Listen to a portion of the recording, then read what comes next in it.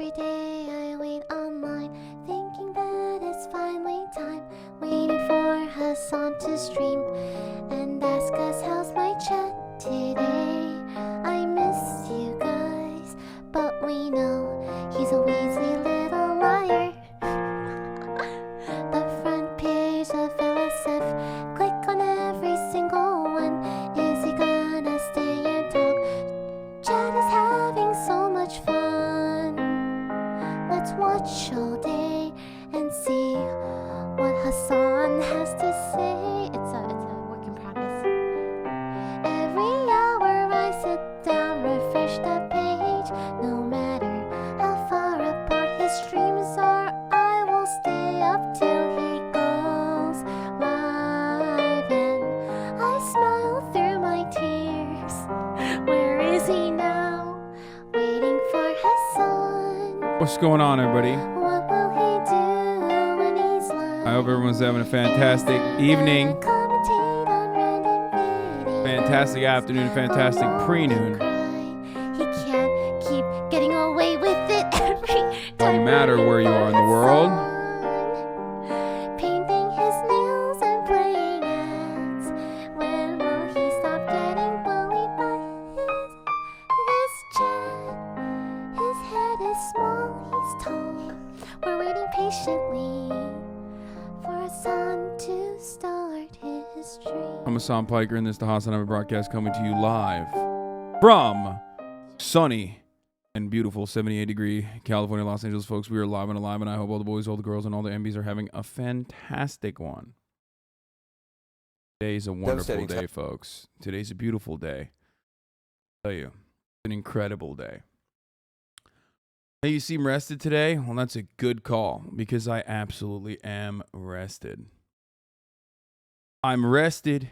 Alex Jones is arrested. And it's a wonderful Wednesday. It's not Tuesday, it's Thursday, but it's fucking Wednesday, bruv. And let me tell you, I slept like a fucking demon last night.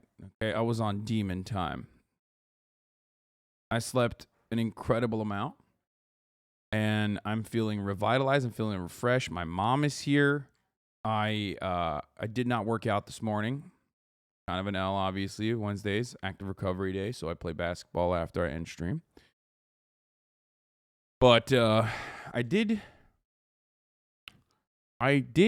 as a matter of fact, swim this morning.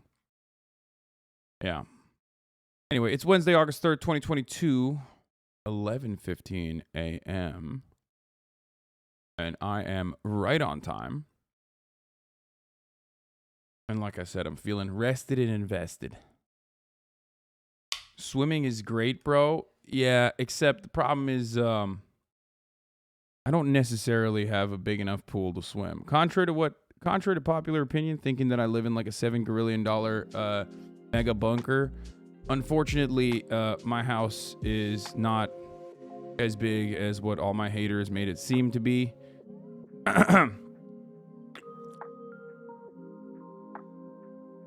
I can do pretty much like 2 breaststrokes and then I'm done.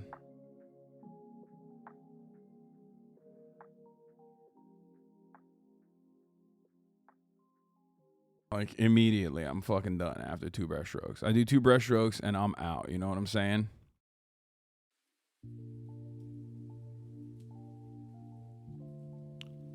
Olympic size pool is too small. Yeah, totally an Olympic size pool. You literally have a suburban house with LA pricing. That's true. Anyway, why the fuck are we talking about my house? There's a hell of things that we should be talking about.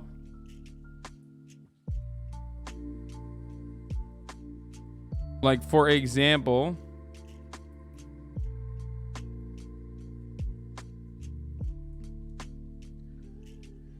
Kansas had a good night last night.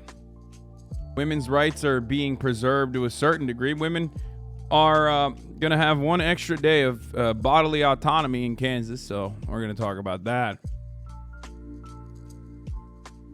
And we're also going to be talking about Alex Jebediah Jones. the major taker of L's after taking a sequence of W's, you know, playing a role in getting his favorite candidate elected into the presidency. I mean, taking some L's now. Since then, we're going to talk about that.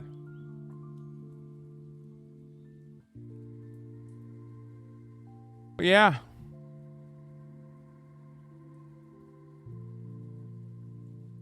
Exercise, good eating, good mental. Must be a HasanAbi sub. Yeah. Anyway, new bald later. This video caused an international incident. What the fuck did he do now? Okay, we'll potentially look at it.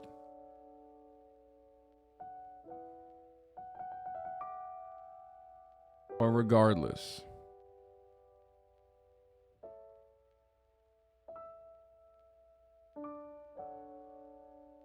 First, I miss juicing this blast out. How to bicep curl? Dude, this is not what I look like right now. I wish, though. I wish.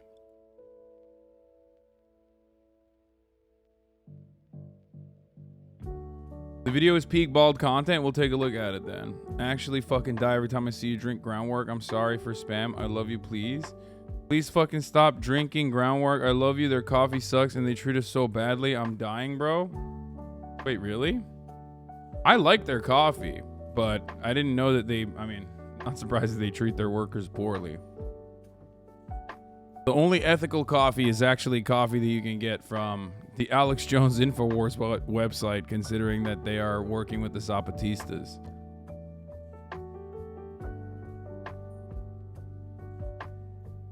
My man said they beat their workers? Wait, really? That's pretty wild.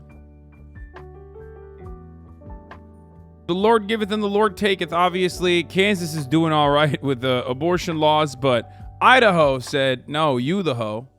Idaho is not doing all right with abortion.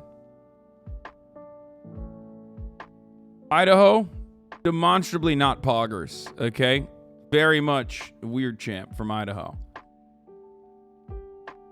Anyway, Nancy Pelosi didn't get shot down going to Taiwan. Sad. Yeah, I mean, we wished her a safe trip. That's what we wished her. Anyway, but yeah, as far as personal news goes, there's not really much going on in my life. Like I said, my mom is here. You know, we're chilling. I got her to make me some ground bison. 90% protein, 10% fat. You know what I mean?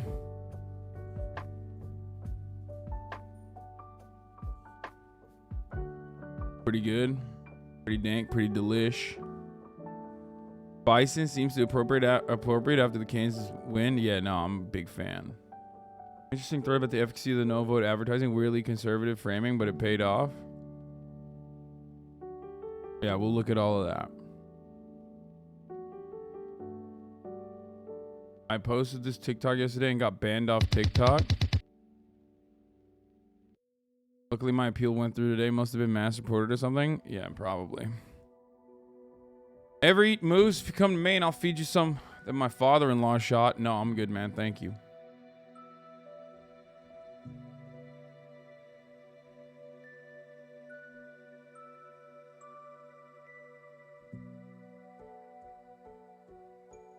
Do you think a Democrat can be friends with a Republican? If so, do you think you can be friends with a Republican? Yes and no. Friends with liberals, why not Republicans? You know what I mean? Read this, please. Oh, the fucking unsealing of the Johnny Depp shit that shows everybody that Johnny Depp is an asshole. Yeah, I saw that. What is it? Hashtag Darvo Depp or something? Dude, I don't want to talk about that specifically because every time you mention Amber Heard now on the internet, you get literally the most unhinged people up your asshole. And of course, they only yell at people like me who also recognize that Johnny Depp is a piece of shit as well. Just that Amber Heard is also a piece of shit. And they only yell at me. They never yell at Asmongold. They never yell at fucking XQC. They only yell at me because they know that they could at least like put a dent in my audience. You know what I mean? Because like there's enough people that are like empathetic that will be like, oh yeah. And it's like, dog, one, One, you know, I am significantly. If your goal is to just be like Johnny Depp's an asshole, well, you know, you won. Okay, you won that argument because I know I agree with you. Asman was pro Johnny and it was attacking stands like you. No, I know, that's what I'm saying. And if your goal is I don't fucking know, dude. These guys are insane though. They fuck with you because they know you can't help but engage with them. They want a reaction, and that's all. Exactly, which is fine. I mean, hey, have fun. You know, I've moved on. I think there's you know, more prescient matters, more important matters than fucking trying to prove the point that Johnny Depp's an asshole. Especially because I already agree with you. I do think that I was thinking that he was an asshole, as I mentioned time and time again.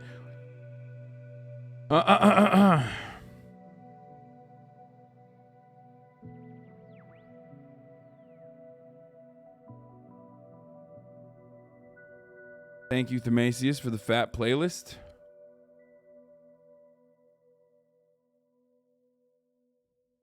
But yeah, I mean, I guess we can blast off. What is this? Does size matter? Does size matter? Bro, this has 3 fucking views, dude. This is your TikTok. You're a size queen. I like how look. So when they're super tiny, it's just not super interesting to me. I don't think so. I think that they're better when you use And you put the music higher than the fucking commentary, my friend. What are you doing? voice and you talk with your partner and you know what she likes, he likes. What sizes do you have, guys? I have a very pretty 7-inch. I have a similar size. Yeah, I'm very fond of it. Okay, thank you. That is a nice little promo for fucking. That's a nice little promo for the fucking what do you call it? That's a nice promo for the podcast, so I'll allow it. This is the one that you almost got you banned.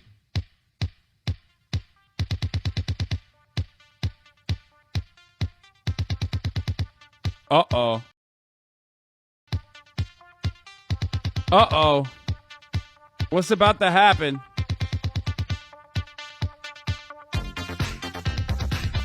Oh my god. Oh my god. It works. It just fucking works. I wonder what this does. Hasan! Oh! Jesus Christ!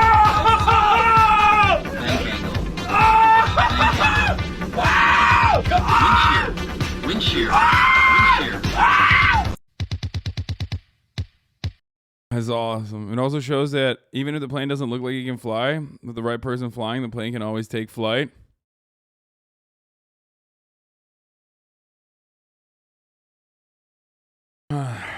Anyway, that soundbite of Austin is the best. Brother, your clip channels are infecting my TikTok like YouTube. I'm rewatching the same content 3 times at this point. Well, listen. Every time you rewatch the same content once or twice, remember that this has 436,000 views. So what that means is hella fucking people are seeing this that might be uninitiated, that might not be familiar with what I do, are able to see this and go, hey man, this guy's got some funny ideas. Some of you are not watching the entire fucking stream, so you're not up to date on everything that's going on. You know what I mean? So then you get to catch some of the better highlights of the stream.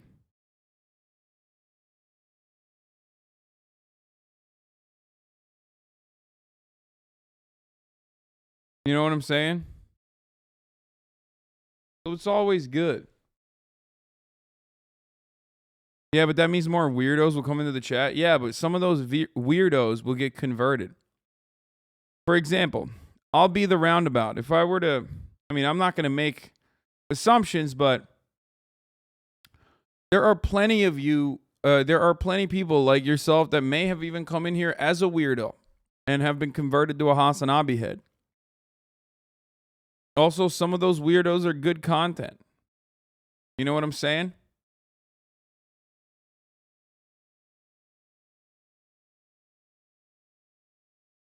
So that's the point. Every time one of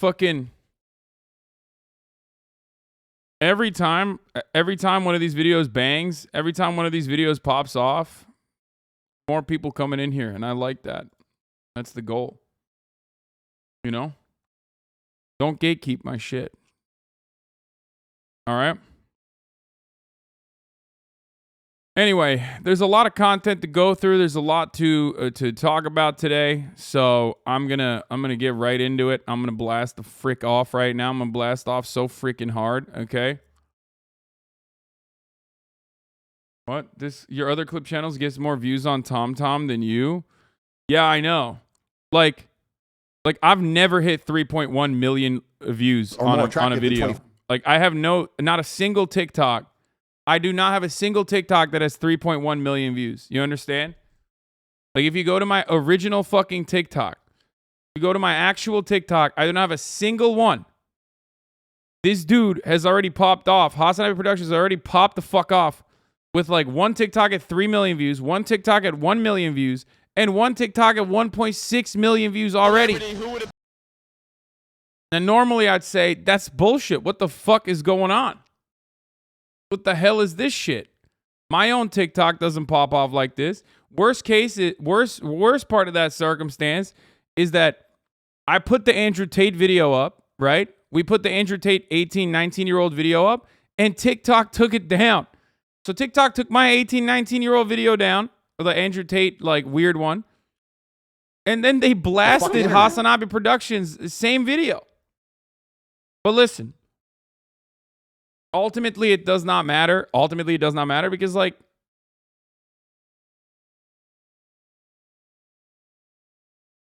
it's not a bad thing. Like, these are millions of views, but what? Millions of views, but 12K followers? Yeah, that's how TikTok works, my friend.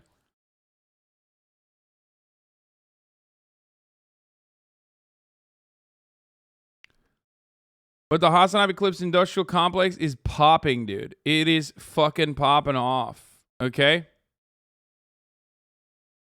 It is absolutely popping the fuck off.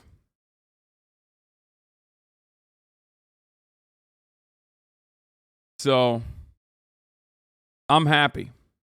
I'm happy with it. You know, go forth, live long, prosper, pop the fuck off. Celebrity, who would it be with? It would be Hasan. I don't really know his last name. Who is that? He's a Twitch streamer, and I'm just kind of in love with him. What are you streaming? All I'm going to say is thank you. If you could have sex with a famous celebrity, who would it be with?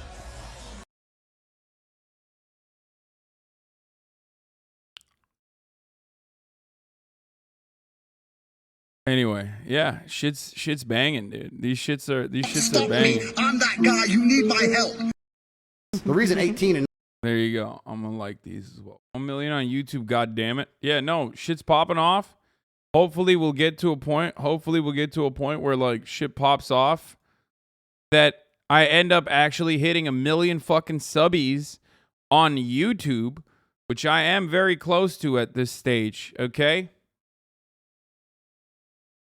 We're at 990,000 subs, ladies and gentlemen. Ladies and gentlemen, we're at 990,000 subs. I spent months just typing Hassan Piker and HassanAbi and TikTok to search to get more TikToks about you on the HassanAbi Industrial Complex popping off. Is such a blessing.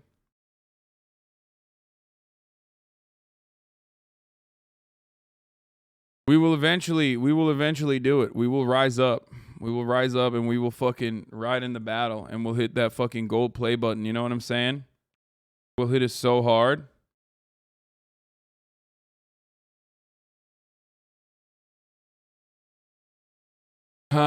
Anyway, let's fucking go. Okay.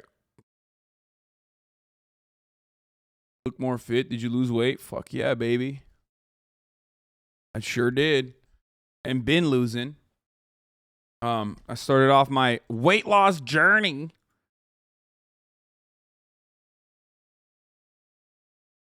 when I was, around this time last year, like in August last year, actually.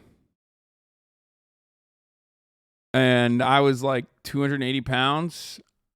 I looked like shit. I felt like shit. I just felt like shit all the time. And right now I'm at like 253. I'm trying to get down to 230. So, it's still, there was a lot of recomp. There was a lot of recomposition that I had to do. What is this? Your name is getting out there. This is a popular TikToker and she knows you. What is this? Shit that feels appropriate for this video. I'm sick of Andrew Tate content. We get it, bro. You run an MLM and the product is your shitty brain and the lack of parenting you receive. That's not interesting. This whole app is that. If I wanted to consume screaming men content, why would I pick something that looks like it crawled out of a nuclear reactor's coolant tank, huh? There's Dwayne Johnson, there's Jason Statham, there's Anthony Fantano, any number of bald-headed men I would prefer to be screaming at me for any number of topics. I'm just giving him what he wants, man. He just wants to be looked at and talked about and listened to like his parents didn't do for him. Don't give in to him. I'm taking shit. It's so good. Did you eat the whole cake from Cutie? No. Of course not. All right, let's blast off. I can't find the toasted coconut Stumptown. I live in Portland. It's Volant. It's not Stumptown. The toasted coconut cold brew that I drink is from a company called Volant, and I get it at Whole Foods. All right, let's fucking blast off. I'm sick and tired of it. All right, blast off time. Alex Jones is getting absolutely destroyed in court.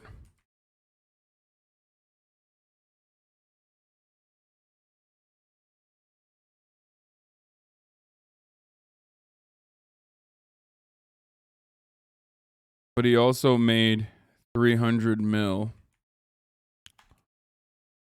Alex Jones is absolutely getting destroyed in court, but he also made 300 mil. What the fuck? My brain is so bad, dude. My brain is so fucking bad. It sucks. It's on a lunch break right now, by the way. It doesn't matter. We're going to watch it later. And we'll watch like the highlights of the trial and shit. Kansas takes fat dub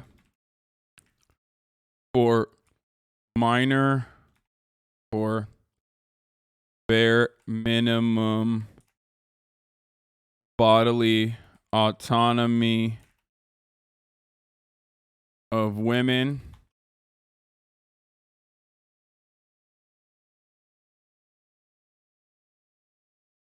Midterm madness is upon us.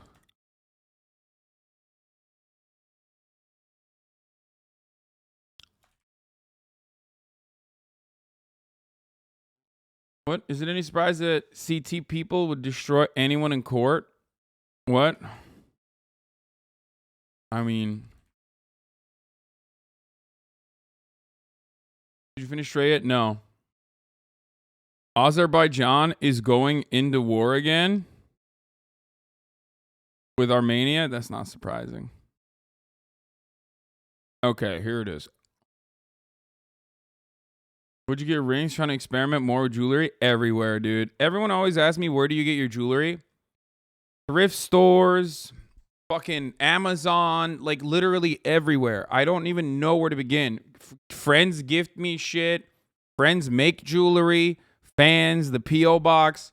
Like, getting good jewelry? No, not Gucci. Gas stations? No. But the thing is, getting good jewelry is basically like, it's like a never-ending mission. You just got to always be on the lookout. But I would get it at a fucking Waffle House or a gas station. You know what I'm saying? Like, I would. Straight up. Graveyards, yeah. Great point, actually. Graveyards, really, really surprising time to really surprising place to get good jewelry. I don't know why more people don't do it. You know, all you need is a shovel and some free time. And maybe like, $10 to $50 to juice the graveyard guy who's like doing security at night. And then boom, all of a sudden, If you have some spare time, just, you know, you get a fucking fat jewelry.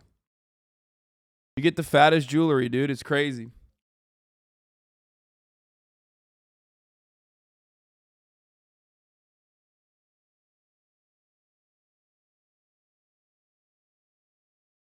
Is Windows HasTok equals felon? I prefer quality over quantity. Titanium chain and fat silver signet ring is all I need.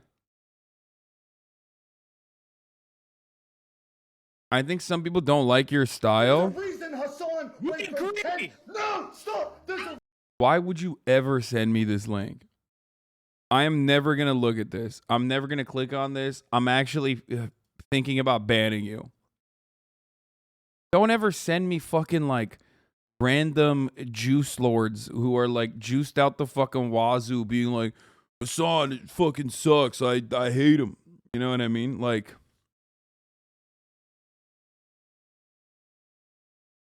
literally saw a relative of the dead taking the rings of a corpse at a funeral. Shit was wild. Nobody knew what to say. Don't do that. You steal the gold fillings out of poor people's teeth. Got him. Straight up, dude. What do you mean? Leftovers is not happening tomorrow, by the way, because somebody decided to cut me out. Somebody decided to cut me out. And instead, do a super secret special podcast episode with someone who's hotter than me. What's up? Is it because I don't have fucking 10% lower than 10% body fat like Jeff does? Is that what's going on, dude? Huh? Yeah, shots fired. I'm out here wearing fucking Teddy Fresh all goddamn day. Turns out. No, I mean, all joking. All jokes aside. My friend makes sterling silver jewelry out of her studios in Los Feliz. You'd love it. Yeah.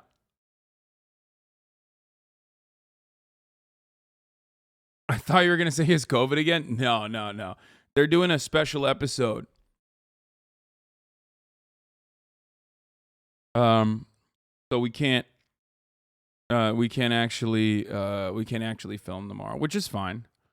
You should collab with Jeff. He's such a nice guy and his story's really sad. Brother, I've known Jeff since before he was like Vlog Squad adjacent. Some of you don't know this, but I've known Jeff for like fucking... How many fucking years have I known Jeff Whittick? I've known him for like 8 years or some shit.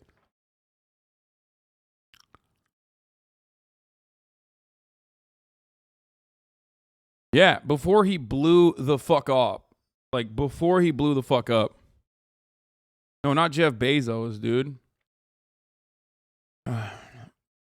He's also... That motherfucker also is getting on my goddamn nerves. He was supposed to cut my hair or do a episode long ass time ago. We haven't done that either. I'm gonna text him right now, dude. I'm gonna be like, what the fuck is going on? When are we gonna do a fucking show? You're gonna do a fucking show with my co-host before me, you son of a bitch? Hold on. Is that how you got your job at Twitch? No, Jeff Whittick, boys. Jeff fucking Whittick, okay? That's what I'm talking about. For those of you who don't know, he's the hot guy from Vlog Squad and not Todd. Well, I mean, I guess he's not Vlog Squad anymore. He's the one who David Dobrik almost fucking killed. I don't know anything about Vlog Squad. I just know the people in it, and you know.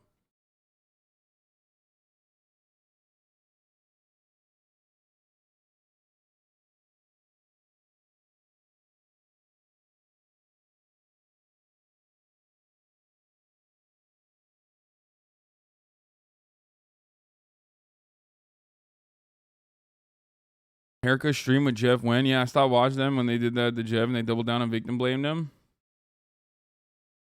They treated Jeff like shit. I think you'd be a way better friend for him. It's so weird how you know the people but not the drama. Yeah, dude, I don't... Bro, half the time, I don't know anything about the drama that's going on in the YouTube space. Like, even if I know the people, I don't know the drama. Part of the reason why I know the people but don't know the drama is because, like, I don't care, honestly. I think that's probably what it is. I just don't care. Any plans to have Kai back on to do another drip stream? We could do that. Hey man, it was nice meeting you at the TwitchCon partner party. Says Rick Kitty. Nice to meet you as well. Oh, oh my God, this was on my For You page this morning. I just watched this. Marine got rolled and smoked on Tik Tok. Bro, I literally just watched this. Was he your dealer back when you guys were in Miami? Haha. No, I never knew him. I knew him when I was at the Young Turks. Okay. Bro, I literally just watched it. This is funny as fuck. If your boyfriend ate in the Marines, he's a bitch. Somebody sleeping with your girlfriend, and while they're fucking her, they were like, fuck the Marines. And your girlfriend started giggling. She was like, hee. No, don't say that. Oh, why are you sleeping on a 2-inch cushion? That's right. Jody's out here while you're over there stuck at fucking basic eating crayons. Jody's out there plowing your girlfriend. You can TikTok away all you want, but that is the sad reality, okay? Unfortunately, that's the truth. Don't join the Marines or just the military in general, okay? I promise. It's not good for you. It's not good for your health. It's not good for your mental. The benefits are not worth it. Every single person, from the moment that you fucking sign your life away to the U.S. government, okay? Every single moment from that point on, you're getting fucked nonstop. You're getting fucked at basic, sometimes literally, sometimes figuratively, most of the times figuratively. You're getting fucked by the psychotic, predatory car salesmen that are waiting for that fucking big check that you got immediately to be dumped into the fucking shit-ass Camaro that they're gonna shill your way. They plant the fucking dealerships right outside, okay? You get fucked by the recruiters when you're in high school and they recognize that you're a fucking shithead with no future prospects whatsoever. Perfect for the U.S. military. Perfect for the fucking DOD. They're like, great. Okay? These guys are worse hustlers than fucking Andrew Tate at Hustlers University. You understand? They have the dealership right there on fucking base for a specific reason. You're getting fucked by the housing. You're getting fucked by the realtors too. Okay? Don't do it. It's not worth it. And the other part about that is that once you do fucking get deployed or whatever, your girlfriend's getting fucked. Or your wife, of course. At that point, it's probably your wife now. Okay? That's it. Don't do it. Don't be a sucker.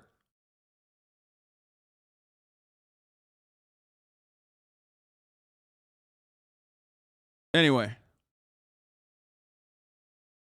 Can't get a Bugatti, so we'll get you a Mustang with 50% interest. Okay, the only difference between like joining the military, versus joining Hustlers University is that like you're never gonna get a Bugatti, but you probably will get the fucking Camaro. And then if you do get deployed and they make you fucking put up burn pits, okay? If you do get deployed and they make you put up fucking burn pits next to the forward operating base, and then all of the chemicals, all the toxic fumes you inhale, fuck your lungs up, okay, for the rest of your goddamn life, the American government will do everything to not pay for your fucking health care. Okay?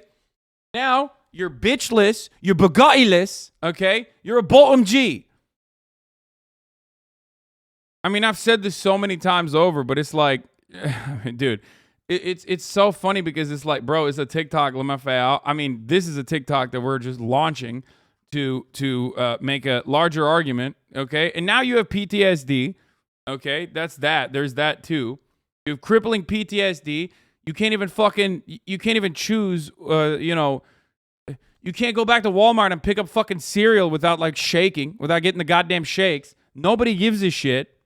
Okay? Now that PTSD is ruining your fucking day-to-day life experiences, it's just not worth it.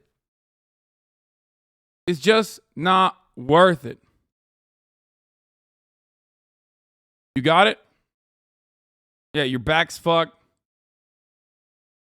What the fuck is the title on your latest YouTube video? Yeah, I don't know what this is. Goofy cops. I mean, I guess like this is like, I guess my editors are working to fucking get me canceled for AAVE or something. But most likely because they can't say ass. I think that's where that comes from. Like the reason why they decided to use that Zoomer ass title is because like yeah. Because the reason why they use that zoomer ass title is because like you can't say ass on a title either. Video's good though. Editor's taking notes from me, dead ass.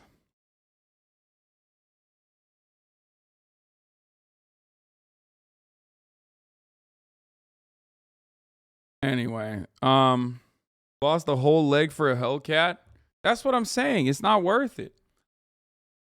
Listen, you know when the military is worth it, okay? If you want to get crippling PTSD for the rest of your fucking life and like be physically fit for like 4 years or however long you serve, and then literally get the same communications degree that every other fucking shithead got, and go into the job market with every other fucking shithead that now has an upper hand on you, okay? If you want, like I said, crippling PTSD on top of that, and then maybe sometimes like they'll venerate you, they'll say like, oh yeah, thank you for your fucking service or whatever, every now and then, and you get like 20% off jalapeno poppers at Applebee's on a Wednesday morning, then yeah, that's great. Cleric is in distress. Cleric knows I'm right. Yeah, see, he said he's right though. Also, Cleric is a great example of someone who is like has overcome all of that in spite of everything that I just mentioned.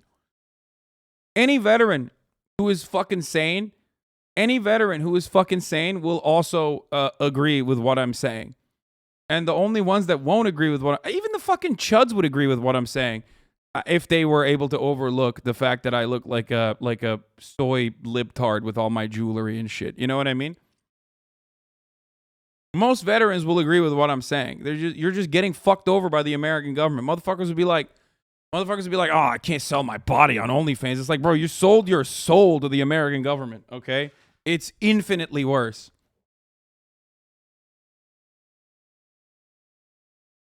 Anyway, so it's a jobs program. And the unfortunate problem is that the jobs program is death dealing. Can you imagine if the American military jobs program, which is the largest jobs program on the fucking planet, actually was like, building shit? Oh my God. What an incredible world that would be. And listen, when you're building shit, you could still technically fuck your back up in a similar capacity, right? A lot of builders, a lot of workers do end up having a lot of fucking healthcare complications regardless. Okay?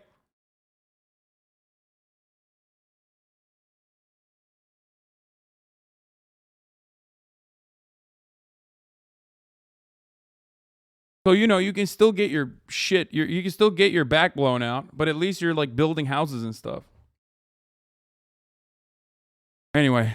Other sweaty men. Bitch.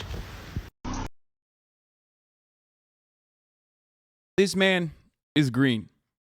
He doesn't know that he doesn't know what he's saying right now. That's why he's like, if your boyfriend ain't in the Marines, he's a bitch. Anyway.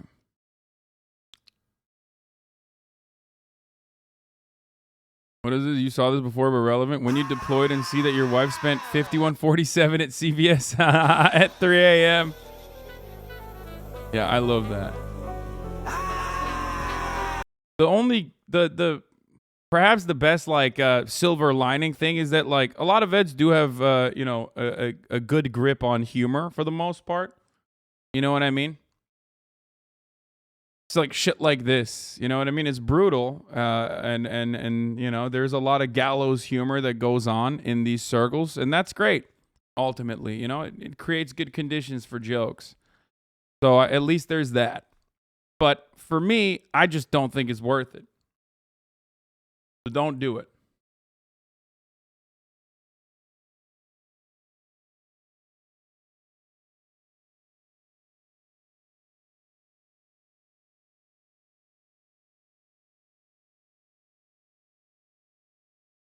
All of this pain and still no Camaro. All the vets I know are leftists as fucking radicalized as hell after realizing they were essentially brainwashed for 8 years to destroy their bodies for oil barons. Yeah.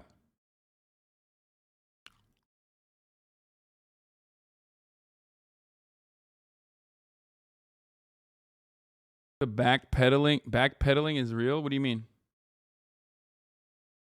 Look, at least we can all get together and agree that, like, the officer class is bullshit, and most of them come from military families, and they see this as a fucking way to develop their careers.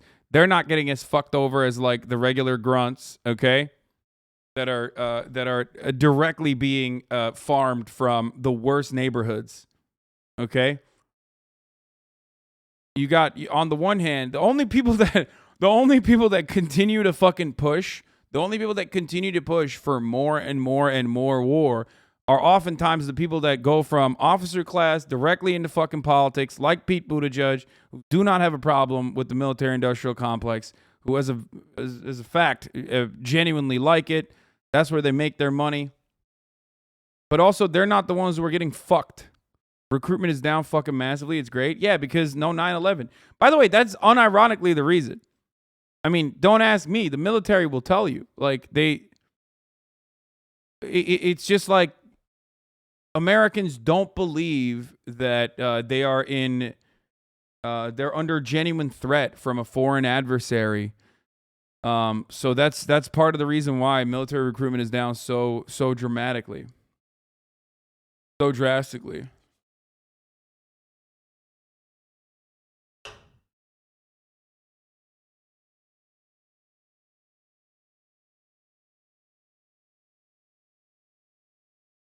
Shut the fuck up. They will do another 9/11. Dude, what do you mean? Like, I'm not saying that as like a...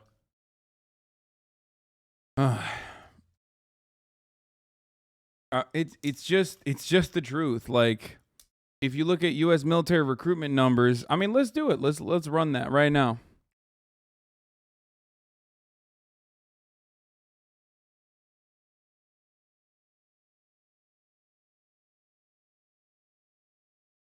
Every branch of the military struggling to make its 2022 recruitment goals, officials say. Okay?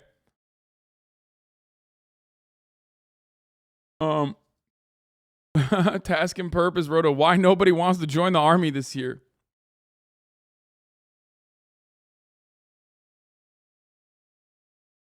Bro, I think part of it is literally like the Amazon strategy, right?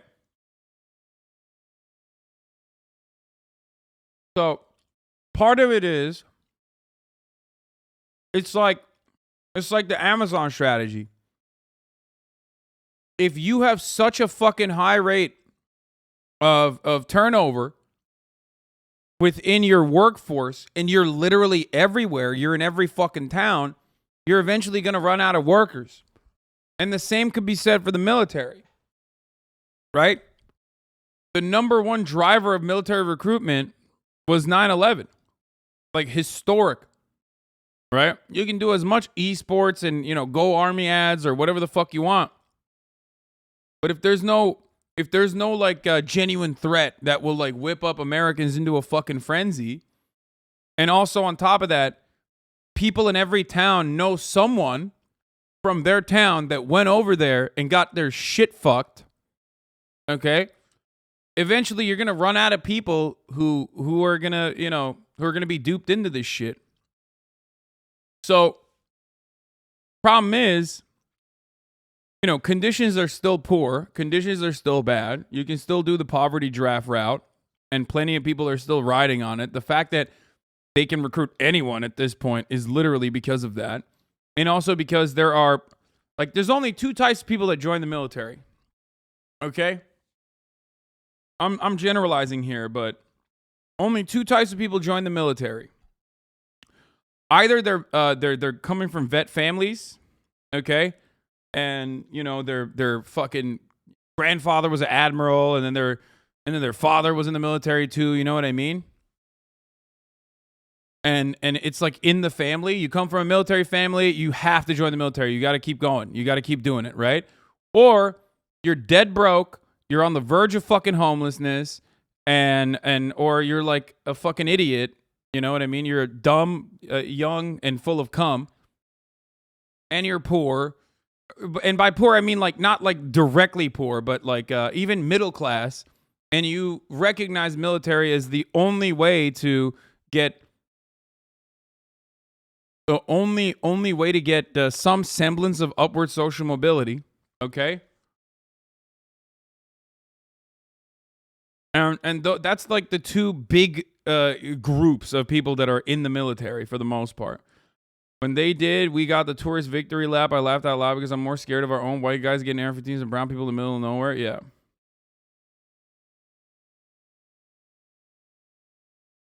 Military families is one of the best, you know, that's just one of the best ongoing ways of like recruitment. Like, I got, you know, I have really close friends that fucking joined the Marine Corps, that joined the Marines because their town had massive opioid epidemic problems. They wanted to get the fuck away from it. You know what I mean? Brilliant dudes.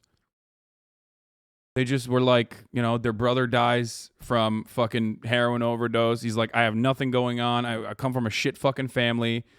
Maybe this will like offer some direction in my life. Anyway, wasn't your family a career military family? My family? No, because I'm Turkish. I come from a country where everyone is fucking, everyone joins the military at a certain point. So technically, we don't have that same fucking vet culture. You understand? Because everyone's a fucking vet, technically.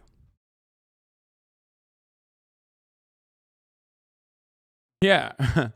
So it's not the same as like America's most viable jobs program that won't actually offer legitimate, genuine fucking compensation. So all they can offer is like respect culture. Thank you for your service.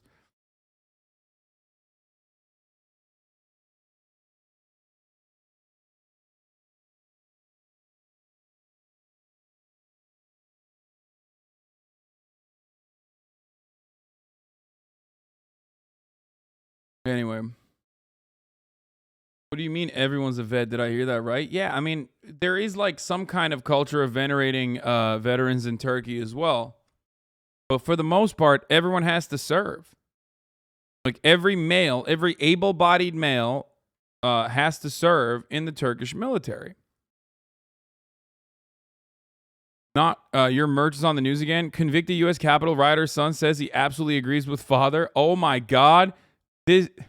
Oh my God, they're wearing my merch. Oh my God. Son who turned Capitol rioter. A federal judge has sentenced a January 6th rioter to 7 years in prison, which is the longest sentence so far for participants in the Capitol insurrection. God. Sentencing for Guy Reffitt comes nearly 20 months after he brought a gun Bro, to the court reporter did him dirtier than his son did, though, bro. Look at this hairline, brother. Yo, dude. Dude.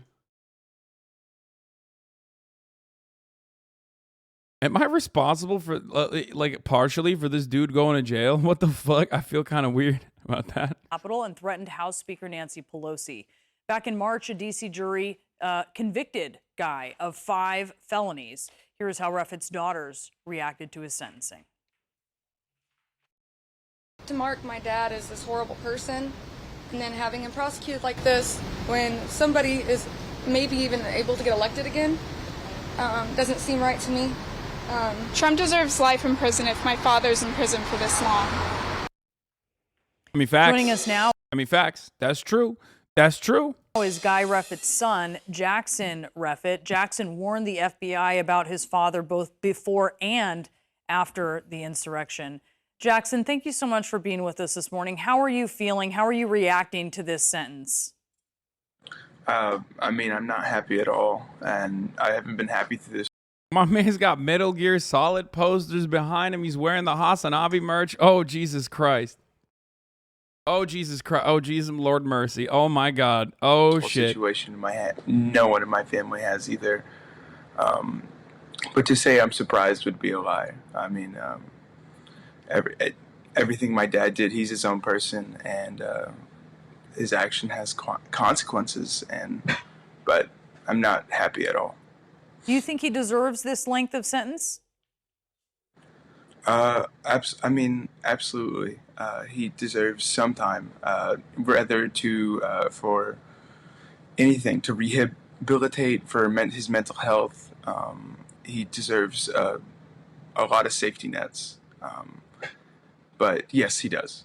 You have worries about him being in prison that long. You mentioned his mental health.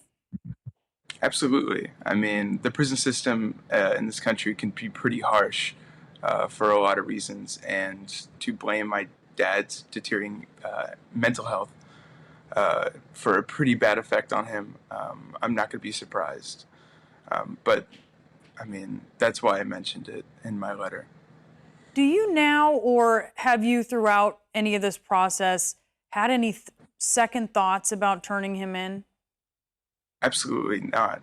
But it still bears the guilt that he is his own person and he has made his own choices, but he's also been pretty much manipulated into making those choices. And it pains me that he is still responsible for his actions. Jackson, I want to talk about. Bro, this is like this line of questioning is straight up. This line of questioning is when you don't get the actual like adequate answers you're looking for, to like milk the content dry from a dude who like informed the FBI before his dad even fucking went out there, okay?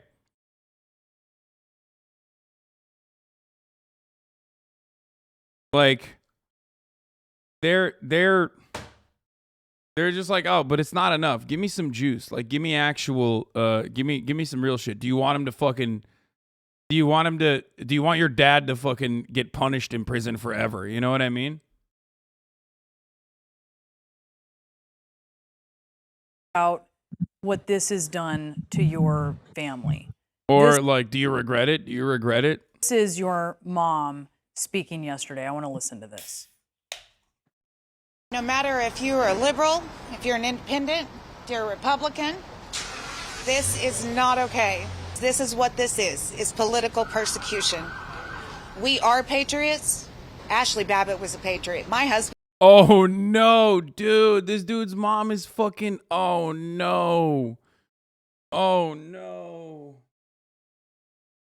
To all my HassanAbi heads out there, you're not alone, okay? Even if you have fucking parents that are like this, okay? Jesus Christ. Jesus fucking Christ, dude. I'm sorry.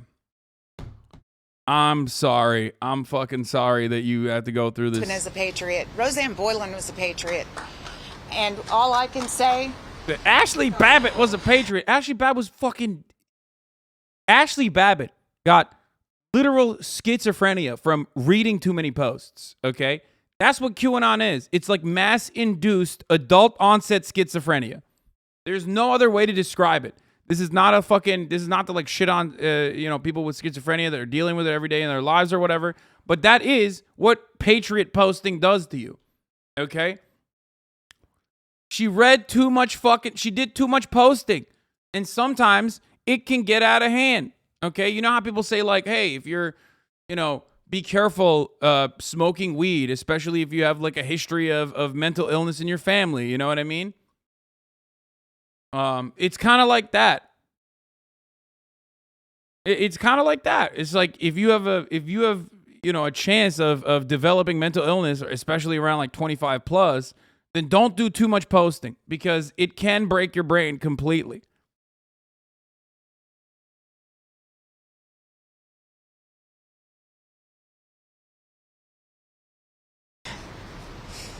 is that y'all can all go to hell and I'm going back to Texas. What is your relationship like with your mom? Oh, with God. Your sisters? It's been really hard over the past couple years. The really polarizing differences in how we view our father and the people that are involved in communities such as what my father was in. But, and it feels like we're each pulling on each string one way. But I don't view this as a political matter. This is more of what is morally correct and how to go about it. And what my father was manipulated into doing, and what he led to think was the best and only way to do it. He decided as an adult to make those choices, And whether my family views it any differently, it doesn't have an effect of the outcome. Yeah. When you heard what your mom said there, you know, what do you think about what she said? This, I mean, realistically, this doesn't have a matter of a political opinion. What my father did is far from politics. This is completely off the rails violence, whether it had a political motive. Did you snitch on your dad in this situation? Bro, I try to fucking handcuff my dad to a goddamn, like, water pipe or some shit if he was so psychotic that he was gonna fly out to fucking DC. But at a certain point, if you've tried everything, if all else has fucking failed, what are you supposed to do? You know what I mean? What the fuck are you supposed to do? Because, like, you have to remember, you have to remember, you like, he said he already, like, informed the authorities ahead of time. Like, he tried to stop him.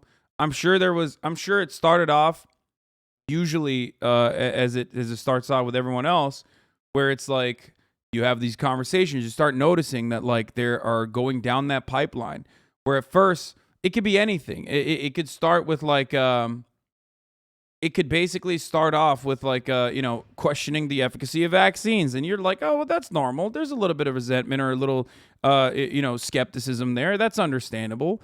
That's fine. And then all of a sudden it's like, well, you know, these vaccines are bad for you. And then before you know it, you're like, so your family is so far fucking down that rabbit hole that they're, like, literally saying Bill Gates wanted to microchip people. And then what are you going to do? You know what I mean? So the fact that he felt the need to, like, do anything, to even, like, inform the authorities ahead of time means that, like, that was the last resort. And here is wait, is this the guy? Is this the name of is it Refit? Yeah, it is. Okay. Prosecutor, he would benefit from mental health treatment. Judge, his actions appear unhinged at times. Judges repeatedly expressing concern about allegation of Refit firing a gun near his wife's head in 2020, but couches are concerned, saying Refit clearly loves wife. Like, this dude is not all right, you know what I mean? And what are you going to do? What are you going to do if you're in that situation and that's your dad? What are you supposed to do? You tried reasoning with him. I'm sure he did. Okay.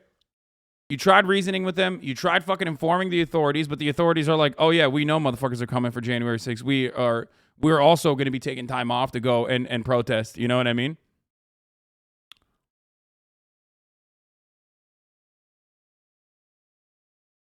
What are you supposed to do?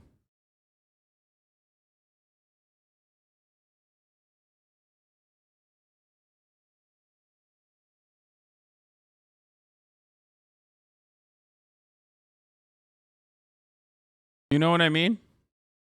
Prosecutor, Refit knew what he was doing, using the Texas 3%er error to his benefit, then hiding it. Prosecutor says after seeing FBI make arrest post January 6th, Refit got scared and thought the three-letter agencies were coming for him and then threatened his children. Guy Refit's daughter is coming to the podium to make a statement to seek leniency for her dad. He said a lot of things he doesn't mean. His mental health is an issue. She's tearing up and asks for a moment. Refit's daughter asks, my father's name wasn't on all the flags. It was another man's name. He was not the leader. Meanwhile, the mom is still like, I love Donald Trump. This is Donald Trump's country. And you know, Ashley Babbitt was a hero. What the fuck are you supposed to do in that situation? You know what I mean? Your parents are fucked. They're brainwashed. What are you supposed to do? For a lot of you, it's hard to comprehend. Myself included. You know what I mean? For a lot of you, it is incredibly, incredibly hard to comprehend what that looks like. So until you're in those shoes, okay? Until you are experiencing exactly a broken, abusive, brain-rotten, parent-induced abusive household, what the fuck are you supposed to do? Like, you don't know. You don't know how you would react in that situation. Right? Is it the lead poisoning in America? Dude, it's just Americanism, okay?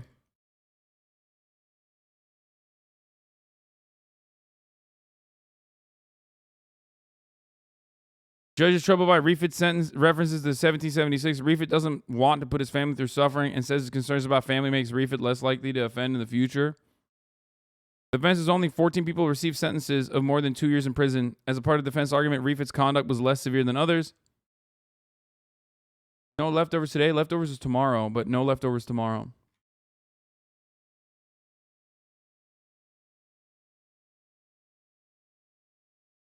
So yeah.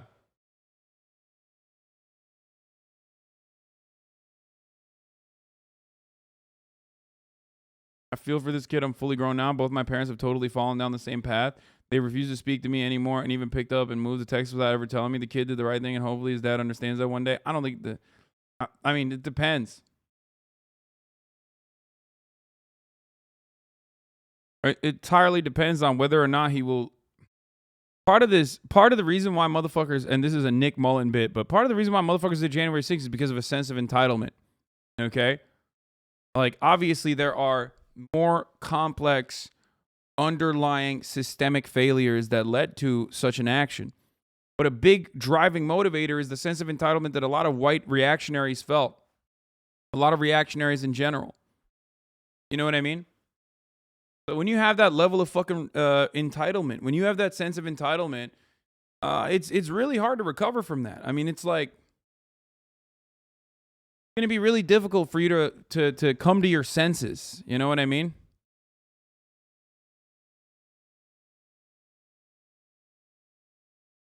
QAnon advanced American brain rot to an unprecedented degree. Yeah, it's just crazy. At this point, doesn't matter.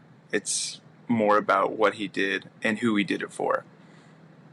It seems like, you know, your sister Peyton, listening to her, she feels kind of caught in the middle of this. You know, she was there at the courthouse. She loves you. She made that clear yesterday. She thinks that your dad, if he's getting this time, that Trump should be getting some time.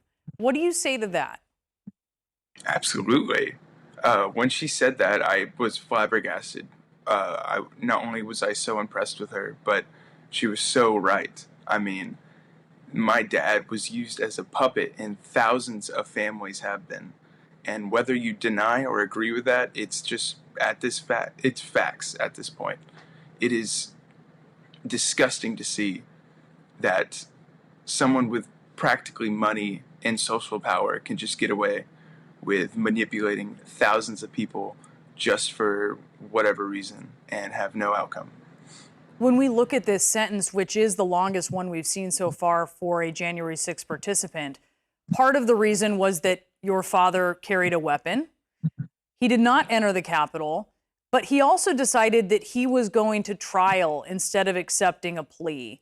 And that... Like, that's the reason why he has such a fat sentence, by the way. Homie had a gun. You know what I mean? For those of you who don't understand, like that's wild, bro. Your dad has like fired off a weapon allegedly inside of the house. Like, he's crazy. He's just like going buck wild. He's hanging out with 3%ers, probably fucking off that Fox News crack all night, every day.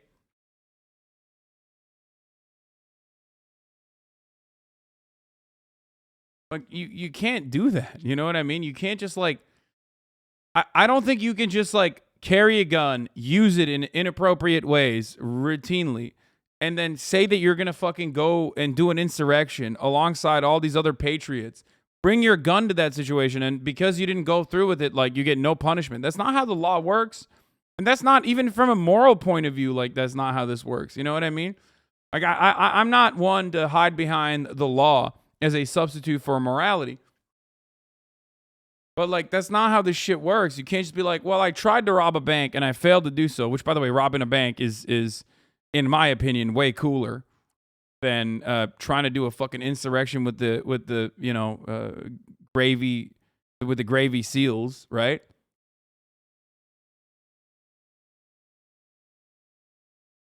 But, like, holy shit. I don't know. Obviously, is something that would have potentially gotten him a longer sentence, more time in jail. It seemed in court that he regretted that a bit. But why do you think he wanted to do that initially? Why do you think he wanted to be an example? I can't think of anything other than my own experience with my father, knowing that he is a narcissist and that he has a rather large ego. And it was horrible to see him make that decision, knowing that he could have gotten off much easier. And I feared the moment that he was offered that and he denied it, that he would deny it and try to fight it in court.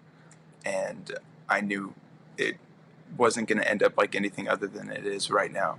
Have you talked to him since he was arrested, and have you talked to him since he was sentenced?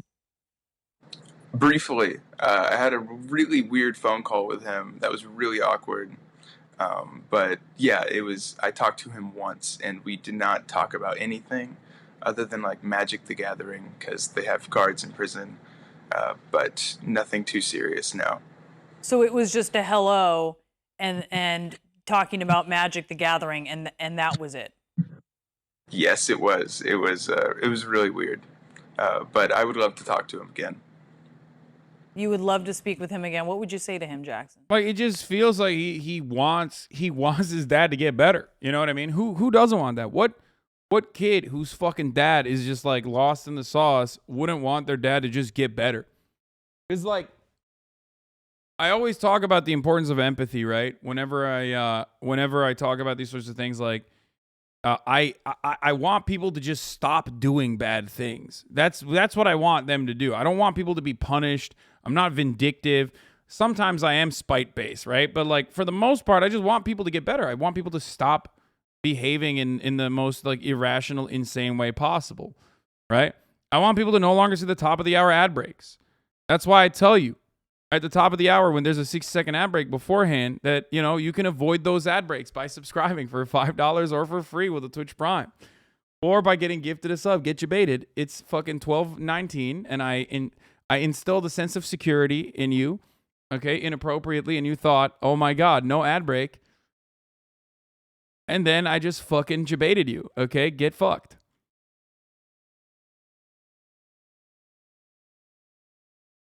Motherfucker, this is why we don't trust you, for fuck's sake. Goddamn. Puggo, worst dad. Dreidel Champ, thank you for the 5. Get the subs. You would ban yourself for this behavior. Top of the hour ad is my Afghanistan. Yeah. Glyphin Goes, thank you for the 5. Get the subs. Allowing 5 people to no longer see the ads. Here's the 1 minute ad break now. FBI, this man right here, he betrayed our trust.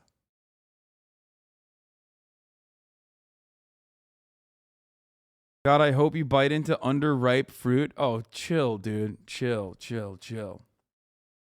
Turnip Witch, thank you for the 5. Get the subs as well. Chill, bro. That's a lot. Too far. It's like, what's next? You want me to step on a Lego? I mean, how dare you? Jasmine X, thank you for the 5. Get the subs as well. But yeah, what I was saying is true, though.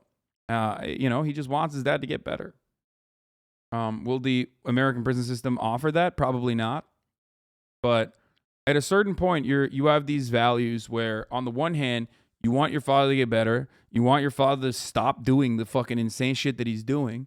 Okay? And on the other, you're like, okay, well, he needs to get the fuck away from me and the family when he's like presenting a genuine threat to them. Video Fuzz, thank you for the 5. Get the subs.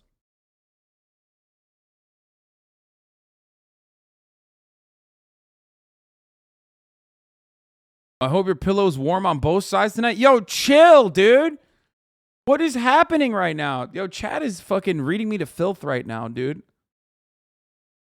Calm down. Someone literally had the audacity to say, I hope a scooter hits you in the ankle. I mean, that's too far. You're talking about Guantanamo Bay torture methods at this point.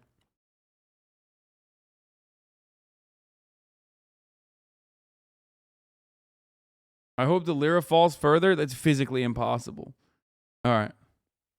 I don't even know whether I don't want to engage with such deep emotions with him right now. It still is taking a lot of time. I still don't even know how to process right now in terms of what I'm actually feeling. But I would just talk about the most pointless stuff just to go have a one-on-one with him at least a couple more times before he gets out. Because he's your dad? Absolutely. He's still my father. That doesn't justify anything that he's done, but it's still, I still have that attachment to him. Okay, everyone needs to calm down. I hope your socks get wet. I hope your socks slip off your feet while you're walking. I hope your phone doesn't charge at night. I hope someone didn't cap your markers all the way and now they've dried out. What the fuck?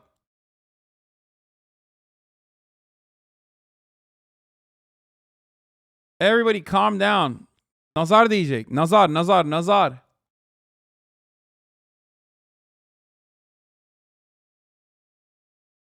You guys are cursing me without realizing there's power in these words, okay?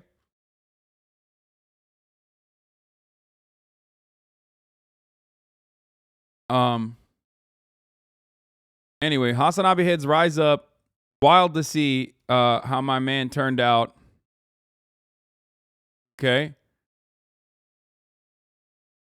Hope when you pull your hair, none of it comes out for once. What? Thank you.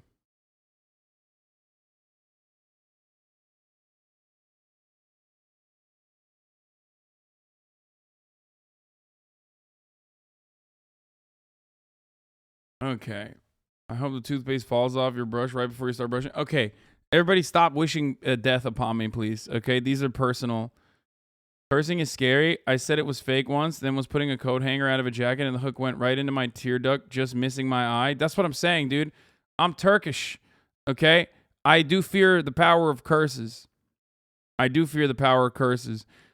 Here are some wonderful photos from Oklahoma, the wonderful state of Oklahoma. Access to crystal meth, call Hunter Biden. How to kill gods. I'm not going to read that. Demon rats and join Thou Shall Not Kill. It's legal in America to murder unborn babies. Half will be black. Old school way of referencing black people. 1,500 daily. See, now, one of the things that I'm conflicted with this is that, like, this is contradicting statements. Because on the one hand, they're like, no abortions. But also on the other hand, like, they're saying, like, you know, America is going to be black one day. So, like, I don't understand it. Like, which one is it?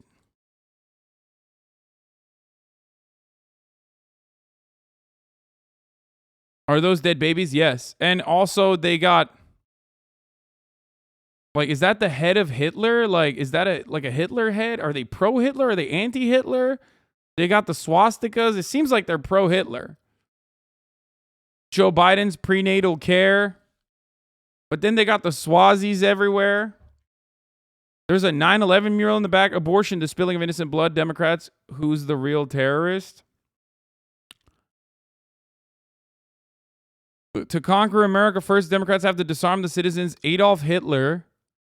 In America, 1800s, you could buy blacks, torture, whip, castrate, sell, beat, rape, breed. Hang. 2020, it's Planned Parenthood. Wait, are they throwing up swastikas while simultaneously saying they care about black people? Like, I don't understand. This is what I mean. This is giving mixed messages. You know what I mean, right? Like, it is giving mixed messages. Like, are they saying this was a good thing? Or are they saying it's a bad thing and now they do it with Planned Parenthood? But also, if they're saying it's a bad thing, why do they have swastikas? I can't tell if they're agreeing with the swastikas because of the messages that they're mentioning, or if they are or saying Joe Biden is a Nazi. Do you see what I'm saying? Do you understand? Like, yeah, it's giving schizophrenia, but also, like, average Halloween decorations in Alabama. Like, it seems like they're anti-black. Okay? I don't think anyone that's pro-black is saying black N-words like this. Okay? So, but then they're also saying, like, Planned Parenthood is killing black people. So what does that even mean? Like, what? There's a guy I've been keeping an eye on via Facebook for like 6 years now who's getting his Swazis and other racist tats removed because he made a black friend and that friend saved his life, basically. Pretty cool to see. Oh, that's awesome.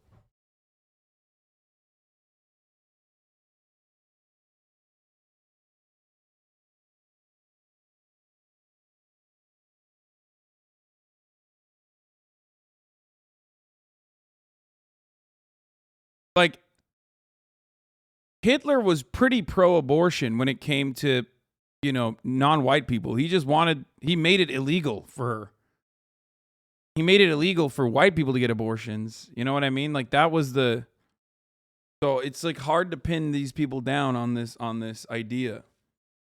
I mean, he wasn't just pro-abortion, he was pro-murder and sterilization. Oh my God, that's Obama.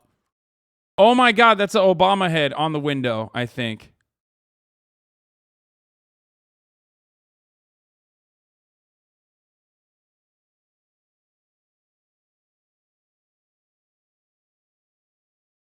Okay, there's a lot going on here.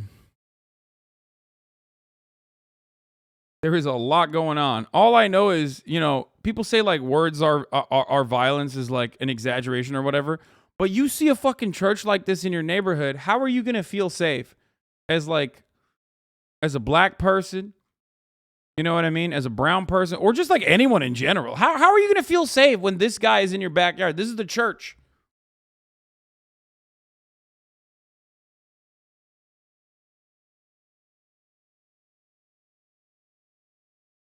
I don't give a fuck. I'd Millie rock on that block. Yeah, dude. I don't know about that.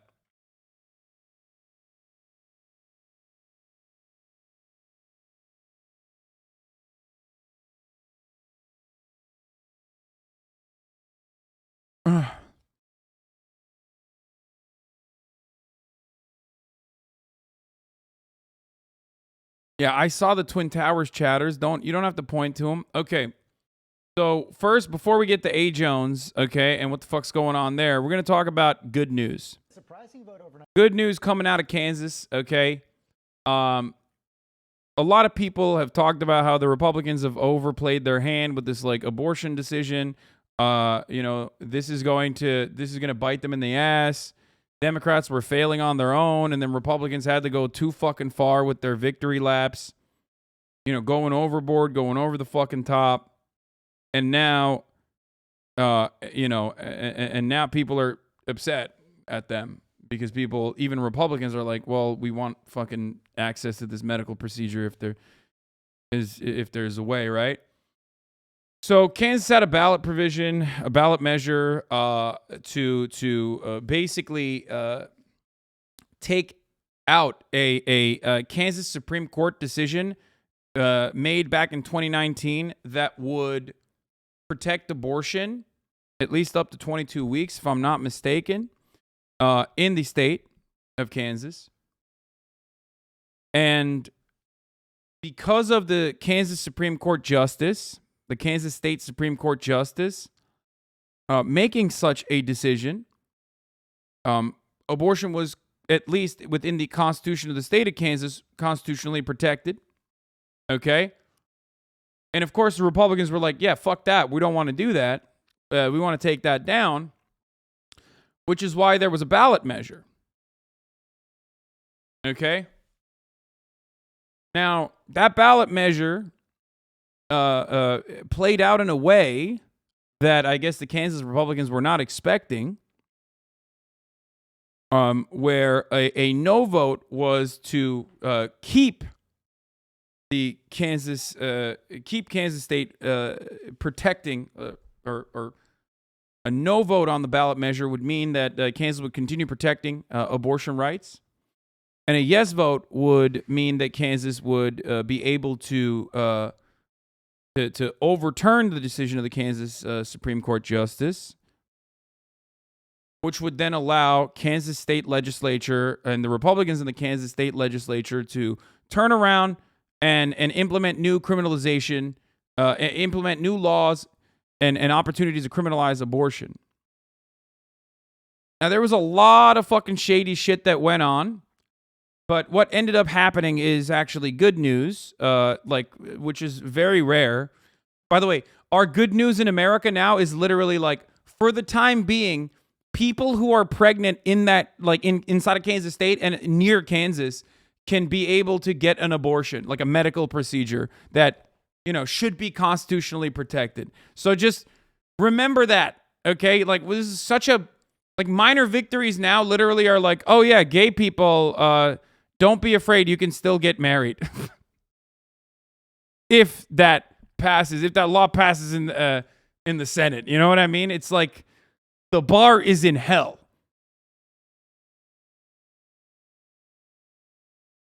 Okay, but remember, Kansas is a red state. And remember, I fucking told you time and time again that even in red fucking states, that the overwhelming majority of people want to make sure that people still have bodily autonomy and can get a fucking medical procedure if they want to. Because the other side of this argument is fucking insane, and it revolves around, like, religious zealotry. No matter how much the likes of Ben Shapiro and others try to make it seem like it's not about that, like it's actually just baby murder or whatever, people still want to be able to get this medical procedure if they want to. Okay? If they need to. So let's watch this. There's some inferences that you can make out of this. I think people are celebrating it. I think people are celebrating it too soon. In Kansas, the first state to vote on abortion since the Supreme Court overturned Roe v. Wade. Voters there triggered a strong backlash, affirming the state's constitution, which protects abortion rights. Remember, Kansas is a deep red state where there are far more Republicans than Democrats. The vote rejecting a proposed amendment to the state constitution that would have invalidated abortion rights in Kansas. Rachel Scott has been tracking this issue and was there overnight. Kansas is pretty purple. 2 of the last 3 governors were Democrats. Brother, that's crazy to think. Looking at governors, what do I always tell you? Do not look at gubernatorial races to understand what the state looks like. Do not assume a state is purple because they have the opposite party's representative in the governorship, okay? That doesn't mean anything. There are plenty of fucking blue states with red governors. And there are red states with blue governors. That doesn't mean anything. I promise. Okay?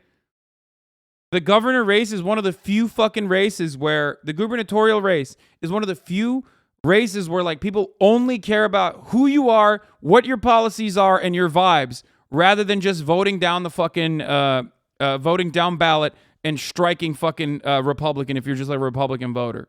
Now, that still motivates most people, but there's but unlike any of the other fucking races,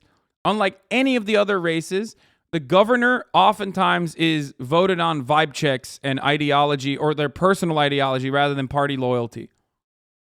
Tonight, as the results came in. Good morning, Rachel.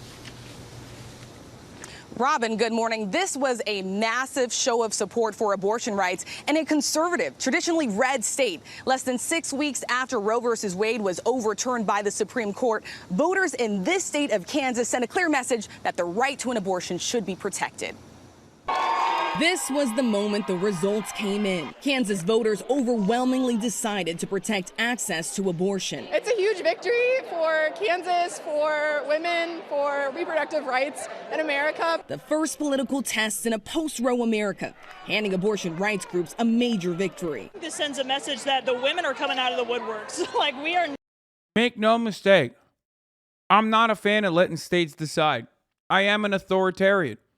There is a federal government that is supposed to do the right thing. If you let states decide, we'd still have fucking slavery, which we do. But like straight up slavery, you know what I mean? Which we kind of do. 13th Amendment, prison system. But I mean like just straight up human chattel slavery, right? So I'm not a fan. I'm not a fan of like let the states decide. But with abortion, it's such a fucking like obvious like it's such an obvious example of like the Republicans going absolutely ape mode. Okay, bananas with how much fucking power they're able to exercise in an undemocratic capacity that like even if you were to let states decide, you would get this result even in fucking red states like Kansas. Okay? You would. And you have. Now, that's the reason why you will see other red states never make a mistake like this. So remind yourself of that, okay? Other states are not going to make this mistake. They're not going to put this fucking ballot measure up. Can you imagine? Like, I don't think Texas would ever do that. Some states don't even have. Tanky is coming out. Yeah, no, I'm fucking. If you think that that means rolling tanks over like Hungarian people or some shit, then yeah, I'm willing to do that 100%. Yeah, call me a tanky all you want. Motherfuckers don't know what like the words mean. Okay, you just don't understand what words actually mean. It's like if you think that, I mean, you're just a Republican at that point, straight up. If you think that like the federal government undermining the will of like random states that want to do horrifying things to a minority, sometimes a majority of people, and the federal government preventing that is actually tanky behavior, then yeah, I'm a fucking tanky. Call me that all the way, baby. Straight up. I'm rolling the fucking tanks, okay? Straight the fuck up. This is me, bro. This is me when, this is me protecting like, this is me protecting fucking voters' rights, okay? Allowing people to access the vote everywhere. Roll it in. Roll it the fuck in. Roll them over. Okay? This is me rolling the fucking tanks into Texas to protect abortion rights.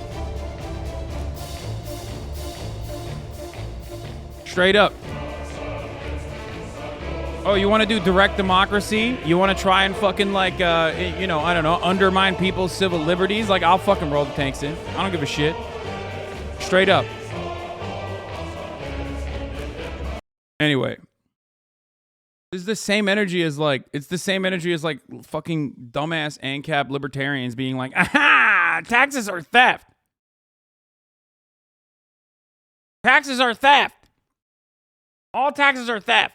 Not going anywhere, and we are going to protect ourselves. Voters blocked an amendment that would have strict protections from the state's constitution, clearing the way for lawmakers to enact tighter restrictions or an outright ban. Anti-abortion rights activists say it's far from over. If the last 50 years haven't shown anything, we've been fighting.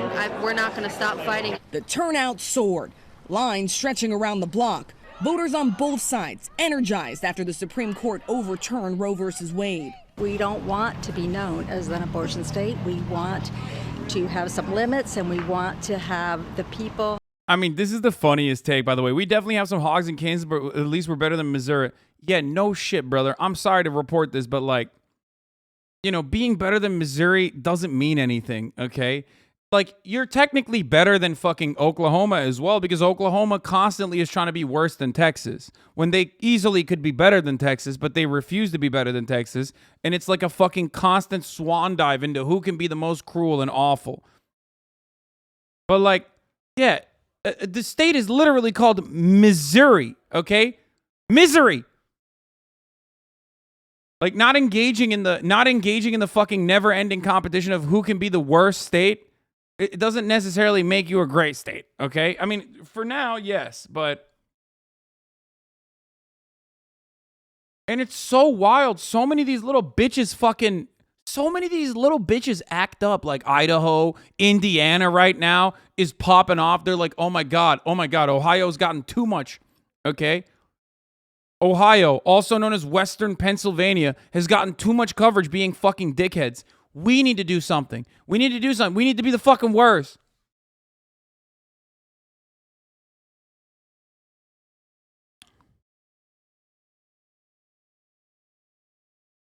You weren't ready when Ohio threw his hat in the ring? People have the right to say what they want in their own state. As somebody that's had an abortion, I think it's incredibly stigmatized, and I think that we need to get rid of that stigma, and it begins with keeping access to safe, legal, and affordable abortion. At least 14 states have stopped nearly all abortion services, but Kansas will remain a safe haven for abortions, at least for now. The overwhelming no vote just proves that people in states can stand up and say no, You're not going to control my body. And I hope this is an example for other states. This primary was closely watched around the nation. President Biden released. Talk about how people are disillusioned constantly, but don't apply that here. Why would progressive people in a historically free state vote for people parallel to Nancy Pelosi? What? Kansas here. We have a Democratic governor and elect Democratic senators all the time. We have a history of being a free state on one of the battlegrounds of the Civil War. No, I know. People will register to vote if Democrats actually cared about the working class. We used to be a populist state and even used to have socialists in office. No, I know. I mean, that's true. That is true. That is quite literally true. I mean, it was a big deal in the Civil War as well. Now, having said that, years and years of Democratic negligence has unironically created an incredible opportunity for Republicans to come in and sweep in with reactionary populist messaging.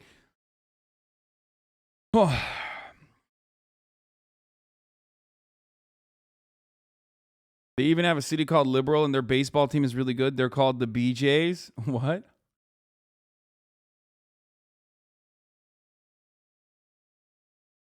By that logic, West Virginia should be full of left-wing militant unions. Yeah. I mean, the ones that are... Yeah.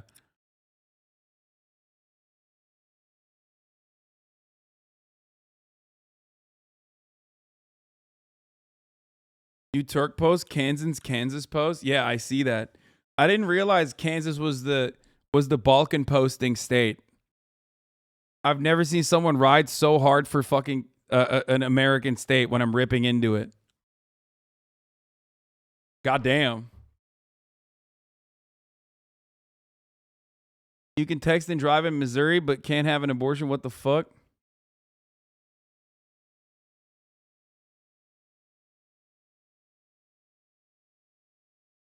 I lived in Alabama and St. Louis.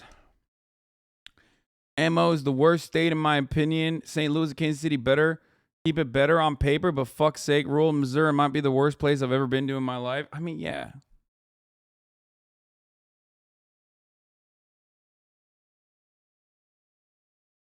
No other state had a man named Chief Wanna Doobie run for Senate like 10 times? Dude, no.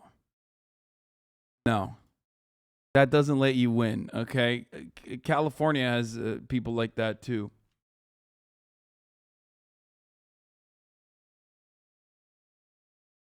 We also have a town called Republican, though, Lamont. Hey, listen, that's centrism. That's America, okay?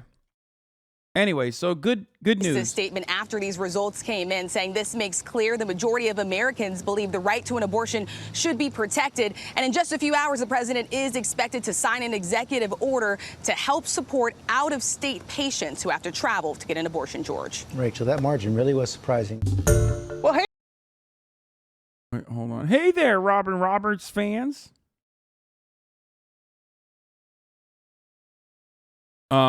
Okay, I'm not done with this yet, though. So, here it is. What messaging worked in Kansas? Let's look at the ads from the winning no team. One theme, labeling the proposed amendment as government mandate. In this ad, the word for abortion is not said. It's a strict government mandate designed to interfere with the private medical decisions. Kansas don't want another government mandate. They call it a constitutional amendment. The truth, it's a strict government mandate designed to interfere with private medical decisions, a slippery slope that could put more of your individual and personal rights at risk. The ballot language is... That's good. I like that. I like that a lot. It's confusing, but one thing is clear. Kansans don't want another government mandate. So on August 2nd, send a message. Get them hogs going, brother. Yeah, I fucking hate the federal government. Yay, yay. Say hey, no. Whatever works, dude. When your most basic rights are being undermined by the Republican Party, whatever fucking messaging works, okay? Straight up. That's, God, Americans are so brain broken. I'm losing my mind. This app features a male doctor. Let's take a look at that one. This is the ad. Do no harm. That's the oath we take as doctors. But now, the government wants to force doctors in Kansas to break that oath by passing a constitutional amendment that could put a mother's life at risk. It's a government mandate that could ban all abortions with no exceptions, even rape and incest. It's dangerous, and it ties the hands of doctors in Kansas. On August the 2nd, I'm voting no on the amendment because I took an oath. Do no harm. So they hit it from both angles. Do no harm. This app features a mother talking about an abortion needed to save her life. It's an impossible choice. I had a 3-year-old son at the time and husband. If I didn't have an abortion. It's an impossible choice that no parent should have to make. I had a 3-year-old son at the time and a husband who needed me to be very much so alive. And if I didn't have an abortion, they would be without their mother and their wife.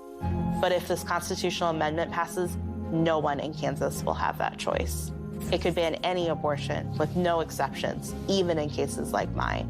That's my story, and I'm not alone. Vote. This ad emphasizes existing abortion rules to suggest the amendment. They should have just done an ad being like, listen, do you want to be as bad as Missouri? Hey, Kansas. Do you want to be as bad as Missouri?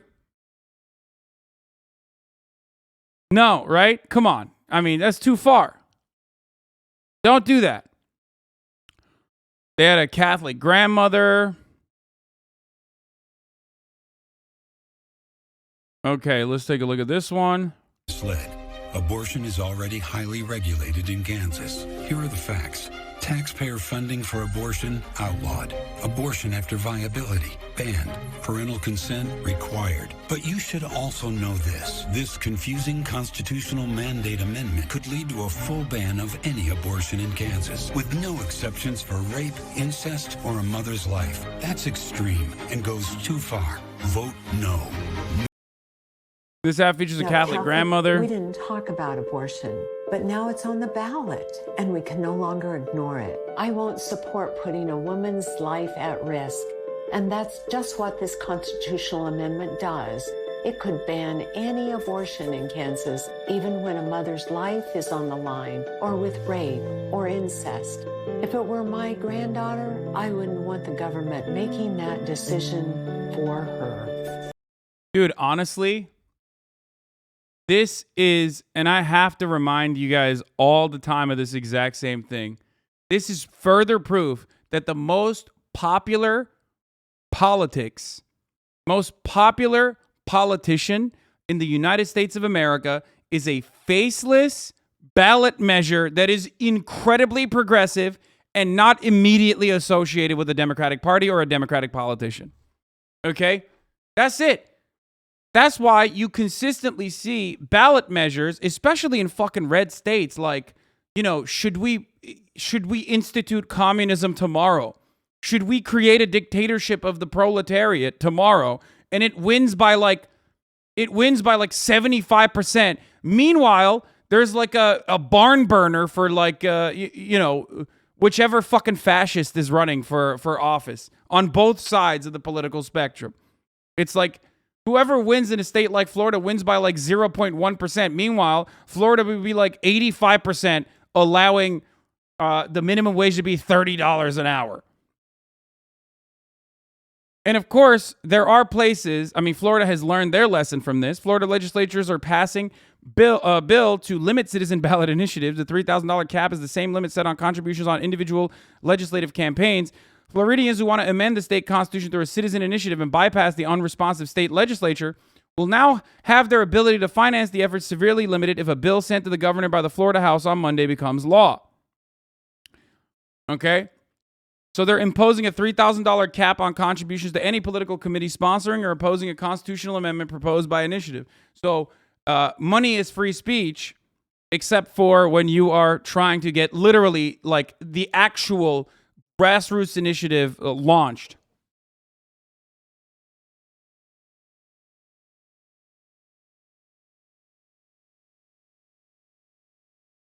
Did you know the entire ballot campaign was paid for by churches, specifically by the Catholic Church, not even Republicans? Yeah, I think Republicans... Okay, so here are some things I want to mention about this. This Vote No ballot initiative created a major turnout opportunity. I think the Republicans are Republicans are demons, but they're not stupid. And I think if it were up to the state GOP, if it were up to the fucking Republican Party, they would have never let this fucking ballot measure be on the ballot. They would have never done that because they recognize that abortion, at the very least, they recognize as a galvanizing and deeply unpopular position that the Republican Party has. Republicans want to win elections. They don't give a fuck about anything. Republicans want to undermine democracy, and they regularly do it all the time. So this actually drove a lot of people to the polls to go out and vote for something.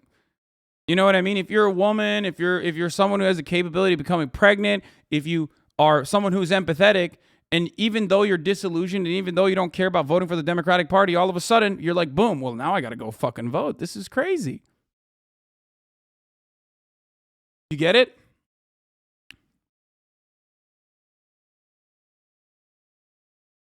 So it did drive people to the polls. It did drive people to go out, and it fucking backfired on the Catholic Church's face, or whoever the fuck that wanted to like strip these rights away.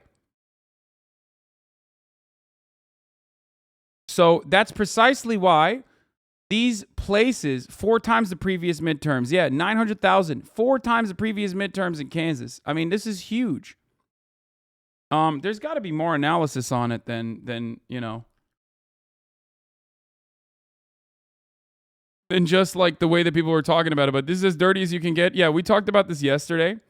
This is as dirty as you can get. The anti-abortion coalition is sending out a last-minute mass text to Kansas pro-choice voters, blatantly lying about the abortion amendment so they vote the wrong way, and it failed. So get fucked, nerds. But yeah, Republicans were trying to trick pro-choice voters, as I said already. As I mentioned already, but like Republican groups were trying to get people to vote, like pro-choice Democratic Party voters, like likely fucking pro-choice voters, to vote the opposite way by using the confusing wording on the language. That's how all ballot measures are for the most part, unfortunately. Okay, but yeah, women in Kansas are losing their choice on reproductive rights. Voting yes on the amendment will give a woman a choice. Vote yes to protect a woman's health. Vote yes to protect a woman's health. Vote yes to give a woman a choice. It's the exact opposite.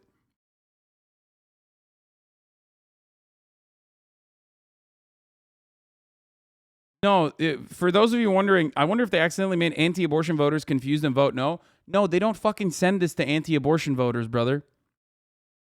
They know who the fuck. They know who is who's likely to vote no on a measure like this. They know who's pro-choice. It is illegal, but like also many things are, but it doesn't even fucking matter. This was Nate Cohn's initial take. It'll be a while until we get the voter file data on this election, but I think there's a chance this was the largest partisan turnout advantage in a high turnout election that Democrats have enjoyed as long as I followed election data. Now, we don't know. It doesn't seem like there was a huge split in early election day vote, early vote versus election day vote, as expected. Even though D's Democrats were 50% likelier to turn out in early day vote than Republicans, that raised the possibility that Democrats had the huge turnout edge on election day as well, and a rare big edge overall. Now, we don't know if this is going to translate. There's still 99 days until the midterms, okay? We don't know if the momentum will keep up. We don't know what kind of messaging flubs the Democratic Party will engage in. We know that the Democratic Party has a really awful time getting behind popular ballot measures and popular initiatives. They're really fucking bad. All they know is to sit back and not fuck shit up sometimes on accident. Okay? So there's a likelihood that they might fuck this up still. That's why I always tell you, like, don't ever expect, especially in American politics, for things to go a certain way.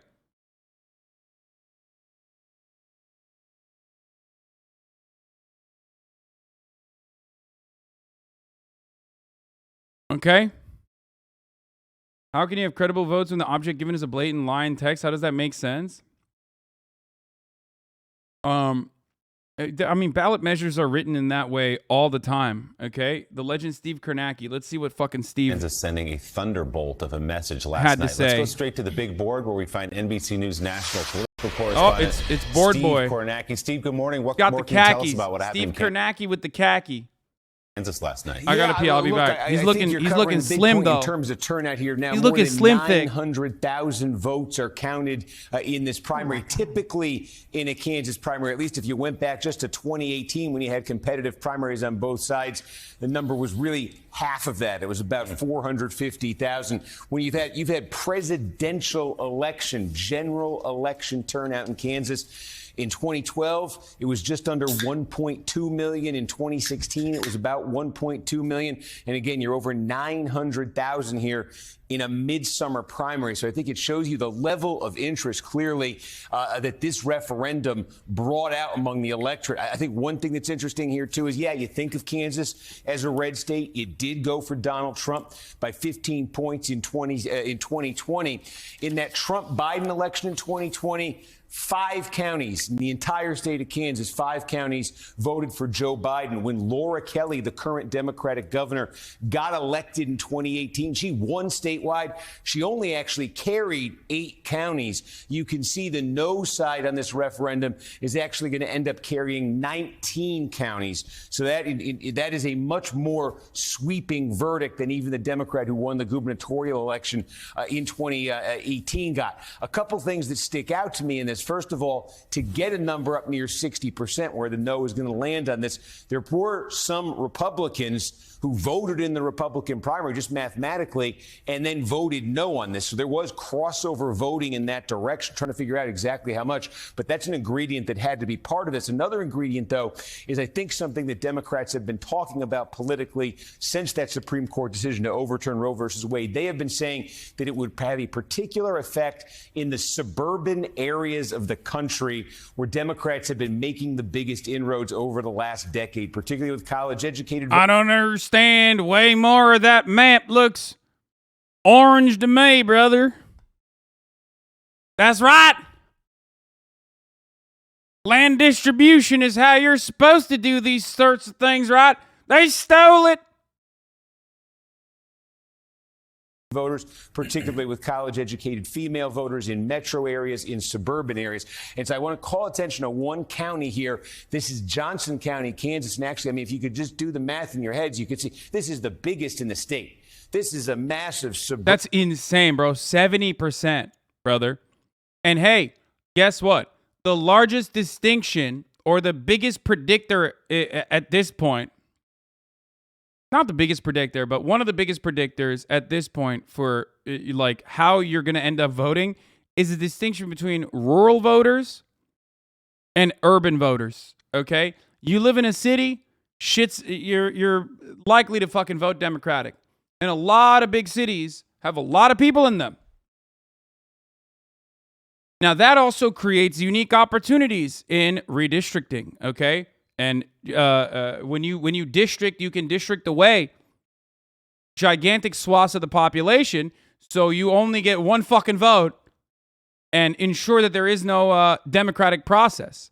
You are watching that right now, okay? If you take a whole bunch of areas where there's just fucking cows and a couple cousin fuckers and then put a representative, a state representative, within the state legislature from one of those cow fucking cousin fucking areas, and then make that count for one representative, just like an entire fucking city. All of a sudden, you got like 8 cow fucking cousin fucking representatives at the state legislature for the same amount of population from one fucking district in the cities.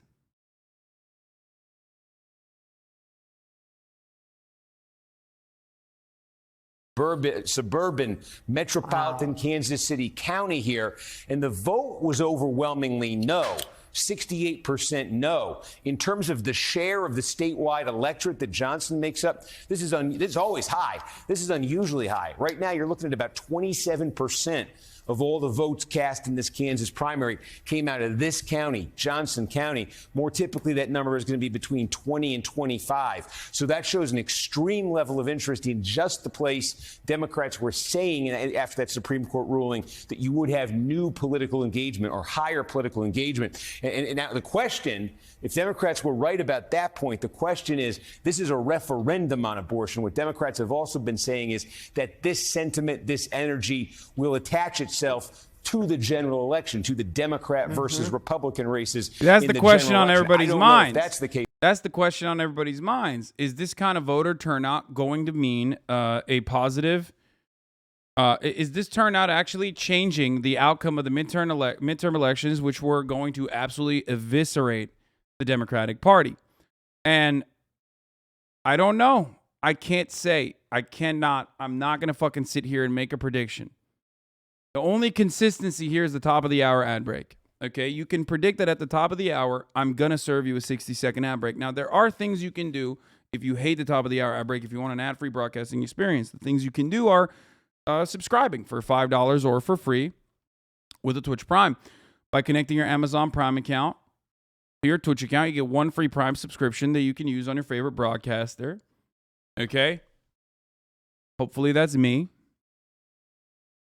Yeah, I mean, it's expected. Like I said, the only prediction you can adequately make on the HasanAbi broadcast is that the ad break is upon us. Okay, you can also get gifted a sub.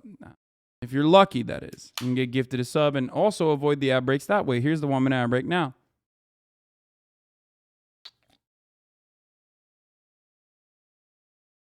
But just take a closer look here at Johnson County, because I think this is so fascinating. There are counties like this all I'm a former across the HasanAbi country. subscriber. Wait, what happened? Why former, bitch?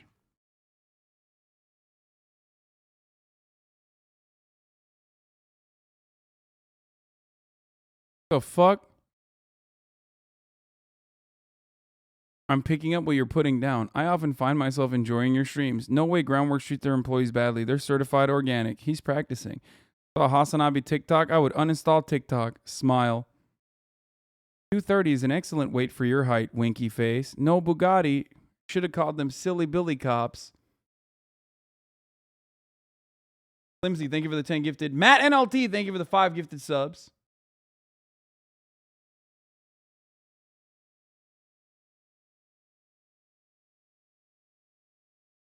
This guy a jokester? Don't worry, I will come back, winky face. Stop sending me winky faces. It freaks me out. I told you already. I remember the Milky Burp name, though. I'm gonna be honest. It does ring a bell. Okay. 70% of Kansas who registered to vote after 6/24, the Dobbs decision, were women, dude. That's wild. Not to get too libbed up here, but, you know, hell hath no fury like a woman scorned, right? And they did do that a little bit. Now, of course, make no mistake, there are still Republican women who will vote to protect abortions, but still go fucking vote down ballot. You know what I'm saying?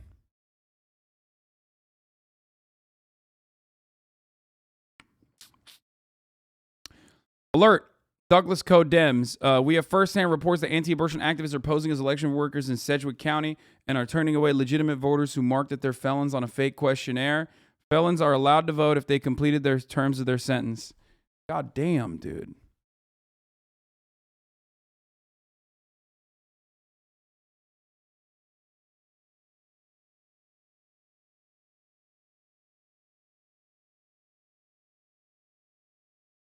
The reason turnout was so high was because the issue was on the ballot and not a candidate who was saying they would fight for the issues. I still think they are dead if they don't deliver anything. Yeah.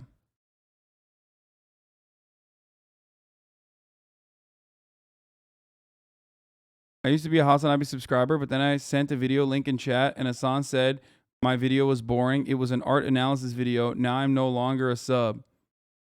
Watching without video. This motherfucker's not even watching with the video right now. Hey, chatter, have you thought about sending fun links instead? Big suburban county. Fucking got him. that have made this kind of a journey over the last decade. In 2012, Johnson was just a bedrock Republican county. The Republicans won it by almost 20 points. In 2016, Donald Trump came along. Trump carried it, but by a vastly reduced margin. His presidency further alienated the voters in that county, and Joe Biden ended up winning it by more than 8 points in 2020. Now on this referendum, Johnson is a no by a margin of 37 points. And again, what Democrats have been saying is there are a lot of Johnson counties across the country, the suburbs of Philadelphia, the suburbs of Atlanta, the suburbs of Phoenix, places like that where Democrats have made similar inroads over the last decade and where they think this issue is going to be resonant, is going to give them a boost in the fall. It's a two-pronged argument Democrats have been making here. I think on the first argument they've been making, they've got proof. You're bleeding money, Hasan. Get it together. Yeah. What am I doing? I got to be nicer to these fucking subs or else I'm going to lose all of you. Holy shit. Proof from what happened in Johnson County, Kansas last night that, yeah, this did bring out a lot of political energy in the suburbs, in particular in Kansas. The second argument they're making is that this will resonate as well in the partisan November general elections of Democratic candidates, Republican candidates. From a referendum here, we can't answer that yet, but that's what they're hoping for. We'll see if that's what happens. Well, let's look at just, Steve, if you can, let's look at the journey that the Republican Party has taken in this one county from Mitt Romney's election in 2012 to what happened last night. And this really underlines, we had reporting that Donald Trump was just aghast when Republicans started passing the anti-choice laws in Texas, also very concerned that he would be hurt in the areas where Republicans were already bleeding support. And sure enough, I think a lot of Republicans needed to be concerned about that, because look at those numbers again. You brought it up. That it's incredible. In a decade, in just one decade, from Mitt Romney's election night to last night, Democrats have lost 20, or Republicans have lost 26 points. In this county. Of course, we're comparing apples and oranges a bit here, but you look at Mitt Romney's 57% and you look at the Republicans' 31% last night. That's pretty incredible. Yeah, no, and as I say, again, there are counties like this across the country. You know, you just think of these big suburban counties, like Cobb County in Georgia, for instance, you know, that you used to, when George W. Bush was president, even when just Mitt Romney was running in 2012, you used to just look at him on election night and say, not if the Republicans. Okay, there is something I fucking hate about this, okay? The thing that I hate about this, ultimately, is that, like, the Democratic Party's, gambit on allowing Republicans to destroy civil liberties to a degree where, like, that will automatically create a base of support and galvanize people to go out and fucking vote in the polls is working. And that shit pisses me off a little bit, okay? Not gonna lie. That kind of sucks, all right? It's annoying that, like, the Democrats can still get away with not doing shit and just allowing Republicans to destroy the fucking country. But what are you going to do? Are going to win, and just what's the margin Republicans are going to get out of them? And what is this? Why should we, as normal people, care about this stuff if there's not much we can do? Do I need to sub to get my question answered? No, dumbass. What do you mean, as normal people care about this stuff? I mean, this is one of those instances where, like, your vote directly mattered. And when your vote directly matters, you're more likely to go out and vote.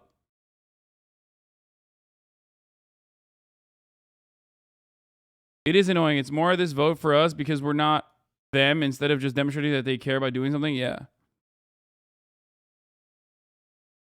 And that's where Republicans have suffered their erosion. That was also, when you think back to 2018, that blue wave in 2018, what keyed it?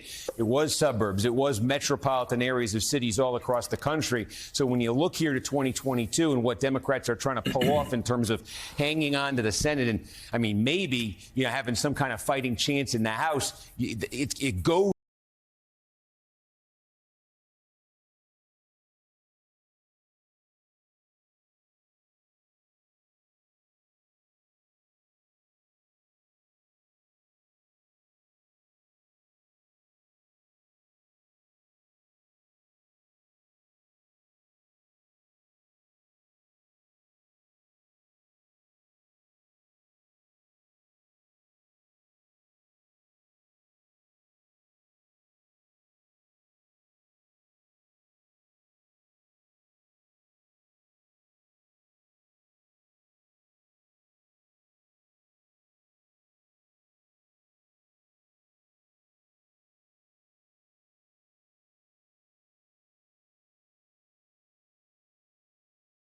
You're on your main? Yeah, what do you mean? I said Steven Crowder is what happens when someone tries to get a back alley abortion and it fails. This is why abortion should be safe and left to medical professionals? Yeah.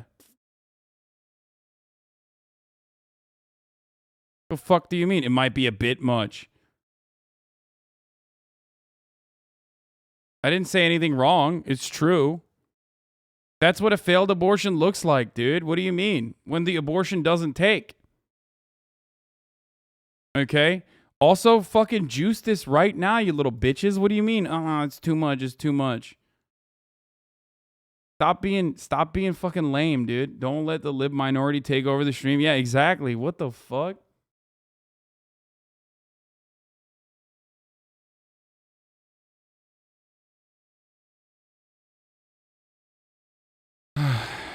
We already fucking ratioed him in under like a second, but, you know, it's always good. Some of you don't want me to correctly describe Steven Crowder's medical condition as a failed abortion, and it shows. Here, you want to hear him say it? Because, like, just seeing the tweet enough is just seeing the tweet is enough for me to fucking say things like this. But maybe some of you need to hear what he has to say about Kansas. Kansas now will allow abortions still up to 22 weeks. That's 5.5 months. And the feminists were screaming. It is unreal to think that they see this as a violation of civil rights. Also, Demi Lovato. So what happened? What happened, bro? What happened? I thought you wanted to leave it up to the states. Leave it up. I thought this was about to be more democratic. So what happens? You actually do get democracy and you're like, oh, just kidding. Don't want that kind of democracy. Suck my cock, bitch. Fuck you. Also, Demi Lovato is a guy now. She's not a guy, Dave? Demi Lovato added she, her, back to her gender pronouns, but still is using they, them. Let's make a fucking entire goddamn video around this. Son, please be nicer to her. Steven is in a dark place. She needs to come out of the closet. Oh, damn. Okay, Kevels. States' rights, but only if you agree with me. Yeah, I mean, that's how it works. That's why I always tell you, like, the whole states' rights shit is bullshit. At least I'm honest, and I say I will roll the fucking tanks. I will roll the tanks. If it means protecting civil liberties, I will roll the fucking tanks. I don't give a shit. Fuck those people. Goes through the Johnson counties of America. So that's why I paid particularly close attention to this. But it is also true that if you look at other counties, we could just look at counties in rural, Kansas here. I mean, again, this is what I say. There were Republicans, who voted no on this. Here's just one random county in rural western Kansas. Donald Trump won 85% of the vote here. Joe Biden barely got 10% in 2020. The no side got basically triple what Biden got. Again, this is a win in this county for you. Listen, in your fucking podunk backwater county where, you want to be able to make sure that your cousin carries your fucking incestual semen into term, you can do that. You know what I mean? You can do that. If you Hicks want to fuck your cousins and make sure, okay? Like, look at the numbers of voters, bro. Like, the town that he's referencing, look at this, please. Look at the number of voters in this fucking county versus this fucking county. Johnson is the largest county with 166,000 no votes and 76,000 yes votes. And then he flips it over to fucking Clark. It's like a total 700 people, dude. Are you fucking kidding me? Why is that a county? Why do they get to make a decision? Half of the fucking county is already related to one another. Only 257 people are not literally from the same incestuous fuck family. That's crazy to me. God damn it, dude. I fucking hate, God, Jesus Christ, dude. I hate the American heartland so much. Call me fucking anti-worker or whatever all you want. I'm sorry that it just like fucking, I have endless disdain for places where there's like 700 people living, okay? This is coming off as anti-democratic. Is it?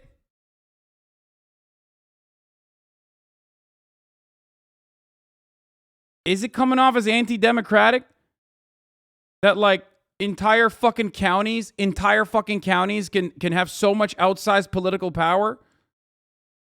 You know, Kansas here, I mean, again, this is what I say. There were Republicans, you know, who voted no on this. Here's just one random county in rural western Kansas. You know, Donald Trump won 85% of the vote here. Joe Biden barely got 10% in 2020. The no side got basically triple what Biden got. You know, again, this is a win in this county for yes, but not nearly the margin Republicans have been posting there. So that's another ingredient of what happened here in Kansas.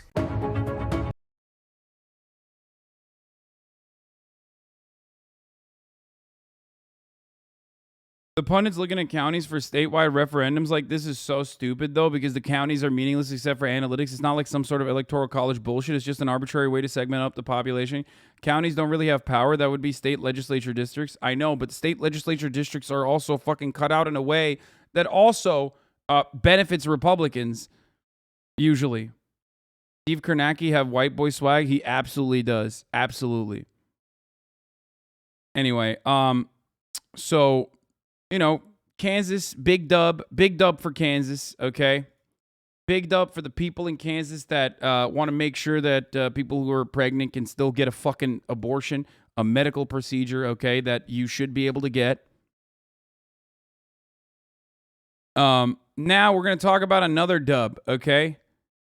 This time we're talking about motherfucking Alex Jebediah Jones, okay? Everyone's favorite commentator.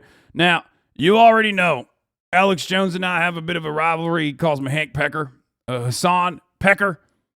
Not Hank Pecker. That's my alter ego. I bet he would love Hank Pecker if he ever met him. Okay.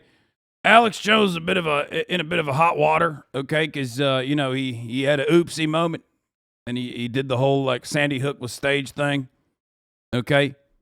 Did the whole Sandy Hook was staged. It was fake.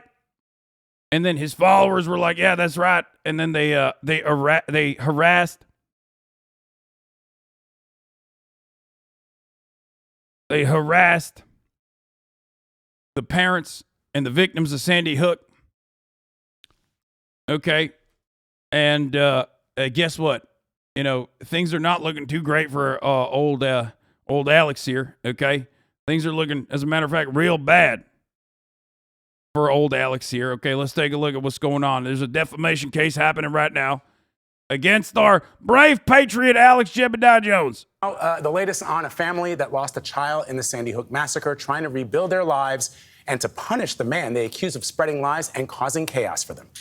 Talk radio host Alex Jones has repeatedly given airtime to claims that the 2012 school shooting in Newtown, Connecticut was staged by the government. Those are quotes. Parents of 6-year-old Jesse Lewis are suing him for $150 million. As Janet Shamlian reports, Jones and the boy's parents came face-to-face yesterday during heart-wrenching testimony in an Austin, Texas courtroom. I can't even describe the last 9.5 years of the living hell that I and others have had to endure because of the negligence and the recklessness of Alex Jones. Neil Heslin and Scarlett Lewis, the parents of Jesse Lewis, addressed the court Tuesday in their lawsuit against Alex Jones. Heslin and Lewis say they live in fear after receiving death threats, unwelcome emails, and phone calls as a result of Jones's lies. My home was shot up. Vehicles were shot up in my yard. Jones, who was noticeably absent for Heslin's testimony, was recording his podcast, continuing to attack the parents. He was literally calling them slow and autistic on his broadcast while the fucking parents were offering testimony about how much they were impacted by Alex Jones' statements because his followers decided to act out his desires. Holy fucking shit. I think it's a disrespect, and I think it is a cowardly act of Alex Jones not to be facing me here in this courtroom. Jones appeared in court later Tuesday. I don't think that you understand the repercussions of going on air with a huge audience and lying. Shaking his head as Lewis spoke to him directly. Jesse was real. I am a real mom. I know you know that. That's the problem. I know you know that. And you keep saying it. You keep saying it. Why? The judge appearing to grow frustrated with Jones's attitude during the hearing. I remember currently. Stop. Remember day one where I said it's an unfair world and you don't get to interrupt the judge? That's a woman judge. That's why women should not be allowed to serve in court. That's obviously because I'm a patriot and I said the truths that I said. A woman judge is going to try to take me down, just like divorce court took me down one time, ladies and gentlemen. AlexJones.com, Infowars.com. Women judges should be made illegal. Remember that? Yeah. Jones attempted to speak with the parents after taking the stand, shaking hands with them. An attorney for the family quickly ended the interaction, exchanging words with Jones on the way out of the courtroom. Oh, I wasn't kidding. Oh, I know this, by the way. For the record, I do know this. Alex Jones said the judge and the plaintiff's lawyers in the Sandy Hook trial all act demonically possessed and are committed to an occult ideology of the New World Order. Thank you for joining us on this live Tuesday worldwide transmission. I have a stack of Washington Post, New York Times articles, and other headlines where they say, can we shut Alex Jones down? And where they admit the goal of the 4 Sandy Hook trials they have lined up that have now started to shut us down. Then they brag on CNN and MSNBC with top Democrat officials that the goal is to set this pattern with Alex Jones and then go after everybody else. I'm sorry that it's 1P, boys. Okay, just shut the fuck up and listen. Okay, just listen. Just listen. Just listen. Just how about you listen? They say Fox News is next. They have articles where they talk about we're taking down OAN. Soon we'll get Fox News. They're going to come for everybody. These are authoritarians. That's why they had to default me in all 4 cases, saying I turned over nothing. While they sit there and show the juries, they're deciding how guilty I am, not if I'm guilty or innocent. Showing the juries all these emails and all these videos that we turned over to them while the judge tells them every day, twice. You know what's really funny about this? He's just describing how, like, fact-finding works. Okay? He's literally just describing how, like, the normal court procedure would work in a defamation suit like this.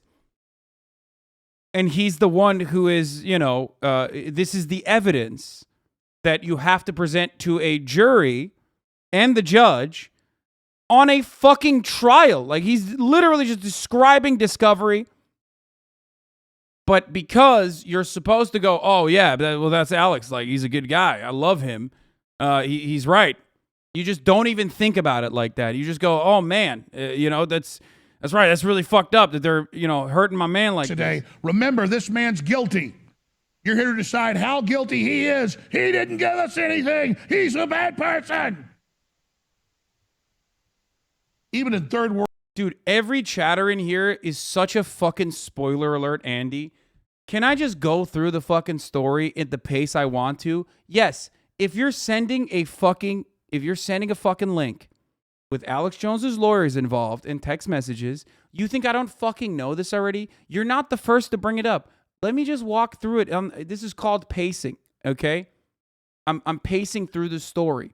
Can you stop trying to be the first guy to, like, fucking cuck the content here? Yes, we're going to get to the thing that you're all collectively sending. World dictatorships, when they have kangaroo courts, they don't have the judge tell the jury this person is guilty. But she says up there, it's a special case. And they're all caricatures of what you would imagine in some alternate universe of dwarf goblins. It's demonic. They all act demonically possessed. The judge, the lawyers, it's surreal to be around them. And it makes you feel sorry for them because these people are committed to a cult ideology of the New World Order. And they're never going to stop. They're getting rid of all the checks and balances, all of our basic freedoms. They've gutted the border. They're promoting pedophilia everywhere. They are just... Bro, if I was under a fucking defamation suit, I probably wouldn't call the judge a pedophile. You know what I mean? Like, when you're currently on trial for defamation and you're getting your ass blasted, okay? Why the fuck would you turn around and be like, the judges are doing pedophilia, they're pedophile, demonic monsters? Like, he just can't stop himself, I think.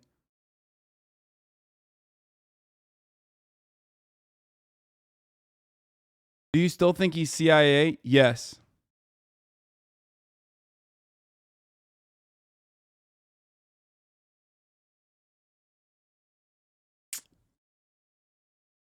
You went in, double down. That's why you aren't as great a showman. I am not as great a showman as Alex Jones. That's true.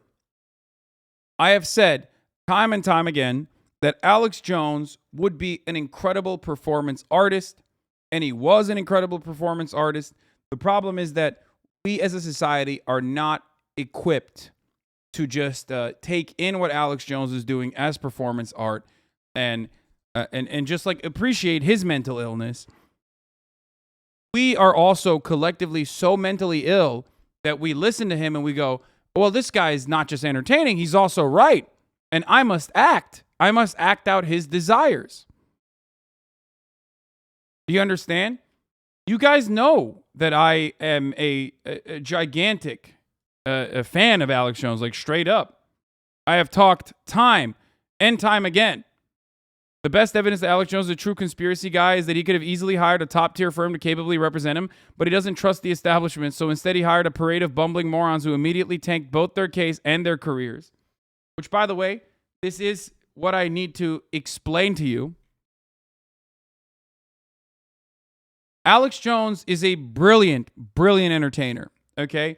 Anyone who has done anything in the entertainment industry will recognize that if you are able to separate the artist from the art. And I'm not the only one who felt this way. I mean, that's why he made appearances in A Scanner Darkly and plenty of other movies originally. You know what I mean? Like, it's just true. But the issue is, of course, that, you know, he takes it way too fucking far. Way too fucking far. And he's also a gigantic piece of shit with respect to like how much he makes money. Okay? With how he makes money. All of his bits, I guess, or all of his conspiracy theories genuinely revolve around making money for himself. We'll talk about how the frogs are being turned gay by government water. And then immediately after that, he'll use that as an opportunity to say, here's how you can, you know, not get fucking owned by government water and turn into a homosexual by getting some of my straws, like the water cleansing straws, right? So that's how he makes his money. And for the record, he makes a lot of it, okay? I just need you to understand something here. Like when I found out through discovery, through following this court case, how much money this motherfucker was making, it blew my goddamn mind, okay? Real top G behavior. Folks, Alex Jones made upwards of $800,000 a fucking day, according to court documents. The texts and emails are finally revealing financials behind Infowars. Some days in 2018, Infowars was making $800,000 a day. Well, after your deplatforming, your numbers keep getting better, says the Sandy Hook parents' lawyer. If they keep that up, that's $300 million a year. Alex Jones says $800,000 a day was a really good week during CPAC where they were doing better business. Just want to add that Alex Jones's latent cough came back in full force when his own text, which he didn't know Sandy Hook's parents had access to, appeared on a screen for the courtroom and he was asked to read one.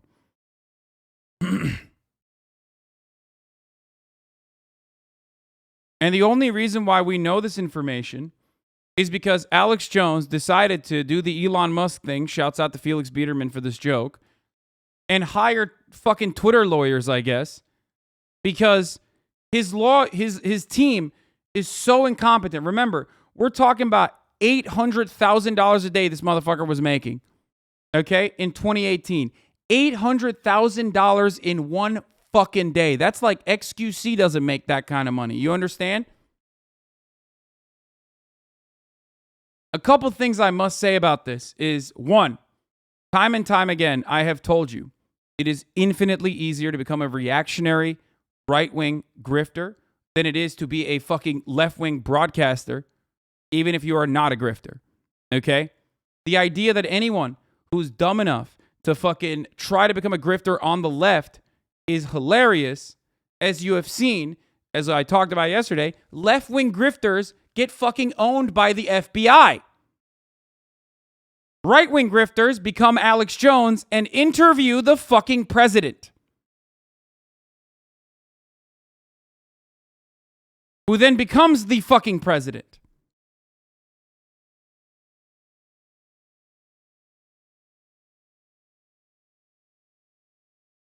How do you feel about Alex Jones making over $800K per day after getting deplatformed after a week of annoying people telling you to stop platforming Andrew Tate? I don't even want to fucking talk about that comparison.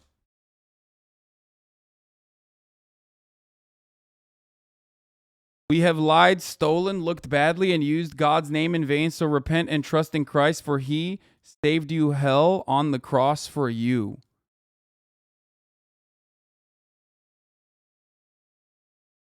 Someone sounds jealous?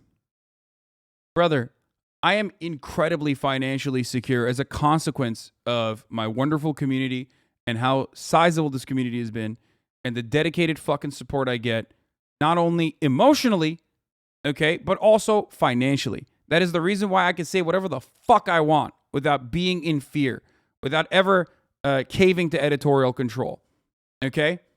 I don't sell you shit. You have the capacity to subscribe if you want to, but you don't have to, as you all know. Okay?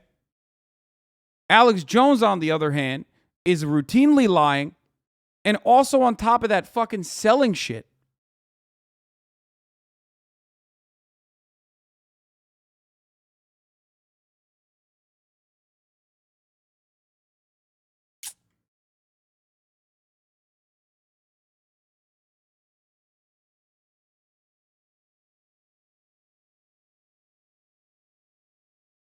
Do you think deplatforming Jones still limited his audience even if he made more money off of it? Yes, I do. I do think that.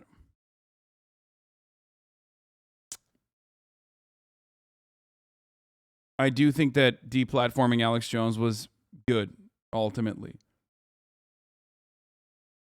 What you also don't understand is that Alex Jones still had a gigantic fucking platform in AM radio. He was all over.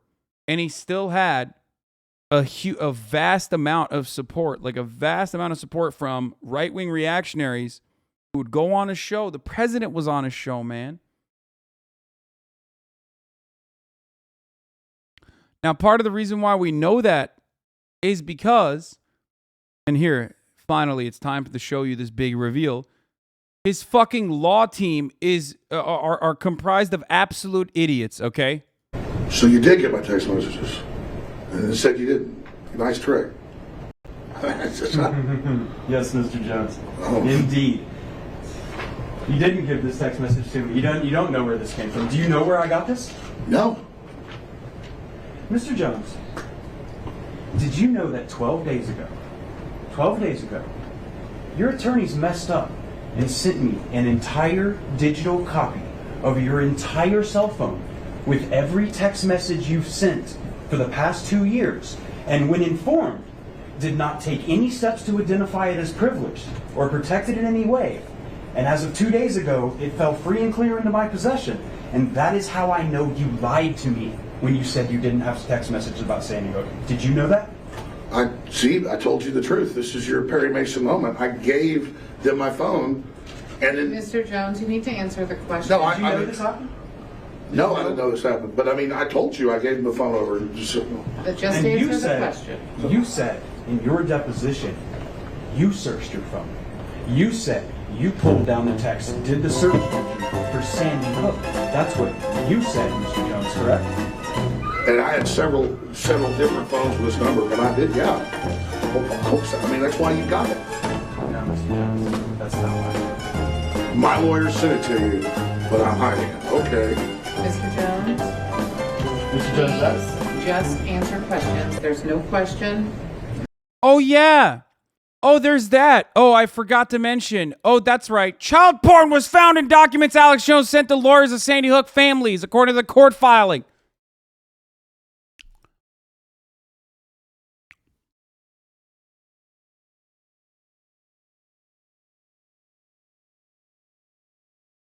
Oh, man. Oh, my, oh, my. How the fucking turntables?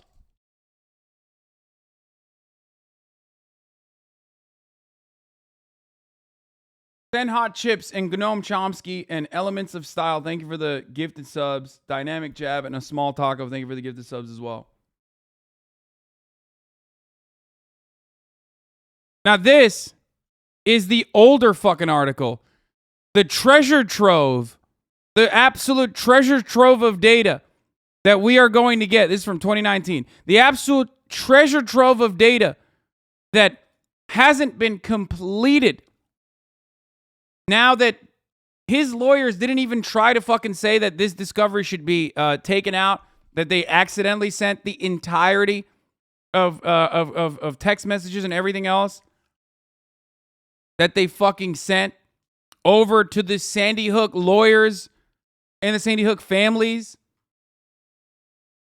Oh my Lord, dude. Mr. Bankston also only asked questions. Sure. Mr. Jones, in discovery, you were asked, do you have Sandy Hook text messages on your phone? And you said no, correct? You said that under oath, Mr. Jones, didn't you? I mean, if I was mistaken, I was mistaken, but you got the message. He's like, yeah, I perjured myself, whatever. It's right there. You know what perjury is, right? I just want to make sure you know before we go any further. You know what it is. Yes, I do. I mean, I'm not a tech guy. I told you, I gave in my testimony the phone to the lawyers before, whatever, and so you got my phone, but we didn't give it to you. No, Mr. Jones. One more time. And please remember, if you need to assert the Fifth Amendment, you can. I need to know that you can do that. But you testified. Keep going, and I don't think Joe Rogan will invite you on. I mean, what do you want me to do?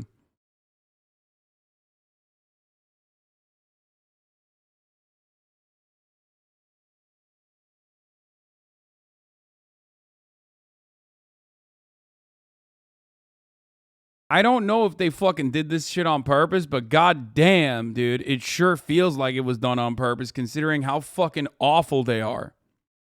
I mean, look at his face, bro. This is literally the moment that he realizes, like, they have all of his text messages, like everything from his fucking phone. Every single thing from his phone. Right here. Please, Lord, please pull off the hat trick and find messages to trans women wanting to hook up on Alex Jones' phone. Bro, we already know he's a fucking chaser. What do you mean? We already know he's a chaser. We know he's a chaser, dude. Remember his fucking... Dude, so was that other Nazi fuck. They're all chasers. Everyone that fucking talks about trans people in the way that they do, like, about how devastating and dangerous trans people are, unironically, half of those dudes just are upset that they want to fuck trans women. And they think that that makes them gay. They think that there's something wrong with them. And that is part of the motivating reason as to why they want to be so fucking brutal. Not every single transphobe is a chaser, but there are plenty of fucking transphobic people that are.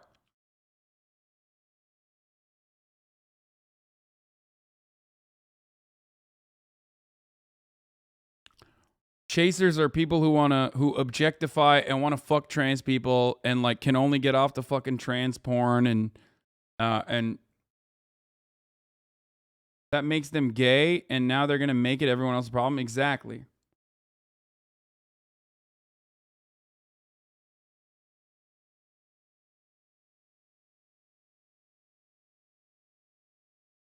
And now it turns out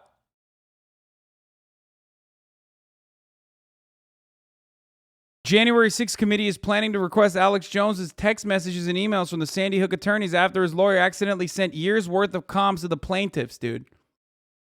So, you know, it ain't over, boys. It ain't over. Hold on 1 second. Let me just run that back again. That's right. So Alex Jones might be facing a criminal prosecution on top of this defamation suit. That's right, baby. That's fucking right. Rarely ever do you see this kind of karmic justice. But I guess after fucking up for so many goddamn years and you know, making up the $800,000 a day off of it, you end up, you know,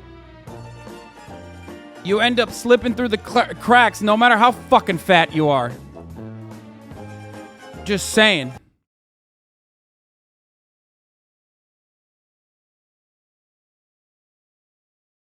Does he just have the worst lawyers in the world? Yes. The January 6th House Committee is preparing to request a trove of Alex Jones' text messages and emails revealed Wednesday in a defamation lawsuit filed by the victims of the Sandy Hook massacre. Rolling Stone has learned on Wednesday, Sandy Hook victim's attorney Mark Bankston told Jones that his attorney had mistakenly sent Bankston 3 years' worth of the conspiracy theorist emails and text messages copied from his phone. Okay. Now, a source familiar with the matter and another person briefed on it tell Rolling Stone the January 6th committee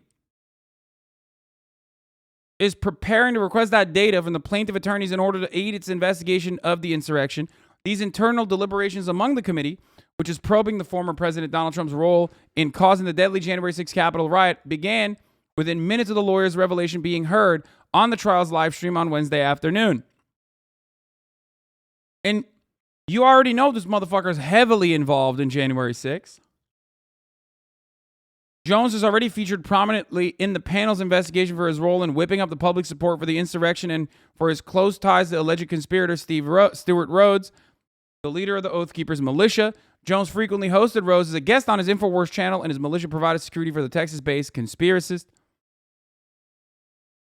The committee initially subpoenaed Jones in November 2021 and asked him for turnover documents and participate in a deposition. Jones, according to a letter sent to the committee, was initially told by the White House that he was to lead a march to the Capitol where President Trump would meet with protesters. It's unclear what specifically the committee will be looking for in the Jones communication, but attorneys with the Sandy Hook plaintiffs have accused the Infowars host of intentionally withholding relevant communications about the Sandy Hook shooting and lying about having conducted a search for them. A committee spokesman declined to comment. The documents were turned over by Jones' attorney, who did not take any steps to identify it as privileged or protected in any way, and as of 2 days ago, it fell free and clear into my possession, Bankston told Jones on court on Wednesday. That is how I know you lied to me. How incredible. This is convincing me that Alex Jones is CIA. Now they have texts with fash gangs. All I'm saying is, I've been under the impression and have talked about how I personally believe that Alex Jones is fucking CIA and that his goal ultimately is to belittle and undermine real conspiracies that the government engages in regularly by having one good take in a sea of 1,000 psychotic takes to make it seem like every time you say something like, well, you know, did you know about the MK Ultra trials? It's like, well, the only person who's talking about it is someone like fucking Alex Jones. So ultimately, you're going to be like, well, he also talks about psychotic pedophile vampires and shit. So obviously, all of that must be fake. Alex Jones is a fake conspiracy theorist created by the CIA to ensure that real government conspiracies, conspiracy to conspire, you know what I mean? I'm not talking about fucking conspiracy theories. Real things that the government does makes it seem ridiculous because the only person who's outing said things is a belligerent, psychotic person with high blood pressure. Take is just a dumbass. I don't know, man. I don't know.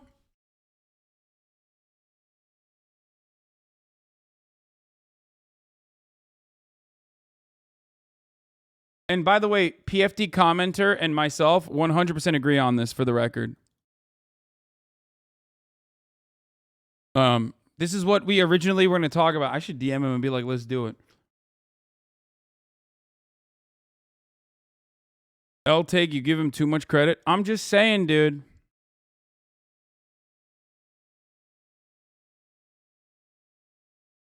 If he was CIA, he would have half-decent lawyers. No, the CIA is woke now. Okay? The CIA is fucking woke now, so now they're turning on one of their old assets.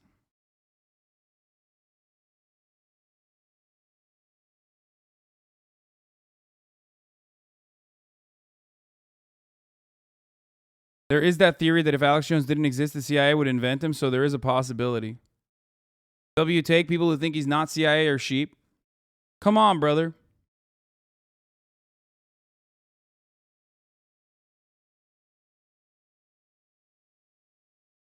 How did the Zapatistas tie into this then? Why would a CIA asset buy from their law?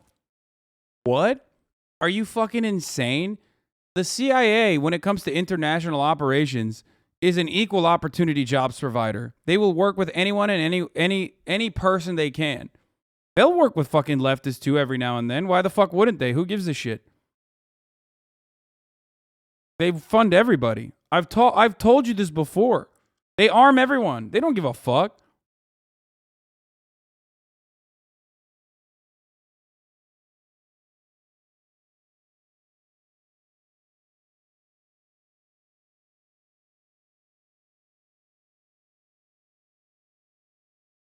They more often than not work with the Taliban. They more often than not work with reactionary groups, right? But they'll still fucking work with, they'll work with anarchists.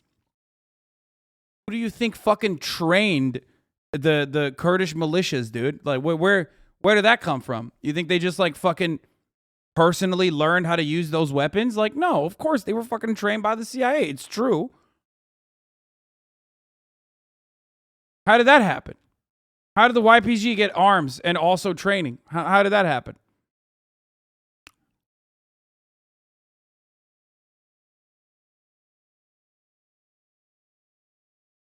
Yeah.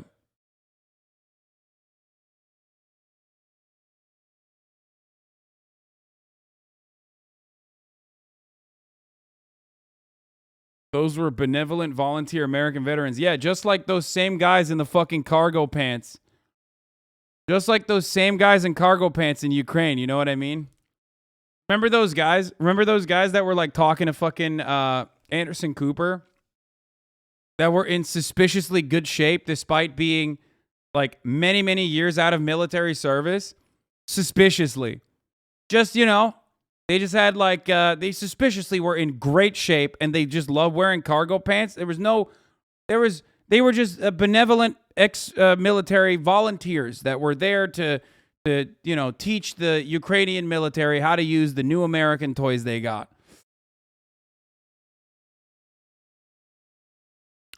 It's just called working out, Lamau. I'm just saying, like,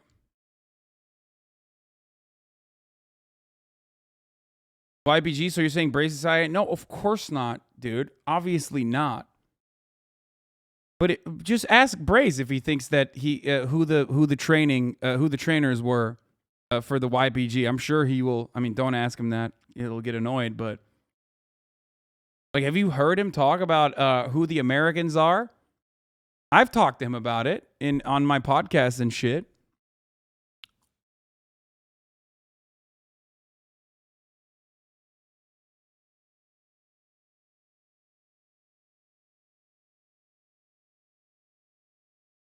Yeah, I worked with Ludwig before he joined Hamas. Anyway, yes, I know a U.S. congressperson fucking died in a car crash, okay? I don't care about that right now. I don't care. Stop. I think you are CIA shifting the blame Alex Jones. Yeah, me, famously. I am an asset, of course. Yeah.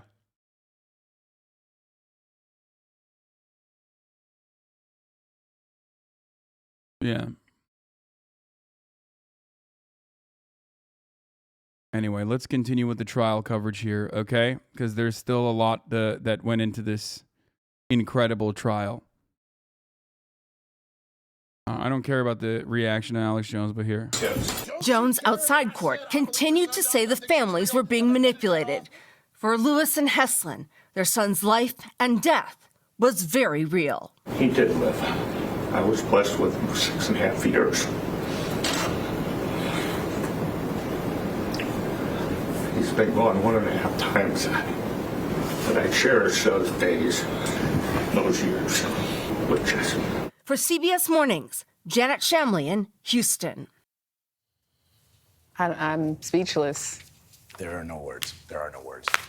You know, one of the parents said, it's like losing a limb. Like, I know it's supposed to be there, but it's not there. My heart just goes out to those families who, after all these years, are still suffering and are still in pain and are still going through this trauma. And the Anyway, let's see. There's more. Let's look at some of the best moments from. Let's look at some of the best moments from the Alex Jones trial thus far. Mr. Jones, you may not say to this jury that you complied with discovery. That is not true. You may not say it again. You may not tell this jury that you are bankrupt. That is also not true. You may have filed for bankruptcy. I don't know that, but I've heard that. That doesn't make a person or a company bankrupt. I mean, easy on the attacks there, Sweaty. You're clearly dealing with a neurodivergent person. You know what I mean? Like, he's a pathological liar. He can't stop himself. I mean, you're just going to really shit on a man because he can't fucking stop himself from lying? Like, okay, well, it's kind of fucked up. And you know, don't ask me if he's neurodivergent. Alex Jones says it himself, you know, famously, both on the Joe Rogan Experience, but also even in the court. Look, here's the thing. Fine. Listen, I'll be honest with you. I'm kind of retarded. So there's that. But also, he said that in court as well.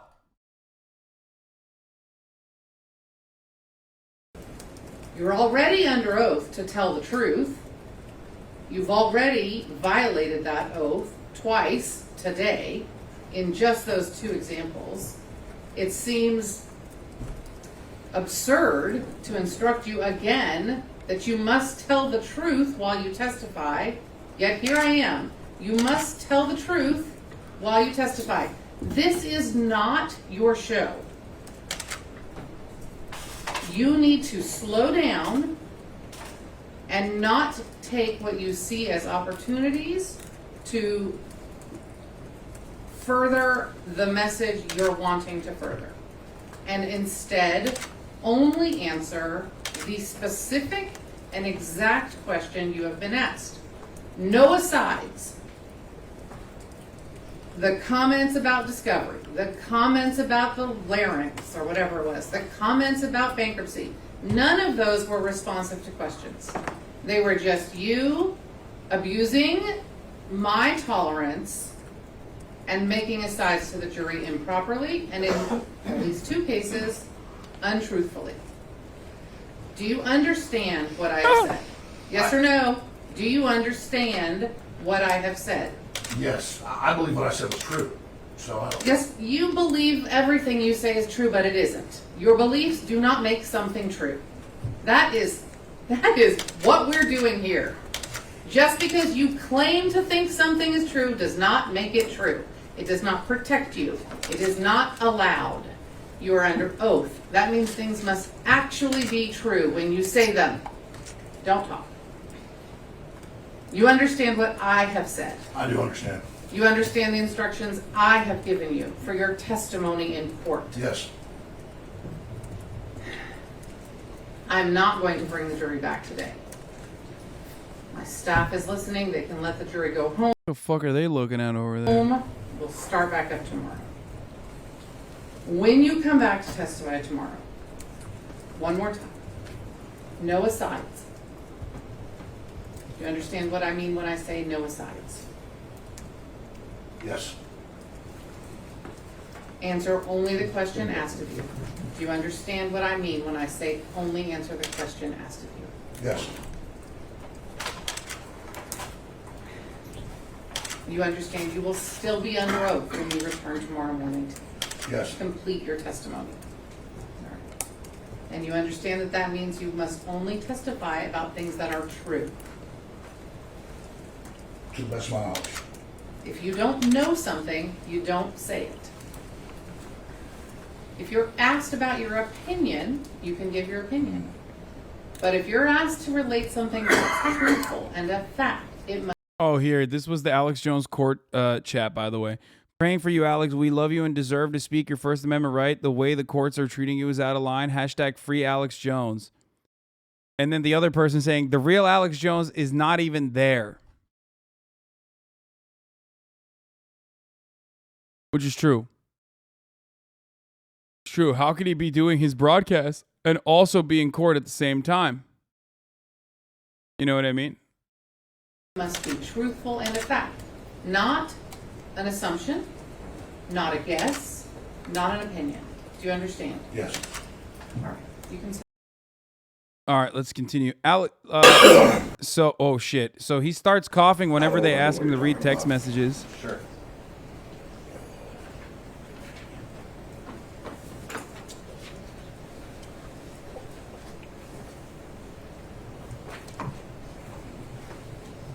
One of the things you talked about yesterday is you complied with discovery, right?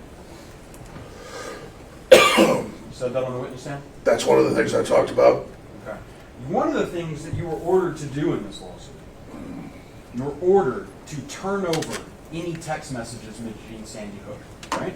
Yes. And you didn't have any, right? Not that we could find.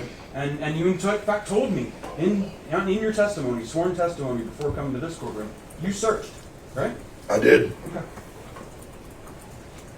Do you remember, were you here for Mr. Schroeder's testimony? Yes. Okay. You remember when Owen said, the company has learned from its mistakes about Sandy Hook? You remember that? I did hear him say that. You agree with that? Yeah, we've certainly learned from our mistakes, got a lot better. Okay. Mr. Jones, I'd like to show you what's been marked as plaintiff's exhibit 1/3. You've got it upside down. That's text messages between you and Paul Watson, isn't it? Yes. And they mention Sandy Hook, don't they? Yes. Plaintiffs move 130 into evidence? Any objection?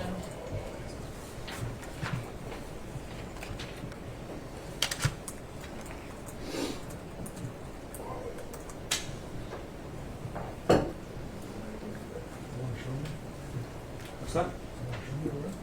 Show you where what?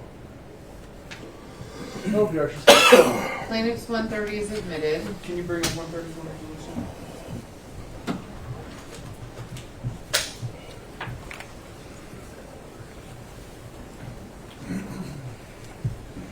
Let's zoom in on the little article up in the corner, please.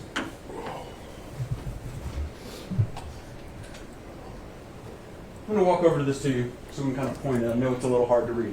You might be able to read it a little better on your screen.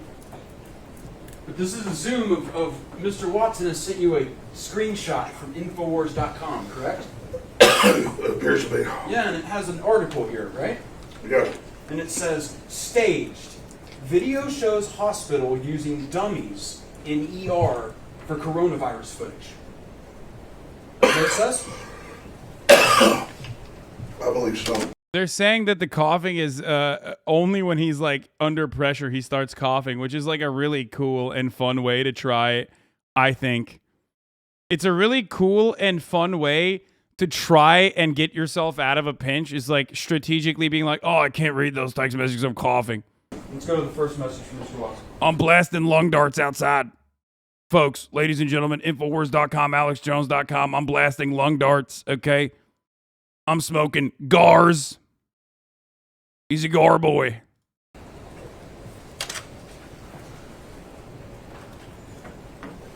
Big gar boy, you know? Read along with me, Mr. Jones. He says, this is a video. Sorry, excuse me 1 second. No problem. Take your time. Oh, boy. You ready? Yeah, this, you may not think it's a problem, but it's a real one. Sure. Just give me a second. All right, go ahead. Mr. Watson says, this is a video of a medical student training to intubate. Makes us look ridiculous, suggesting this means COVID is fake. Sandy Hook all over again. I read that correctly? Yes. Go to the next message. I love that they're having internal conversations about like, dude, come on, bro. You went too far. You went full. You know what I mean? You went full silly Billy. Never go full silly Billy. That's the convo that they're having back and forth internally. You know what I mean? And Alex probably is like, I don't give a fuck. Because when everyone's a silly Billy, you can go full silly Billy. You know what I mean? Like, that's just how it works, right? And their fucking full silly Billiness has actually unironically benefited them. Remember, these guys made $800,000 a day. Okay? The only grift you hear here, and this broadcast at the top of the hour ad break, which comes at the top of the hour every hour, a 60-second ad break, which is not even a fucking real paywall. And you can even avoid it by subscribing for $5 or for free with a Twitch Prime. Okay?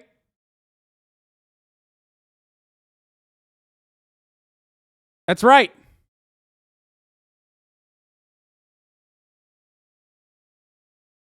Pecker Protector Sohaib, thank you for the 5 gifted subs. Anabot, thank you for the 5 gifted subs as well.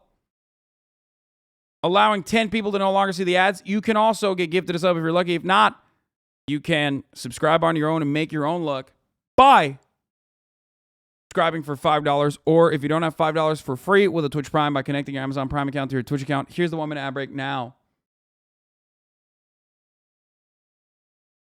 Right.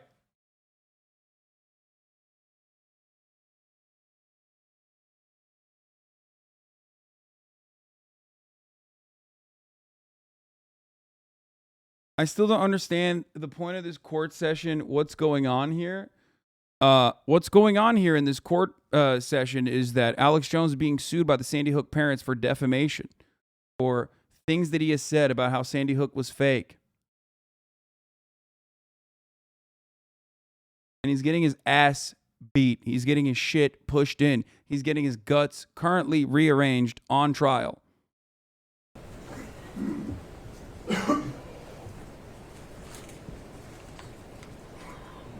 What'd you tell Mr. Watson? No, it is not a criminal case. It's a civilian case, or it's a civil case. Civilian. There might actually be a fucking serious criminal case that's attached to it now, as we found out, because the January 6th committee now has access to a treasure trove of data that the Alex Jones trial team gave to the other side's lawyers for free, on accident. 2 years of emails and text messages from that same time frame, like from the 2020, all the way leading up to the January 6th, all the way to the January 6th insurrection. So now the January 6th committee, which originally subpoenaed Alex Jones, is asking for that treasure trove of data, considering that his team didn't even fucking make that information privileged. They literally leaked it, basically. I get it. Mr. Jones, it's true that this article is right now live on Infowars.com. I can pull it up, right? I've never seen this text message. I guess you guys got Paul's. My phone didn't save them. So that's fine. Your phone didn't save the second. I told you guys I gave it to the lawyers who said that they drained the phone, they didn't find that stuff. I don't know how my phone's. You gave it to the lawyers. They were supposed to find it. So that's what testimony is? No, I searched it as well. I mean, so you guys have all this stuff and you say we didn't give anything. It's Mr. ridiculous. Jones, you know how an iPhone works, right? You've had iPhone text messaging for several years now. Yeah. What does it mean if the messages are in blue? Whose messages are those? Whose phone is this taken from? I don't know whose phone's taken from. I mean, It's I just yours, turned the phone dumbass. over to take stuff off. Can I have you look in the very bottom below the very bottom left corner? Is that your phone number? Yes. So you did get my text messages, and it said you didn't. Nice trick. Yes, Mr. Jones. Oh. Indeed. You didn't give this text message to me. You don't know where this came from. Do you know where I got this? No. Mr. Jones, did you know that 12 days ago, your attorneys messed up and sent me an entire digital copy of your entire cell phone with every text message you've sent for the past 2 years, and when informed, did not take any steps to identify it as privileged or protect it in any way. And as of 2 days ago, it fell free and clear into my possession. And that is how I know you lied to me when you said you didn't have text messages about Sandy Hook. Did you know that? I told you the truth. This is your Perry Mason moment. I gave them my phone, and then Mr. Jones, you need to answer the question. No, Did you know this happened? No, I didn't know this happened. But I mean, I told you I gave them the phone over. But just And answer you the said, question. you said in your deposition, you searched your phone. You said you pulled down the text, did the search function for Sandy Hook. That's what you said, Mr. Jones, correct? And I had several different phones with this number, but I did, yeah. Well, of course. I mean, that's why you got it. No, Mr. Jones, that's not what happened. My lawyer sent it to you, but I'm hiding it. Okay. Mr. Jones? Mr. Jones, that? Please just answer questions. There's no question. Mr. Bankston also only asks questions. Sure. Mr. Jones, in discovery, you were asked, do you have Sandy Hook text messages on your phone? And you said no, correct? You said that under oath, Mr. Jones, didn't you? I mean, if I was mistaken, but you got the messages right there. You know what perjury is, right? I just want to make sure you know before we go any further. You know what it is.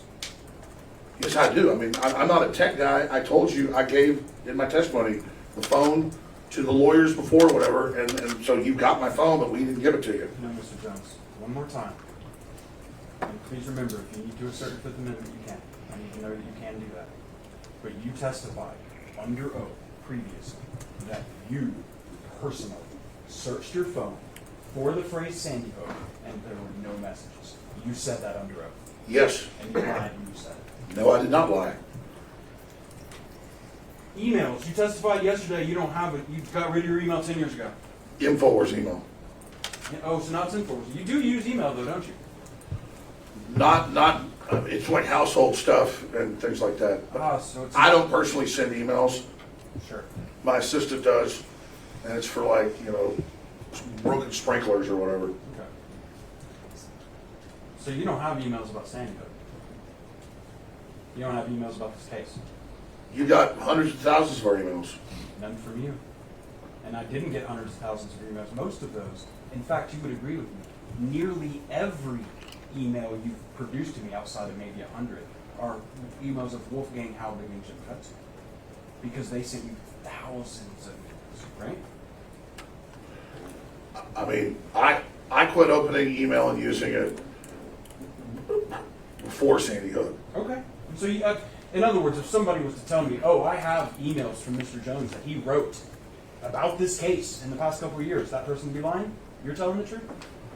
Somebody else has got my Infowars email because I haven't been using it all. That's not qualified, Mr. Jones. You know in this case you were asked to produce your emails, any emails you had about Sandy Hook. You know you were asked to do that, right? Yeah. And you said you didn't have any. I told my IT people, go, you've got all that stuff. No, Mr. Jones. I'm saying in deposition, under oath, sworn to God, you said you don't have any emails with Sandy Hook because you don't use email, right? I mean, I think I have. I mean, I haven't been using Infowars email, and it's got to be a decade or longer in my memory. We're with Infowars.com, No, Mr. Jones. Why did he stop coughing, you think? What happened? Is there a particular reason why he stopped coughing? I mean, he's still getting fucked. I wonder if the dick that went down his throat cleared it up a little bit. No. Hey, thank you, Andrew Filer, for the 10 gifted, and thank you, Anila, for the 5 gifted. That's not what I'm asking. You notice when Mr. Watson emailed you, right? He didn't have an Infowars email address, does he? He has like paulwatson@sky.com. It's a UK email address. Did you notice that? Right. We asked for all emails, and you told us you don't use email, and there are no emails for Sandy Hook. That's what you said under oath, isn't it? There might be, I'm sure there might be like privileged emails where like lawyers are requesting documents or stuff about the case. Mr. Jones. Yeah. First, objection non-responsive. Sustained. Did you testify under oath that you do not use email and that there are no responsive emails relating to this case? Did you testify to that? Yes, I personally do not get on the internet and sit there and use email. I never send emails myself because I don't like it. I can't stand it. There's just too many of them. That's a fact that I don't use email. I call people on the telephone. Okay.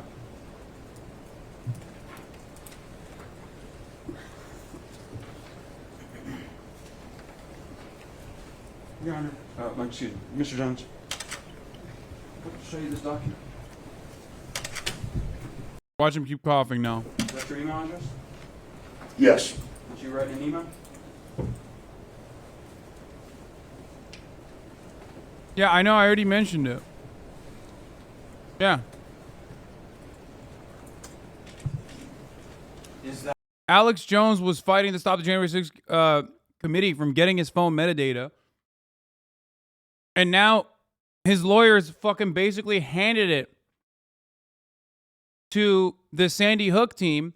So now the Sandy Hook team is going to literally hand it over to the January 6th committee. Is that an email, Mr. Jones? Yes, yes. Okay, thank you, Mr. Jones. So I'm not reading it. This is from, what's this have to do with Sandy Hook? I'm not asking you a question other than that's an email you sent. Let's start there. Can you do that? Can you say that's an email you sent? I must have dictated that to my assistant. Mm-hmm. Okay, so there are, you would agree with me, there are emails, hang on a little thing, I'm done with that.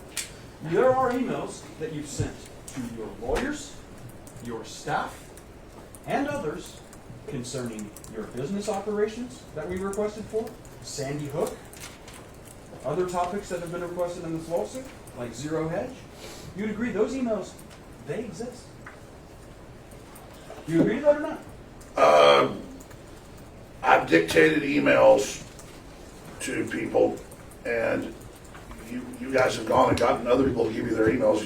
But that is my personal email that I use for personal stuff. Has nothing to do with Sandy Hook, unless lawyers have sent me emails there that my assistant prints off for me. I don't know what you've cut off or on. Does it matter? Is there anything before and after that would make it great to show pictures of our judge on fire and telling the world she's involved in pedophile? Can you tell me the context that would occur before or after? This motherfucker was trying so hard. It's like he's trying to lose. He went. Not only did he perjure himself on like no emails, no text messages, whatever, he lied.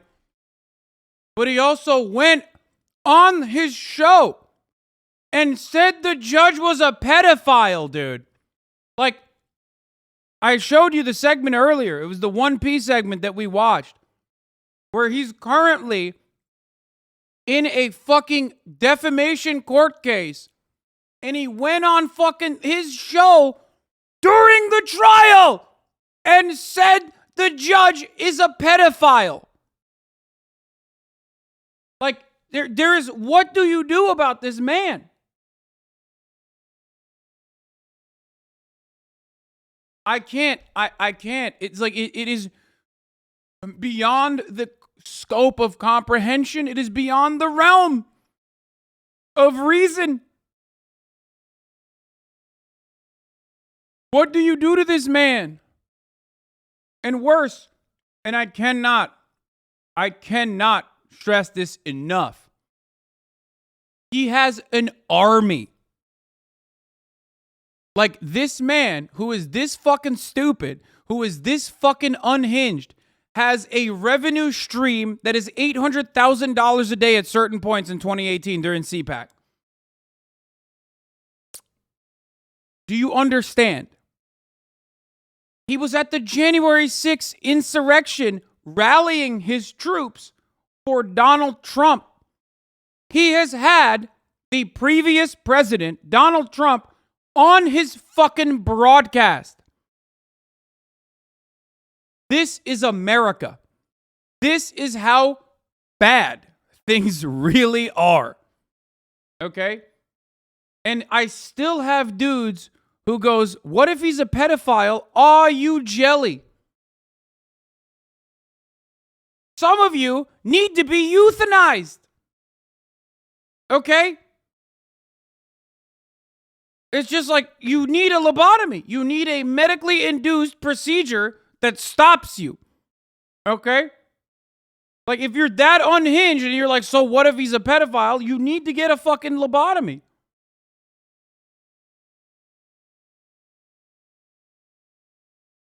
We got to bring that shit back like JFK, you know what I'm saying? Not like the JFK lobotomy. That was different. I'm talking about the other Kennedy that got lobotomized. It's crazy, man.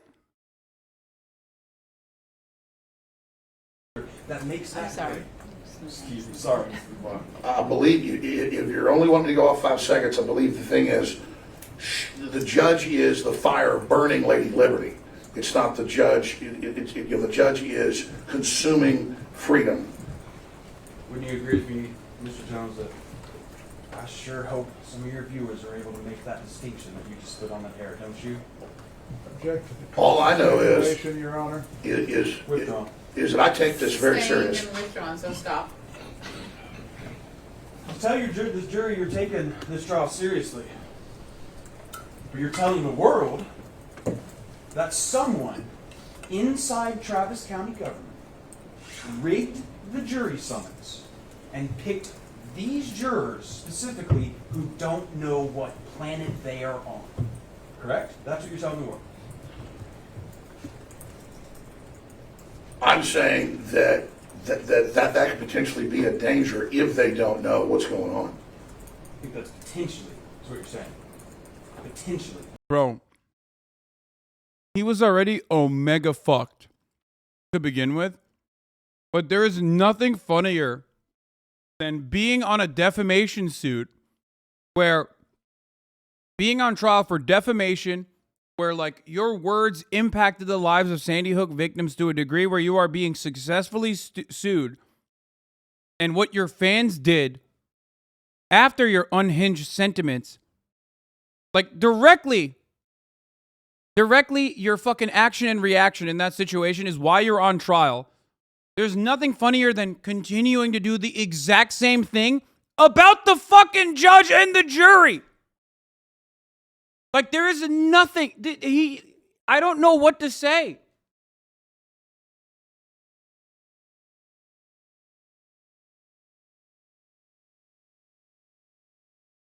It's like if he was being sued for like fucking vehicular manslaughter and then he somehow escaped and tried to run over the judge's son in his car.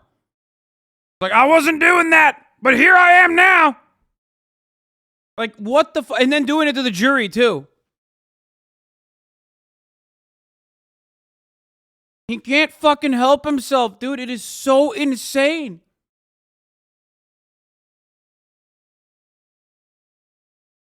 You didn't go on your show and say those words, is what you're going to tell me. Can you show me? I would be happy to. For the purposes of impeachment, we would like to now offer a video from Mr. Jones' show on Friday saying those words.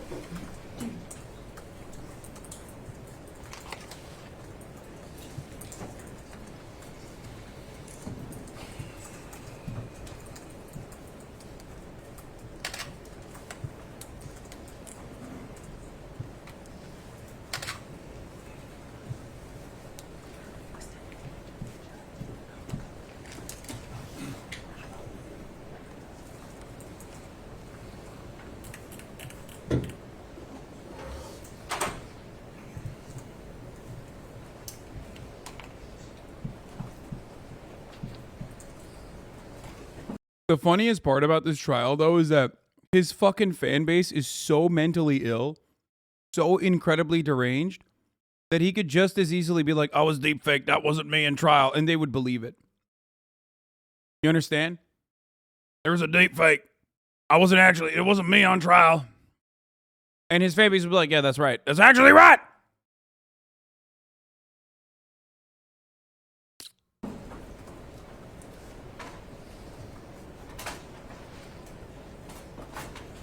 He has a fan base? Bro, January 6th was his fan base. What do you mean he has a fan base? Here are some fun facts about Alex Jones that bears repeating because a lot of people just simply don't understand that if you can't see it, that must not mean that he's big. Okay? The president was on his fucking broadcast. He made $800,000 a day off of his revenue streams directly from Infowars.com. Okay? $800,000 a day!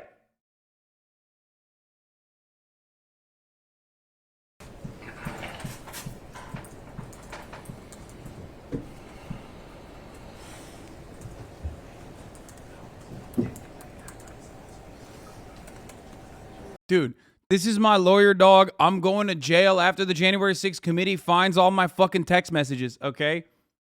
By the way. I mean, look at this man.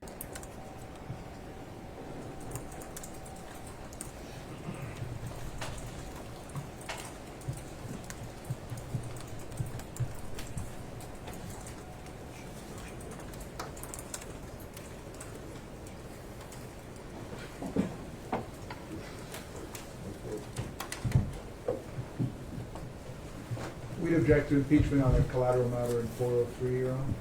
Overruled. This time, let's go ahead and play that video PDX 35.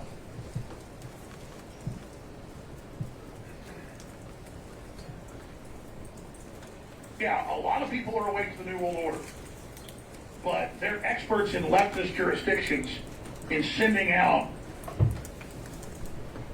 jury summons and hitting, let's just say this, extremely blue-collar folks.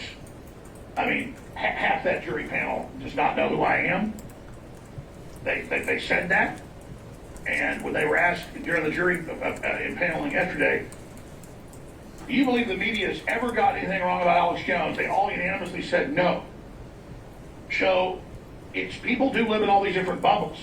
And there's the bubbles that are awake and the bubbles that are questioning, but then there's the blue city bubbles, where people do not know what planet they are on.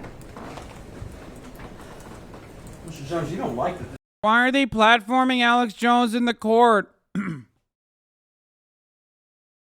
Can't believe they're showing Alex Jones in the court case. Why are they platforming him? This jury is made up of blue-collar folk. You think that's wrong? No, I don't think that. You don't think they know what planet they're on? I'm saying some people, like you said in your opening statements, that live in bubbles. We all live in bubbles. And if people live in a mainstream media bubble, they might not have ever seen what I really say or done. That's what I was saying. I understand that you've been unable to attend a good portion of this trial due to a malformation. Is that correct? Only a few, some of it, yes. Sure. And you told the press outside this courthouse that it was because of an untreated hernia? Well, I'm going to have to get that taken care of and a bunch of other stuff. It's absolutely inappropriate for Mr. Bankston to question Mr. Jones about his health issues. He wasn't under subpoena. He didn't have to be here. It's private information. What is right or wrong with his health? Okay. Mr. Jones has the right to talk about his health with anyone he wants. We don't. Other people don't. You can talk to him about attendance. He's not required to be here. It's his choice. But let's not go into his. Let's move on. I hear you, Your Honor. There wasn't a real legal objection. It's kind of a. Okay. You've been on your show most of last week, pretty much every day last week? I did an hour here. I taped some as well. Okay. And you've been screaming and yelling on your show, right? Yes, just like the media's been doing that. Okay. Haven't been coughing on your show, have you? All these coughs in court, they don't happen on the full hour of your show. You don't ever cough, right? I mean, I've got cough drops right here in my pocket. I've got laryngitis and a torn larynx. I mean, it comes and goes. It starts burning, and then it's uncontrollable. And I have actually been coughing a lot on air. If you guys are Why aren't you coughing now, bitch? watching my show, we'll have a cough He only coughed when he's forced to read fucking text messages. Only then. button I can step on and cough. There's a button I step on, and I've been hacking and coughing. It's 100% real. You were talking about how you've done thousands of hours of programming, right? More than that over the years, yes. Not all of it's been about Sandy Hook, right? You talk about a lot of other stuff, right?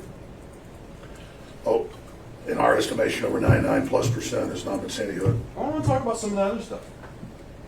Boston bombing. You said it was fake, a DHS drill. Your Honor, we're going to object 403.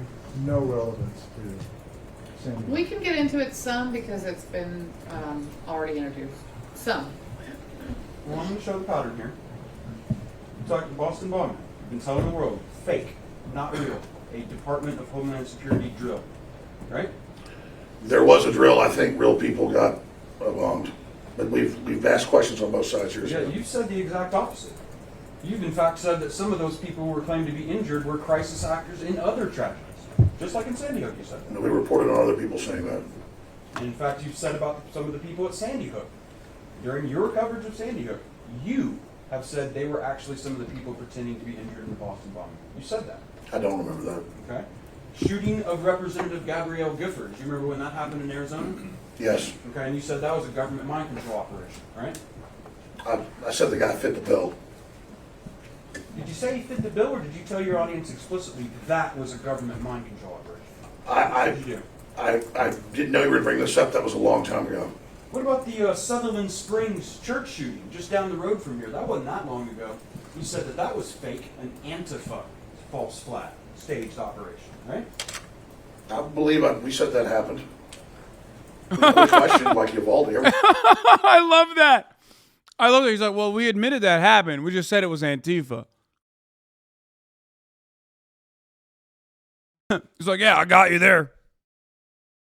I said Antifa did it.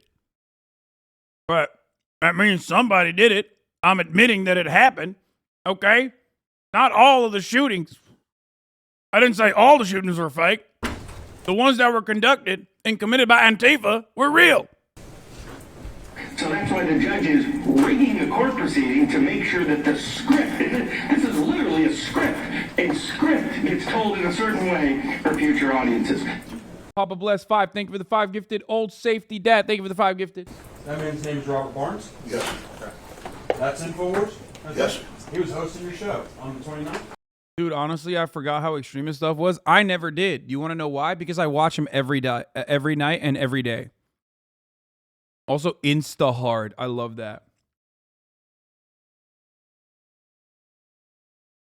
Yes. Well, you were on the show for part of the 29th, right? You were in the courtroom part of it, on your show part of it. I believe so. Okay. And Mr. Barnes, he's a frequent anchor on Infowars? He's been a frequent guest for about 6 years or so. He's also represented you in this case as an attorney? Yes. Okay. You say, Mr. Jones, that you're taking these court proceedings seriously. You're approaching them in good faith. But the truth of the matter is, you've been broadcasting repeatedly a picture of our judge on fire, haven't you? Objection compound, Your Honor. No. You have to wait till the court rules. Oh. Overruled. There was a statement and then a question. Mr. Jones, I'm going to hand you what I've marked as Plaintiff's Exhibit 129. That's from your show, isn't it? I can't understand a better way to get fucking absolutely destroyed other than doing exactly this. Like, that is so insane. He's on trial for stochastic terrorism, like defamation that led to actual instances of like genuine and legitimate harassment. And he's trying to do that to the fucking judge. That is wild, bro. That is awesome. Like, That's Justice on Fire. Huh, okay. That's from your show, isn't it? Yes, I haven't seen this. And you've been running this video repeatedly, haven't you? No, I've not been there all the time. You haven't been there a lot of the time. You've been there every day this last week, haven't you?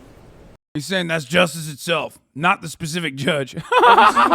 No, I taped some of the shows. Even though I did say that the current lady judge is a pedophile demon. And by that I meant Lady Justice instead. Been there today. Your Honor, I'd like to move. Yeah, it's like, it's awesome when he just like runs with like, no, it's actually Lady Justice. It's not the lady judge that is, in the court with me right now. Anila, thank you for the 5 get the subs. Taylor Bailey 26, thank you for the 5 get the subs. 129 into evidence. Is this impeachment evidence? Is this I'm not exactly sure what Mr. Bankston wants to do with. I think he wants to impeach Mr. Jones with it. Does he want to introduce it? Is it just to show to the jury, or does he want it to No, I go think into evidence? I'm first moving moved to it it into as evidence. He's moving that it be accepted into evidence. Do you have an objection? Yes, Your Honor. What is the legal objection? 401, 403. Can I see it, please? Yes, you may, Your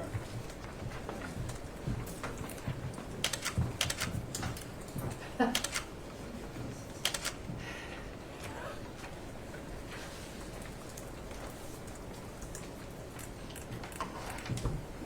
Plaintiff's 129 is admitted. Thank you, Your Honor.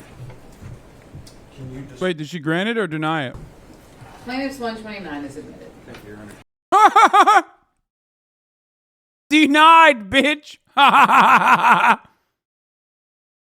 I'm saying the objection was denied. Therefore, it is still given. It will be shown to the jury. Dude, that's awesome. That's great. Literally no better way. No better way to, I mean, she's even fucking smiling at this point. It's like, no better way to get absolutely dicked down by the longest dick of the law than to just like make inferences and try to do the same thing you're on trial for to the fucking judge.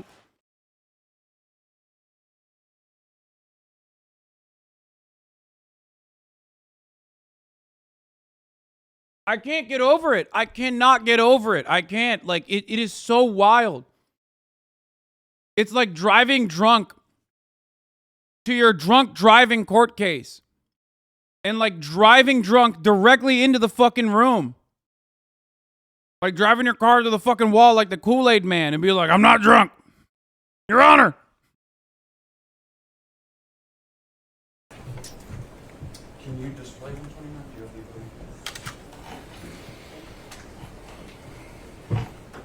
The person. Yeah, that's Lady Justice on fire, chat. Hey, chat.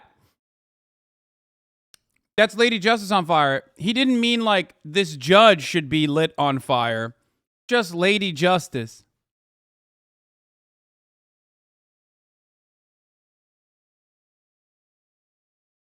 I can't do this. I mean, this is the most incredible. Like, this is like mathematically the worst thing you can do. I cannot think of a word, like, it's an admission. It's also a direct attack on the person who's deliberating on the case. Like I don't understand how you could do such a thing. Do you get it? Like, your sense of entitlement has gone beyond the January 6th insurrectionists at this point. Right? Because remember how I talked about the entitlement that a lot of people felt, and that's why they thought like they could just go and be like, Derek Evans has penetrated the Capitol building. You know what I mean? Like live streaming yourself as a person running for fucking, a state legislature seat.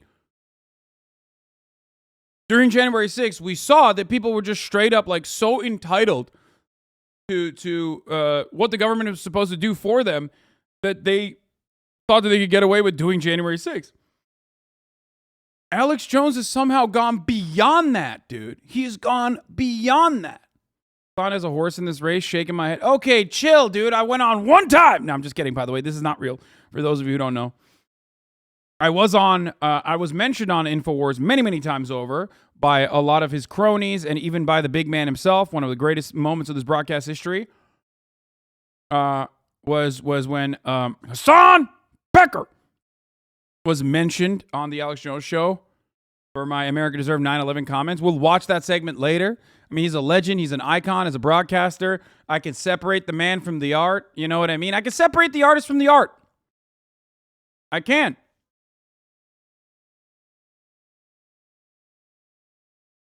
And we'll watch that clip after we're done with him getting fucking eviscerated. On the left of this image is our judge, correct? Yes. The person on the right is another judge you don't like, right? Yes. Okay. One of the things, you can take that down.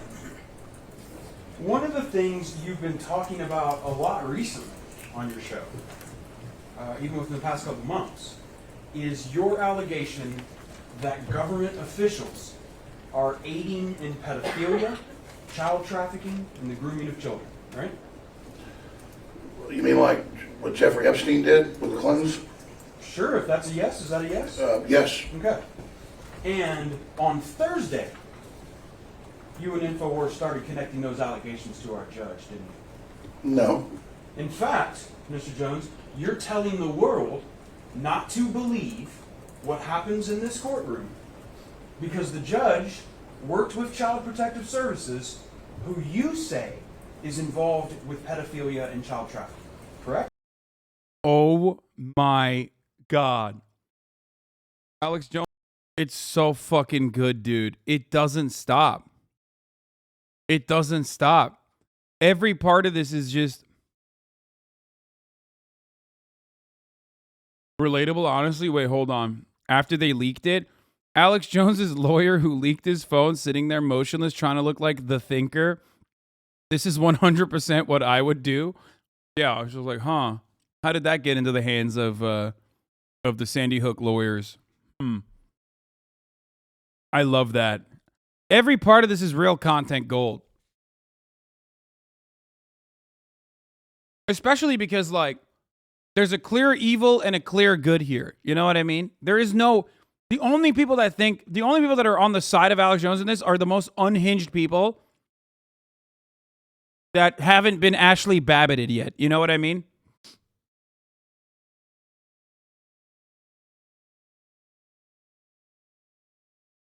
If I don't make a move, no one will see me. Yeah, I would do some shit like that too.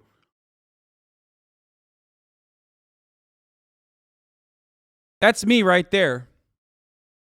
Now you're probably wondering how I got here. Out here in the field. Record scratch.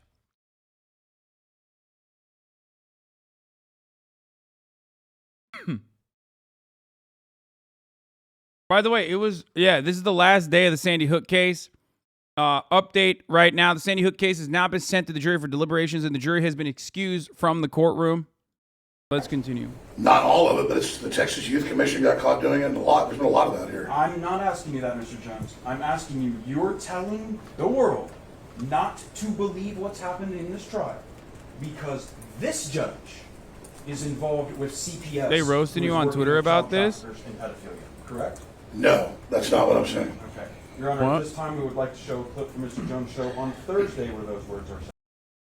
By this, he means he's going to get on Twitch and make money off calling the Sandy Hook kids liars. Dude sucks. I hate that guy.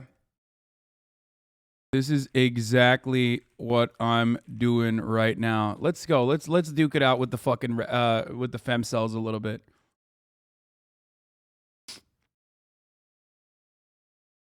Fucking idiots. Do not engage. I mean, come on, bro. Like, look.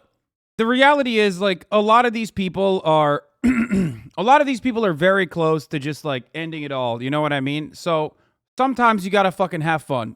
You just, I should be able to tap the glass a little bit. You know what I mean?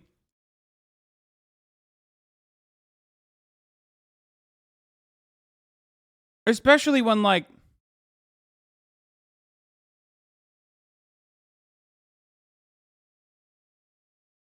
Especially because, like, you know, they're fucking, they're going crazy. And the wildest part about it is that, like, there's so many motherfuckers that will look at that and go, yeah, he's right. I mean, yeah, she's right. They are like that. He is exactly like that. But you're a psycho.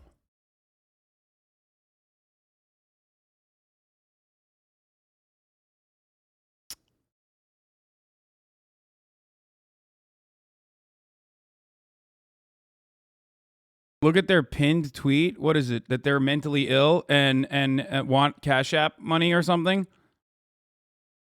You're arguing with a Kirby icon. Worry about that. Yeah. Oh, they're already fucking aware. Look at this. Look at this. Nerd JPEG Nation, get behind me. There you go, bro. You're going to go from fucking 22,000 followers to maybe 23. Some of those guys are going to be Nazis. I'm happy for you. I hope you do really well. I hope you fucking get a little bit of clout, okay? Kirby, okay? Alicia.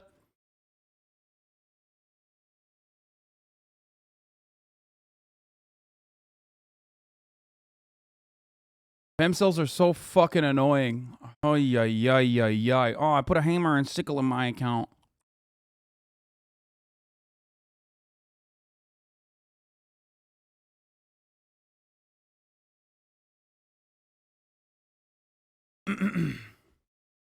They actually think you're on Jones's side? No, dude. No. They're fucking rad femmes who think, like, because I went to a fucking brothel and I'm pro-sex work, that I'm engaging in, like, child trafficking, okay? Yeah, I have 33 mutuals. That's the problem with, like, left Twitter, is that there are a million fucking unhinged people on here, and oftentimes you don't know how fucking unhinged they are until they... You are, though? Yeah, totally, man. That's how that works. Like, that makes less sense than the insane thing I thought they were saying. No, they're probably, to be as charitable as possible, most likely a lot of these fucking rad femme, psychotic femcells are upset that they couldn't really get their licks off. They're most likely Amber Heard stans, you know what I mean? Like, it's just like, if you type in Amber Heard, they were saying you were on Johnny Depp's side. Yeah, I know.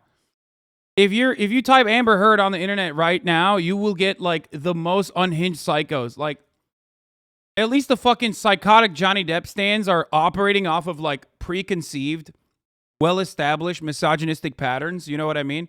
They don't know better. Okay? They're psychotic. And there's plenty of that out there.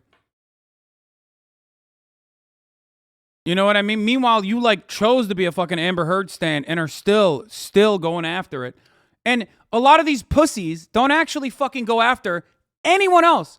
They just literally go after people like myself who already admit that Johnny Depp's a fucking douchebag and a piece of shit. Why? Because, of course, they can't go after anybody else because they're fucking powerless. You are literally a powerless, pathetic fucking loser. If you do that, you're a powerless, pathetic fucking loser. You're being weird. I know. That's it. No, it's not because I have clout. Asmongold has hella more clout than I do.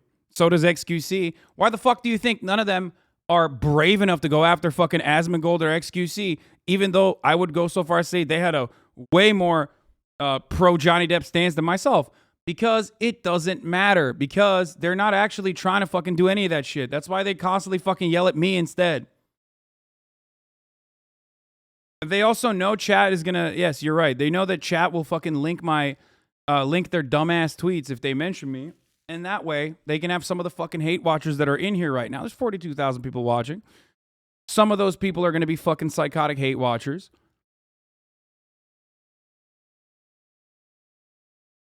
My streamer has no clout? No, it's literally because they don't know how to execute strategy. They just kind of do low over stuff. Exactly. Anyway, let's move on because it is irrelevant ultimately. Just so funny to be like, dude, yeah, you're going to be pro Alex Jones. Yeah.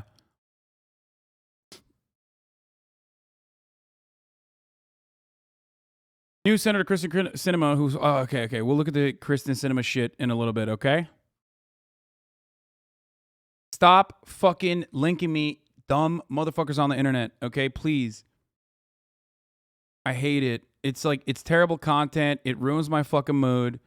You should know better by now than to link me these fucking dumb babies, okay? For impeachment purposes. For impeachment purposes, yes, Your Honor. I'd like to hear the clip. All right. Do we have a system or just the... Okay. Yeah, it's not going to come up on. And it won't show yet, Yeah, right? Sure, it doesn't show on screen.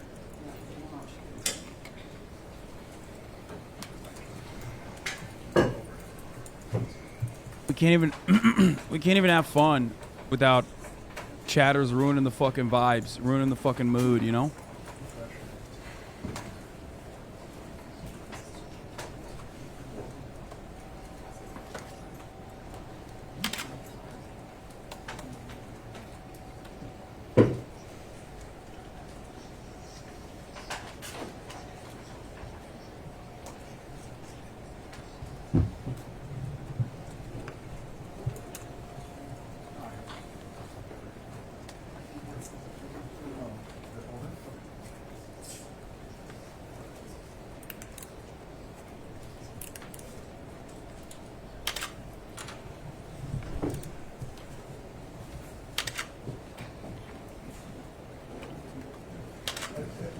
We'd argue this isn't a collateral matter, not appropriate to get into improper impeachment. Well, those are two different objections and a statement. So Aw. is it impeachment on... What happened? They don't want to play no more? Okay, well, I'll delete my tweet too then.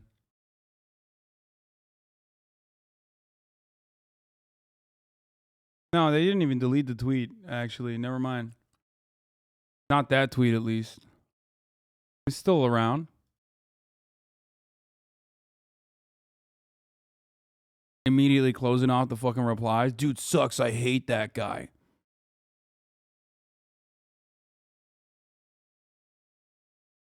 Oh, that's their banner? That's their header? Chatters are dumbasses? Oh my god, what is happening to me?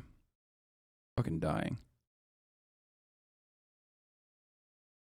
On a collateral matter or an improper impeachment? It is an improper impeachment because it is on a collateral matter. And the collateral matter is what he's saying about me? Correct. And the question is about whether he's taking this seriously? Correct. Overruled. I got the Alex Jones cough.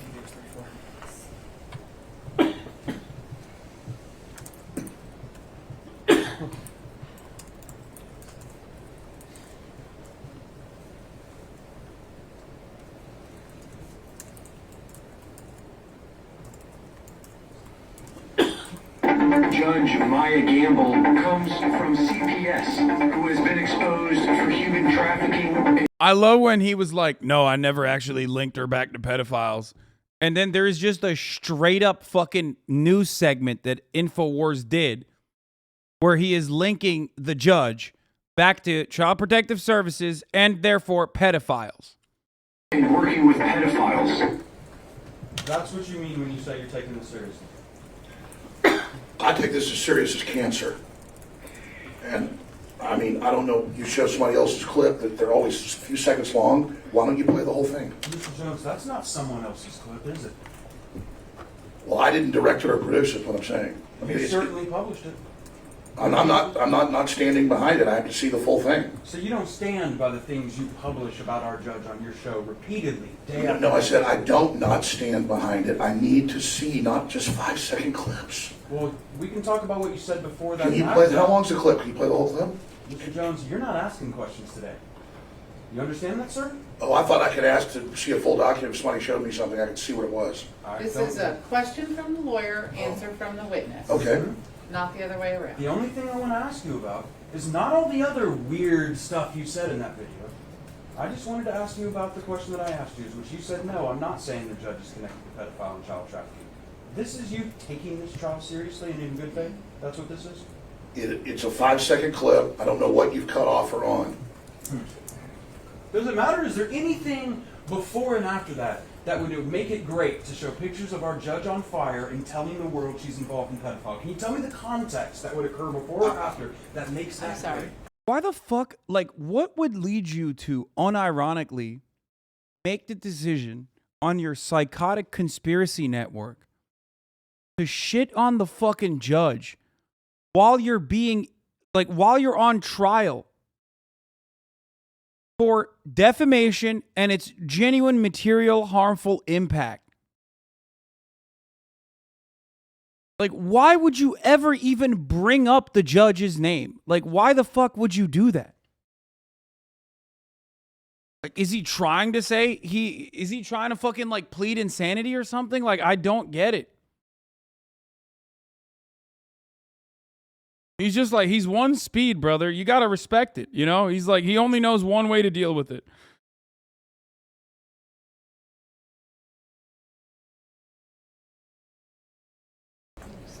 Sorry. I believe you. If you're only wanting to go off 5 seconds, I believe the thing is, the judge is the fire burning Lady Liberty. It's not the judge. The judge is consuming freedom. Wouldn't you agree with me, Mr. Jones, that I sure hope some of your viewers are able to make that distinction that you just stood on that air, don't you? Object. All I know is Your Honor. is that I take this very serious. Saying and withdrawn, so stop. Where are you from in Texas originally? I first was born in Dallas, then I grew up in a suburb of Dallas called Rockwell. And how old were you when you moved to Austin? 16. And can you tell the members of the jury why your family relocated to Austin? My dad sold his dental practice, and there was too much crime in Dallas, and Austin was a safer city. Were you still in high school when you moved? Yes. And did you graduate from high school? Yes. Here in Austin? Yes. And did you go to college? No. I mean, I went a few years of community college. Wasn't his dad like, didn't his dad do dental work on the CIA, by the way? For the record? Like, that's also the other reason why I think he's like an asset, or at least was being used a little bit. Because every now and then he does have like high level motherfuckers give him information, and you're like, what the fuck? How do you get that?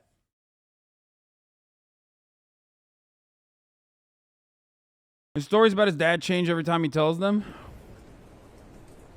Are you married? Yes. How many children do you have? I have 4. Can you tell us their names and their ages? I've got, I need to say their names. Well, You don't have to if you don't want to. well, there's Their the, ages. sure, there's. What's your take on his Bohemian Grove footage? I've already talked about it. Bohemian Grove is a place for like fucking conservative guys to, you know, do gay shit. Like do gay theater shit. If you didn't know what the fuck the Bohemian Grove was, like that's literally what it is. It's a country club to do like gay theater kid shit in. Straight up. I mean, don't take my word for it. Here, hold on. I mean, here, let's ask what Nixon had to say about Bohemian Grove. I mean, it's gonna trigger warning, you know, you're gonna hear the F word, but here.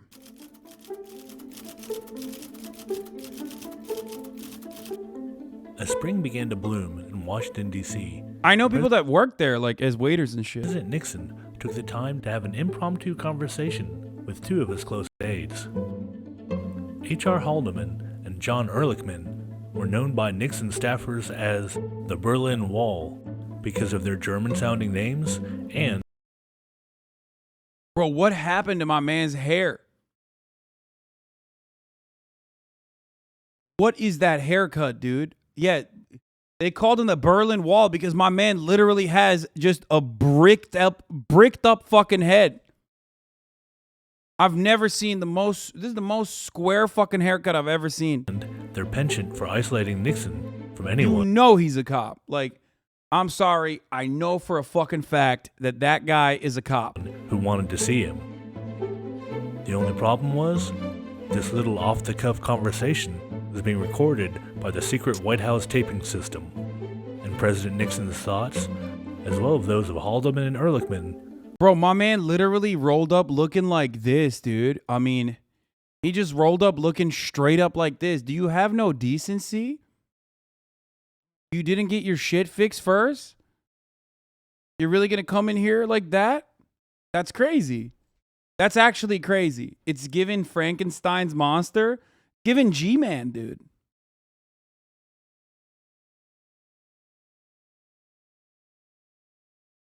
That's wild. Top G.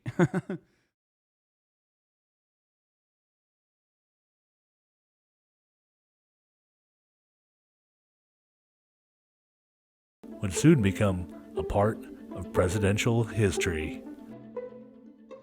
Let's look at Northern California. You understand? Yeah.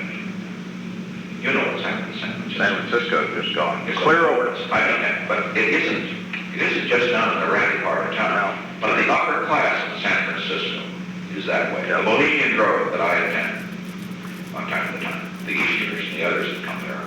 But it is the most faggy goddamn thing you will ever imagine. The San Francisco crowd that goes in there. It's just terrible. I mean, I never want to shake hands with anybody in San Francisco. Really? Well, it's a different set of values. Understand that, like, this is a secret recording. He has no reason to, like, fucking hide the truth about the Bohemian Grove or anything like that. He didn't know he was being recorded. He's just straight up saying, like, you know.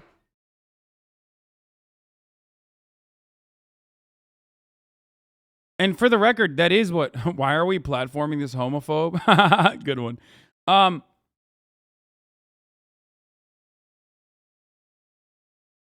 So that's what the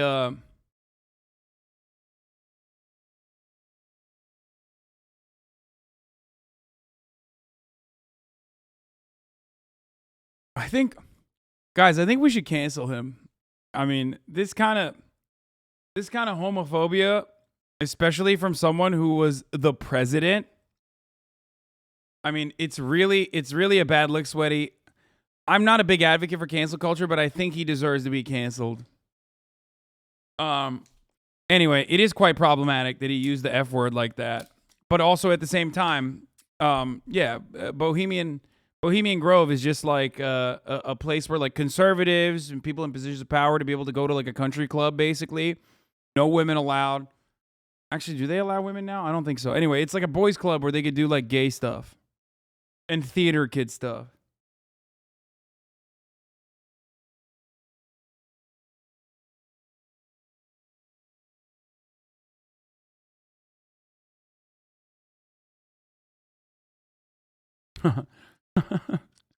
Where is it? This guy, someone in the chat said, this guy's gonna have a scandal break out about him. I know it.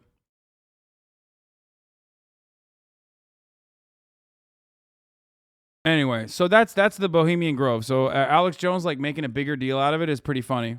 There's Rex, who's 19, Charlotte, who's 18, Georgia, who's 14, and Veronica, who's 5. And is your wife present in the courtroom today? She's right there. Okay. And what's her name? Erica. I want to ask you some questions about how you got started out in media with your radio show. Okay? How old were you when you first felt that you wanted to be on the air, that you wanted to work in media? When I was about 17, I really liked listening to talk radio. And I'd grown up with my dad on road trips listening to, like, Larry King when he was still on radio. And I really liked Larry King on radio and then also on CNN. And I also liked Howard Stern, thought he was funny. And I really wanted to be a talk show host.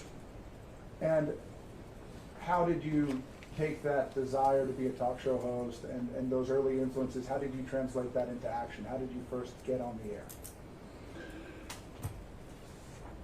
I had been out of high school about a year and a half, 2 years, and I went down and took classes at the Access TV station here in Austin. One of the first places to ever have Access TV, had one of the best systems. He was popping off even back then, by the way. Like, again, much respect to Alex Jones as an artist. Like, as someone who is also a political broadcaster, I have to mention this one more time. But my man was fucking popping off even back then. He has always had incredible amounts of charisma. So they had a lot of equipment and a lot of studio space. A lot of it was old, antiquated, but was still very useful. So I became self-taught with that equipment. And was your question, my himbo? Wasn't there a lawsuit about Bohemian Grove in the early 2000s involving an underage boy? I'm sure I'm not imagining this. That could very well be the case. By the way, I'm not saying the Bohemian Grove is good. I'm just saying that they're not doing like satanic, a pedophilic, ritualistic sacrifice. Yeah. Oh, wow. A bunch of fucking conservative men who are in the closet getting together and doing gay shit. Oh, I can't believe that they would do like insane stuff to children too on top of that. No, like, they're conservatives. Of course they did some fucked up shit. They're people in positions of power. That is not surprising to me at all. I'm simply stating that it's not like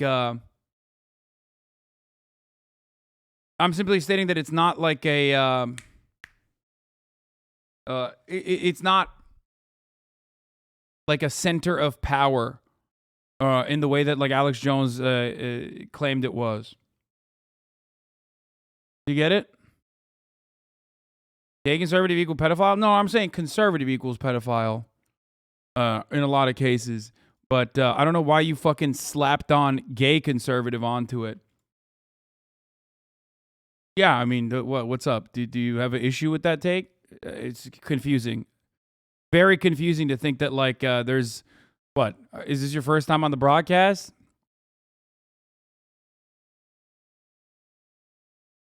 You know what I mean? in about 94, 95, and then 95 started doing my own little call-in shows. And then those became pretty popular quickly. And so the phone rang and a DJ by the name of Sharkman, who had a national show that was managing the local station, 98.9, said, I think you should come in and do like a 3-hour radio show this Saturday and see what people think. And they had Howard Stern on their station. They had G. Ward Liddy, a bunch of other big hosts. They had some other big local hosts who couldn't light the phone lines up. And the first time I went in, they got about 100 calls the first night. How old were you? I think I was 21, 22 by then. And what was the format of your early shows on Austin Public Access TV? It wasn't as conspiratorial or political. There was some of that because there was other people doing those shows, and I already knew about that information. But it was just all over the map. It was just really calling shows on different topics. Did variety shows like carved pumpkins on TV on Halloween, and have a guy come in with his pet monkey and it dances around. Just fun stuff. Because I also liked Johnny Carson growing up. Did people like your show? They did. And did your show? I mean, it sounds sort of like almost like a. What is Alex Jones' defense for this trial? I'm not gonna lie.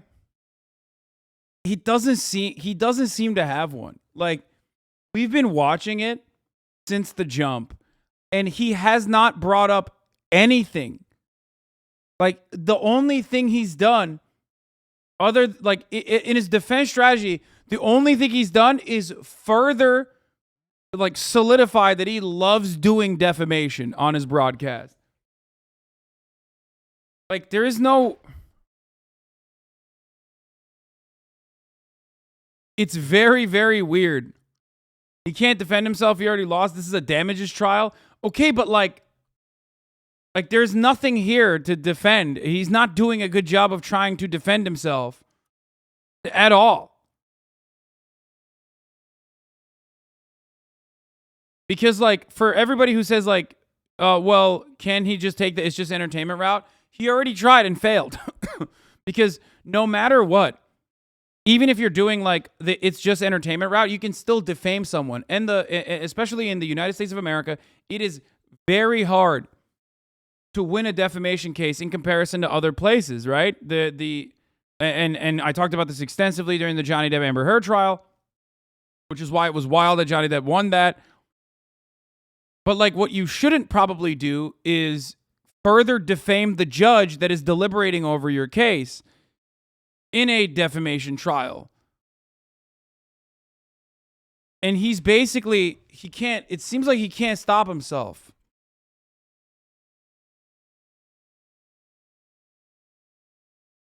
Like, I don't know. I don't know what he could do, but I certainly know what he shouldn't do. And he's doing what he shouldn't be doing, which is calling the judge a pedophile. You know? Wayne's World kind of thing. I think Wayne's World's a good way to describe it. And did it win any accolades? It did. It won Best of Austin a few times in the newspaper and pretty much started getting written about, and even national coverage within about 2 years. Really? And so tell us, you've told us already about Larry King and about Howard Stern.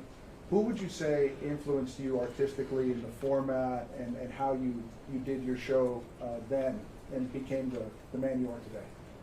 I mean, really, I listened to Larry King a lot because my dad listened to him on the radio a lot when I was, from the time I was like 6, 7, I remember listening to Larry King. And then I'd watch him a lot of nights at home in junior high and high school. So I would say more than anybody, Larry King. Okay. And did there come a time when, because of your success and having won this Listener's Choice Award or Viewer's Choice Award, that you were able to be syndicated? Well, I won a couple of those. I don't think the syndication folks were even paying attention to that. I built a studio in a bedroom in my house because they wouldn't put the equipment in at the local station where I had top ratings to syndicate it. And so I went home, got the equipment, had an engineer come set it up, and then called a syndication outfit and got a sponsor, and then I paid to put it on the satellite. Tactical coughs disengaged. Yeah. Notice how, his voice is still, of course, that much is real. That's not fake. However, my man's tactical coughs have gone away. What's not going away is the top of the hour ad break. A lot of you have been in the chat trying to debate me. Okay? So I'm just going to say it. Top of the hour, there's a 60-second ad break. If you no longer want to see those ads, then all you need to do is subscribe, which you can do for $5 or for free with the Twitch Prime. Okay? You can also get gifted a sub if you're lucky. But the top of the hour is upon us, and the ad break, much like Alex Jones's fat defamation payout, is unavoidable. Unless you subscribe for $5 or for free with the Twitch Prime. Here's the 1 minute ad break now. Swamp Donkey 1496. Thank you for the 5 tier 1 gifted subs. And then I got about probably 60, 70 affiliates in about a month. Thank you, Anila. Several hundred affiliates after that. Can you describe for us what the setup was like? Was it in a spare bedroom? It was. Thank you, Christine Kusanagi. It was a simple wooden desk and a microphone and a little mixer, and then a chair if I had a guest. And what is syndication for those of us that don't know? Instead of being on one station, it goes up at that time to a satellite. Now a lot of it's over the internet, and then that's beamed back down, and then other stations can pick it up. And so you said you were syndicated on how many radio stations? It fluctuated between 30 or 40 at first, and as much as over 200. I would say things that were politically not popular to talk radio, more left-wing things like being anti-war or things like that, and I would lose a bunch of stations, then I would gain more stations. But talk radio was mainly conservative. And so when 9/11 came around and I had questions, we lost 70% of our affiliates in 1 month because I didn't want to, attack all these foreign countries. But I still was steadfast and had that message. So then I got real popular with the left wing. But I wasn't trying to be left-wing. I was trying to follow the right thing, even though it made me lose most of my radio stations, which is the issue of how... That's so funny that, the one time where he had, actually good takes, he lost a lot of his syndication opportunities. That's so good. I do what I think's right. Sometimes I'm wrong. I've been more right than wrong, but I don't do it. Which, by the way, is yet another fucking instance where I am right. Remember, if you want to make money, go the Alex Jones route. especially if you're fucking, especially when it comes to commentary. There is significantly more money down the fucking right-wing reactionary rabbit hole. Okay? He said he did the right thing and got liberal listeners, implying he knows he does the bad thing to get conservatives. Yeah.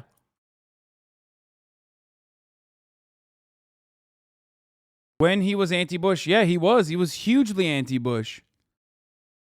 Back in the day, the conspiracy theorists, like, in the immediate aftermath of 9/11, the conspiracy theorists were the leftists.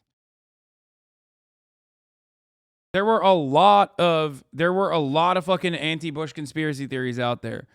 Shit was fire. There was a significantly more robust militant left as well. At least like on the internet.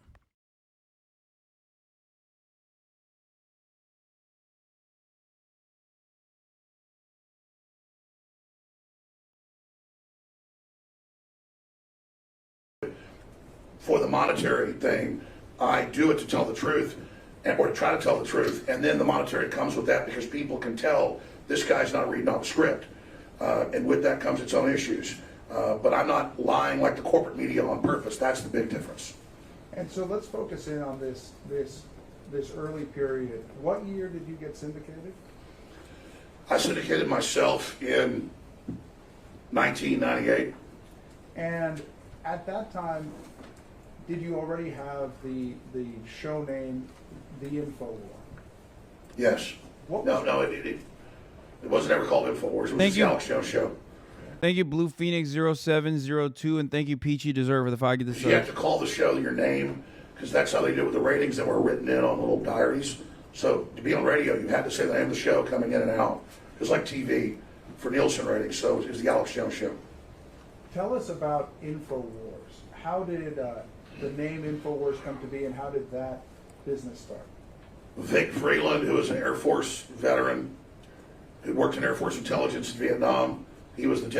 Alex was also in a movie called Slacker by Richard Linklater. Richard Linklater featured Alex Jones heavily in his movies. Part of the reason, I was going to mention that earlier, actually, I totally forgot. Richard Linklater, just like myself, was fascinated by Alex Jones. Like, I mean, he fucking thought, yes, he's an Austin guy. Scanner Darkly as well. Yeah. So the thing is, a lot of people saw the broadcasting talent. A lot of people saw the broadcasting talent that Alex Jones had. I've played this clip before, and I've played the Scanner Darkly clip before. Part of the reason why he was like featured in Linklater movies is because at this stage they just thought he was like a weird guy who was like very telegenic. Death and taxes. Don't talk about politics or religion. This is all the equivalent of enemy propaganda rolling across the picket line. Lay down, GI. Lay down, GI. We saw it all through the 20th century. And now in the 21st century, it's time to stand up and realize that we should not allow ourselves to be crammed into this rat maze. We should not submit to dehumanization. I don't know about you, but I'm concerned with what's happening in this world. I'm concerned with the structure. I'm concerned with the systems of control. Those that control my life and those that seek to control it even more. I want freedom. That's what I want, and that's what you should want. It's up to each and every one of us to turn loose of just some of the greed, the hatred, the envy, and yes, the insecurities, because that is the central mode of control. Make us feel pathetic, small, so we'll willingly give up our sovereignty, our liberty, our destiny. We have got to realize that we're being conditioned on a mass scale. Start challenging this corporate slave state. The 21st century is going to be a new century. Not the century of slavery, not the century of lies and issues of no significance and classism and statism and all the rest of the modes of control. One thing I do think is cool about this, by the way, is that he was doing the conservative car thing. Like, even back then. Like, he kind of did invent that shit. It's going to be the age of humankind standing up for something pure and something right. What a bunch of garbage, liberal, Democrat, conservative, Republican. It's all there to control you. Two sides of the same coin. 2 management teams bidding for control, the CEO job of Slavery Incorporated. The truth is out there in front of you, but they lay out this buffet of lies. I'm sick of it, and I'm not going to take a bite out of it. Do you got me? Resistance is not futile. We're going to win this thing. Humankind is too good. We're not a bunch of underachievers. We're going to stand up, and we're going to be human beings. We're going to get fired up about the real things, the things that matter, creativity, and the dynamic human spirit that refuses to submit. Well, that's it. That's all I got to say. It's in your court.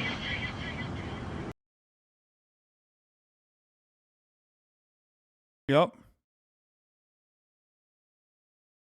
This man got lead poisoning for real. I mean, he got something. He was poisoned by the CIA and the demon rats. Come from? Why can't we stop it? The bigger this war gets, the more freedoms we lose, the more Substance D is on our streets. This is another Linklater production, A Scanner Darkly, starring Keanu Reeves. Can't you figure this out? Look around you. Look how far we've come. Humanity wasn't meant to live like this. Our every waking moment, tracked and traced and scanned. It's time to stop submitting to this tyranny. It's time to realize that we're being enslaved. Uh-oh, it's our tax dollars at work to protect us from ourselves. Hey guys, I used to be one of you. Stop selling out your own species.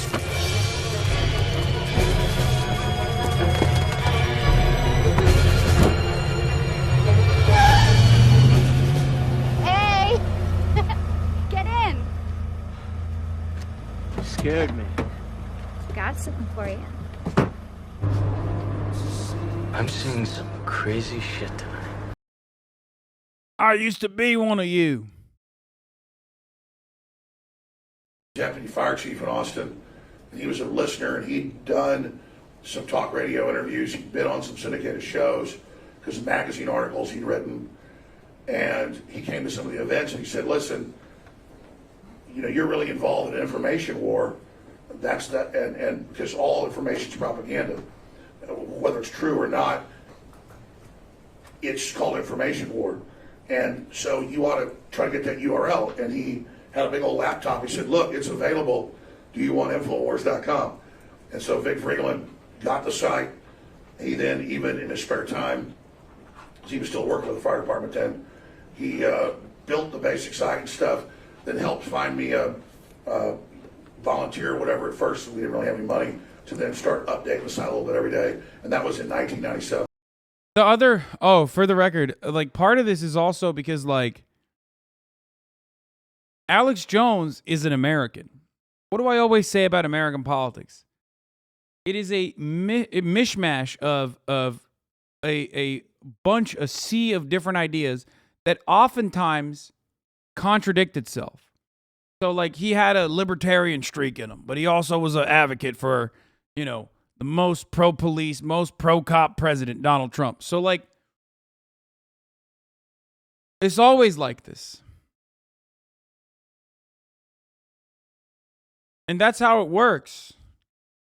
And he's united under bigotry for the most part. Like his ideology is a bunch of different ideas, oftentimes in contradiction from one another. It unites under the banner of the most reactionary position you can take. So Infowars came from an Air Force intelligence term. So you had the Alex Jones show that was being broadcast, and you also had Infowars at the same time. Yes, I had a radio show. At the time, I was doing a local radio show. And then I'm 50 and I watched the 90s Alex Jones via LimeWire. You were 8. Did you go back in your teens and research Alex Jones or later? I have 50-year-old HassanAbi heads. That's crazy. How do you know so much early Alex Jones? The Illuminati? Bro, I am fascinated with media. I'm a media demon, okay? When I say I've always been fascinated with Alex Jones, staying with Joe Rogan, I mean it. I was doing the syndicated one out of my house, and then I had a website that I could post articles on or links to say, look, this is on the... Damn, bro, when I say I fucked your mom, and you motherfuckers say like, yo, my mom is dead, now I believe it. There's like hella 30, 40 plus people in here. Go check it out on air. So it's kind of a way to make radio almost like TV, because the internet was starting to become more effective and more where it actually worked, where it's not effective, where you could actually post stuff and do things. And so we could put things on there and show people what we were talking about. Did you also start making, in order to support Infowars, did you also start making documentaries? I did start making documentaries. In 1997, I made my first documentary, America Destroyed by Design, about the Great Reset that was coming and the different UN documents that were in it. And then I made more than 25 more films after that. Why make the films?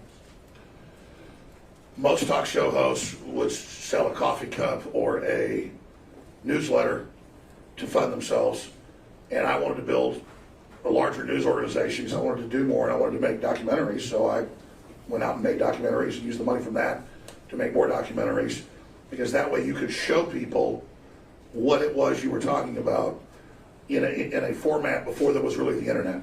Because even though the internet was around, it was mainly text and pictures.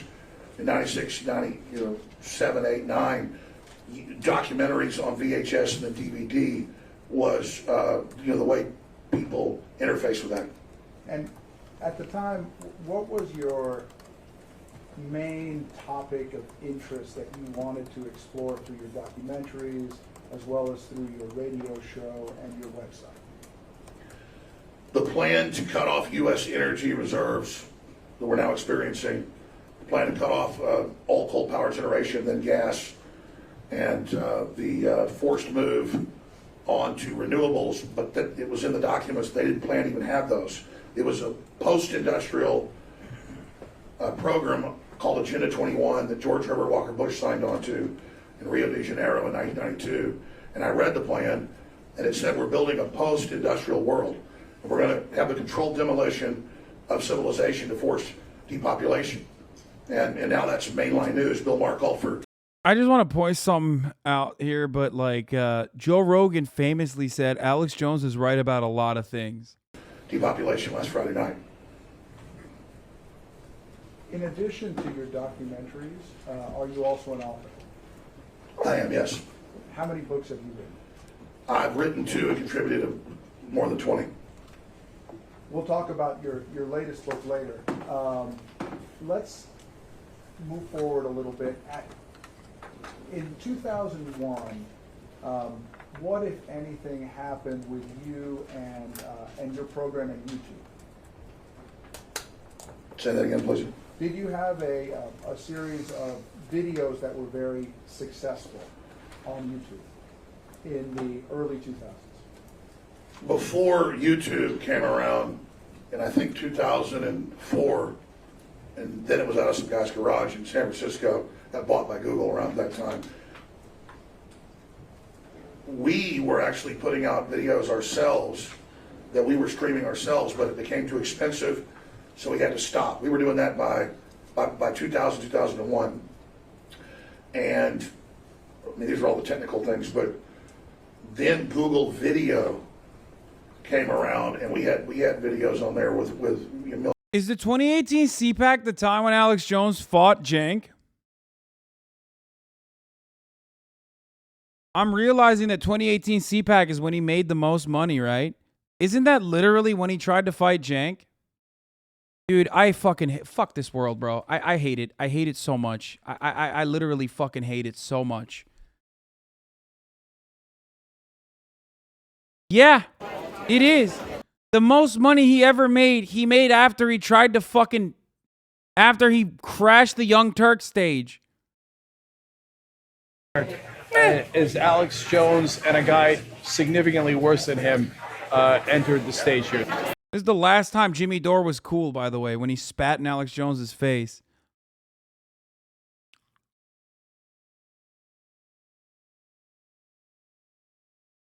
Oh, it's 2016 during the RNC. No, never mind. It's 2016 RNC. Never mind. Never mind. Oh, thank God. Thank fucking God. Yeah, 2016 RNC, man. Shit was fucking insane. The reason why I was looking at 2018 CPAC is because that's when he made 800 grand on multiple days that week.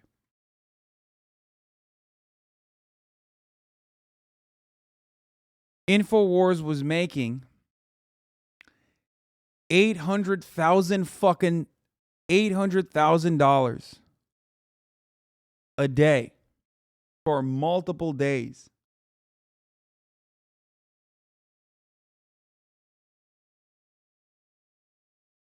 Oh, Alex Jones's wife is also using apparently the Sandy Hook text message leak. Alex Jones' ex-wife, Kelly Jones here, and I'm going to subpoena this data. Won a jury, lost my kids for blowing the whistle on Infowars. Subpoena request will go out today.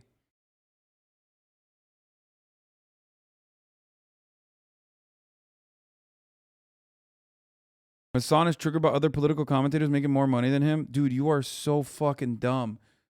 There are a million. Every political commentator on the planet that is on the right makes more money than me. Okay? Every single political commentator on the right makes more money than I do. Okay? Tim Pool makes more money than me. Ben Shapiro makes more money than me. I think you are misunderstanding my point. I am incredibly comfortable with the amount of money I make. Okay? Please.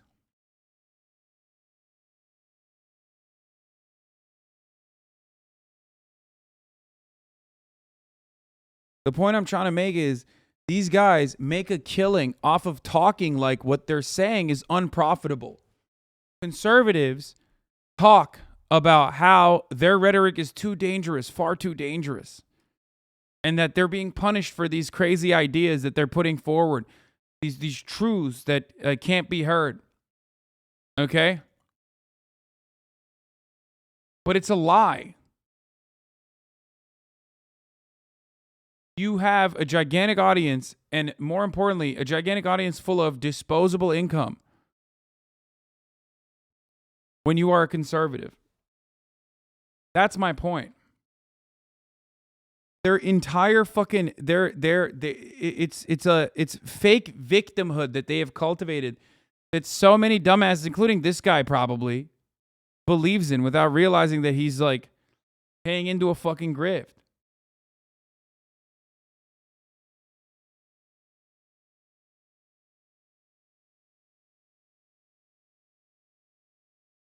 For me, the money isn't the W here. It is the truth about something that is profoundly fucking scary.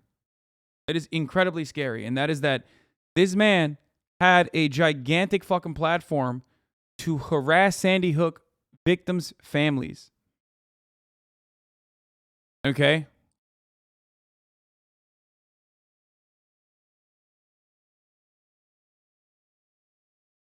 Millions of people that watched him, and we were just putting him out for free, and it was very popular with the left because it was us tracking and protesting the KKK. It was us exposing police brutality and things like that. And I wasn't trying to be left wing. I just thought those were really important topics, and so I got really popular with the left wing then. And they went and had me speak in San Francisco and New York, and I got big awards, by the big liberal Democrat channels.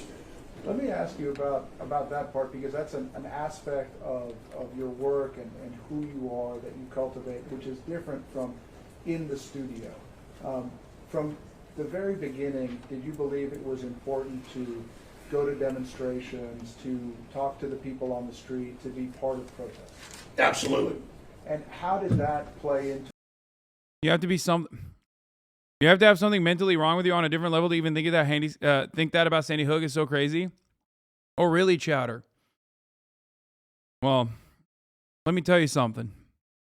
In the aftermath of the Uvalde school shooting, I'm willing to bet that there are significantly more people that believe that was fake. The only difference is now you don't have a singular fucking speaker that redirects that anger and vitriol at the families in the way that Alex Jones did. However, that narrative that these school shootings, these incredible fucking acts of these incredible massacres are fake, is a more prescient and more popular narrative than ever before. I talked about this extensively during the Uvalde shooting. Maybe you weren't here and maybe you didn't miss it, maybe you missed it. But that is where you go when you have no more options. If you have firmly believed that like guns are not the problem your entire fucking life, and you have come up with different counters over and over again, like, well, if there was only a good guy with a gun, then it would have been fine. And then every single one of those counters, as a consequence of how much gun violence occurs in this country, all of those counters have been dispelled. All of those narratives have been destroyed, right? You finally have to arrive at the final fucking way of coping with this reality, rather than recognizing the real problems. The real problems being that like guns are easily accessible. If you can't recognize that, then you have to cope with that reality by coming up with something completely insane, like, oh, well, it must have been fake then. Okay? And that's where this comes from. And there are more people now that believe shit like this. There are more people now that believe shit like this than back when he was popping off with the Sandy Hook stuff. The only difference is there isn't anyone dumb enough like Alex Jones to come out and say it and have like such a prominent, massive audience. To what you were trying to do in Infowars. Well, Infowars is a radio show on TV. And that's really what Oprah Winfrey is too. It's just, but I mean, that's, it all goes back to radio when that started 100 years ago, or a little bit more now. And so that's a separate thing. A talk show with opinions and people debating is like The View. They're not fact checking, they're just giving their opinions.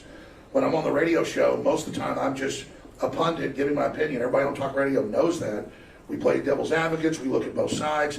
I don't do that very often now because people can edit tapes and hurt you bad. Because I would say, well, let's look at this. They're saying this, and they believe that. And now let's look at this. And it's... This actually makes it worse. He's like, I don't even look at both sides anymore. So, like, what? Because people can edit tapes. It's like, motherfucker, are you serious? So you're just openly fucking admitting. You're openly admitting that, like, the shit that you're saying is not even devil's advocacy. You're just a psycho. Later, as I realized my show had a lot more power than I thought, I realized, well, even if I'm not the one editing these tapes, I've got to be more careful because there's bad guys out there that will do it. But the films I'm proud of, we didn't ever put any films out about Sandy Hook, never had any products about Sandy Hook. The films we would try to really vet and do more journalistic research into and fact check and interview renowned people. I mean, I interviewed like former U.S. Attorney Generals and members of Congress and former chairman of the Joint Chiefs of Staff. I mean, that's who we would go for these films. Top economists, you know, just really big names for these films. And they were very, very popular. So that's where I've been journalistic and done a good job. I guess with the age of the internet, people grabbing clips out of talk radio or talk TV and mixing it together, I can see how it could cause problems. That's why I've admitted that I've made a lot of mistakes, but none of it was done from some master plan deal. It was done from a bedroom in my house. Sustained. So one of the things I noticed about you is that you have a very distinctive voice, very deep, sort of gravelly voice. Did your voice always sound that way? No. What happened to your voice? Why does it sound the way it does? Well, I remember the two demonstrations where I finally wrecked it. And one was about 12, 13 years ago. It was actually film of it. Oh, I'm sorry, go ahead. Do you have some way to tie this to the damages portion of this story? No, I thought you told me. No. I'll address you if I'm talking to you. This is so that the jury can understand who my client is and properly assess his credibility, his demeanor. Sustained.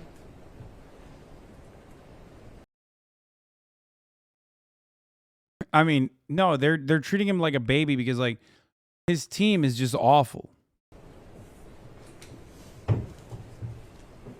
Let me ask you directly about Infowars as we're coming into the period where Sandy Hook occurs.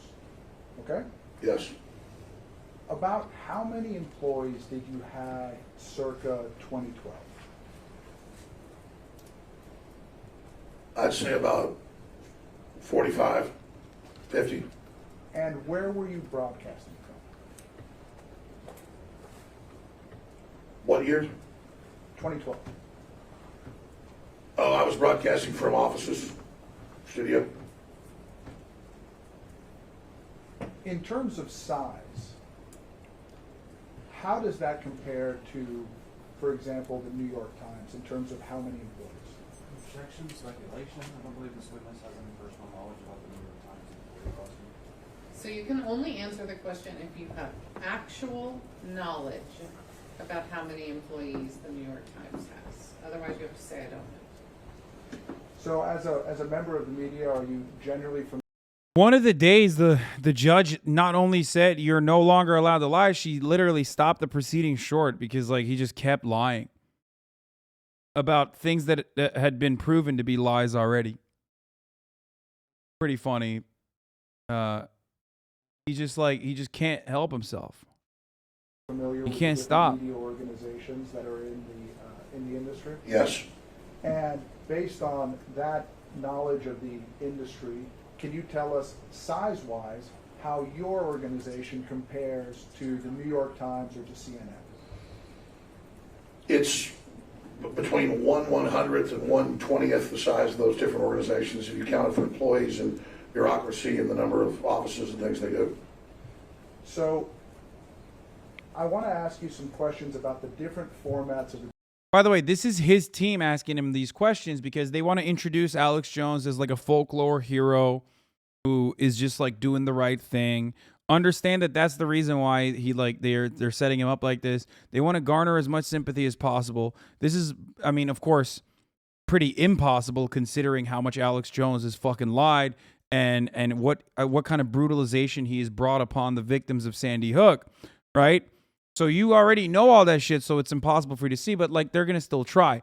Now, what's funny about it though, the other thing that they were trying to establish is that the Infowars parent company filed for bankruptcy. I think it was like Free Speech Media or something, and that they would go bankrupt because the parents of Sandy Hook are suing him for $150 million in damages, which they fucking deserve, by the way, for the multiple year-long harassment that they withstood, that they had their cars shot at, that they had their fucking houses shot at. They were completely doxxed. Yeah, Free Speech Systems is the company that already had filed for bankruptcy before this happened. Okay? But the reality is that the treasure trove of data that they found, you guys didn't know that? Yeah. Yeah, people showing up to their houses with video cameras, filming them nonstop.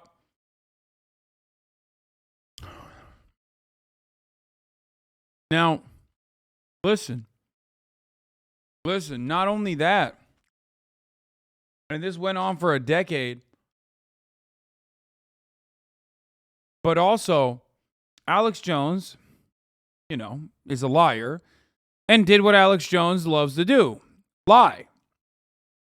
He not only capitalized on their suffering, he not only sent a bunch of the most unhinged, deranged psychopaths, some of them that are heavily armed, over to their houses, but he also continued to lie on this court case by declaring that he was broke and that he had no money. Why would anybody think you're pro Alex Jones? No one is going to think I'm pro Alex Jones. You literally have to be an Alex Jones head to think I'm Alex Jones. You have to be that fucking mentally ill. But one of the things that we found out was that the company was making $800,000 a day. Okay? $800,000 a day during CPAC in 2018. So he's caked the fuck up. Okay? So the idea that he doesn't have enough money to pay $150 million in damages in this defamation suit is a fucking straight up transparent lie.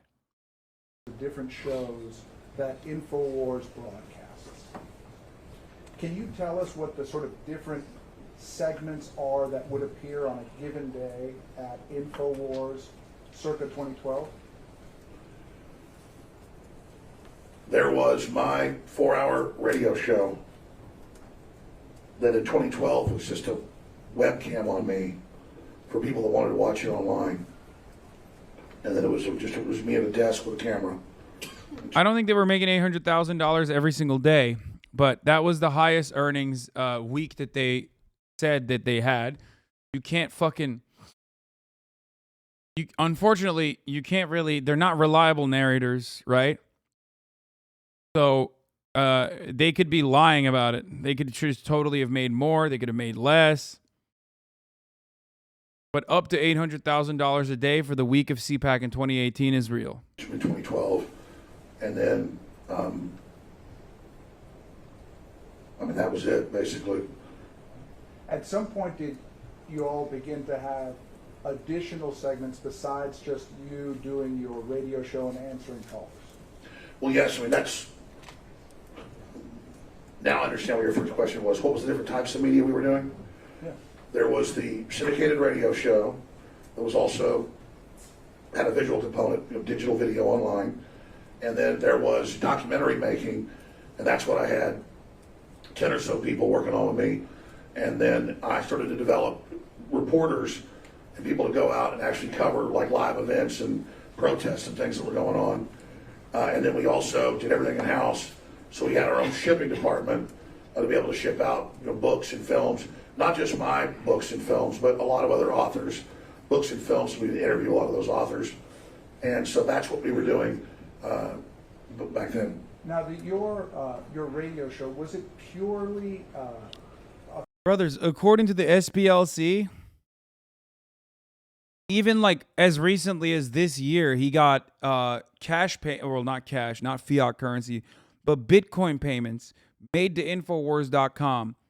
$2 million, $8 million, like one-off Bitcoin payments and shit. So like these guys are caked the fuck up, okay? Caked out the goddamn wazoo.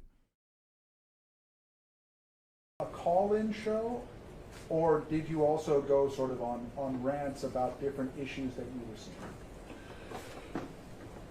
Yes, we would have a lot of calls. Sometimes the whole show would be calls. Sometimes it would be all guests. Sometimes I would just decide I had so much news that I was going to just cover up to 100 stories on there and just look at them.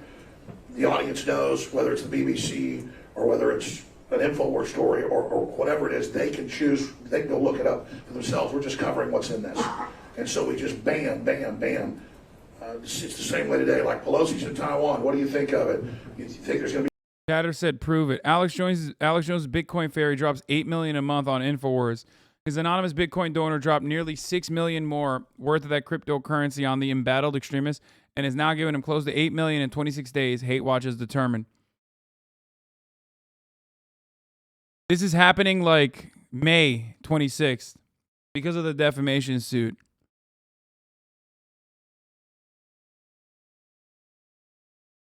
To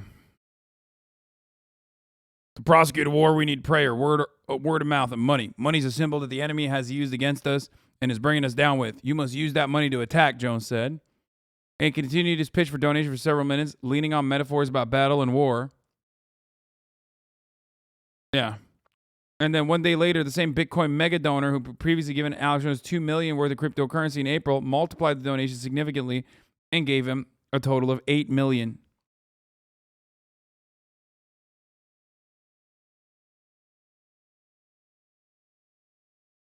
So yeah.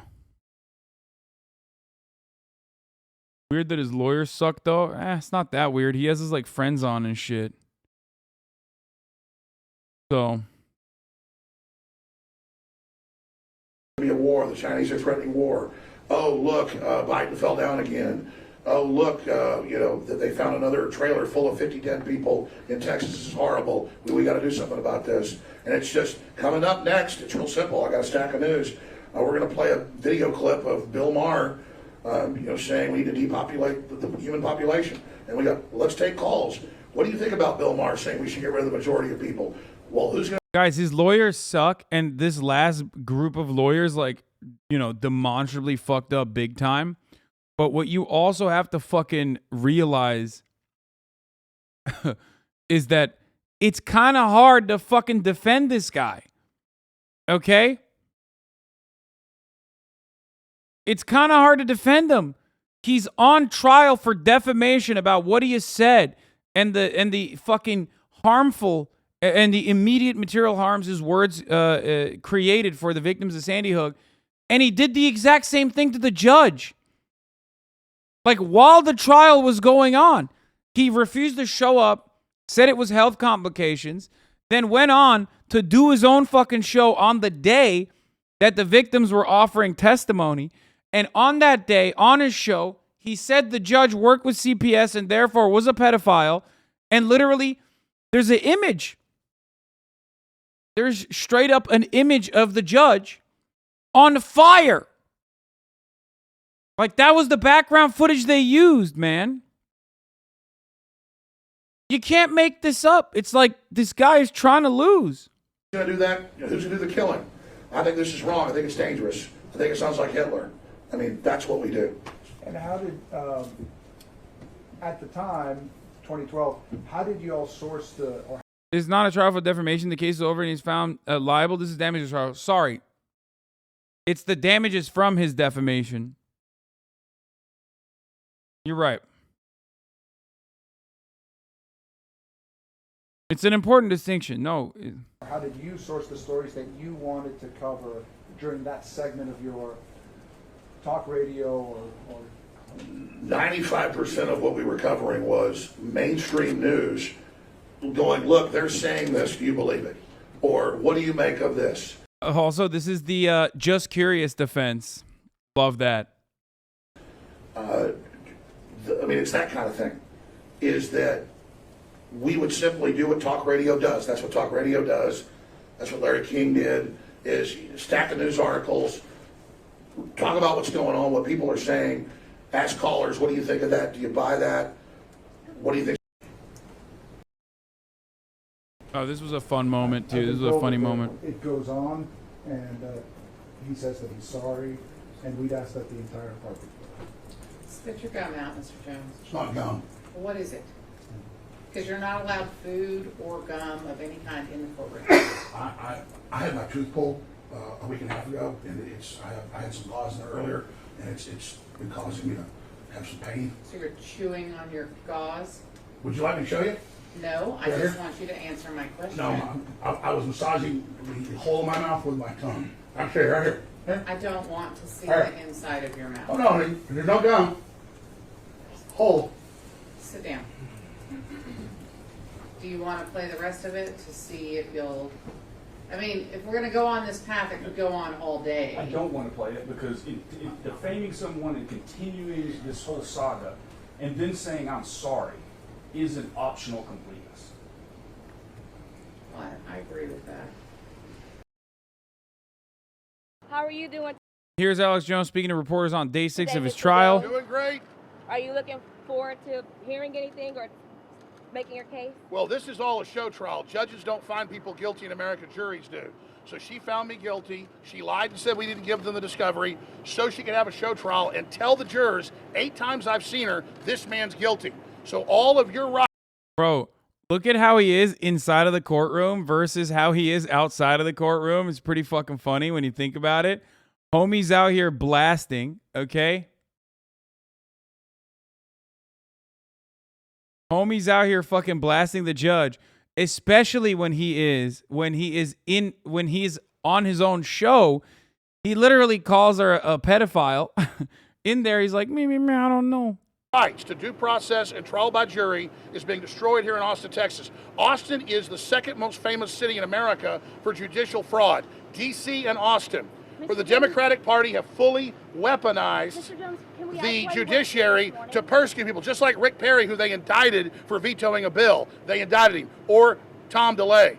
They've done this over and over again, and she hopes the jury doesn't learn what she's done. She even tried to sign a document saying we couldn't mention the First Amendment or say we're innocent. All I did was speculate and ask questions. I have a right to do that. It has been the lawyers, the Democratic Party, and the whole Sandy Hook anti-gun crew that has attached themselves to me for years. They've talked more in this trial about Sandy Hook than I ever did in 10 years. They make money off of it. They live off of it, and that's the truth. Mr. Jones, we know you're a father. Mr. Heslin took the stand today. Do you have anything you want to say to him as a father? Why weren't you there this morning? What we have is gun control groups trying to use dead children to take not just the Second Amendment, but now the First Amendment away from America, and it will fail. The Democratic... Can't say he's innocent during this because he was already found guilty. Yeah.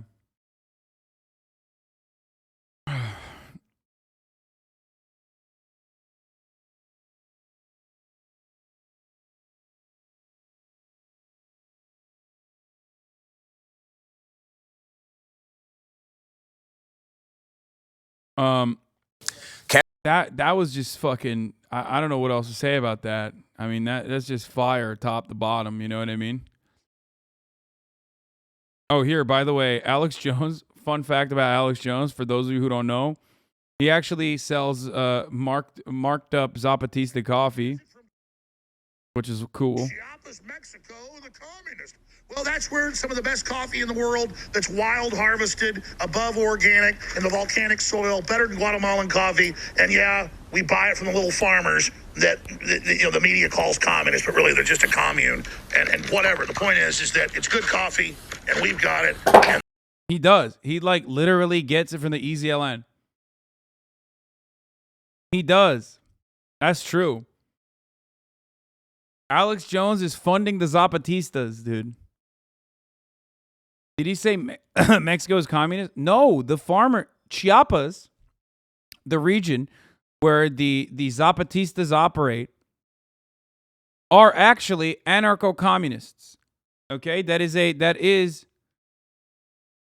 the fuck is happening right now? Can't get inside. And the farmers don't let the Mexican government take over. So I actually buy this from the Mexican rebels. And I've been buying it for, 14 years, and the price has never gone up. The same stuff sold at Whole Foods under another name for about 50% more per pound. And I just think it's some of the best coffee you're going to find anywhere. It's Wake Up America, Patriot Blend from the Chiapas rebels, literally. People say, why is it from...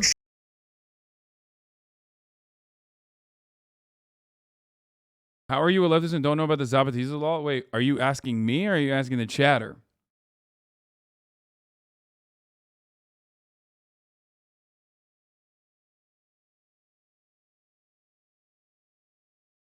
That's true though. Baby doll 891, thank you for the 10 gifted subs.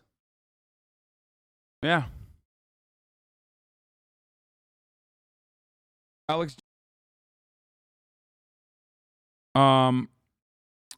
We're going to talk about Kirsten Cinema. There's the new Manosphere shit. What the fuck was this that I just turned off? Oh, yeah. I mean, we talked about the financials behind Infowars. It's important. Alex Jones says 800 today was a really good week during CPAC where they were doing better business. Just want to add that Alex Jones' latent cough came back in full force when he was reading his own text. Sandy Hook parents, lawyer on a hot mic during recess. You know what? Nobody's thought about that yet. What happens when the phone goes to law enforcement? Well, guess what? Law enforcement did think about that. As we mentioned already. Shaking my head. Stop using the word anarchist when you're yelling at dumb chatters if you like the Zapatistas, lol. Yeah, dude, you're right. Because the Zapatistas are the same as like the fucking unwashed crust punk living in fucking Idaho, LARPing as a Zapatista. You're right, dude.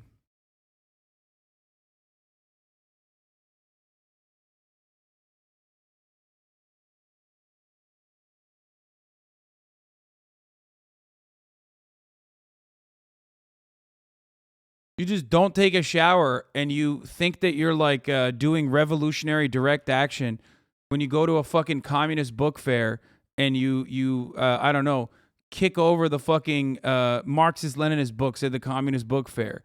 There's a difference between that and controlling and defending a region of fucking coffee farmers, okay, against the cartels, against everybody else. Like, shut the fuck up. Living in a fucking commune or squatting in a fucking house with 8 of your trust fund homies and refusing to take a shower doesn't mean that you're a Zapatista. Okay? Read a book.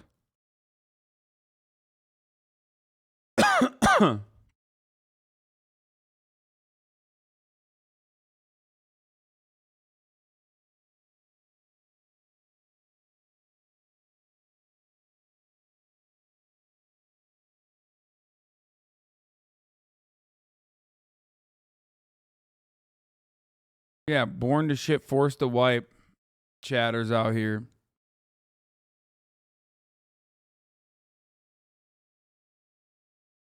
Okay. Drove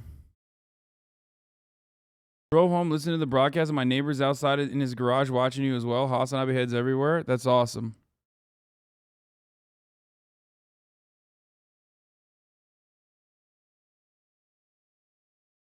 The phone digital backup that the lawyers got was 800 gigs in size. That's a whole lot of crimes. Wonder if it has any text from the Secret Service on January 6th. I don't know. Well, we'll see. There's a new Joe Rogan debate. Love that. They debate the reason for why the current generation is the first to be worse off than their parents. I wonder why. When Joe Rogan debates one of his guests, though, it's usually just a matter of like who has the worst take overall. We talked about the Florida ballot initiative. Karen, who recorded her public meltdown at Home Depot, has more to say. I don't know who the fuck this is.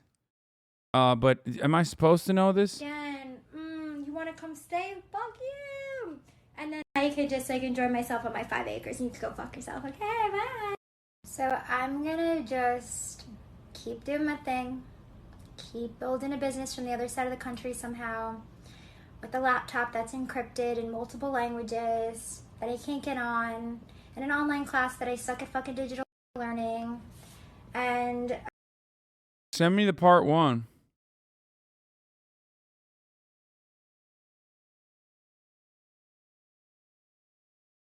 I don't know what the Home Depot part 1. Spiritual Karen kicked out of Home Depot.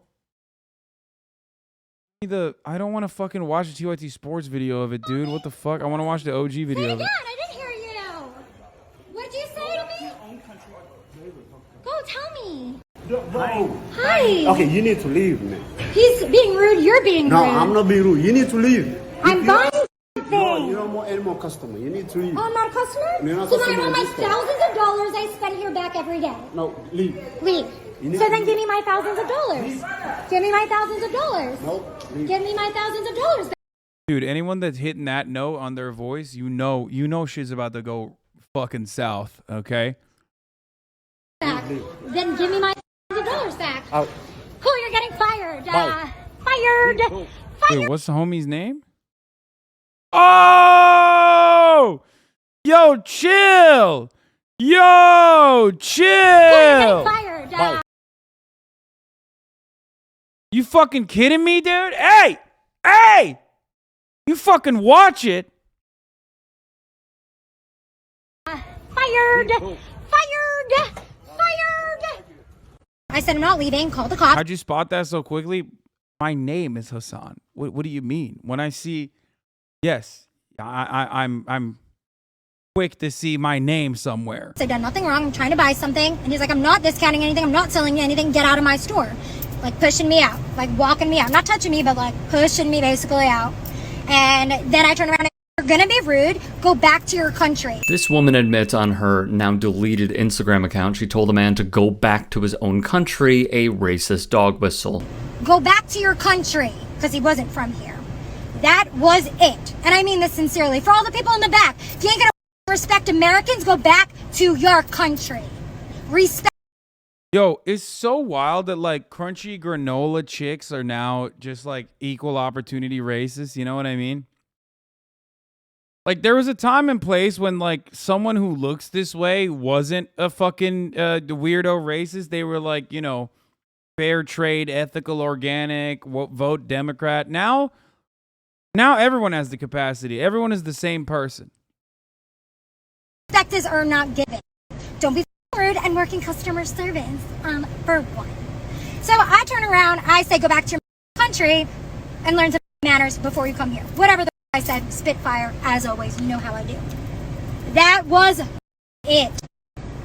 Back in New York, the word is not really like offensive, but I understand we live in a day and age and everybody's not from New York City and everything is sensitive to everybody who's not from New York City. Yeah, this is a New York City diss for real.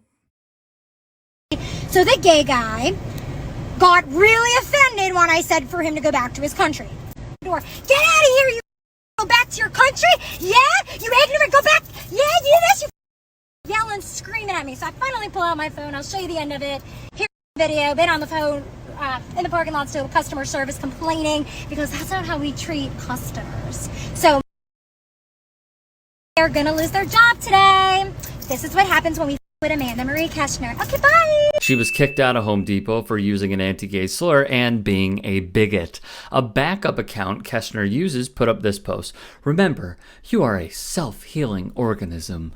What you put into your electromagnetic field is how your mind, body, and spirit will respond. Dis-ease is a manifestation. Okay, all right. So that's the OG post. Got it. All right. So let's see. She did followed up with this. Don't ever come at me again. You want to come stay? Fuck you. Chat, hear me out. Come on, bro. You can't fix her. Stop. Listen to me. Okay? Can't fix this. Stop. Also, when you're this evil, your pH levels are fucked, okay? That's all I'm going to say. There's no shot the pH levels are all right. And then I could just like enjoy myself on my 5 acres and you could go fuck yourself. Okay, bye. See, that's like an anti-woman joke that only women will understand. So it's like, if they say I'm a misogynist, like no guy knows what I just said. Most guys have no clue what I just said. Only women are gonna clock that joke that I just made. So I'm gonna just keep doing my thing. And if you laugh at that, ladies, you're a misogynist too. I'm just saying, internalized misogyny, sweaty. Keep building a business from the other side of the country somehow with a laptop that's encrypted in multiple languages that I can't get on, and an online class that I suck at fucking digital learning, and a divorce, and a protection order, and everything else that I'm doing. I'm just going to keep doing it. I'm just going to keep doing it. And then guess what? When I'm back to my 5 acres and I'm on my property, I can... yeah. What the fuck? I mean, she's just mentally ill. The response is old. It's from 77 weeks ago. Yeah, why did they do this? It's like, clearly this is not fucking...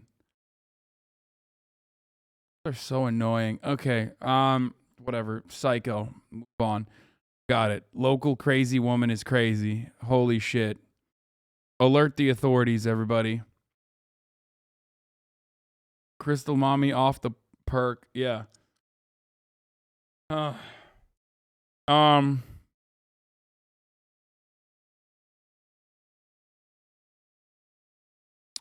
Crystal mommy off the perk. Let's watch this shit. Men aren't the issue. Let's see. How are men not the issue? Because men are not complicated or difficult to please. That's women. Men are not sold nor do they buy into these unrealistic and idealistic, fallacious ideas of romantic love, such as... Preach, dude. Fucking king. Preach. Spitting. Dude, honestly, in a weird way, I'm nostalgic for like old school PUA, men's right activist guys who were just like, you need to stop being a pussy. Like the new wave of men's right activists are such gigantic fucking, I don't know. I feel like they're such pussies. Like they literally are just like, the new meninists are constantly fucking crying. They're like, oh, no man ever gets a flower. The only time a man is ever given flowers is on his funeral. Men don't actually say hi to one another. And it's like, okay, well, I don't know. Maybe if you stop being a fucking dork, dude. Like, you could do that. Like, you could give the homies flowers. You know what I mean? You're doing this to yourself. Just soulmates in the one. That's women.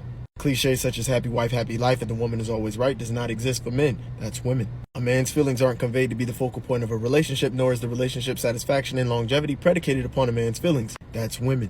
Men are not the ones you have to simp and pander to in order to please them. That's That's women. Men are not the ones who say they want one thing and then end up with the other. That's women. Men are not the ones who struggle to operate within the confinements of reality or hold. Women. Oh, I mean, the old ones were also pussies. Yeah, no, for sure. You're absolutely correct about that. But at least they didn't like, what do you call it? At least they didn't fucking present themselves in such a fucking horrifyingly baby shit style way.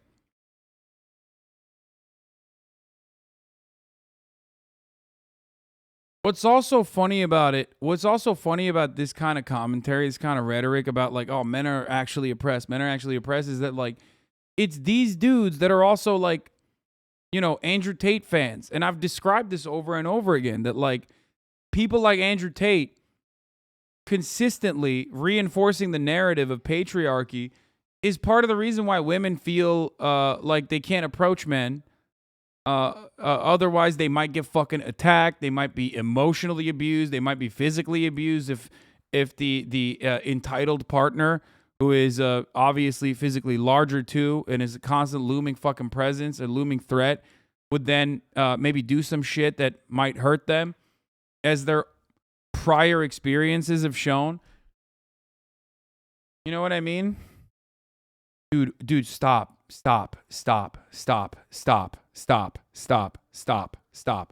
spammed this over and over again. Stop. Time out. Go on a timeout. We moved on. That's like 8 segments ago, okay? Holy shit, dude.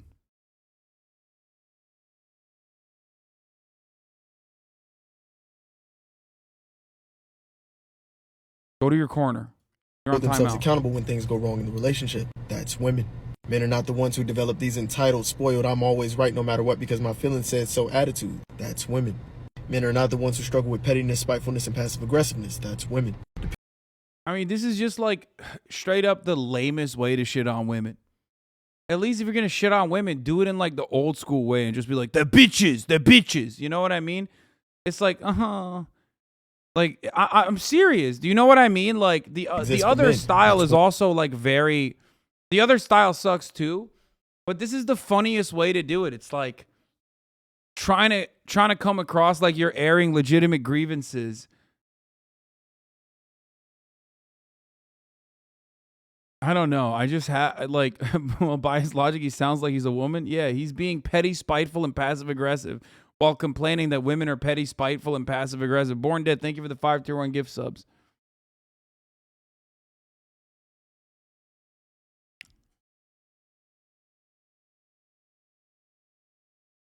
Misogynist dudes nowadays got me begging for old school misogyny.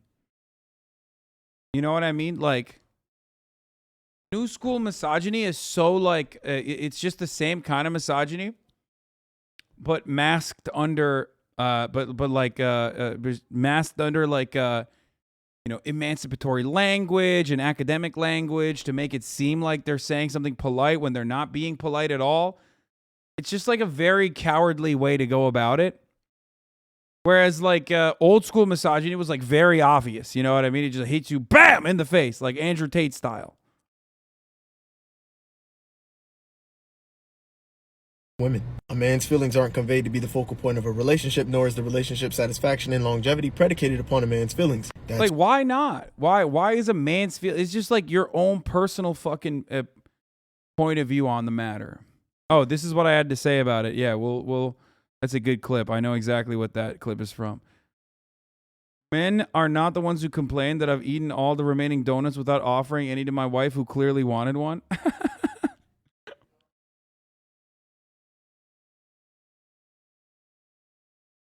Yeah, now they're... Oh my God, that's such a good lock, chatter. Now they're writing Aaron Sorkin speeches about hating women. Like, at least like old school misogyny... Old school patriarchal attitudes was like, I hate woman. I hate woman. It was like that. Now it's like, yeah, get back to the kitchen. Get back to the kitchen. Clean the house. Clean the house. Know your place. Now it's like pontificating endlessly in the most eloquent way possible to ultimately arrive at the same fucking point that you just hate women and that like they need to stay in the kitchen. Or they are the reason why the dating pool is fucked.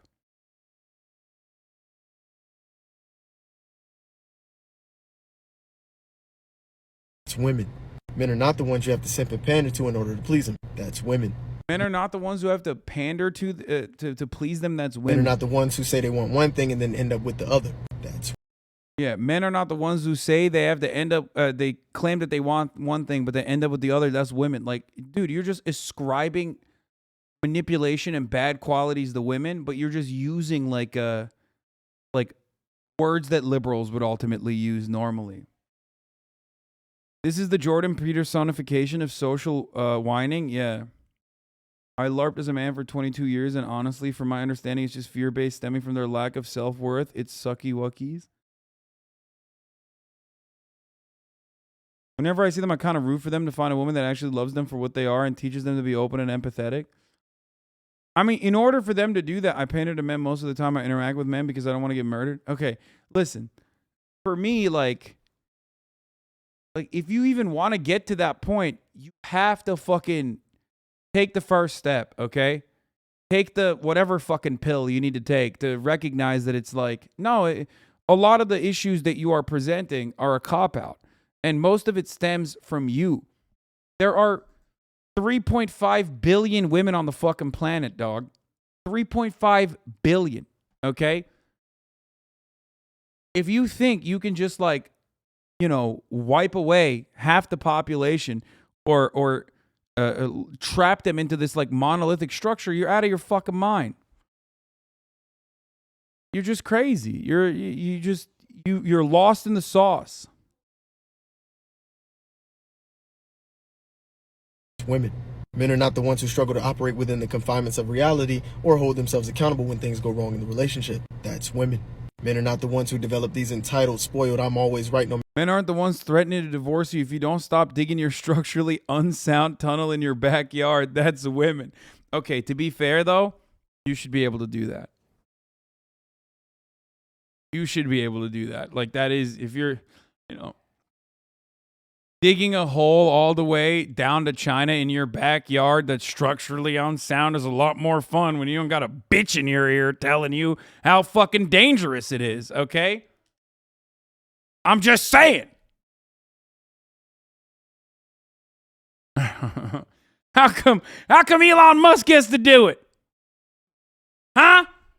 He called it boring tunnels. He said Hyperloop. Everyone's like, here, take $1 billion. But me and Billy Bob, we get together, we build that same goddamn thing. Everyone's saying, hey, you got a permit for that. Fuck no. Last time I checked, this wasn't communist China. Even though I'm trying to get down there with the tunnel. Nancy Pelosi gets to go to Taiwan. Why can't I dig a hole down to Beijing?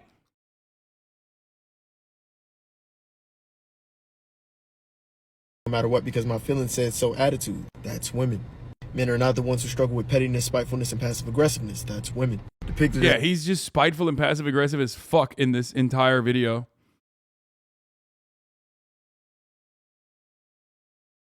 As innocent angels in the media, that's women. Pick the wrong men and then complain that no good men exist, that's women. Unrealistic expectations, unreasonable. Bro, isn't he just doing exactly what he's complaining about here? Like, this just seems like you fucking picked the wrong, you picked the wrong woman, I guess. And now you're just complaining that all women are bad. In your That's Woman fucking, in your That's Woman video.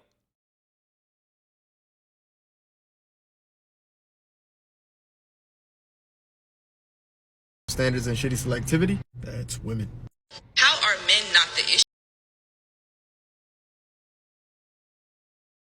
That's awesome.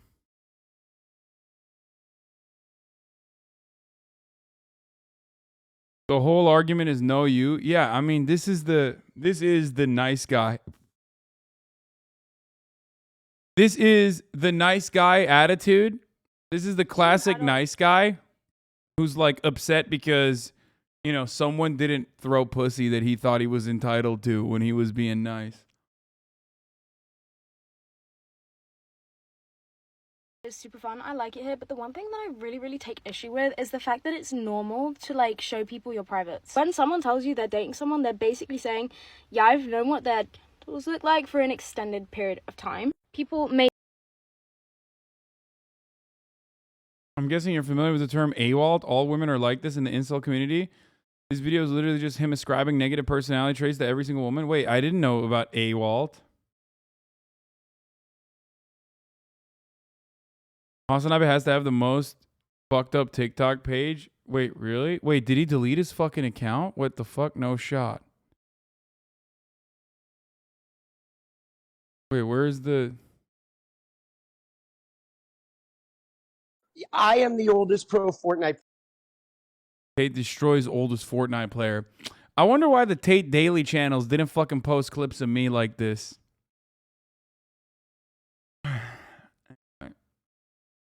Femcel version of this dude. Hey, that boy gay, gay, gay, gay, gay, gay, gay. Dude, TikTok has the most unhinged people across the board. Like, if you want incels, incels galore. If you want femcels, femcels galore too. Okay? You got all of it. It's just like, it's awesome. Okay? If we're not going to even talk about like the structural inequalities and just reduce it back to like individuals, everybody loves taking their individual grievances and casting it on the other side and making like overarching, over-encompassing moral statements, and you can always find a fucking audience for it. That's TikTok.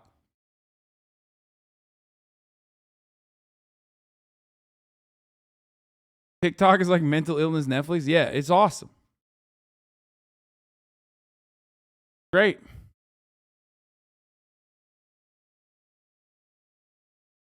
Incel and femcel posts do numbers every day. There's a new gendered intellectual WWE match on the timeline. Yeah. Thank God this community doesn't have any femcel. Says rad femcel. Yeah, thank God. TikTok has house moms begging for cum and underage chicks talking about wanting to fuck their boyfriend's dad. This shit is the new Wild West. What the fuck? I mean, probably. I don't go on TikTok that much. I don't, fucking, what the fuck? I don't even know if I can yell at this dude because, like, I don't know if that's true or not. What about TikTok news sites? This shit is whack as fuck. Oh, I watched this morning. It gave me a fucking aneurysm. I almost couldn't stream because I literally got hit in the head. I've never watched a fucking a TikTok video that actually like took points off my health bar, okay, before this one. So trigger warning for everybody. Actually, I'm gonna hit the top of the hour ad break here.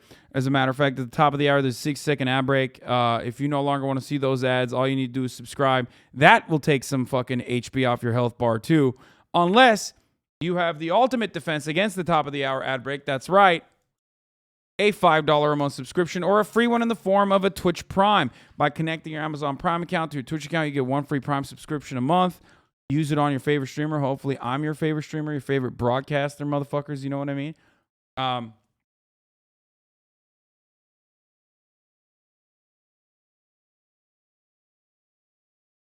K-Swigs 5, by the way, thank you for the 5. Get the subs, allowing 5 people to also no longer see the ads. Doing the Lord's work. Here's the 1-minute ad break now. Straight Cash 385. Thank you for the 5 tier 1 gift subs as well.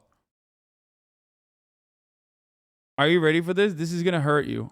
I'm just letting you know.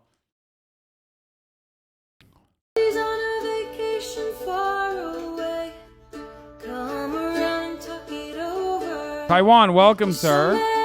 China, we claim Taiwan as our territory. So we're mad. So we're mad that you two are meeting. And we're bolstering military operations. Taiwan says, so are we. Also, you never ruled us.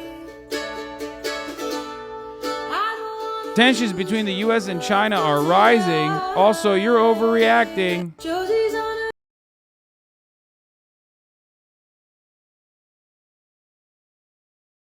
That's awesome. I went to college with 2,000 dudes that would make this TikTok. I mean, yeah, you went to college. College is the one-stop shop.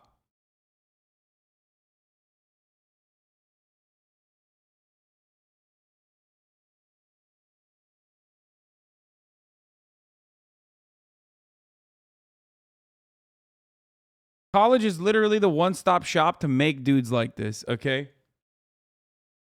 Like, I'm a fan of college, as you guys know, you know. Call me Asher Roth because I love college, right? But also, you know, I do sometimes feel like college is a secret op to create more SNL fans, you know what I mean? Like, sometimes I think that they created college as an institution so more people will watch Saturday Night Live. Or, you know, be on the cast of Saturday Night Live. Just wait till you see Zoomers on your For You page canceling MLK for being homophobic. I have seen that already. I've seen Zoomers on the For You page unironically repeating FBI propaganda, like literally FBI propaganda that was used, blackmail/fake shit that was used against MLK, and Zoomers are just straight up repeating it, okay? Okay, here was what I said about Andrew Tate, because if you treat women in the same way that Andrew Tate does, and a lot of these other fucking dudes keep doing that over and over again, you're scaring the hoes! Women are not going to want to fucking talk to dudes for that reason. That's why they say men ain't shit, men ain't shit, men ain't shit, because you're acting like you ain't shit. Stop. You're ruining for everybody, okay? That's the problem. Because if you... Can I get your thoughts on this real quick? Again tonight, that no matter how long it takes, no matter where you hide, if you are a threat to our people, the United States will find you and take you out. Make it clear again tonight that no matter how long it takes, no matter where you... What? Dark Brandon, yeah. What do you mean? Yeah, we know he's got it like that. What are you talking about?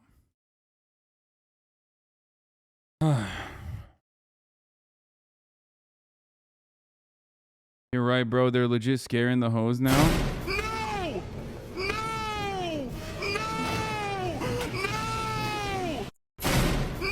137 mutuals were following Andrew Tate. Well, yeah, there you go.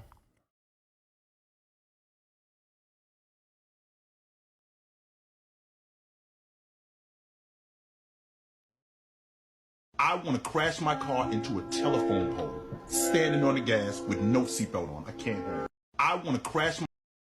Europe flower, no heart. Where are you hiding? What the fuck?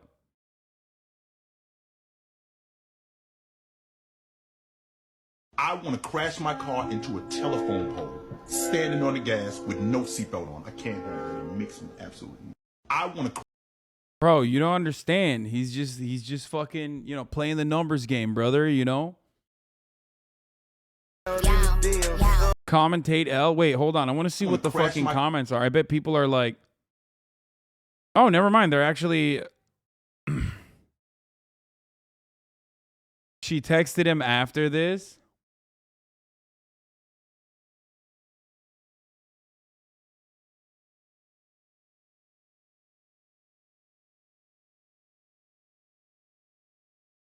He said he gets messages, not that he messages them. I just looked at Andrew Tate's Instagram, and I saw the list of people I follow who follow Andrew Tate.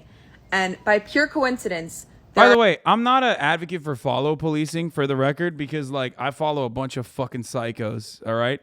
So make no mistake, like, that doesn't mean anything unless they fit the bill, okay?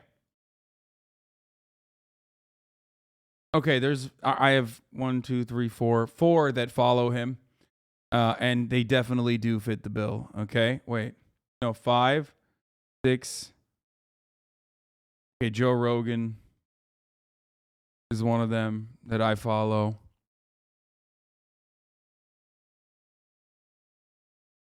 There are 2 people in my entire life that I've ever witnessed punch an inanimate object. One guy at a party in high school. One guy at a party in college. Both I saw with my own 2 eyes punch a wall and break parts of their hand. Punch a wall over a girl rejecting them. And those are the 2 people I know who follow Andrew Tate. I just looked at... I mean, that fits the bill. That fits the profile. That makes sense.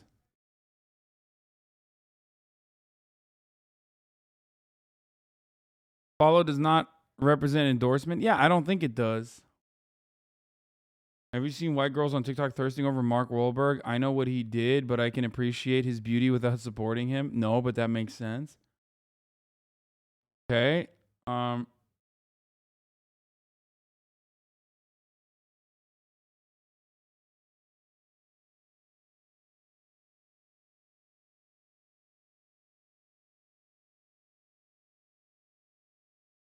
Oh, this is, you want me to? I want to be the dude. Come on, you really want to do this to the chatters? Okay, we'll just look at it. Okay, we'll look at it for a second. next SNL cast member, and here's why I should be a contender. Hi, Lorne Michaels, I'm Jake Novak, and I know that you're feeling the heat because your roster lost Cade, Kyle, 80, and Pete. That means you got an open seat, and I feel I ought to be feeling it, because when it comes to comedy songs, I kind of been killing it. See, weekly music videos, I'm a jam, bruh. I'm a rapid rhyming hammy nerd like Lin-Manuel Miranda mixed with Sam. Bro, honestly, like, Lin-Manuel Miranda really did do a lot of fucking damage. Like, people undermine the amount of damage that Lin-Manuel Miranda did to American society is fucking unimaginable. Pretty wild. What is this? POV Andrew Tate when his 1-year-old son has no Bugatti and doesn't drink sparkling water.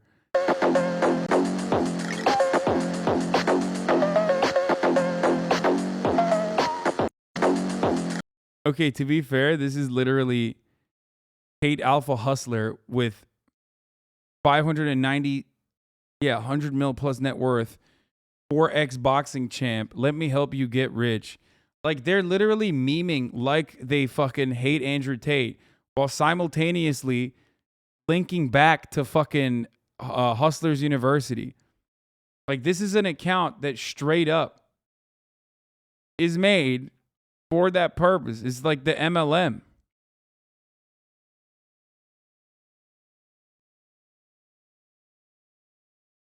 Hey, brothers, call out Hasan and Jen. Twitch and you know what's cool about that guy who got mad at you about the women driving thing? Him and his uncle deny the Armenian genocide. Wait, what?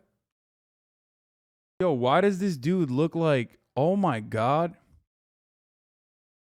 Bro, his skin is not looking good. Tristan, you gotta use some. It's a hate campaign way more effective than doing a good deed. Homie has to fucking use some lotion or something, dude. I don't know what the fuck's going on. His hairline's going the way of Andrew as well, which is not great. And no, I do not deny the Armenian genocide. Why the fuck would this guy say it's a good thing? Him and his uncle deny the Armenian genocide. They want to talk about empirical evidence all the time, and they are Armenian genocide deniers, literally. So that's actually criminal. Shout out to all my Armenians right here. Said that's actually criminal? What? I actually find it offensive that cis white male, straight white male like himself. Is he straight? He's bi. A bi white male is talking to me. Obviously, I'm a person of color, and I live in a poor country. I'm a margin. That's awesome. He said he's bi. HasanAbi, right?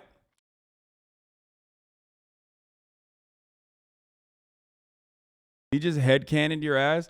My man, in his mind, I occupy a space where I am bisexual and deny the Armenian genocide. Criminalized individual, and I find it very, very insulting that he wants to come along and insult me. So we're gonna have to do something about that. They're gonna have to officially complain to Twitch because he's obviously a racist. Twitch has banned me for racism already, brother. Don't worry. They have no clue who you are. Yeah, no, totally. Not actual slander. Come on, bro. What are we gonna do? Prosecute motherfuckers who like say I deny the Armenian genocide? Like, everyone on 4chan is going to jail, which actually I guess is not that bad. That could be a good thing. Why is such a shitty person such a good shit poster? Yeah, I mean, he is a good shit poster. He really is.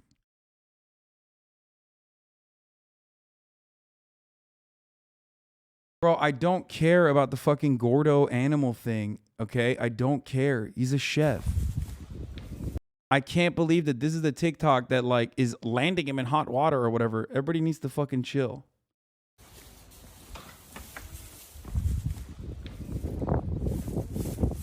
I'm going to eat you. Yummy, yum, yum, yum, yum, yum. Yummy, yum, yum, yum, yum, yum, yum. Which one's going in the oven first? Wait, why are people mad at this? Like, what do you think like hamburgers is made out of? You know what I mean? What do you think like? You.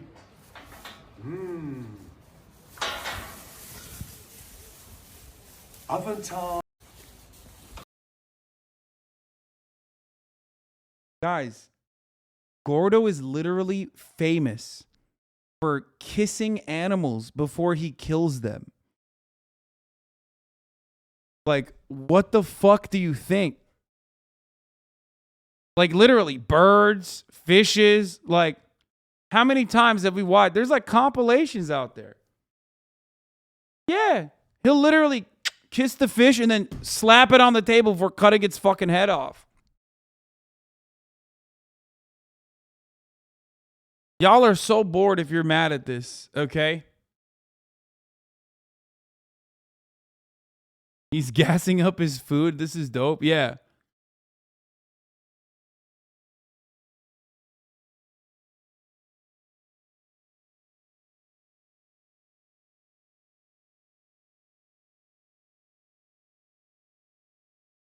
Not gonna lie, this is disturbing.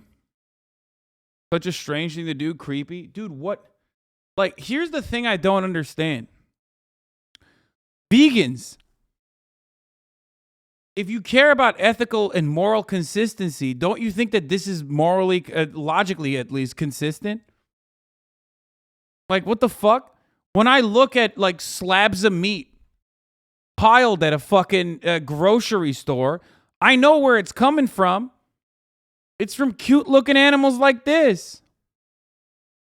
Like, what do you mean?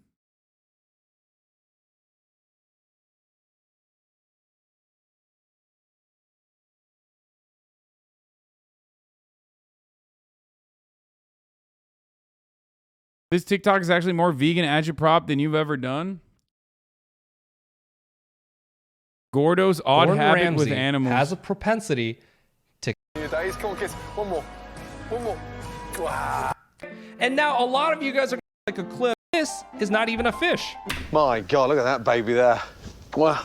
And how young is that? Is that the perfect age? I don't understand enough. Yeah, he does this shit all the time. I swear to God, I'm willing to bet that it's actually not even vegans that are mad at this. I can see this being like animal eaters who love animals that are mad at this more than fucking random vegans. Because, like, I mean, I'm sure vegans are mad at it because vegans are mad all the time. You know what I mean? They're just fucking mad all the time regardless. So I'm sure they are also playing a role in the fucking maddening. But, like, I do think that I can see you're whack for this straight up. Bro, I literally eat a pound of chicken in front of you every day. Like, what difference does it make if I kiss the bird before cutting its fucking head off personally, okay, and have a personal relationship with my meal that I'm consuming versus having someone else do that in the process? A big difference? No, it's not. No, it's not. This person at least demonstrates the moral courage to recognize that, like, you know, he's eating that animal. Fuck you mean?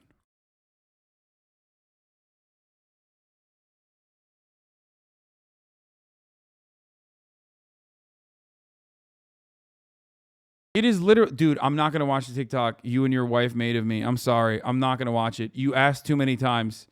You went beyond the point of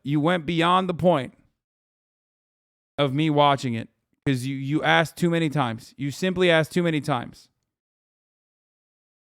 And if you would ask one time and I clicked on it, that's fine. But you asked so many times, I'm not going to watch it.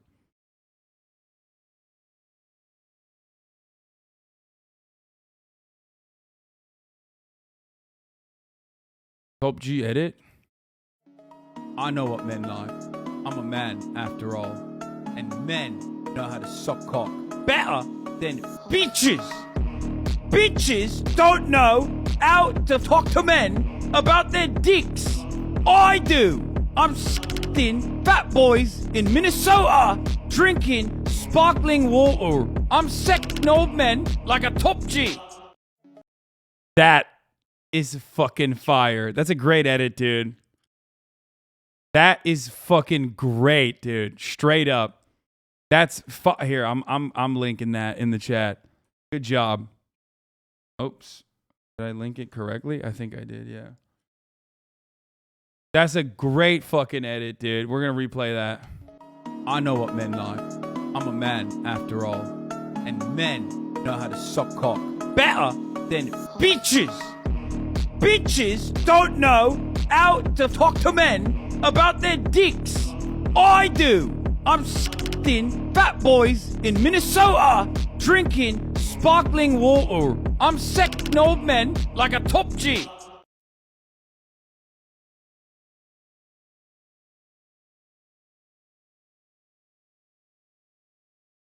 The guy who made the TikTok with his wife is probably malding right now. Yeah, well, that guy only sent one. That guy caught me in a fucking good moment, okay? You catch me in a good moment, you fucking drop that link in there. Smart. You drop that link in there quickly, fast, smart, funny. I'm going to click on it. You keep spamming it over and over again, I'm not going to click on it. Oh my God, he's still spamming.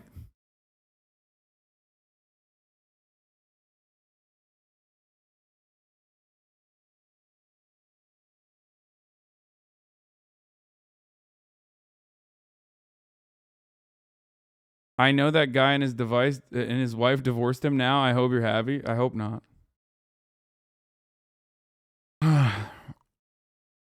Okay. All right. We watched that. Gordo kissing animals and shit. I'm not going to finish that. I'm not going to hurt you guys with that. Oh, Joe Rogan and Chris Williamson debate the reasons for why the current generation is the first to be worse off than their parents. Damn, dude, this shit goes hard on mute. Damn, they're spitting, bro. Damn. American dream still very much is a real deal, I think, and people are told that they can have blue sky vision and helicopter thinking and be whatever they want to be. But the problem that you have is... You think they're going to say woke mob did it? You think they're going to hit him with the woke mob? When those people grow up and become adults and the world doesn't deliver... You think they're going to hit cancel culture? I hope they do. I hope they talk about the real problem, cancel culture. ...them the thing that they were promised. They feel a delta between where they are and where they could be. They go, hang on a second. I was told that I was going to get the blue sky and the white picket fence and the blah, blah. And especially in a generation now that is the first one ever that's doing worse than its parents, that's going to cause a lot of people to look around and go, there's something wrong here. Structurally, there's something wrong. That's interesting. Do you think when they say that this generation is doing worse than its parents, obviously that is collectively, right? So how are they looking at that, and how are they making that distinction that this generation is doing worse? Is it they're doing worse financially? Is it doing worse in terms of their ability to buy a home? Like what? I think that'll be two of the major factors, right? The fact that its real living wages have stayed static since the middle of the 1970s, something like that, and getting onto the property market at the moment is pretty difficult. But more than that as well, a lot of the things that we used to have, the traditions that we used to have for people, guys and girls, the roles that they used to take have been outsourced to the state. So if you think about the protector-provider role that men typically would have had, you don't need that so much when you've got a robust legal system and you've got a government that's going to look after people in case they fall through the cracks. You've got social safety nets and things like that here and there. I think that what happens is people end up feeling listless and existentially lonely. So not only are they materially less effective, they're unable to get as much money, they're unable to find a house as easily, but then existentially the role that they have, something that makes them feel innate and of themselves, that doesn't feel like it's helping either. That's interesting. So you think the... Bro, here, see now, the real problem impacting the younger generation nowadays is that they have too much safety nets. That's why in America, a country where there's demonstrably less upward social mobility than countries like Europe, where there's at least a crumb of upward social mobility. We have all the safety nets. That's why. Oh, wait, it's the exact opposite. Countries that have more social safety nets, like free healthcare or at least some semblance of like social housing. Did I say countries like Europe? Sorry, I meant countries like countries in Europe, European social democracies. You guys got me. Streamer said a wrong thing. Streamer said a wrong thing while he was making an argument. Therefore, streamer wrong. I will hold this. I will literally one day be dying at the age of 85, and my family will gather around me, okay? And they'll say, any last words, Grandpa? I love you. I'm so sorry that you're going away too soon. You'll say, streamer said the wrong thing. Back in August 3rd, 2022, my favorite streamer at the time said European countries rather than the continent. Or he didn't even say European countries, sorry. He said countries like Europe. I will remember it. I will carry it to the fucking grave. That is the last thing I will say in my dying breath. Okay, can we move on? All right. Fucking rolled me. You got me. You fucked me up. I'm dead. I'm done. Okay?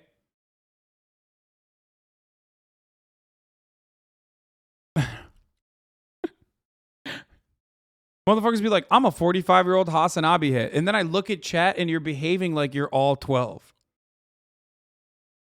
How am I supposed to believe anyone that says they're 45 years old after this? This community is so wild because they'll be like, yeah, I'm 45. I have a job and children. And then they'll be like, ha! Ha ha! Fucking idiot!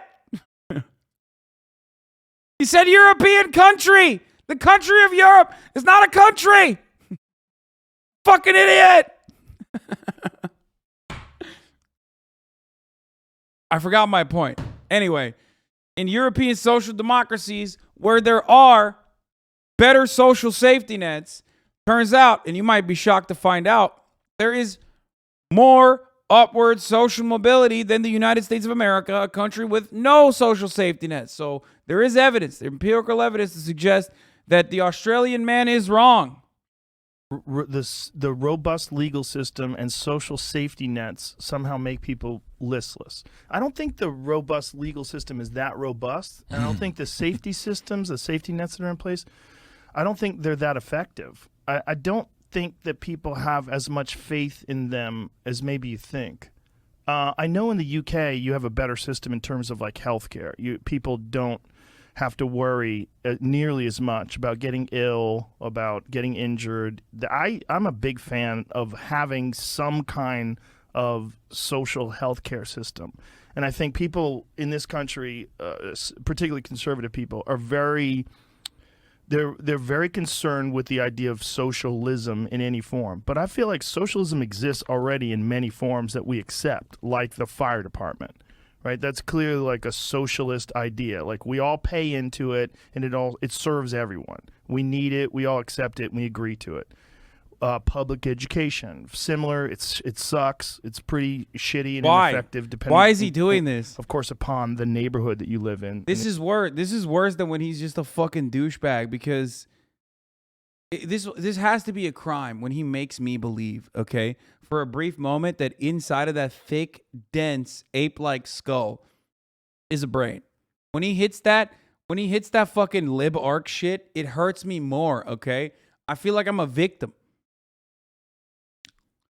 Makes me believe again that deep down inside, you know what I mean? Like there's a man out there who does have like rare moments. You know, some neighborhoods have good public systems of education, but in terms of like a social safety net, like this, it's not that good. Like in America, I don't think I think in the worst case scenario, the worst worry is that a social safety net encourages people to not be ambitious and encourages people to like that's what people were concerned with when it came to things like universal basic income, right?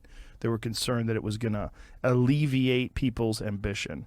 And on the best case scenario side, I was like looking at it with rose-colored glasses. I was like, maybe it'll encourage people to go out and do something they actually want to do for a living, and having their basic. Bro, I spoke too soon. Like this, it's not that good. Like in America, I don't think I think in the worst case scenario, the worst worry is that a social safety net encourages people to not be ambitious and encourages people to like, that's what people were concerned with when it came to things like universal basic income, right? They were concerned that it was going to alleviate people's ambition. And on the best case scenario side, I was like looking at it with rose-colored glasses. I was like, maybe it'll encourage people to go out and do something they actually want to do for a living, and having their basic needs taken care of, like food and shelter. Like maybe that will. Okay, he's seeing it. He's seeing the truth. Give them whatever extra motivation they need to go out and do a thing that they really want to do, whether it's create music or become a painter or whatever the fuck it is. Do you think that's the way that people are going to lean? I think you have to have that in you, unfortunately. I think I know people that are just not fucking ambitious. They're just lazy. And if they didn't have any social safety net, maybe they would develop some discipline. But if there is a social safety net, they don't. And the thing. What? Bro, that is a wild fucking take. That's an insane take, brother. That is an insane fucking take. First of all, the argument unironically revolves around like, yeah, they should die. If people have no ambition, they should just fucking die. No, the second part of that argument is true, okay? Allowing people to prosper. If a society's ultimate goal, okay, as a collective, is to make people prosper and plug the fucking holes, okay, then you need to create at least a base level of material equality. Have some of these fucking needs met. Because you don't know if the dude growing up in fucking O Block, if given the opportunity, is going to become the next fucking NASA scientist. You just don't know. Right now, we have no way of knowing. We haven't tried it. We will never try it. As a matter of fact, that inequality is literally built into the system. Okay? You just don't know. And there are still plenty of people that come from backgrounds such as that overcome that incredible amount of structural inequality. So clearly there are plenty of fucking people there.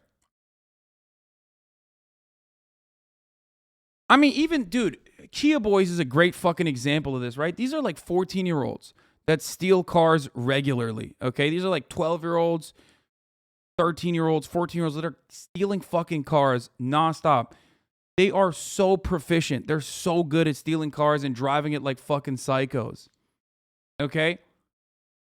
And it's like, that's what happens when you are rudderless. That's what happens when you do not have. That's what happens when you have a lot of initiative. Because it does still take initiative to be able to fucking steal a car. Okay? Not laziness.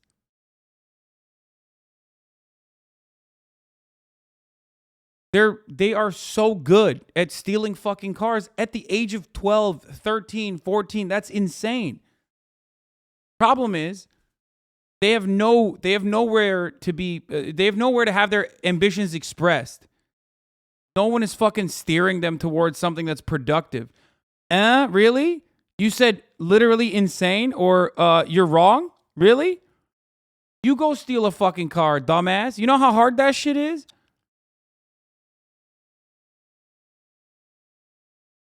It takes a USB and no fucks. So I don't know what that is, peer pressure. It's not that fucking simple, man. It's not. Socialist encouraging theft, nothing new. Yeah, no, I know. Well, ironic because the entire worldview of socialism or Marxism unironically revolves around the real theft that occurs in the form of wage theft. And stopping that by redesigning the economic organization of society so it will benefit people like you, dangerous individual who probably is a worker and will remain a worker for the rest of his fucking life.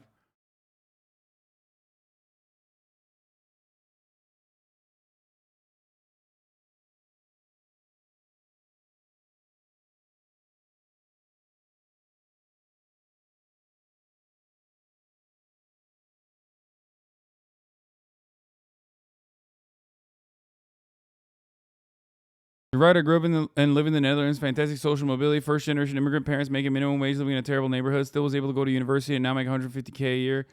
At 23, doing 3D design, working 12 hours a day, 7 days a week because I enjoy it so much. Probably wouldn't be possible in the U.S.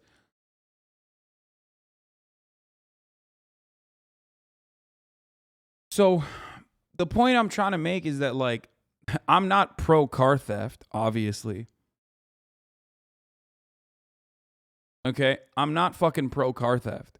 My point is, those dudes, under different circumstances, those kids, under different fucking circumstances, would be using that ambition, that initiative for something productive. Okay? That's my point.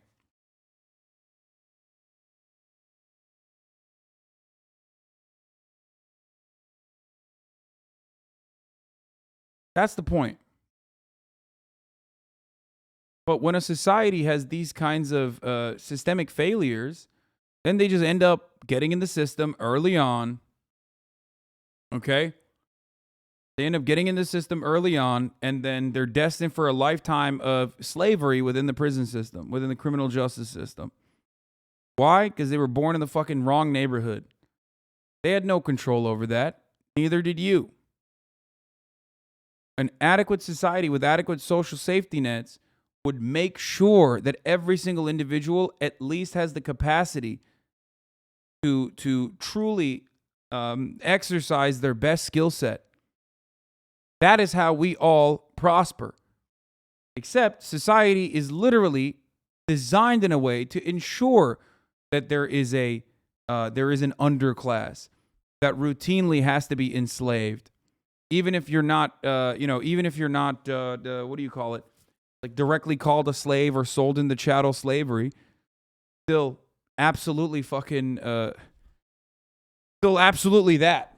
At least under the 13th Amendment. Yes, zip codes do predict best, zip codes predict success the best, yes.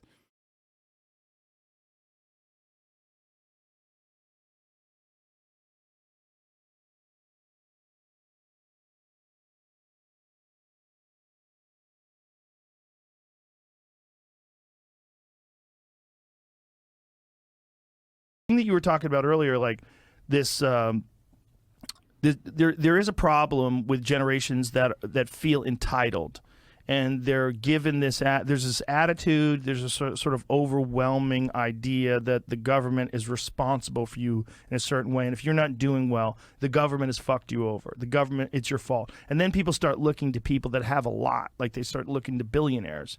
And they're like, we need to tax them. We need to tax these billionaires. And, like there's people out there that are calling for a 90% tax of billionaires, which I always feel like is at the very least what they're trying to do.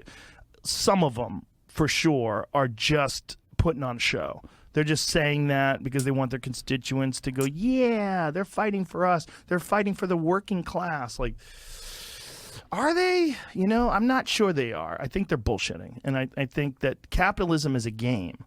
And whenever you're going to have a game, you're going to have people that are like weekend players that go out there and put a little bit of effort into, and they're kind of okay at basketball. And then you're going to have Michael Jordan. Okay, but like, there's a fuckload of people that are basically enslaved, destined for a lifetime of wage slavery that make sure that game fucking works. And the game itself is rigged.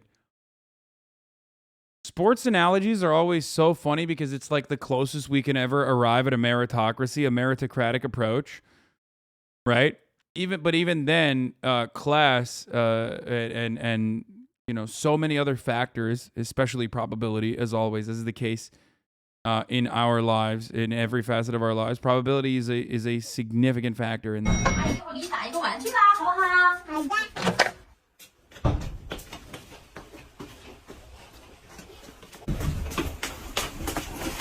The future liberals want.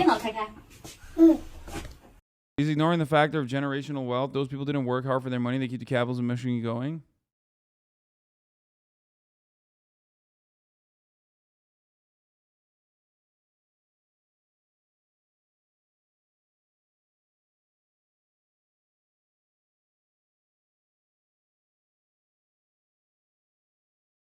Also, Michael Jordan is such a funny fucking example because, like, literally a genetic anomaly. You know what I mean? Same with fucking LeBron James. Like, it shouldn't take to be a fucking genetic freak anomaly to survive. It's wild. Yeah, you know, some people are just goated, like Michael Jordan. Okay.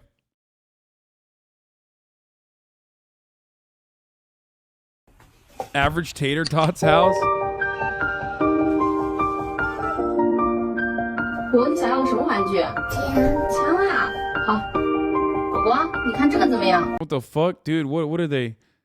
Are they competing with America's children now by just 3D printing guns first? What's happening? 那阿姨就把它打出来了啊！可以，看，开始啦，一会儿就好了啊。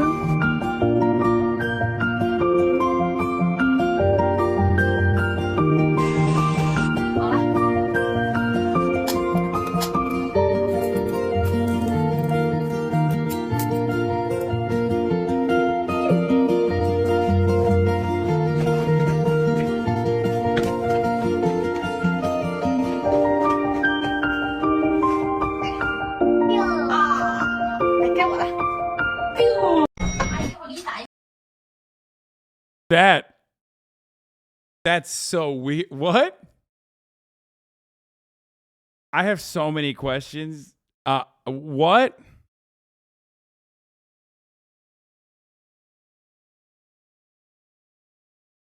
You see, they can joke about this, but in America, that gun is real and the kid is the same age. Yeah, and the house is that small too, because that's the only thing the family could afford.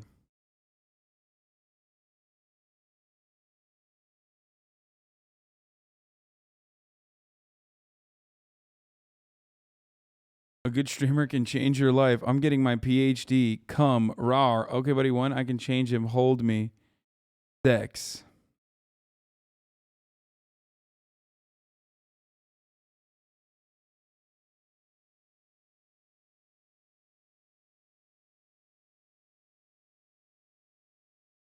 Nice.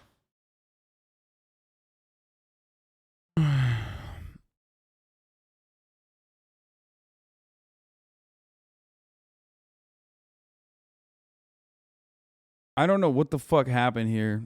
And quite frankly, I don't want to know. Okay. Here's the time when Alex Jones made a segment on me and made my fucking day. For all the new, the uninitiated, this is from July 25th, 2020, my birthday 2 years ago. Back when I turned 29. Jones on Husuni. His name is Hasan. And I got a fucking gift. Wait, this is not from... Is it 2020? Was I living in this house in 2020? Wasn't this from 2019? He's funded by Gulf dictators, hundreds of millions. George Soros and Google. He wears jackets that say bash fascist. Wait, is this real? What the fuck? When is this from, dude? How did you find this, dude? And has a club in his hand. He's a young Turk. They tasted the blood of 1.5 million Christian Armenians, and they'll taste man flesh again.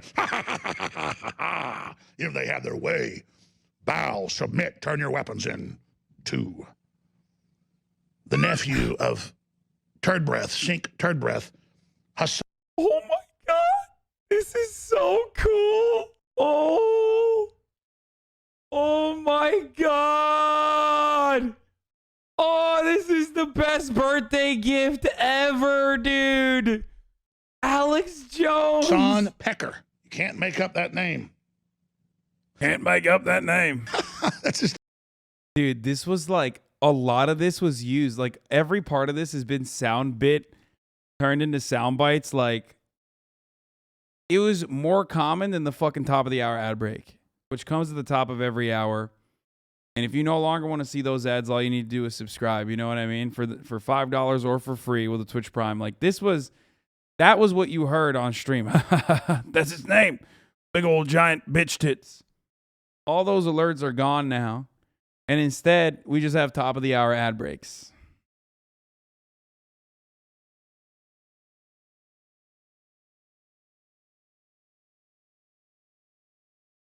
Now, if you no longer want to see those ads, you can subscribe for $5 or for free with the Twitch Prime, or by getting gifted a sub from Pecker Protector, Sohaib, and others. Thank you, Pecker Protector, for the 5 gifted subs. Thank you, Ray Donnell, for the 5 gifted subs as well. Here's the 1 minute ad break now. His name, Hasan Picker. And if you're a radio listener, you can't see it. He's got his red stars, his Antifa flags, his communist flags, and he's got his baseball bat, and he's going to call you a fascist, even though he's funded by the Nazi collaborator George Soros, and he's going to attack your daughter like they did out in Oregon. Oh, I'm dying. This is literally this is the dream. He's talking about how I'm going to have sex with your daughter, dude. Oh, that's so cool. He even said that. He's going to... Like, this is like a cameo, okay? This is like if you paid Alex Jones $1,000 to do a cameo. This is the best cameo that he could ever make. Chase women down. That's what he's pushing. And uninterrupted for the Young Turks members. And this is the sexy death porn. The sexy terror porn. Destroy the child. Corrupt them all. And they're desperate. Damn, Instagram plug back when I had fucking 369,000 followers. That's fucking crazy, dude. Shit. Now my Instagram is at fucking 2 years later. I haven't really popped off that hard on Instagram. I'm gonna be honest with you. I'm only at like what? 822,000 followers. Things have not been looking too great for me, boys. On the IG, you know what I mean? Destroy the child. Corrupt them all. And their desperation as America's pulse comes back and as we stand up against the Chi-Coms and defend the Second Amendment and rediscover God and family. Hasan. I did get shadow banned for like 2 years. I'm no longer shadow banned, but Pecker of the Young Turks declares that America deserved 9/11, close quote, praises brave soldier who took Representative Crenshaw's eye. Isn't that just darling? Oh, when you go to a Young Turds event, they always go where there's a big crowd because they don't have any viewers, but it's the Google set. It'll be the Google event. So let's hear from Mr. Picker. this is so insane. Oh, hit pause, back it up. I forgot, he's real jealous that Joe Rogan, who, by the way, is a super libertarian right-winger, he just knows how to, survive in LA, I guess. Really smart guy. That's why I get mad at Joe, because he's as smart as I am or smarter. He knows all this stuff, obsessed with it. He knows more than I do in some cases. And he plays dumb, and I've told him to his face. But anyways, he has the congressman on, and Pecker is mad that he has this tiny audience, so he thinks, well, I'll attack him and say something really scandalous. Wait. Oh, that's so sad, dude. That's so sad in comparison to what my audience looks like now in comparison to Alex Jones's audience. Oh, no. Oh, Alex, I wish. What could have been. And then all the meth heads and child molesters that watch my show, literally, they'll think I'm powerful. Oh, you're such a big man, Hasan. Oh.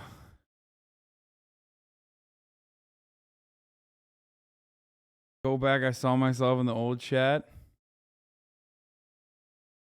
I love sometimes looking at these and going, I love sometimes going back and looking at these usernames to see like what the fuck happened. Like, let's look up Kirby Nader. Keckle, his account name Keckle. Okay, they're still in here. Never mind. I'm gonna come. This says 77 weeks ago. Kirby Nader is still in here. That doesn't happen always. Angry Yeet. Let's see. Okay, still here as well. God damn, dude. Edwin Barker, Darth Nihilus, Zeke PhD. Let's look at that one. Zeke PhD. Grug, him use big word. Give this man a perk. Damn, all you motherfuckers are in here still, dude. What the fuck?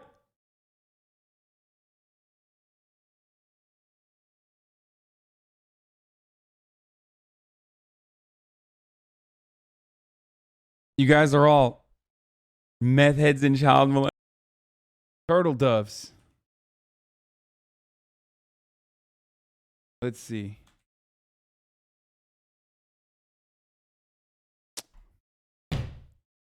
Fuck! Sub for 16 months. Offline chatter too. Look at this. I can't catch one, dude. What the fuck?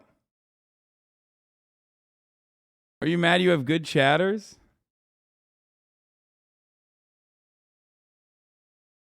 Only the VIPs leave, dumbass. Were you still here? Except for Cleric.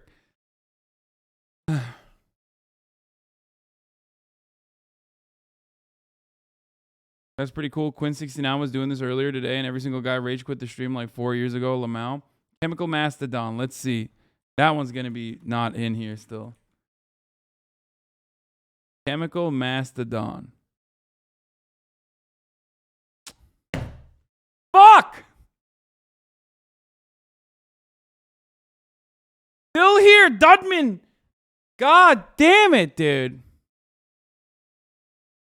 What the fuck? What is this? I mean, I guess it makes sense. I went from back then I was a 15K Andy, 16K Andy, and now I'm like a 38K Andy. So that kind of makes sense that like a lot of old school HasanAbi has stayed, you know, and the community grew. I really did think that I was gonna. I really thought that the fucking Ukraine and YouTube essayist like HasanAbi responds to every YouTube essayist arc killed a bunch of the fucking old school HasanAbi. Nope, still here. Pick a pleb one. Adorant. Gray name.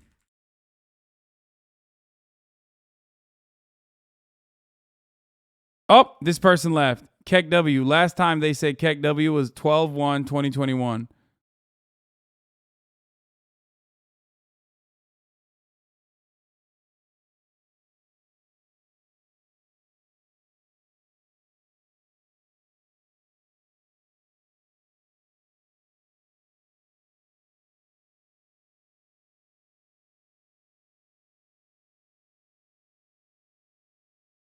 Why are you mad that people like you? No, not at all. And they unfollowed me. So, yeah, this person left.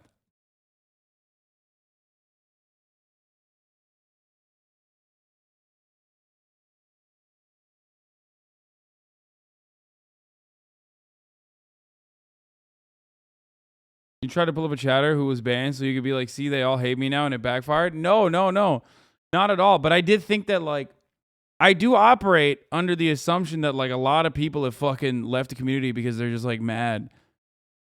And that there was always like there's always like a cycle of new people coming in, you know what I mean?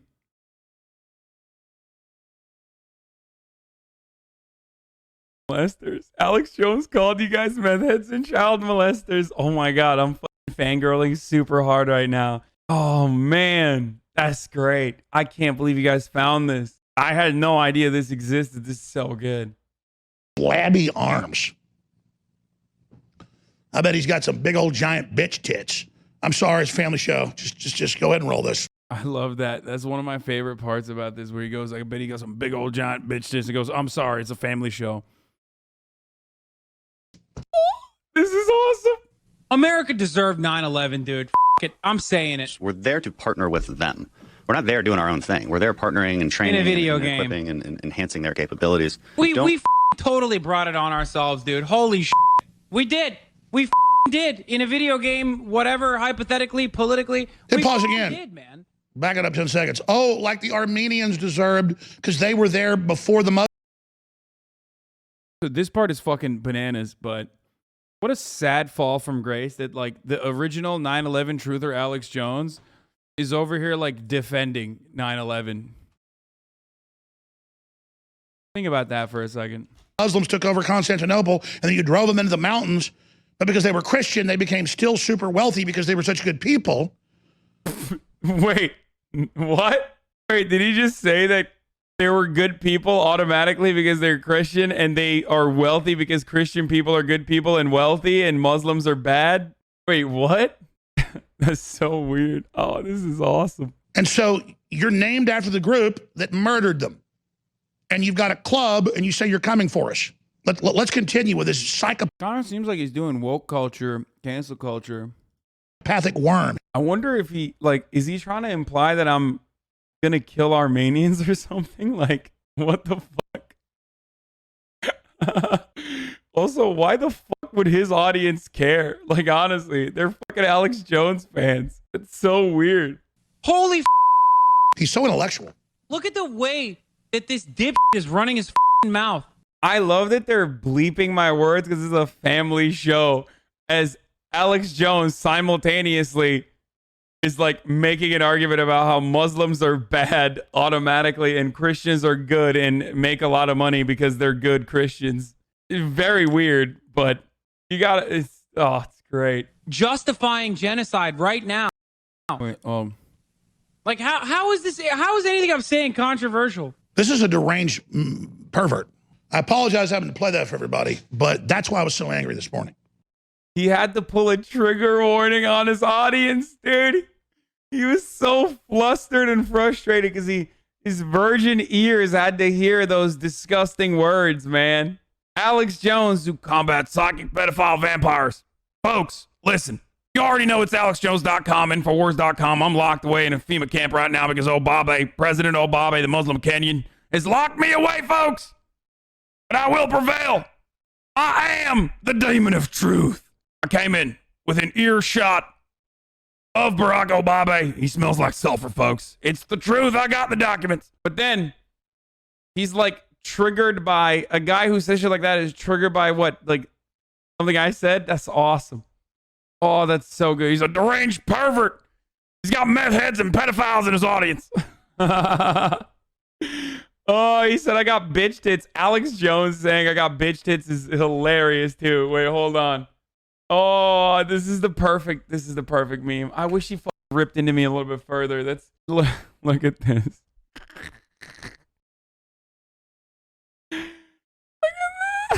I'll bet he's got bitch tits under there. I'll tell you right now, I'll engage you in a spirited oil wrestling competition. Isn't that what you like? Isn't that what Turkish people like? They like doing Armenian genocide and also oil wrestling. I'll wrestle you, brother. I'll tell you right now, I'll let you do the hook. Little known move in oil wrestling, which I know a lot about suspiciously, is when you put your finger in your opponent's butthole. Psychopathic pervert. I want him to do that to me. I want him to maneuver me. He's got flabby bitch tits. I know it. Unlike me, I got masculine, bodacious body built like an ox. Because I take alpha male supplements, as you all know. Go to AlexJones.com. You can purchase my alpha male supplements. I will eat his ass like my neighbors. This is so good. I can't believe I was able to trigger. Motherfucker left the community, by the way. This is another one of the VIP chatters that left. Alex fucking Jones, dude. That made it worth it. Any number of brand deals in the future that I will not be able to get as a consequence of my words on this platform at some point, I don't care. This video alone, worth it. Okay? Oh, will I not be able to attend the speech circuit alongside the likes of Charlie Kirk and whatnot if coronavirus ever goes away? Fine. This video, worth it. Come on over here. Come on over here. No, you flipped me off. Come on, coward. No. Come on. You're not an intellectual. You're a fake and a fraud. So good. That's a certified classic. You know what I mean? We had to bring that back. The best thing is that we got the iconic outro from this. Yeah, well, I'll play it later.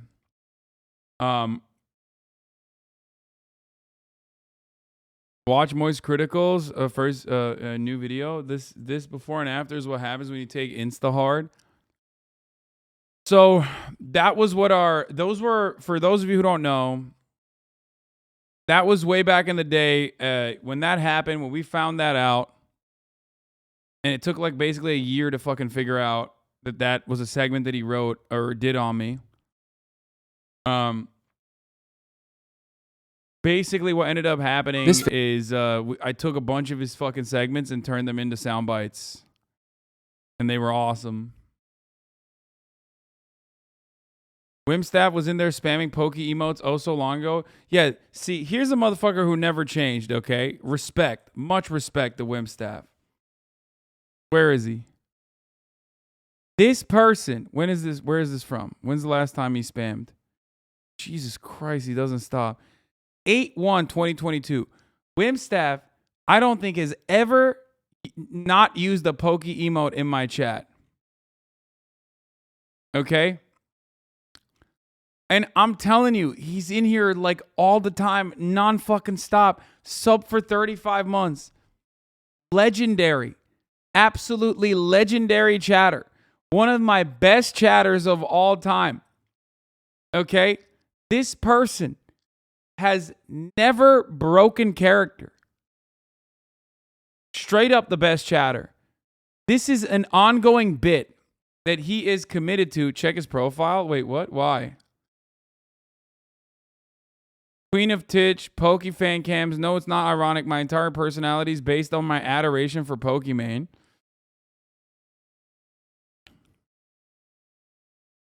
Sub to Pokey now. Yeah, I'm a simp. Studs idolizing Miss Pokimane. Game over. What aggressive streamer threatens viewers? Wimstaff, I'm watching you, motherfucker. What the fuck? You turned up your top watch channels. I'm his #1 channel. Oh! This bitch crossed me out. Ah!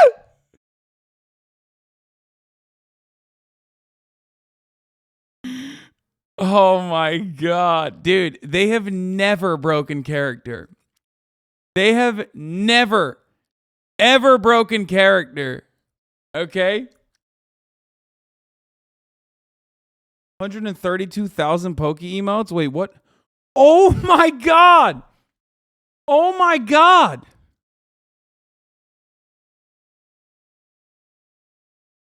Pokimane at... Wait, what? Pokimane banned chorus make Wimstaff, you're stupid. I love my fans hard. Wimstaff, I'm watching you, motherfucker. Aggressive streamer threatens viewers. Generous streamer gifts her viewers.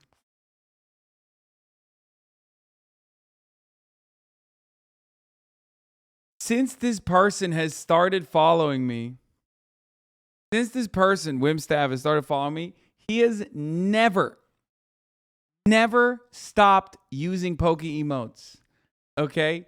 You understand that I will never VIP Wimstaff. For people who are saying VIP Wimstaff, I will never VIP Wimstaff. Because when I VIP Wimstaff, he's going to leave. And I don't ever want him to leave.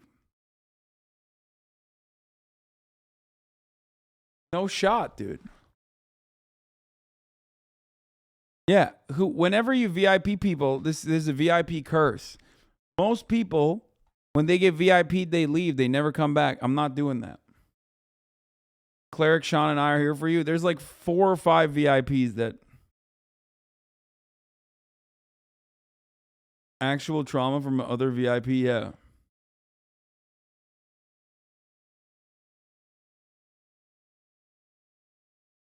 Tell Pokey to VIP them. I think...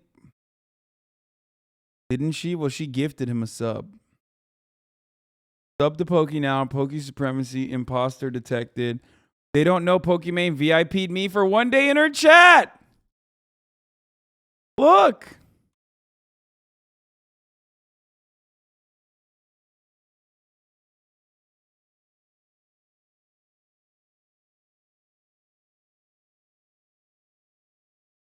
He got it.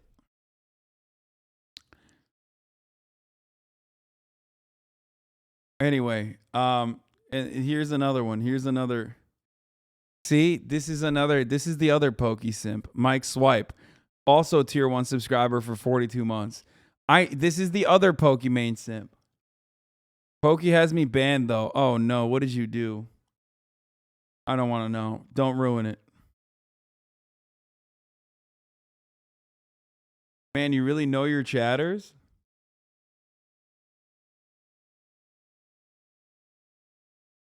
I literally don't agree with everything you say, but I appreciate the content legit. Yeah. Thanks. Sandwich delivery guy, yo, it's CN. He's still in here. He delivered a sandwich yesterday, probably today as well.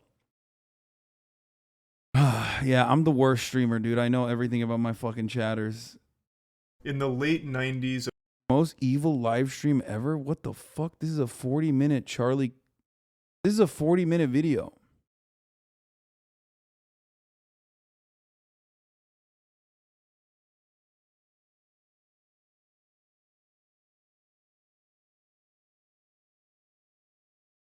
Anyway, that's crazy though that we looked at so many chatters from back then, and many of them are still in this community fucking posting to this day.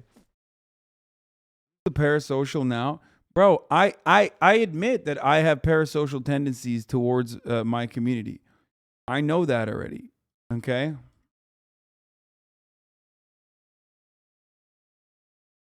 Disc_hat. Thank you for the 10 gifted subs.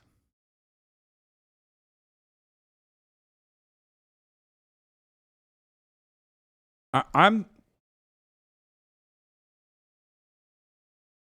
get like I fucking get psychological damage if I don't stream every day.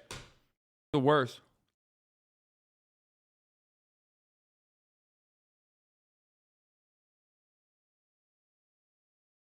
Have we talked about how weirdos on Twitter are trying to cancel you again? No, because stop. This is not real. But then you go in and you say this in the chat and I read it. And then out of the 38,000 people, hella fucking people go and like search for it. And then they start responding to it. And then it becomes a real thing. See? Look. Look, he's trying already.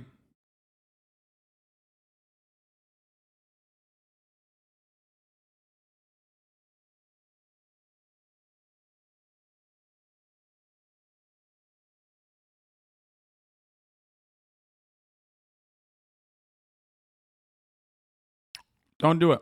You will have watched it already. Abortion's worse than slavery. Well, I don't care if this hurts your feelings. Facts. I don't care. Abortion is the #1 worst human rights issue that has ever happened on American soil. Damn, preach, queen. It's crazy. So on first watch, there are a number of things I'd imagine you might be saying right now. What? Why? Abortions. How? Why? Worse Why? than Who? slavery. Why? I don't care. Stop. And those are all valid questions and thoughts. For me, I interpreted this clip as someone just doing what the kids call a little bit of trolling. We do a little trolling. It's called we do a little trolling. It's long been a podcast promotion strategy to say outrageous things on your show, clip it, and then post it to TikTok and have it go viral as you get mercilessly dunked on and witness in real time a trickle-down boost of followers that actually happen to agree with whatever insane, exaggerated claim you might have been making in the original clip. It's the industry standard, and it makes for some truly fantastic and normal fan communities. I thought this might have been that, and perhaps it is, but the person in the video doesn't think so. Abortion is worse than slavery. People thought I was just trying to be provocative, but I mean this, and I'm going to unpack what I mean by this. It is... I know what she's going to say by this. I know what she's going to say. I mean, it's like not even new. That's the worst part. This is what's offensive about this take is not the take itself. It's the fact that it's been said time and time again. You have to believe a couple things. You have to believe that abortion is murder, okay? And pound for pound, if you believe abortion is murder, there's like millions of fucking babies being murdered every year. Babies are innocent lives. And that, you know, it's worse than like fucking the Holocaust, stuff like that, you know what I mean? million times worse than slavery. Abortion is a million times worse than slavery ever was and ever will be. Make no mistake though, she was getting dunked on, ratioed into oblivion in the comments. They gotta stop giving people microphones. 40,000 likes. This better affect her credit score. 70,000 likes. She said that too loud. 70,000 likes. It got to the point where her TikTok account was actually taken down. And so of course she opened up a new one to thank everyone for the views by insulting them. And so you're just leaving people with this empty hole in their heart. They have no meaning, nothing. And then they take to Twitter, to Instagram, and they find something that feels like it's bigger than themselves. Yes. And then they latch onto it, and then they turn into bots. And also post workout videos where she does some stretches, which I assume must be some kind of warm up for all of the mental gymnastics. Did you know that black people are not the only race to have historically experienced slavery? I mean, this is like...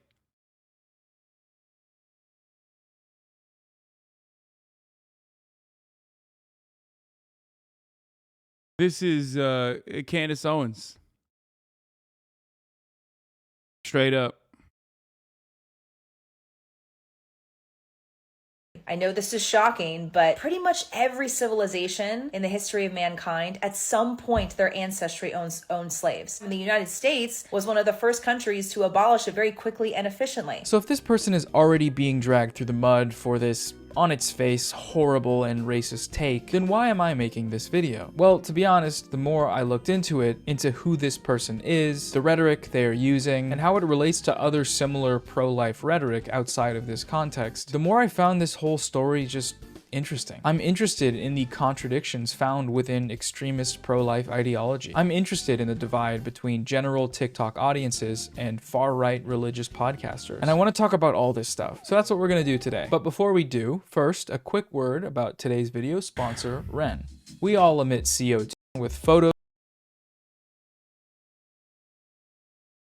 this person's social media information. The reason I've decided to do that is that they are still small. Like, even though she's been on Candace Owens' show and has a bunch of Instagram followers for her fitness page thing, the podcast they have is still under 20,000 subscribers. Small enough to where platforming them can really only draw the wrong sort of attention to the account. 11% of Americans believe that even in cases where pregnancy threatens the pregnant person's life or health, abortion should be totally illegal. 15% of Americans believe that even if the pregnancy is the result of rape, abortion should still be totally illegal. I'm sure you all saw the news about Roe v. Wade and, you know, Texas's bounty hunter abortion law. So basically, I don't want to get these groups of people congregating as fans of a podcast or anywhere else. But okay, so this show is just like a uniquely horrifying gem of conservative, it's almost performance art. For one thing, you have the lady, who we already saw say that crazy stuff, certifiably a right-wing religious extremist. She used to work for Candace Owens. Oh my gosh, I love this. I worked for her for over 2 years. I was her very first hire, so I can't wait to tell her that I'm the Asian Candace Owens. She's gonna love it. Love it. Which makes a lot of sense, actually, given Candace's propensity to downplay. There it is. Go ahead. Play the severity of American chattel slavery. She's got a whole PragerU video on it. Here's the first thing you need to know. Slavery was not invented by white people. They're so basic. They're so basic. They're so basic. All their fucking takes have been said before. Conservatives love conserving talking points and nothing else. Okay? Conservatism is just the conservation of talking points. Like, since the fucking first caveman decided maybe we shouldn't actually use this wheel thing, okay? I don't know. We should go back to a time when we didn't have fucking wheels. Since then, conservatives have just been conserving the talking points. Kitty Mouse. What the fuck? Mouse Mat podcast merch when? Bro, this is like literally one step closer to getting me banned. Like, what is wrong with you? Why did I click on that? See, this is my problem. I trust chatters that have been long-term community subs for a little too much. The word slave actually comes from the Slavs of Eastern Europe. Millions of them, all white by the way, were captured and enslaved by Muslims. Thank you, Candy Owens. She has certain opinions on trans people. Have you noticed? Damn, bro, this is like anti-Ottoman bullshit, by the way. I'm just going to point this out. We already talked about this with Matt Walsh. I'm not going to get into it again. You know what I mean? When he was talking about fucking white person trafficking. We did talk about that extensively when Matt Walsh was doing the same exact argument. Again, conservatives love conserving talking points. A little bit funny that like Candace Owens is a black woman also, you know, using the most like the most awful like anti-black Matt Walsh reacted to your react on him on slaves. Yeah, I don't give a fuck, dude. Matt Walsh can react to my cock in his mouth. How about that? That there are no trans men dominating men's sports, but there are plenty of trans women dominating women's sports. Funny how that works. Wow, what a surprise that she would say something like that. I'm so confused. The conservative media worldview is never this predictable. And then you have the show's co-host, who I would describe as being like fuckboy inside out dad. Like there's fuckboy Aladdin, right? Aladdin biting his lip with tattoos and a beanie. This guy is that, but for the dad from inside out. And he's an interesting presence on the show, because while he will say absolutely disgusting, heinous shit, like insinuating that rape victims shouldn't get abortions because they need the baby for DNA evidence. I got a lot of pushback when I said something like, why are women who are getting raped getting abortions? Isn't that killing the #1 piece of evidence they have against their rapist? Dude, that's such a good take, man. Never heard that one before. Oh, wait. Matt Walsh said that. It's just like, it's, again, conservation of talking points. I heard it before. It's boring, okay? At first, when I heard it, I thought, wow, that's new and unique. But no, it's not new or unique. Matt Walsh said it first, plus you're white, plus L, plus ratio. But also, you know, there's a concept called rape kits. You know what I mean? The baby is not the only evidence for when you're raped. I don't know. No. Maybe that's just me. But I feel like there are, millions of untested rape kits out there. Backlog of them. As a matter of fact, maybe you should work on that if you want to solve rape. Some of the rape crimes. Anyway, yeah. Dude, it's just, look, here's the thing, okay? Conservatives can only get away with this shit because there are so many fucking idiots out there, especially in their communities, okay?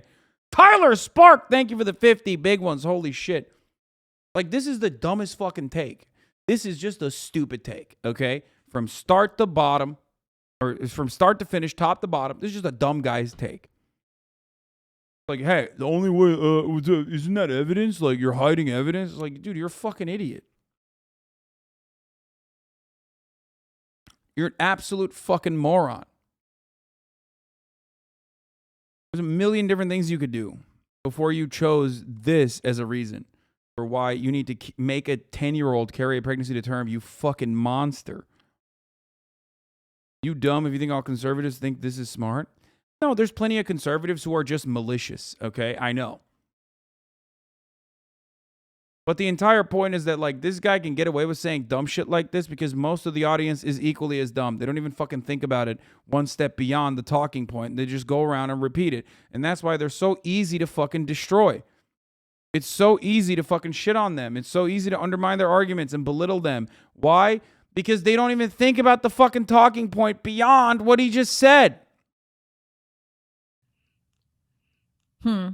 Right. He will also be the one to weirdly jump to the defense of people who've had abortions. And I'll also say to the right, let's not immediately fly off the handle at women who have had abortions, because they probably, I'd say a lot of the time, they're probably in a bad way. Or talk about how Christian Walker is just playing a character and he's not really like that, to kind of try and defend him from the co-host who just doesn't want gay shit, a part of the conservative movement. I'm telling you, I think it's a caricature. Like, that's a Saturday Night Live caricature of a gay conservative. Oh God, everyone is a fucking dude. Everyone is a lib, dude. That is this guy unironically is just like a fucking Brooklyn soy guy. Okay, like what distinguishes this man from the aesthetic appeal and the language that he uses and the way he fucking carries himself? What is the difference between him and any number of other like Brooklyn soy podcasters? Okay. Just that he's what, right wing? Is that it? Oh, okay. Like he just fucking cranked the racism dial. Sick.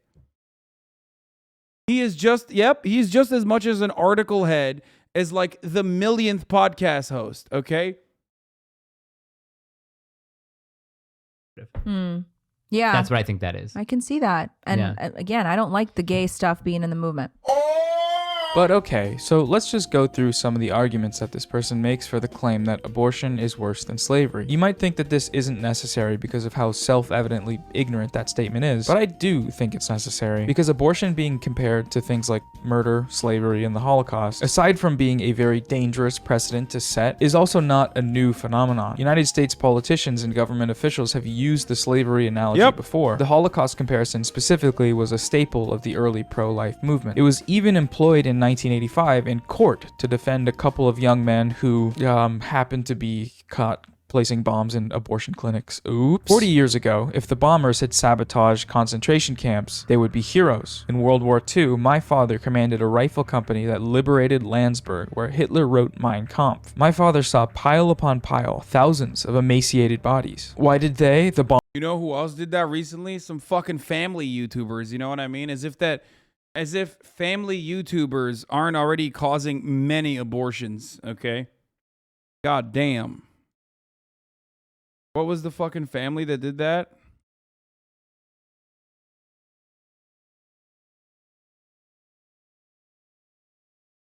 The LeBriant family, whatever. Bombers do it because our Supreme Court, in its omnipotence, says we can kill as long as we're nice about it. This is the type of rhetoric that is used to justify violence against abortion clinics, abortion rights activists, and people who have gotten abortions. And as much as I really want to just laugh at how insane this take is, I do feel like I just should dig a little deeper, just for this. I think it's actually really useful to say that abortion is worse than slavery because it really forces people to think. Because what's the worst human rights issue that everybody talks about? Slavery. And yes, of course, it was heinous, it was wrong, it was immoral, it was disgusting. We all know that. But once you put slavery and abortion in the same sentence, it really forces you to understand the true atrocities of abortion. Okay, so a couple things here. You never want to find yourself setting up a point by saying, of course slavery was bad. But this happens way more times on this podcast than it ever should on any podcast, and it's fascinating to watch. It's not to say that slavery is good or okay or just. Okay. It's obviously still bad and disgusting. But again, I'm not defending I can't even have to say this. Obviously, we're not defending slavery. But obviously, slavery is one of the worst things that human beings have ever done to each other. But the thing about slavery is that you still have a right to life. So to the idea that making this comparison somehow forces people to understand the true horror of abortion, we have to ask, is that really what happens when you do this? I mean, we saw the comment section, right? Those tens, maybe hundreds of thousands of people, did they seem to be going through some epiphany about the ethics of abortion when she made the comparison? Are they beelining it to the Daily Wire subscription page thanks to her uniquely effective rhetoric? No.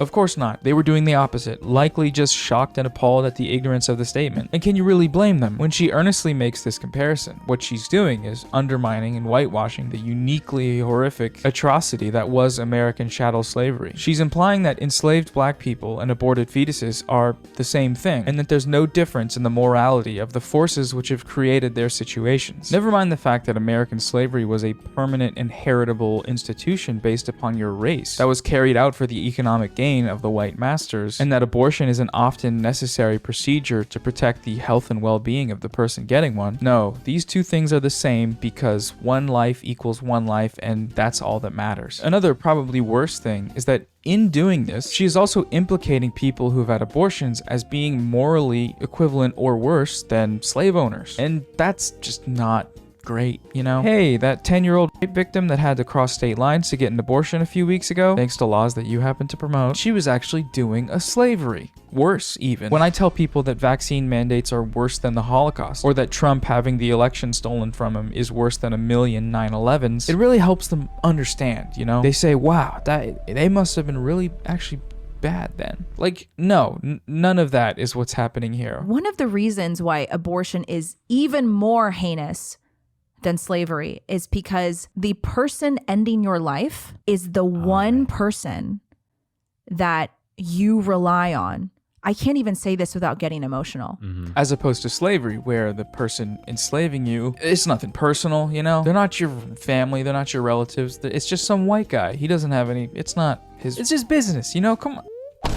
What are we talking about? What are we talking about? This once again posits the intentions of the person getting the abortion as being to literally murder their own child, as opposed to like taking a pill to get rid of this like weird little axolotl guy. Because as we know, the vast majority of abortions take place in the first trimester. It's just very silly. And you know it's very silly, but I feel like I still have to just mention it. Maybe Media Matters one day will start taking our clips out of context and call me a slavery apologist. Stop killing babies. Nobody has to take you out of context to call you a slavery apologist. I can do it right now. Watch. You're a slavery apologist. You said multiple times that abortion is worse than slavery. And then you said you have empathy for people who have abortions. Doesn't that mean we ought to extend this empathy to the slave owners too? I mean, the acts they committed were, according to you, no worse than the pregnancy terminations. So what's up? Were they brainwashed by big slavery? Well, this is why I say the abortion industry preys on vulnerable women. Like, my heart breaks just as much for most of those women. Yeah. Again, not the ones out there with the not a human yet Right, written on their stomach. yeah. But the women, there's so many women, Cool aesthetics. Thank you for the 5 of the subs. millions of women who have been preyed on by the predatory abortion industry, which is propped up and funded by the federal government. And my heart breaks for these women because they don't know what an abortion is. They don't know what they're getting themselves into. And they are coerced many times and bullied into ending the life of their own child. Yeah. And that is traumatic, truly terrible. traumatic. It's terrible. Also, there's no evidence of this notion that people are being propagandized en masse to get abortions. The most commonly cited reasons for getting abortions are 74% of people saying that caring for a baby would interfere with work, education. Yeah, it's propagandas, dude. People are like, oh, damn, abortions seem pretty fucking pog. Can't wait to get impregnated so I can get an abortion going. Or ability to care for dependents. Younger women reported being unprepared for the transition to motherhood, and older women cited their responsibility to dependents. So there is no Marxist plot to get everyone to get abortions, and there is no hoes being hoes agenda. The fact that we have millions of babies murdered in the womb just because hoes want a hoe. And implying otherwise just Bro, like, is her goal to just be the most annoying fucking person on the right? Like, I don't know. I don't know what's going on. It's just like, it unironically feels like she is like, she's just annoying. Like, I'm not even mad at what she's doing. I can't get past the fact that she's like just kind of a dud, you know? Ooh, like doing like the weird ass faces and shit.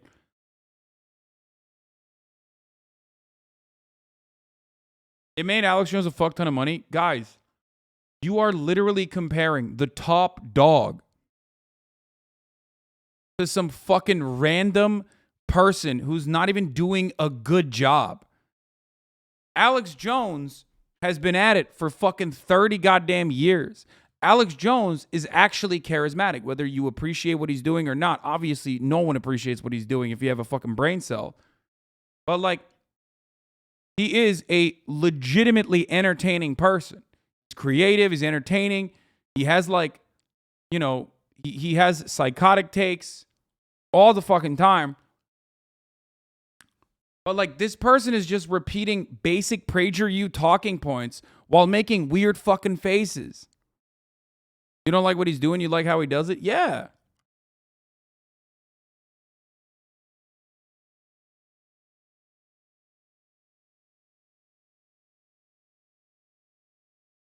That's sexist to say she isn't entertaining? Well, call me fucking sexist then, okay?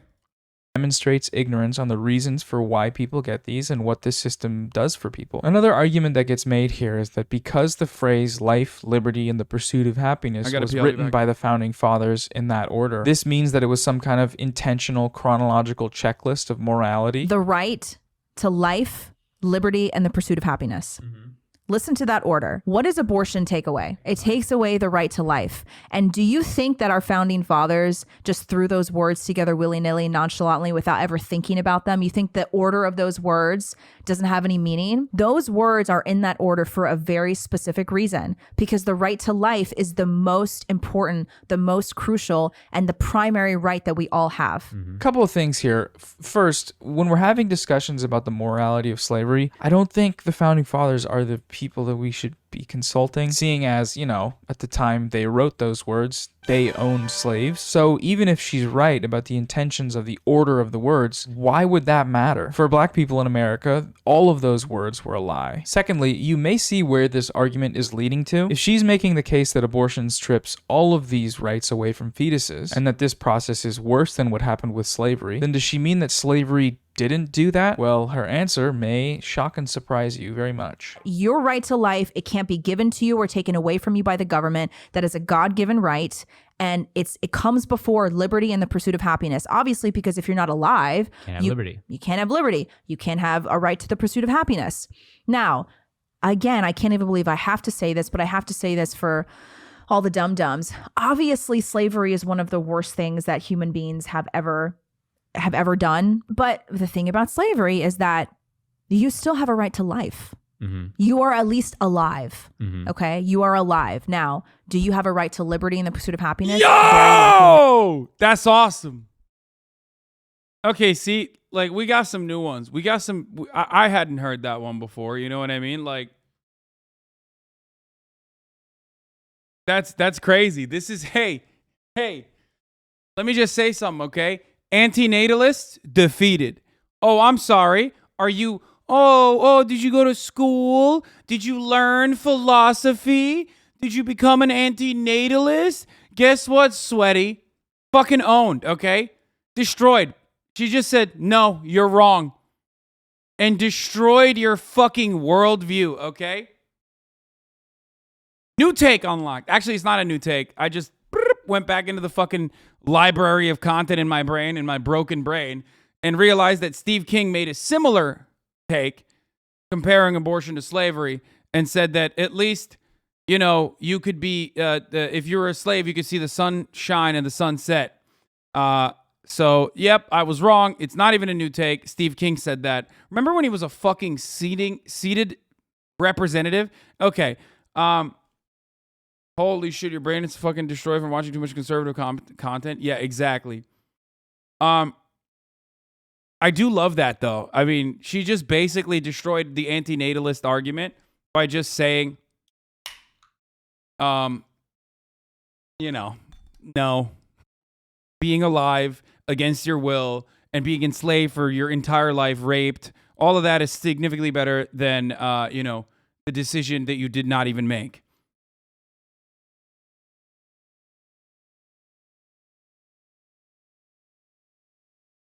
That's great. Not. Right. It does kind of depend on like the here it slave is. owner. Here it is. I spent Juneteenth all day in the hot sun hoeing. Right, when Steve King is hoeing, it's all good, right? Hypocrites. Pulling weeds and thinking about what it would have been like to be a slave. At the end of the day, I thought about what it would be like to be an aborted baby. I got to see the sunrise and the sunset. That's his take.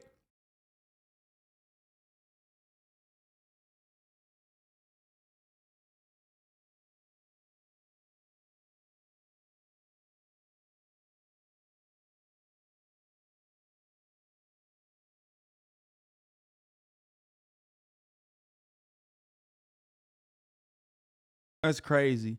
Dude fired that off his iPad. Yeah, dude was sitting around at 4:30 a.m. and was like, I got to fire one. I got to fire one for all the racism fans out there. You know what I mean? For all you fans of my racism, I got a good one cooking up. 12,000 likes.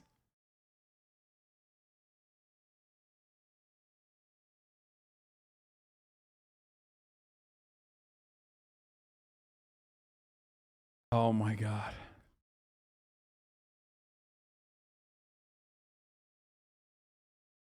Like, you know what I mean? It depends on where you're enslaved, the era that you're enslaved in, etc. Depends on the slave owner. What? What's up? What's up, man? Hey, slave owners killed slaves all the time. That's a thing that happened, and they mostly got away with it. What are you saying? What are you saying? ever. This is, again, what makes it hilarious, the notion that people are going to take this podcast out of context to make them look like slavery apologists. The point that is repeatedly being made is self-evidently slavery apologia, just over and over, saying that slaves didn't have it that bad. Not like little Eggo Waffle here, the thing that can't see, hear, feel, think, or breathe. Pain. Pain. I'm in pain. All right, y'all. So that was just a quick little peek at some insane internet conservatism. We always make sure to have a good, fun, wholesome time on this channel. That's why we do it, and we love it. The only thing that could make this worse if this show somehow got picked up or sponsored by like Daily Wire or PragerU, that would be pretty wild. And to be perfectly honest, that probably will happen. It doesn't matter how incompetent or extremist your propagandists are, if they can keep pushing a conservative worldview with a Shure SM7B and a smile, they will fit perfectly snug into the right-wing media machine. And we love that for us, for this country and the world. The same people that shit their pants and cry 1984 when asked to wear a face covering in CVS are the people that love when the state enforces every pregnancy to be carried to term, even if it requires state violence. It makes sense. If you really think about it hard, it makes sense. Okay, thanks again for... Look, I want to watch this Charlie one because everyone's saying it's really good, but at the end of the day, okay, antinatalists believe that being alive was against your will, and the likelihood that you are going to experience a fuckload of oppression in your lifetime is a non-zero chance, right? Which ultimately makes the choice of having children a selfish one, okay? Because none of you asked to be born. And you're taking a sequence of fucking L's, ultimately. At the top of the hour, there's a 60-second L in the form of an ad break. But now, of course, there are ways to turn those L's into W's, okay?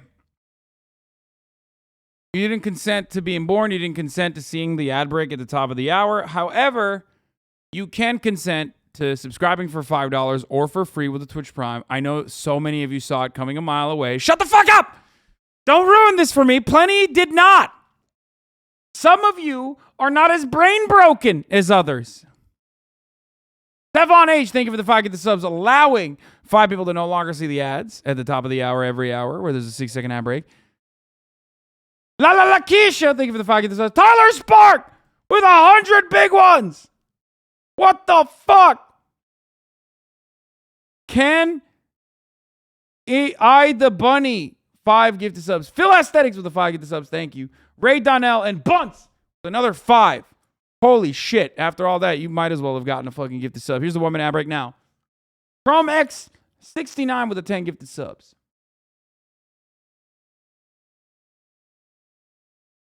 I already ran the ad break. Let's watch Charlie. Popular Japanese game show tortured a man for a year and broadcast it every Sunday night. What? This isn't like reality TV where it's all fake and Chromex 69, thank you. Softshell Krabby, thank you for the 5 get the sub. Scripted, not to ruin Christmas for all the believers out there. This was legitimately torturing another human being for the sake of entertainment. And it was extremely popular, averaging 17 million viewers every Sunday night that they'd play the clips. That's absolutely massive, even by today's standards. It's more viewers than the last 4 years of the NBA Finals and the World Series, and obviously more than most television shows get. For reference, The Boys season premiere got around 8 million viewers, and according to YouTuber Atrocity Guide, who also covered this story, the most viewed episode of Game of Thrones got around 16 million viewers, so it even beats that. Just an absolutely massive success, but it doesn't stop there. The producers knew there was still a little milk left in those teats and they wanted to suckle. So they actually turned it from just a weekly broadcast into a full-blown live stream where you could log on online and watch him suffer in real time. So whenever you were just feeling particularly quirky, you could hop in there and watch a man. Wait, why is he... Wait. Why is he just like fucking making fun of streamers? I feel like Charlie Kirk takes down Twitch streamers is the real fucking name of this video. And be miserably tortured for That's the how better I part feel of a year. sometimes. Doesn't that sound like fun? What a great way of starting the day. Did I say Charlie Kirk? Oh my God. I'm so sorry. I'm so sorry. I said Charlie Kirk. What the fuck? What a terrible thing to say. about the people's Charlie. Okay, Moistcritikal. I cannot. The brain broken. Cereal and milk for breakfast and watching a man's sanity slowly deteriorate as he dances around naked in absolute agony. Wonderful. This is the story of Nasubi. As I briefly mentioned, another YouTube channel named Atrocity Guide made a great video on this topic, but I wanted to go even deeper. So we, Caleb, Chelsea, and I really did a fucking thorough deep dive, spreading the foul cheeks of this situation wide open, going through live streams, all of the broadcast clips, in order to really get a handle on just how vile this whole thing was. First country of Europe, let's now begin. this.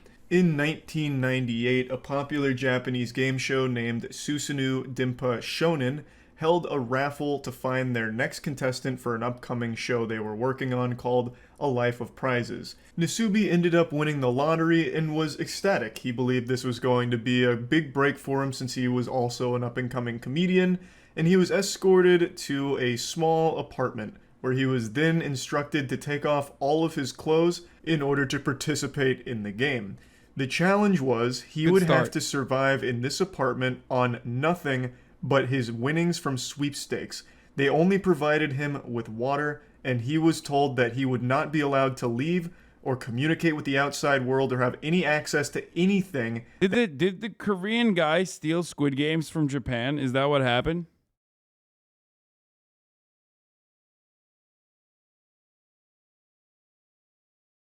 Is that what this is? That he didn't directly earn through magazine sweepstakes. He was told that he'd need to win 1 million yen, which at the time, 1998, was right around 8,000 US dollars, through only mail-in magazine sweepstakes in order to complete the challenge and be released from the room. And yes, this does include food. They didn't provide him with any food. The only food he'd have access to is the food that he earns through mail-in sweepstakes. It just feels like there were better odds of a bird carrying $10,000 in its mouth crashing through the apartment window than actually earning 10 grand through mail. Dude, Japan has some of the fucking dopest content. Not this, but I'm just saying, like, in sweepstakes. This shit is like something you would actually hear of, like, fucked up. I'm just saying, like, obviously this is really fucked up and this is really inhumane. But, like, the minds that came up with this, of course they came up with some cool shit every now and then, too. Prison guards at Guantanamo Bay doing as, like, a joke or something. It's so cruel and brutally difficult. But Nasubi did actually pull it off. It took Nasubi 335 days total to finally make enough money to be released from it. Or at least, so you'd think. This is actually only the tip of the iceberg here, but I just want to give you the story in a nutshell. And I also want to explain the name Nasubi, because that's not actually the contestant's real name. His actual name is Tomoaki Hamatsu. The name Nasubi actually means eggplant, and he got this because the producers used an eggplant to censor his genitals for the broadcast, and they also said that his head resembled the shape of an eggplant. The whole point of the Susanoo Dimpa Shonen broadcast here was to laugh at Nasubi. Bro, Japanese television producers, Japanese reality TV producers literally laugh at, like, the reality drama that, I don't know, shows like Love Island create on a weekly basis. Like, that is bitch made when you think about it. That is actually fucking bitch made. I think this is what happens when you censor penises and vaginas in porn. As a society, you just become so fucking deranged because you can't get that out that you turn around and you literally create, like, torture porn in the form of reality TV for mass consumption. And people were. 17 million people having an old hoot and a holler, real side-splitting comedy, watching a man be legitimately tortured. Nasubi believed that he was being recorded and that the clips were going to be re-edited and broadcast for TV. So he would come in and, like, update people. Nathan Fielder canceled? Yeah, literally. We're out here being like, is Nathan Fielder problematic? A thread. It's like, meanwhile, Japanese people were out there being like, hey, we're going to fucking shove beads in your ass against your fucking will if you don't win enough, like, Harajuku sweepstakes. People on what he's doing. Like, I just won this can of cat food. I just won this bicycle, and then he'd like dance around and try and make it entertaining, but he never knew that he was being live streamed the whole time. He was under the impression that it was just going to be moments from the challenge. Not that every excruciating second of this challenge was being broadcast to all. Do we need to cancel Japan? Bitch, you can't cancel Japan. What the fuck do you mean? The last guy that got canceled in Japan, his name is Shinzo Abe, okay? And that's it. That's the first and last man that got canceled in Japan. All of Japan. Extremely fucked situation. And this is just the bare outline of it. What I want to do for this video is actually go through a lot of clips and moments from this live stream and the broadcast, as well as just everything surrounding it, because it is so baffling. It is bizarre that this actually happened. I remember Vsauce did a video on what happens to the mind when you're cut off from stimulation in the outside world for an extended period of time. And unsurprisingly, it is so psychologically damaging to be completely alone. Yeah, America canceled Japan with fucking atom bombs, and then their revenge was literally lolly. Okay? So who won that battle in the long run? Okay? America might have won the battle, but Japan won the fucking war. And isolated like Nasubi was. And Vsauce only did like a few days. Nasubi did over a year. 15 months total. Wait. なんと脱いで書いているとはい誰かが来た宅急便 The thing I don't like about Japanese shows is the fucking constant the guy who does like the monologue, the internal monologue or whatever. Like there's a host that's always speaking. You know what I mean? It's just like I actually don't prefer that. The voiceover guy. 気分フードケミファさんのファイバーゼリー12個入りでございます。いただきます。 This was Nasubi's first big win, a fat dubski. He was able to secure 12 pots of fiber jelly. I don't know what the fuck fiber jelly is. I've never heard of it in my life. About to that shit sounds himself. like a made-up substance in the movie Snowpiercer, but it was huge for Nasubi because it's his first bit of food since this started, so he was extremely hungry and was able to get some nutrients. This wasn't the first thing he applied for, though. The first sweepstakes he was entering were for clothing items. He wanted to cover up, obviously, because being naked is going to be cold, uncomfortable, especially since it's being filmed. So he had applied for an apron first, but he didn't win. Yatta! They also have like another fun thing. Another fun what is this? Just dropping in for a second. You haven't covered Billboard Chris. He's an activist who's anti-puberty blockers, and because he caters to that community, stuff is starting to trend homophobic, transphobic. I don't know who that is. I don't want to care. I don't care. Please don't make these fucking dickheads famous. One of the things that is like really interesting about Japanese shows is that they also have their built-in reactors. Like, have you ever seen those shows where like they have? I mean, I guess Korean shows do that too, like Korean dating shows. Technically, a lot of dating shows have also implemented that as well. Like they have the built-in reactors where, like, they not only have like the people being fucking punished and stuff, but then there's an in-studio like, oh, that's crazy. Yeah, it's wild. また何か当たったんだ。はい。お名前出してもらいたいと思いまして。あ、はい、わかりました。はい。当選か？まずラーメン。全部でI'm gonna put it right here just to be safe. Obviously, since Nasubi was trapped in isolation, cut off from the rest of the world, he cherished every single knock at that door. It was the only bit of human interaction he gets. So he'd get excited, and of course he's expecting to win something, since why else would someone be knocking at the door? So he gets really hyped up, like, hey, finally something came that's going to help me get closer to completing this challenge, or maybe it's food and I'm starving. But that wasn't always the case. Like in these two clips here, sometimes it was just fucking cruel, where a postman knocked on his door just to let him know that he needs to put his name on the mailbox or some shit, and then also someone put the wrong address for a ramen delivery, so he couldn't even have the ramen after smelling it. It was just really sad to see. 米か？米だナスに米を Bro, this is literally, isn't it the same microphone that they use for the baby show too? Like they give the babies the same exact microphone around their neck and then they like,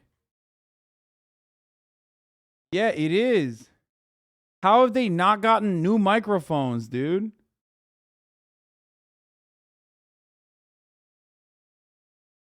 Old Enough is the name of the show. And by the way, the baby show is actually like the opposite of this in terms of like torture. It sounds really weird when I talk about it as a Japanese TV show in the context of like this exact show. But the Japanese baby show is actually dope as fuck. It's very cute.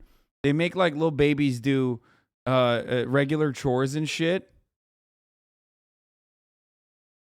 It's very wholesome and cute. It will also make you really like, it'll make you crave a island nation that has like adequate social safety nets, public transit, clean streets, and walkable cities. You know what I mean? So you love child labor now? Yes. Japanese baby labor. Holy shit, it was all part of Abe's plan. Do, re, mi, fa, sol, la, si, do.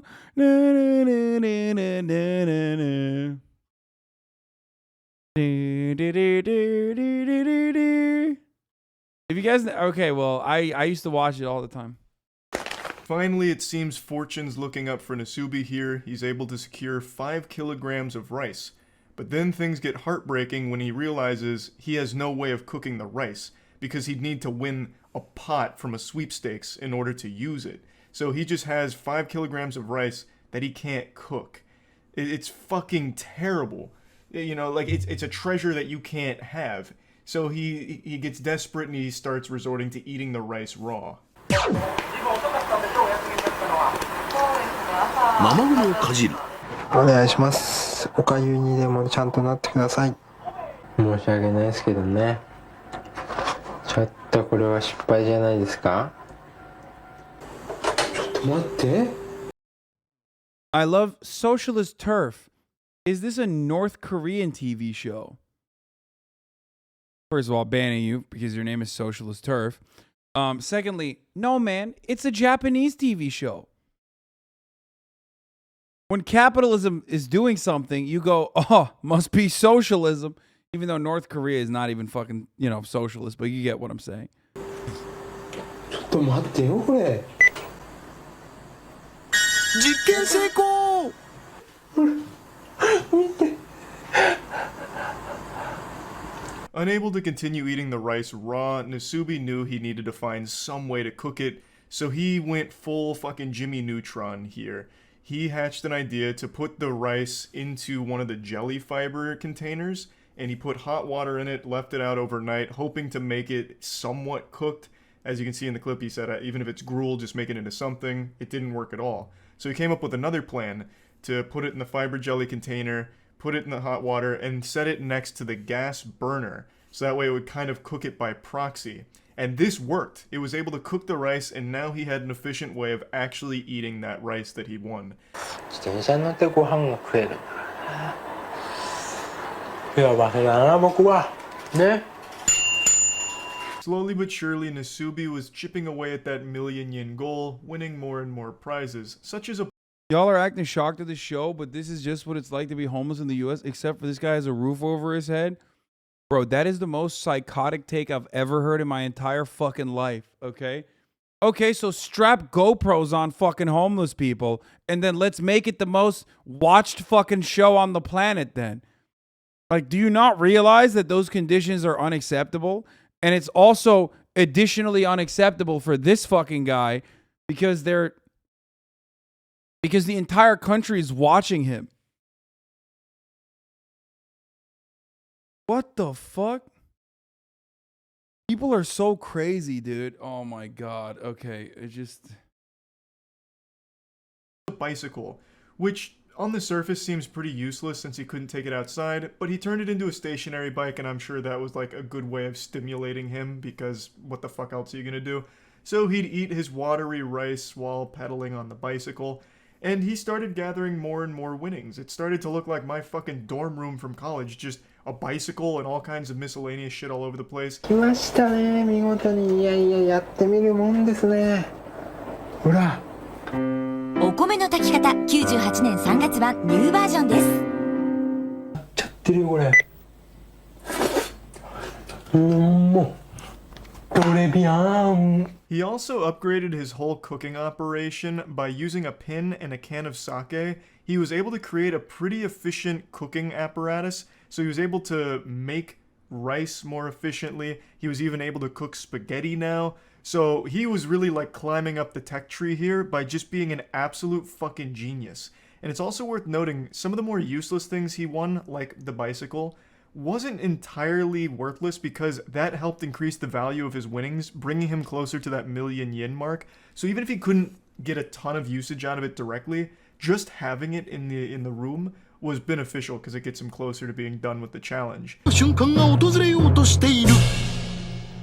しかし。でもちょっと厳しいね。こんな小さすぎた。こんな感じになっちゃうね、ちょっとね。Dude, come on. 2 months in this clip here, and according to Atrocity Guide, Nasubi submitted 5,748 sweepstakes entries in the first month. So you can imagine that he's right around that 11,000, 12,000 sweepstake entry ballpark, and he is just now winning his first article of clothing, which are used panties from someone named Hitomi-chan. I want to say I had no idea the used panty market spanned this far back in time. This is 1998. I thought soiled panties, used socks, and bath water were things women started selling within the last decade to take advantage of like internet sales. I had no idea that this was a popular market all the way back into the 90s. But anyway, Nasubi wins these panties. It's his only article of clothing he's won so far, but they don't fit, unfortunately. 名前つけてあげないとね、かわいそうだね。そうだ。ナスビのお友達でビーナス。ナスビ、ビーナス連れて初めてのお散歩。I found this one to be extraordinarily sad, so still around 2 months now. He's had no contact with any human beings aside from the delivery guy just dropping off his winnings. He wins a stuffed seal which he names Binasu and takes him for a walk. It's his only source of companionship. That shit just breaks my heart to see. I'm not gonna lie.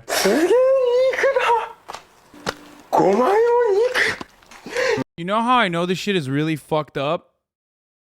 Normally, no matter what we watch, there's always like 1 or 2 chatters that'll be like, dog, for 1,000,000 yen, I would do that shit. You know how fucking poor I am, dude? I would do this shit, like, for sure. I haven't seen that at all. Normally, there's usually fucking chatters who would be like, oh, I'd do it. Now that I said it, I know you're gonna fucking say you would do it. Also, 1,000,000 yen obviously is not a lot of money. 貧乏芸人の日常生活においてステーキの4文字なんて想像だにしなかった。肉をボールペンに刺して炙り始めた。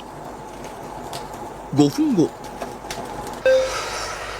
美味しそう。ナスビにとって最高級の食べ物、ステーキを今まさに食べようとする瞬間。 This is his first time winning a direct source of protein. Up until this point, his diet was mainly just the rice and like spaghetti. I do not understand how this is legal, especially because that diet in and of itself is so incredibly unhealthy. Like, he has no protein source in his fucking diet, dude. How? So he'd be getting trace amounts of protein, but never something like steak. His macros had to be so fucked from this, but he finally gets steak, and he cooks it by using a ballpoint pin to cook it over the direct flame. And in Japan, you can sign a contract for anything, apparently. Yep, libertarian paradise would be ANCAP paradise in more ways than one. And he gets to eat it and is super happy about it. I'd also like to highlight something in that note he wrote. He said, in the life of a poor comedian, he's only used the word steak in his imagination. I think this is big because prior to this challenge, Nasubi wasn't a popular comedian in Japan. He wasn't well off or anything like that.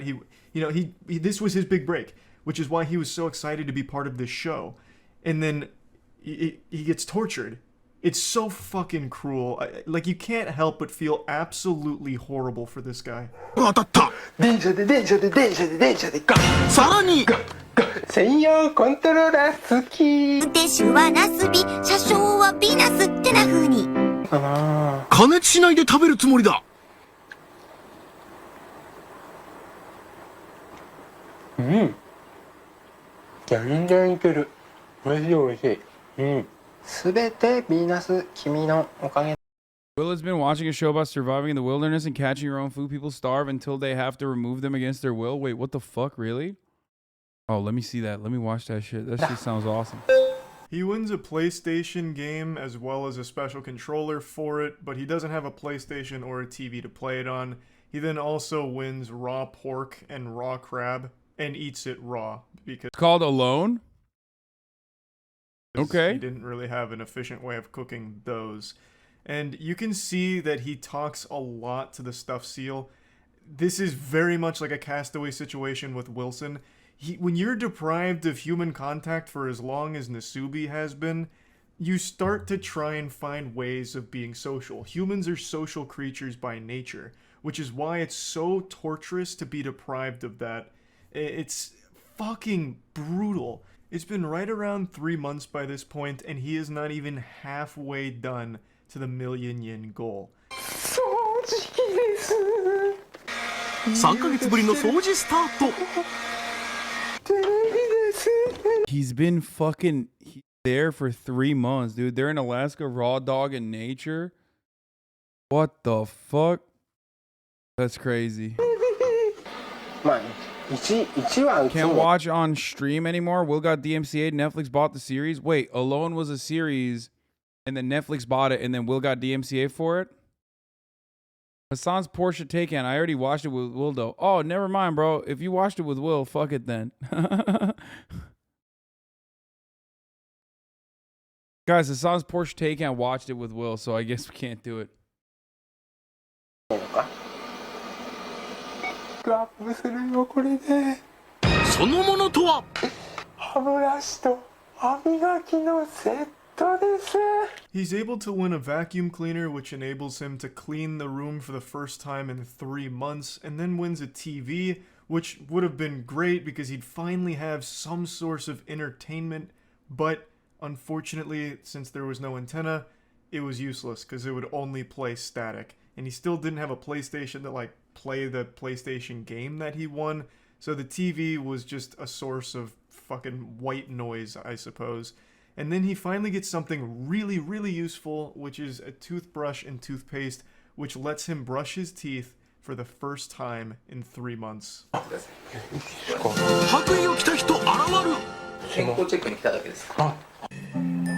Dog, that doctor is faker than Donald Trump's doctors, okay? No fucking doctor in their right goddamn mind would ever look at a dude like this and then go, okay, we gotta pull the plug on this fucking entire project. Homie is a porn doctor, okay? I'm telling you right now, Johnny Sins would look at this man and go, okay, I'm Johnny Sins, America's favorite doctor, and you need to get food in you immediately. 全く問題ありません。ナスビさんは健康であると認めます。 This is one component that I always see left out for all of the publications or videos that talk about the horror of the Nasubi story.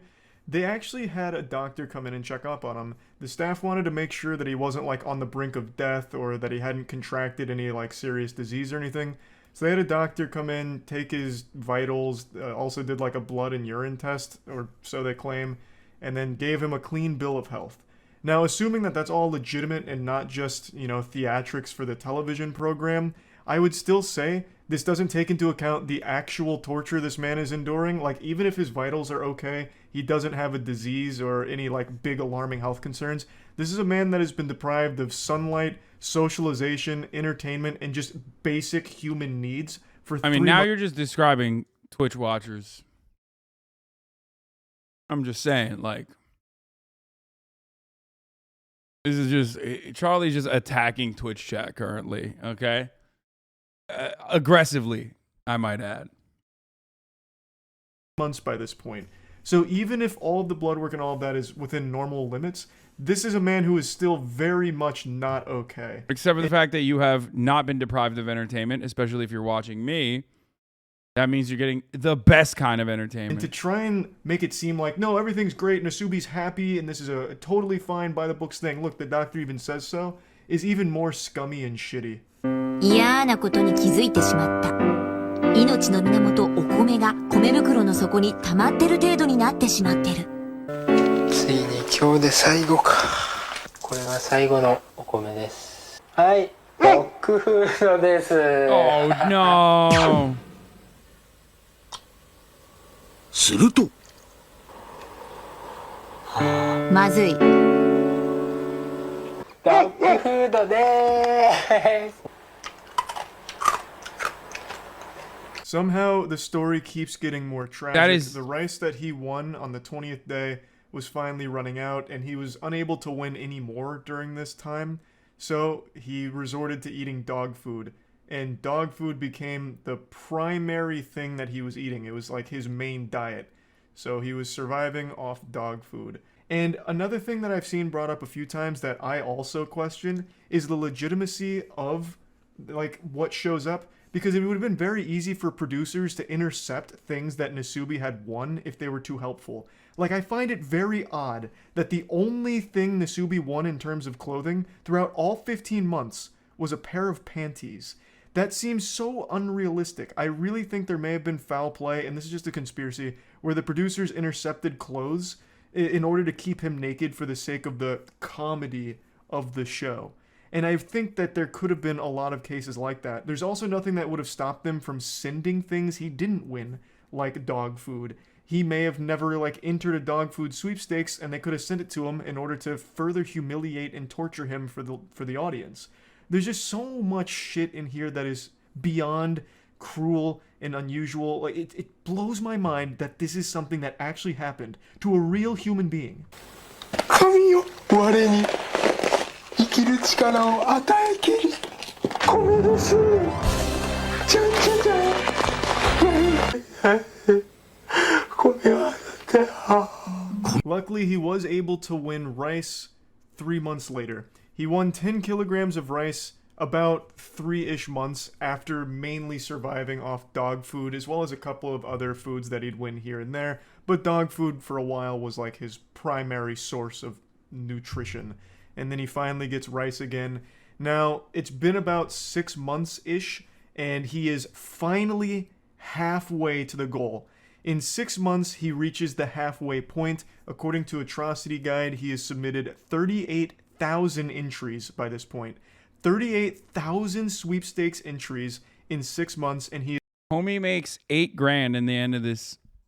Just understand, like, how hard they were fucking farming, dude, bro. Like that almost feels that feels like it just makes it, that adds insult to injury. You know what I mean? Or 10K at the time. Okay.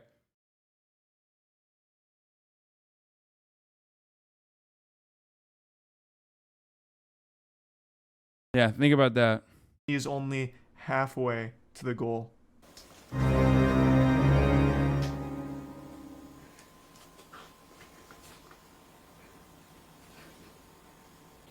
大丈夫だ。この時ナスビは思った。終わりですか。100万いった。 The worst part about this is that, like, he thought they were laughing with him because he's a comedian and he thought that they would be laughing with him. You know what I mean? Instead, the entire show is built around laughing at him. Which is, like, again, adding insult to injury. 何ですか? 言ってない。 Like, that's what I mean. 意味がわからないんですけど、全然。うわー。車? やった。動いてる動いてる。これはまあ全部揃ってるというか、引っ越しっていうことなんですか? Just when you thought it couldn't get more fucked up. So what happened here is this show was so popular, people eventually found out where Nasubi was being held.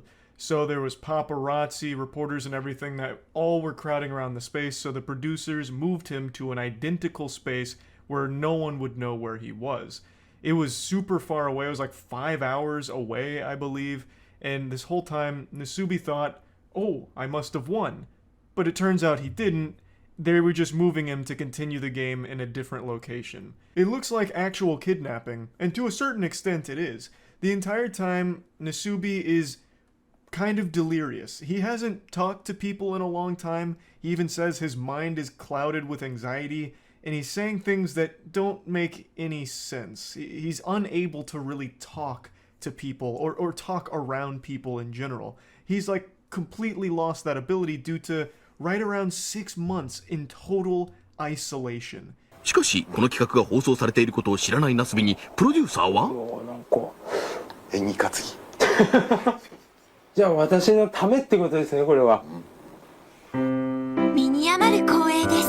The team told Nasubi that he was moved to a new location. Japan does not have good mental health care, worse than the U.S. in some ways.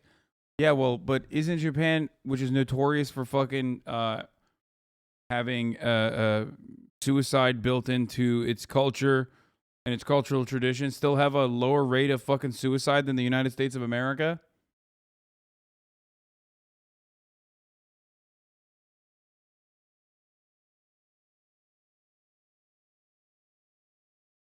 Japan's suicide rate per 100,000 people compared to other countries, according to the World Health Organization.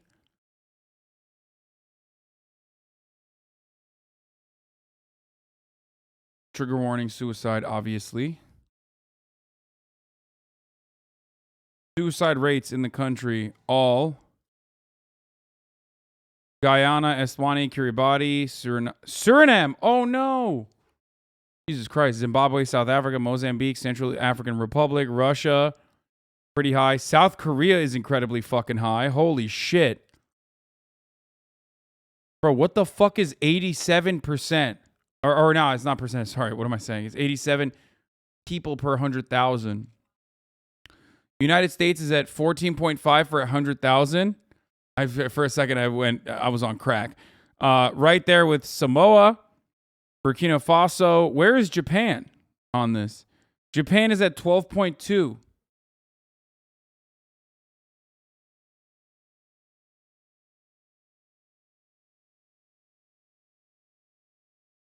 Which countries have the lowest?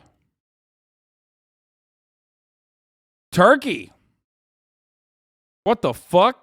Barbados, Antigua and Barbuda, Grenada, St. Vincent, Jordan, Venezuela, Syria. What the fuck? Turks rise up?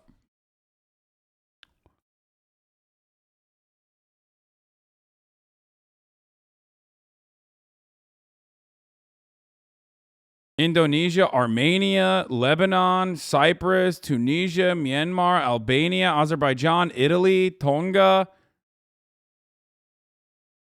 Wait, what the fuck? Okay, if Tonga's suicide rate is suicide rate is 4.4 per 100,000, then why the fuck is Samoa's suicide rate so much higher? Not that like these are identical places, but you would expect them to not have such a gigantic disparity, right? It's probably not accurate.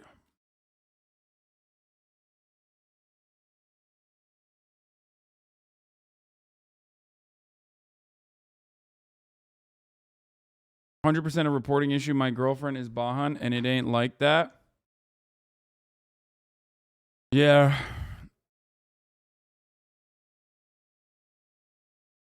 It could be, yeah, it could be differences in reporting, I think. Yeah.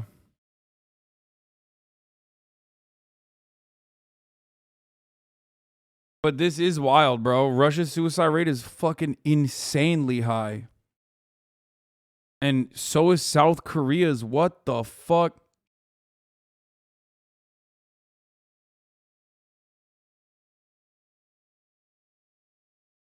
That's crazy. But like I said, the entire point was the entire point of this discussion was that Japan, everybody's like, oh, Japan has really bad mental health care, which probably, I mean, which is most likely true. Okay? Except America's still fucking cracked. Okay? Obviously, we're far from number one, you know, but look at this shit. Number 31, baby, right underneath Samoa and Somalia.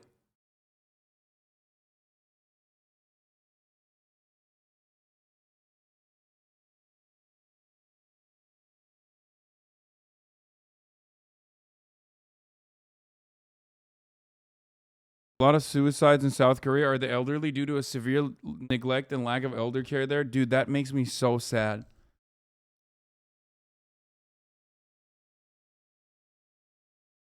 I think the U.S. suicide rate is due to ad break exposure per capita. First of all, it's middle of the hour, so I'm not going to do that. Secondly, the U.S. suicide rate is high because of access to weapons. Like, straight up. It is the easiest fucking method, or the most final method, in comparison to everything else. And, you know, America has that readily accessible.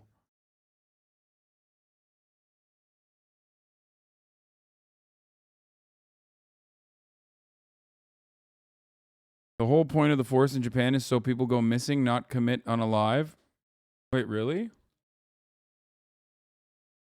I mean, Japan's numbers being that fucking high is wild still. You know what I mean? Like, one consistent thing that you see in a lot of these countries is that they are either very small. That's the reason why their fucking number is super high up there, because at a certain point, like, you know, even though this is per capita, being that tiny can contribute to the numbers being fucked up. Or they're literally exploited. They're exploited nations, right? And then when you get to Russia and South Korea and all these other places, they are, you know, hyper-capitalist dystopian hellholes in comparison to some of the other countries that have lower suicide rates. But Belgium at 35 is still wild. Wait, what the fuck is higher for men? Yeah, it's higher for men everywhere, my friend. It's always higher for men.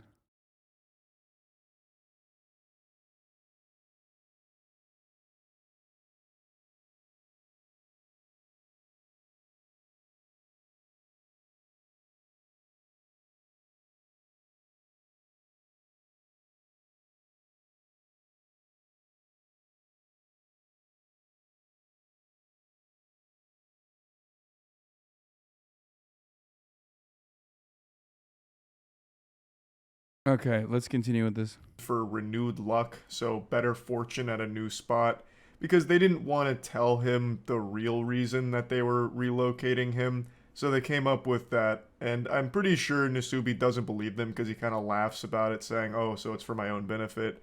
I think he's very well aware now that this is a pretty fucking evil team of producers here, and whatever reason they had for moving him probably wasn't for his own benefit. 椅子と机が当たったってことなのかなこれは。社長気分っつうのかね。当選第1号国用のパーソナルデスク&チェア。操作しづらいんですよね、爪が邪魔でね。爪がこんなになっちゃってるからね。His first win in the new location actually is a fucking fat one. He gets a new desk, a new chair. They're both relatively expensive too, so it's a great victory for him. And he shows his nails. The nail growth is outrageous. He hasn't been able to trim them in about Bite that 6 shit, months homie. now. What are you But doing? he is Bite him. genuinely a prisoner here, and it shows. With this room switch, producers decided to offer a live I'm self-sustaining like that. causing them to digitally follow Nasubi around with a joystick in order to censor his genitalia. As you can see, the quality of the live stream is primitive, but keep in mind this is in the late 90s. I couldn't actually find a high quality clip showing how they censored the live stream or did the live broadcast, so this comes from Atrocity Guide as well. What they did is the producers had a whole team that was dedicated to following Nasubi around with a joystick like they were playing a fucking arcade game with a sensor to keep his dick and balls off the screen. Wait, what happens if they fail though? and they just show a cock on fucking TV, don't they get in trouble?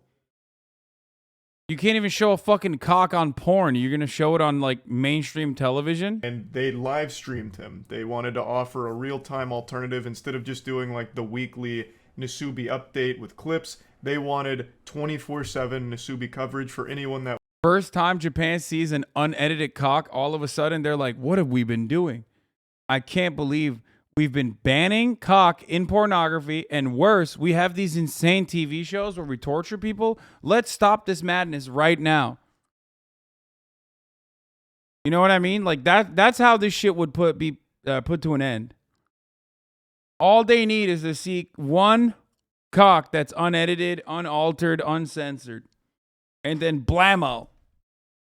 The entire country wakes up. that wanted to go watch. So this was pretty innovative for its time. I think it's definitely one of the first like actual around-the-clock live streams that ever actually aired. It's pretty impressive. ウィダーインゼリーが当たってかれこれ2週間当選がない。ここまでね当たんないってもなかなか久しぶりの出来事でね。車で移動。着いたところはちょっといいよ。いいですか。ナスビのあまりの運のなさに見かねたスタッフは当選運の上昇を願い2度目の引っ越しを決めたのだった。So Nasubi initially had a good string of luck at the new location. I believe, according to Atrocity Guide, he had done 17,000 entries and won decent stuff, but then hit a really bad cold streak, even ran out of food at one point, so the producers did move him again to another location to help him out in winning more prizes, I suppose, and it worked because he did win more prizes.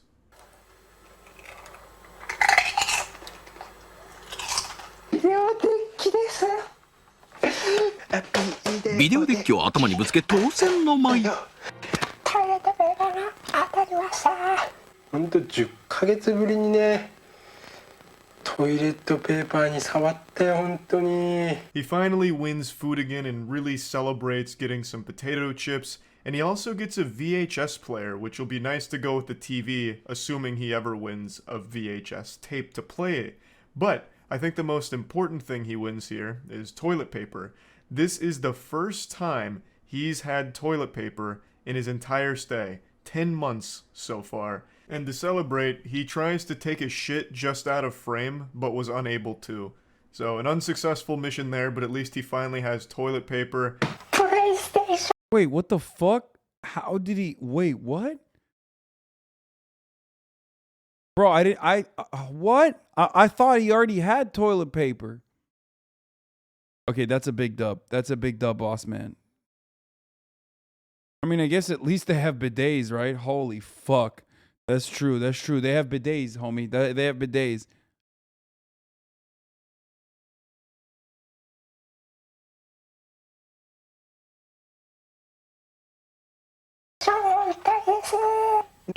それは8ヶ月前のこと。電車でコントローラー好き。6ヶ月前。おー、来たよ。とりあえずまずや。電車で go. Now this is by far the meatiest win he's gotten so far, a PlayStation. That's pretty expensive, especially during this time period, and it also enables him to have real entertainment for the first time in 10 months. This dude's about to be cracked at They Should They Go. This is like a moment that's straight out of like Civilization, where you climb up the tech tree slowly but surely. 8 months prior to this, he won a PlayStation 1 game, Densha De Go, which also had the special controller to go with it. Couldn't play it, obviously, at the time. 6 months ago, he won a TV. So he had a PlayStation game, a controller, a TV, but no console. He finally got that last missing piece of the puzzle, the console, and is able to play PlayStation games now. Well, the single PlayStation game he's won. And what's really interesting about this is his first piece of actual entertainment he's had since being fucking imprisoned here. But also, and this was pointed out by Caleb, this would make him the world's first video game live streamer, because this is all being live streamed. All of this is a live broadcast, and he spent 4 straight days playing his PlayStation. So for 4 straight days, he was being streamed playing a game. This man was the patient zero of streaming. He walked so Twitch could run. 一心不乱で電車で GO に熱中するナスビ。電車で GO 3日目に突入。プレステでございます。 He played so much Dinsha de Go that he had to ban himself from playing it further so he could focus on entering into more sweepstakes and getting closer to freedom. So he stopped playing the game, went back to writing entries, and he was able to do it. He pulled off the last remaining prizes he needed to reach that million yen mark. 一歩間違えてダイヤにしてくれてれば。今回当たったタイヤが8万4000円。つまり現在の総額は96万9114円。 The tires put him extremely close to completing the challenge. He was right at the finish. His numbers tanked, so he went back to just chatting. Shut the fuck up, dude. Bitch. Finish line here, so close he could throw the Dinsha de Go disc right over the finish line. Only a couple more wins would secure this. And I mean, that's not even a diss just on me. Every fucking gaming streamer that does variety does that, by the way. He was able to pull it off. The final item he won that put him over the million yen threshold was a bag of rice. But Nasubi didn't know he won. It had been 335 straight days of constant, non-stop, relentless filling out of sweepstakes in order to win these prizes. 335 days of torture, and Nasubi had finally reached the finish line, but didn't know it. ゴ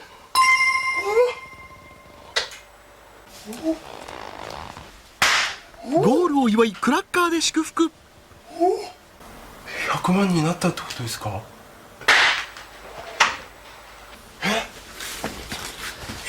Bro, for an entire year, they didn't let him get fucking clothes, by the way. The only time they gave him clothes was like someone else's fucking used panties and he couldn't even wear them.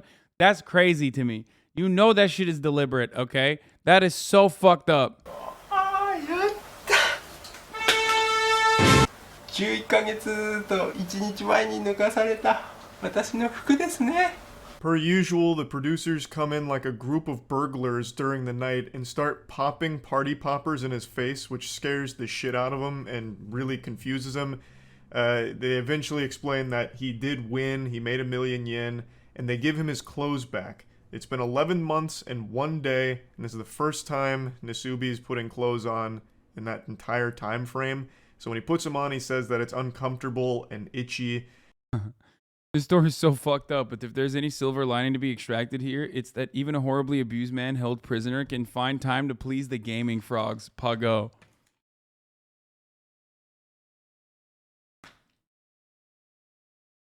There's something wrong with you. But he's very, very, very happy to be done with the contest and glad that he's completed it. But that's not where this story ends. The producers took Nasubi to Korea, telling him it was a celebration for completing the game and for all of his hard work. So they went to an amusement park. He ate a lot of great food. He had a wonderful, incredible time. And then things got real fucked up. そこは? No. No. No. No, that's illegal. No, that's illegal. No fucking shot.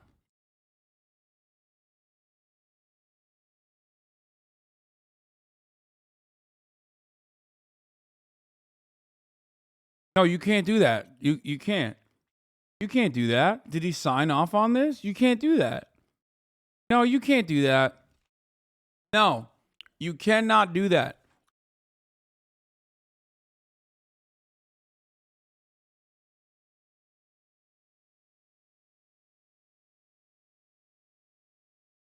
Wait, this is literally Squid Game. Like, not to be fucking cheesy, but that's illegal, right? Like, even in fucking ANCAP Utopia, like, Japan.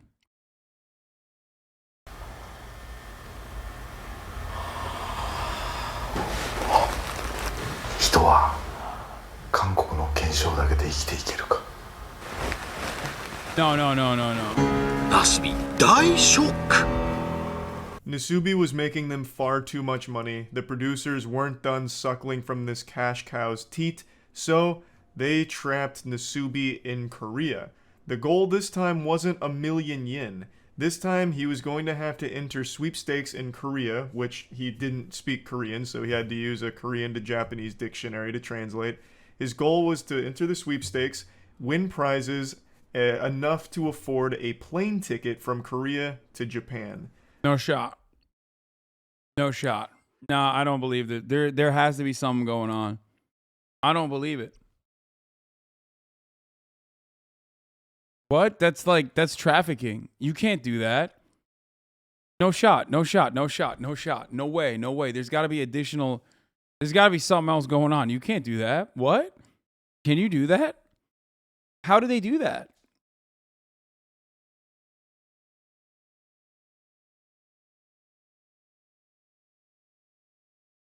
That was the objective. He was stripped naked yet again and forced to endure the same torture that he had already endured for 335 Bro, low-key, these motherfuckers are worse than Andrew Tate. Are you serious? days prior. I would like to make a mention here. There is a moment where the producer says, if you don't want to do this, just say so. To which Nasubi responds, I'll do it. So I don't think they had ever forced him against his will to complete these challenges, but he was pretty much promised fame after doing these things. So in the pursuit of Nasubi's big dreams, he allowed himself to be tortured mercilessly for 15 months. こんなにいっぱいということは商品総額が 47,800 円ということはゴール 46,900 円突破 検証生活 in Korea. This time around, however, Nasubi went fucking plus ultra, straight up turbo mode. He had become a master at this shit. So he was actually able to complete this challenge in just about 2 months, which made the producers very upset because he didn't suffer long enough. So they increased the challenge duration. They moved the goal. Stop. No. No way. That's fucking bullshit. That is like, what? Someone needs to fucking take and like save this man. Where's fucking Liam Neeson, dude? Post. Instead of just getting a one-way ticket from Korea to Japan in economy class, they required him to get an additional 9,000 yen in prize winnings to upgrade that ticket to business class. エコノミークラスという一番安い料金。こんなに頑張ったのにエコノミークラスとはあんまりだ。そこでビジネスクラスにランクアップ。点まであと 9,500 円。頑張れナスビ。 Yeah, more scummy evil shit from the producers here. They never. What's really wild about this, by the way, isn't like, I mean, everything is wild about this, but like, I didn't realize there was like a sweepstakes culture like this in both Japan and Korea that is so poppin' that like you could build an entire show around it and you can buy like you can win all sorts of shit in sweepstakes. Literally against the Geneva Convention, everything they've done is in violate. It's just torture. Even told him he initially completed the goal here. They just let him keep writing postcards until he'd gather another 9,000 yen. They didn't want him to win quickly. They didn't really want him to win at all because the longer he struggles and suffers, the more money they were making. So they let him just keep going and tried to spin it as a positive thing, like, look at how hard Nasubi's working. We're not going to let him fly in economy class, so the new goal is business class because it's what Nasubi would want. Just genuinely fucked shit. Someone said Mr. Beast would do this, but like I don't think he would. ということは商品総額は 61,800 円ということ。ファーストクラスにランクアップということはゴールの金額もランクアップ。 Nasubi easily gathered the remaining 9,500 yen after winning some expensive tea leaves, so he was absolutely slapping the producers' bottoms, like he was going hog wild right now. So again, they increased the goal without ever telling him. Now, business class wasn't good enough. Now it was going to have to be a first class ticket, which was an additional 20,000 yen, I believe, which again was pretty quick for Nasubi to gather. He won a live octopus, a big picture frame, and was able to gather enough money through prizes pretty quickly to get that final rank up to first class passenger. So then he finally gets the ticket from Korea to Japan in first class, and it's over. そしてプロデューサーに連れられたナスビ登場。もちろんアイマスクにヘッドホン。ナスビは驚くべき行動に出る。別にまだかかる。なんと脱ぎ始めた。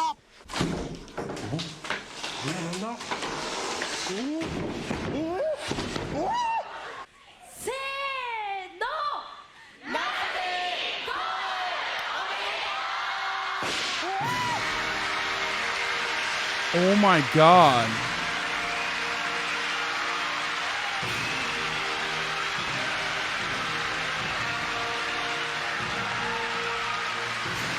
Bro, this is like a nightmare, dude. But the story wouldn't be complete without one more final act of cruelty towards Nasubi. They blindfold him, put noise-canceling headphones on him, disorient him, and drag him on stage into a mock room designed to look like the rooms that he'd been staying in for the last 15 months. So out of pure instinct, he gets completely nude again. It's the only life he knows, so without ever being told to take his clothes off, he does it anyway. And then the walls break away, revealing a live studio audience laughing at him and congratulating him for completing the show. Nasubi is understandably confused because for 15 months he has been psychologically and physically tortured. So he doesn't understand what's happening, he doesn't get it, and is shocked, scared, and all around bewildered. It's just one more sick fucking joke from the producers. Millions of people watching the finale, as well as thousands in person watching him, completely naked and completely having no idea what's going on or why. The life of prizes was finally complete, and the entire show, Susunu Den Pashonen, was cancelled pretty shortly after. It didn't have like a super long run after this. But the toll that this experience took on Nasubi's life obviously didn't stop with the finale. He reported... I was just about to say, there's no shot he's like fucking mentally all there, right? I mean, this is like... being uncomfortable in clothes for about 6 months. Lots of racism in this chat, kind of weird. Where is the racism? What are you talking about? Afterwards, and his social skills had obviously deteriorated. He said he was a lot more shy and not really able to be a comedian super well anymore because obviously he had been cut off for so long from people. He just kind of lost the ability to carry on conversations efficiently and overall just became a lot more reserved as a result of this. He did, however, sell his diary, the Nasubi Life of Prizes diary, like his journal, and that was a bestseller. That was a massive success. But he himself never achieved that level of fame that he was kind of promised with a show like this. He did have certain roles in other productions, and some of them pretty sizable roles in other productions, but never a massive success in Japan, even though this is like the most successful live stream in Japan's history. So just an overall extremely sad and cruel story. The main producer behind this show has gone on record and said he doesn't regret anything. He said his... Yo! He was flexing on him. He's like, yeah, no, it was sick. It was great, actually. His goal is to make miracles on film, and with Nasubi, he accomplished that goal. He did apologize to Nasubi, and Nasubi confirms that the producer did apologize to him, but the apology only does fuck all. Like, that doesn't make up for 15 months of lost human contact and health. You know, like that's a nothing burger. But I guess at least he apologized, even though he made millions of dollars off the back of Nasubi's suffering. But anyway, I wanted to share this story because I find it to be one of the most interesting. Apparently he climbed Mount Everest. That's pretty fire. Comedian Nasubi climbs Mount Everest. I mean, but this dude can achieve anything after that. You know what I mean? America needs to turn this into a movie that's a critique on socialism. Yeah, I mean, the first inclination from Americans when they see something like this is to be like, well, this is, what is this, North Korea? What is this, socialism? Ones when it comes to like live broadcast television as well as live streaming. This is one of the first live streams, and it was fucking bizarre. Extremely fucked up story. And yeah, I just wanted to share that with all of you. Someone was saying that someone was saying he was also a big advocate for the stay-at-home order during a man who overcame 1 year and 3 months of confinement talks about the secret of overcoming the fatigue of corona, self-restraint. No way. That's so funny.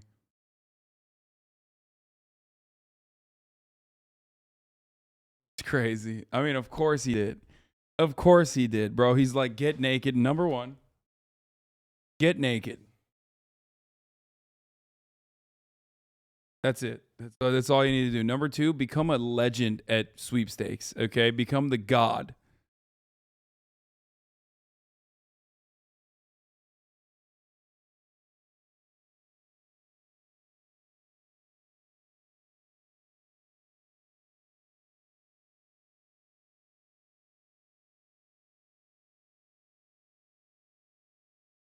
How did he zerk it for those 15 months? Yeah, I don't get that. That is something, that is immediately what I was thinking of too. Like, do you get to crank it? Because, like, how do you get to crank it?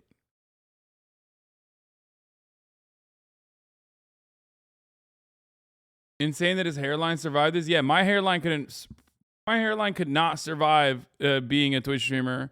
Meanwhile, that motherfucker's hairline is totally intact. If you don't eat much, you don't have a sex drive. I just don't know how he did any of that, dude. Meanwhile, Instagram, the new TikTok. No, I don't want to watch that shit.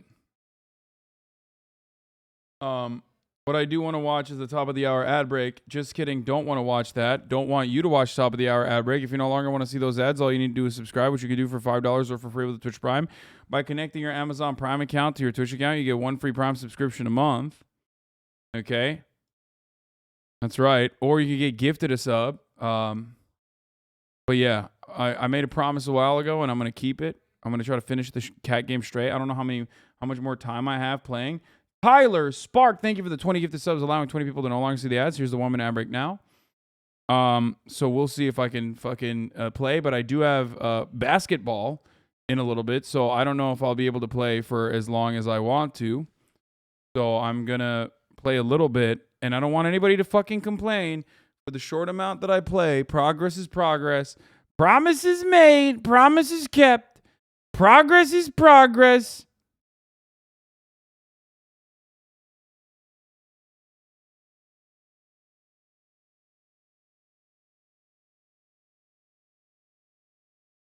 Okay, it's going to be short, though. Okay, here you go. Juice it, juice it, juice the tweet, juice the tweet. Incredibly rare gaming frog W. Yeah, well, here's the thing. Here's the thing. You want to know what? You want to know what? Nasubi got me fucking riled up, okay?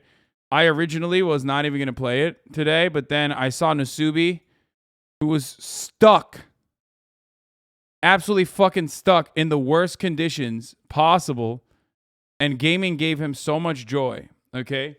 It delivered so much joy to his life, which is why I was like, you know, it's time for me to fucking also get some... Uh-oh. Why is this not working? Uh-oh. Okay. It's reading it, but it's not... Oh, there it is. It's reading it.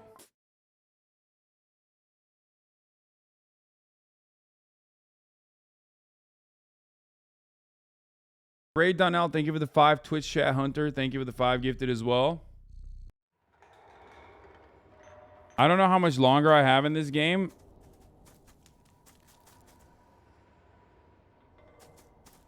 But we're about to find out. I'm stuck in the... Do I have a lot going on with this game still? You probably have 2-ish hours. Oh, if I have 2 hours, I'm not going to be able to finish it tonight. But I also don't know where to go. So it's going to be hard.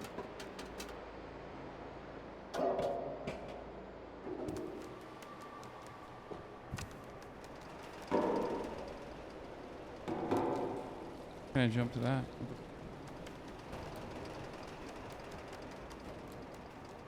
Have they dumped Alex Jones' text messages yet? No, not yet. Where did you leave off? I don't really remember. I think I have... I'm looking for the second... Robot chick.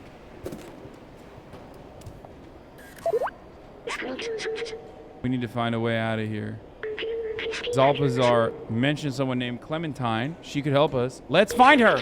This picture and the symbols on the back could probably help us somehow.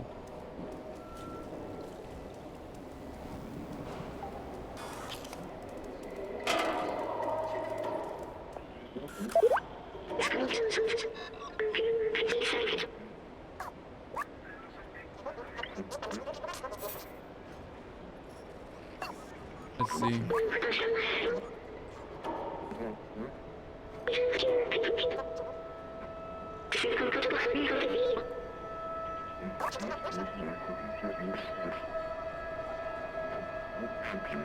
You flip the photo? Yes. I have no idea what this means though. 35?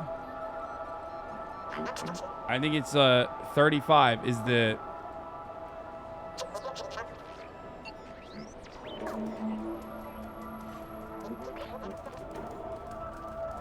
I guess we can't go through here, right?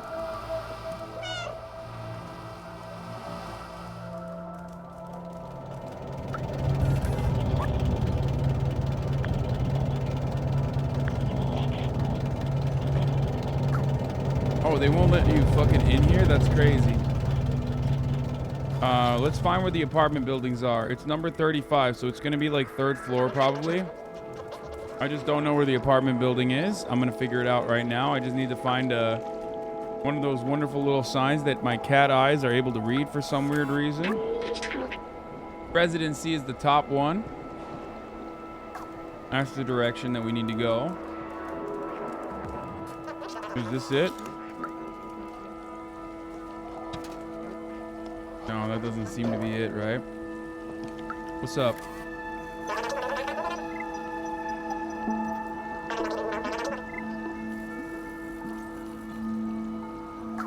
Okay, chill. I'm clearly fucking asking you a question, lady. Okay, calm down with this fucking, oh, can you pay me with the real money? Like, yeah, whatever, dude. Shut up, dumbass.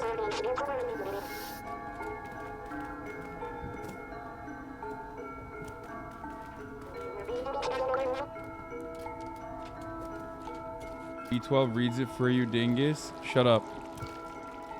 Okay, is this the residency? Is this how we get in? Where the fuck are the residencies? Oh, this can't be it. Maybe it is it, actually. Wait, never mind. This is it.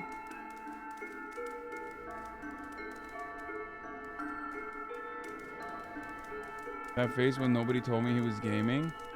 Yeah, shut up, weeby. If you weren't such a fucking L nerd, you would know. If you were watching the stream, you would know.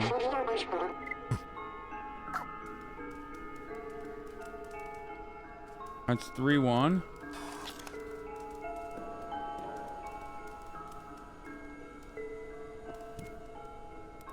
Play some jams.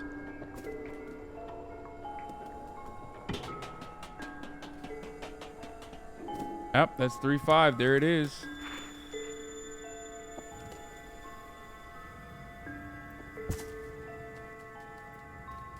Go.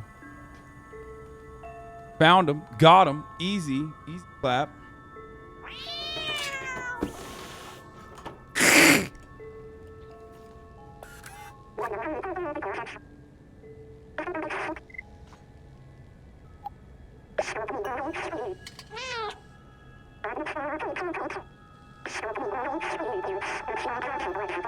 I've been managed for a way out of the outside since I left Ant Village, but Sentinels are always watching. Now that you're here, you can help. Follow me. Classic, relying on fucking cat guy every time. I see how it is, dude. I see how you robots operate. You got nothing on your own. You always got to get me to do your fucking dirty job. I'm working on a plan to use his old subway for a while now. I have the keys to start it. He's a robot with a bomber jacket and a gold chain. Take this message to him.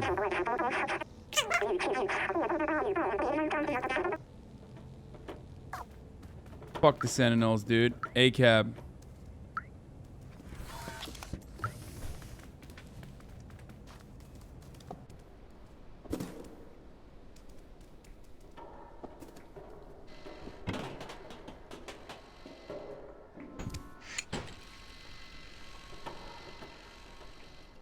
Why can't I jump up here?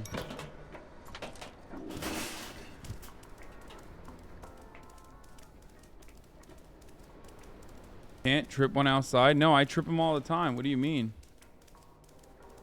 I trip him nonstop, brother. A-cab, all cats are beautiful. No shot. Hey, dumb face, we can see you too. Yeah, look at that. Boom, it's done. Dumbass robot. Huh. J3 stacks, thank you for the 5 gifted. Okay. Where the fuck was the guy with the bomber jacket?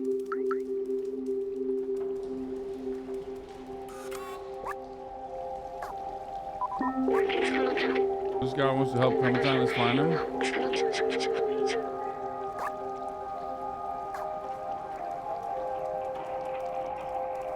I don't think he's gonna be at the factory, Chad. I think he's gonna. The gold jacket guy is probably at the bar or something after a long day of working at the factory.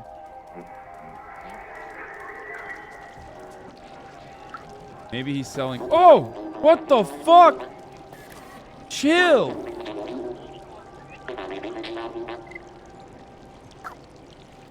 Scared the shit out of me. Fuck you, dude.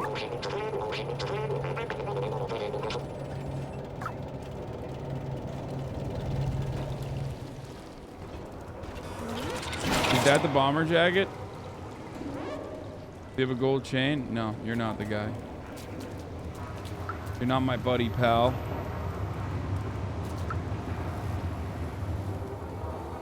Nope, he's not it either.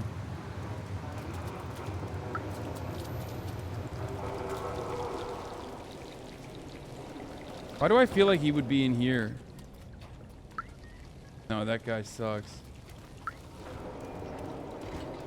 Okay. Oopsie. What's up, bitch? Oh, shit. Yeah, get fucked, cop. A-cab. A-cab. Yeah, I fucking piss on your head. Wow.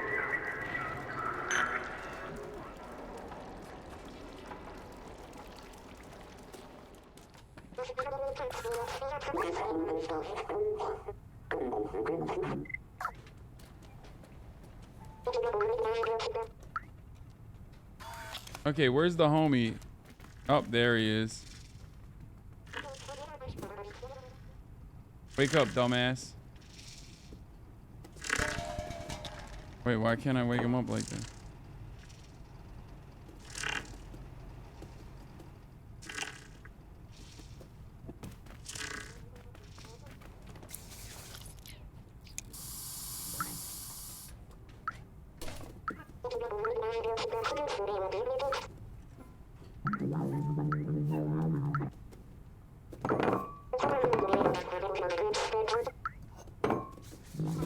Why do robots need jaggeds? Why are you asking silly questions? Okay.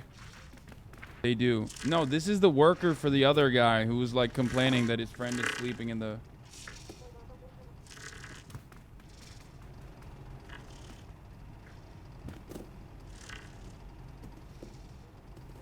It's probably a side mission.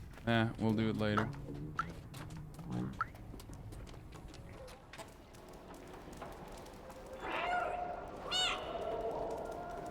Fuck you. Oh, shit. Almost got him. What the fuck? Get fucked, bitch.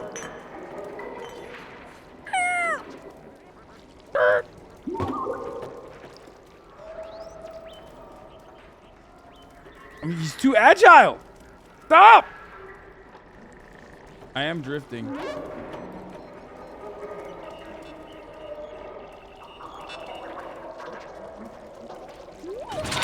Yeah! Okay, that's hella rewarding. What the fuck? Dude, if I was a cat, I'd be fucking beating dudes up non-stop. I'd just be dropping stinkers on them, dude.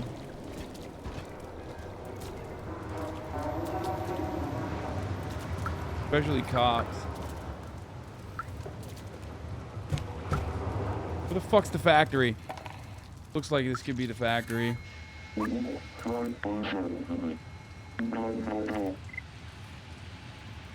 you wait for a little...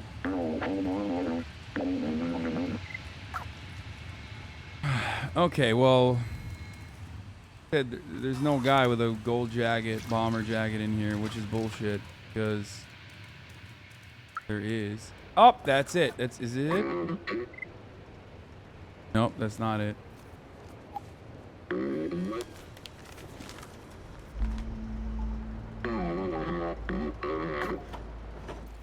Wait. He ain't got, that's not a bomber jacket.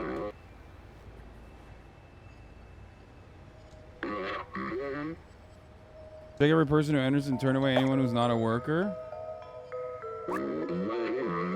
Give me a worker jacket and worker helmet while I stay here. Check for a good time to enter. Oh, that's how I gotta get back. That's how that other store plays into this whole shebang. They won't let me into the fucking worker store because his homie is fucking working.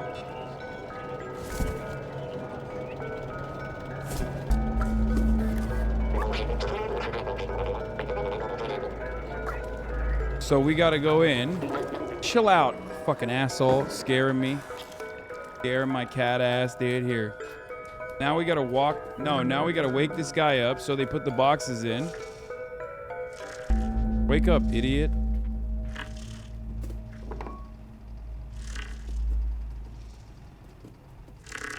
Why? How do I wake him up?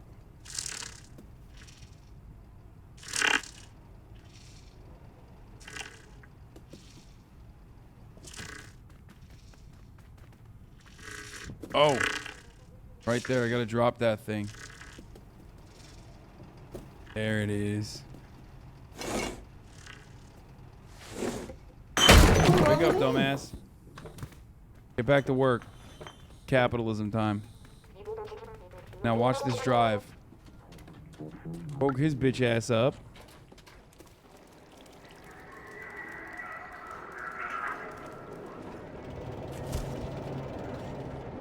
Now carry me to victory. Right now.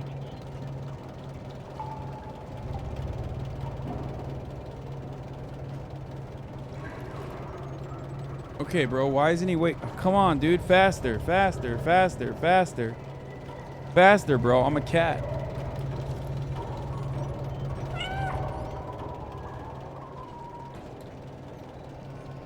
You think all humans in the universe died of toxoplasmosis?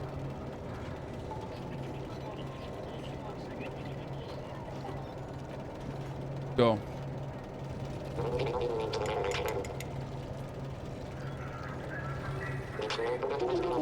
Workers, do not fight amongst yourselves, okay? It is your bosses that are... It's the boss man's fault, brother. You are fucking being forced into work in these conditions. You should have taken a union. If you were unionized, you could get a factory mandated smoke break. You know what I mean? A union mandated smoke break.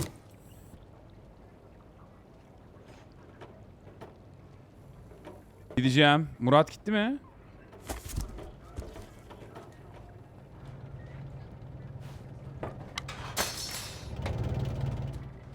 Where the fuck is the... Where's the worker hat and shit?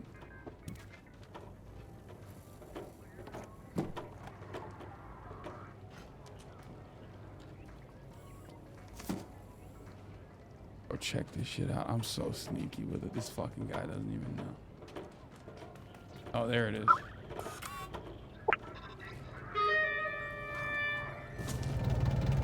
Done. Now we need a vest, and that's the other second place. This is where you get the vest, I assume. How do we get... Oh, we need a music... I need a fucking music thing so I can play music. And I have no idea where the fucking music thing is.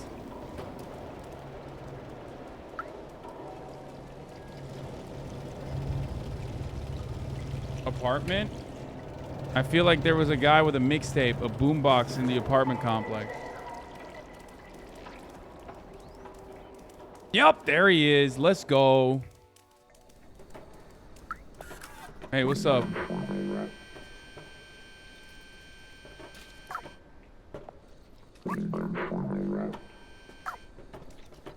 Wait, how the fuck do I get it? Do I have to break the cameras to get it or something?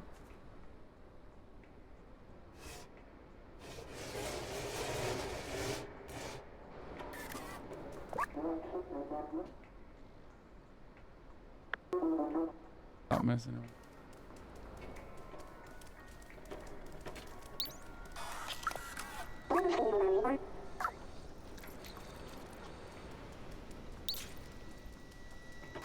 Oh wait, I can just grab this.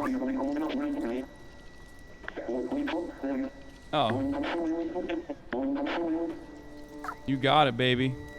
I fucking hate the cops and I hate cameras. I will do that shit easy, free of charge. I was already doing it.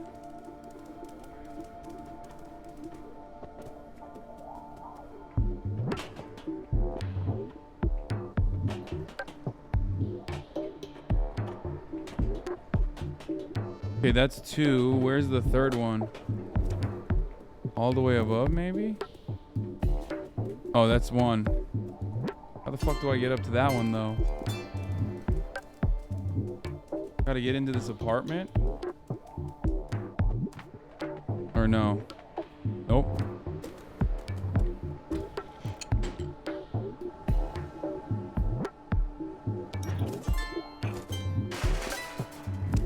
Easy peasy, baby.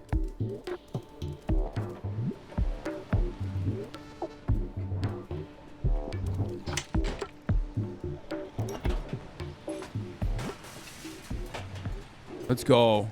Fucking cracked, dude. A menace. Shit ass cameras? What do you mean, dude? I have incredible cap power. There ain't no match for my fucking... Alright, give me a fucking cassette, bitch.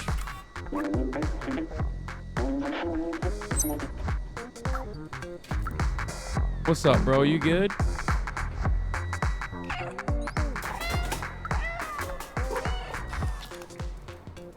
A cat. Reminds me of a task you do on Tony Hawk's Pro Skater. I mean, you can also fucking slide like you're in Tony Hawk Pro Skater in this game, so...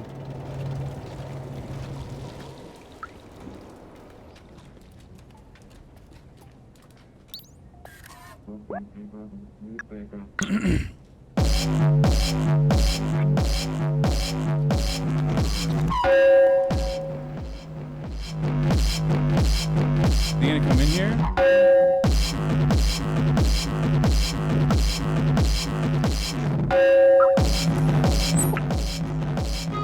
Yoink. Dude, I'm a cat burglar. I'm a cat burglar, dude. I'm doing cat robberies out here. Let's go.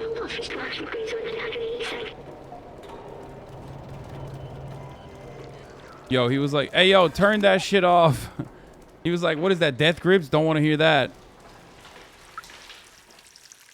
It's fucked up, dude.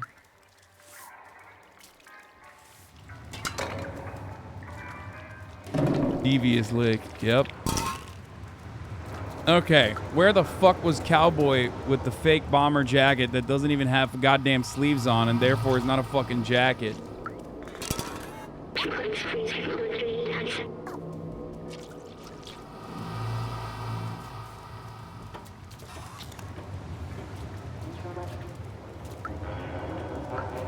Alright, we're close, we're close, we're close. Get in here, homie. Let's go. Easy peasy lemon cheesy. Boom. Don't worry, I got it. I got you.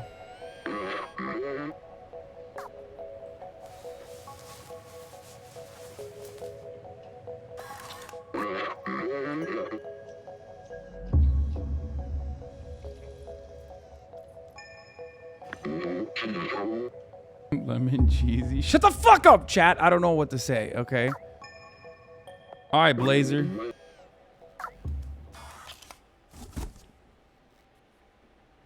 You guys doing this to me? I'm fucking out here playing video games for you, and all you do is make fun of me, and it's fucked up.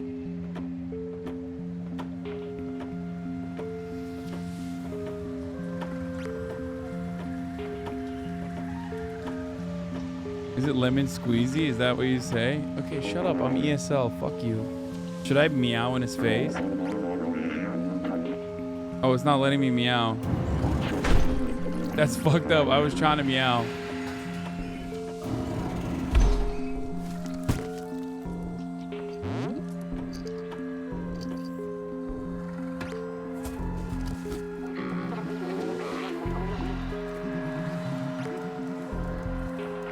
Wait, what the fuck? Uh-oh.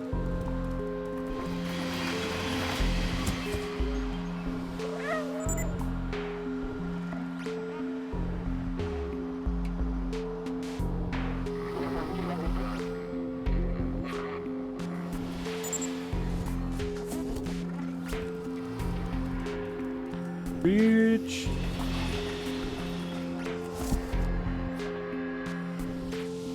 Dude, I'm so sneaky with it. I'm so nice with it, dude. They should have played Metal Gear Solid music here though. Dun dun dun dun dun.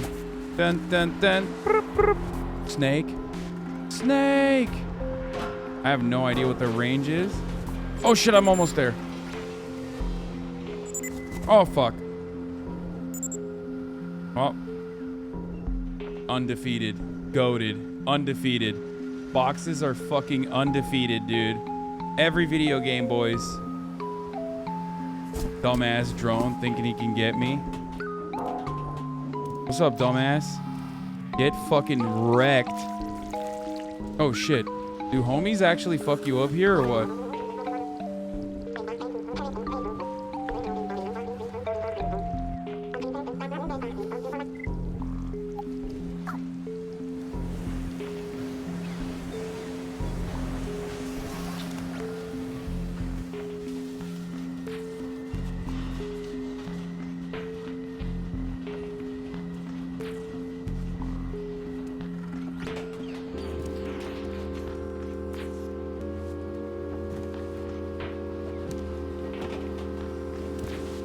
Yeah, I don't know if I can help you, homie. Amazon warehouse, by the way. Yeah, future Amazon.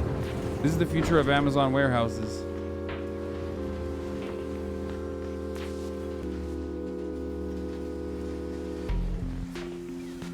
Wait, why can't I jump up there? What the fuck?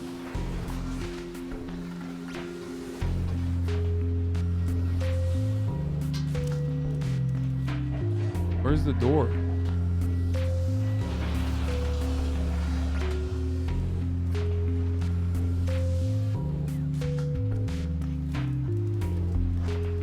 Oh, there it is. That shit opened it up. Let's go.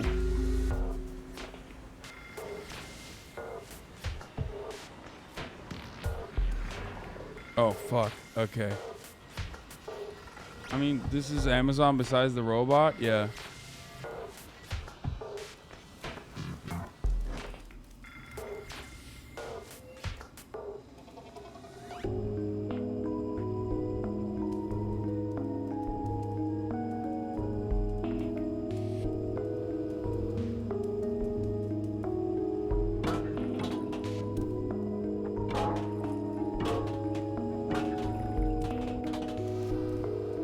What the fuck?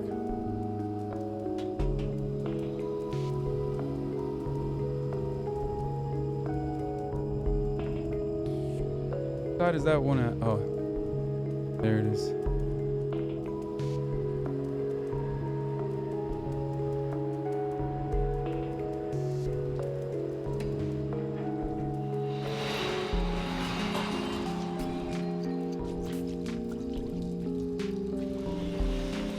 Is that camera not working? Okay, I gotta get in there. Can you kill these guards? Bro, they're not guards. They're fucking slaves to capitalism. Just like you. What do you mean? They're not even unfriendly. They're friendly.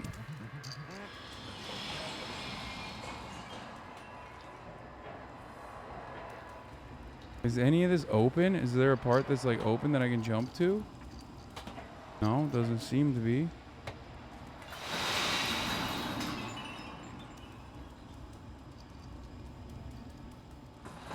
I'm stuck a little bit here.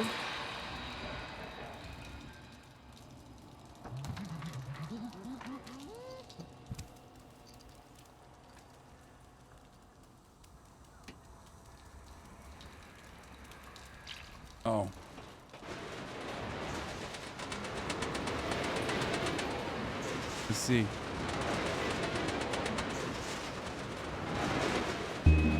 Oh, dude.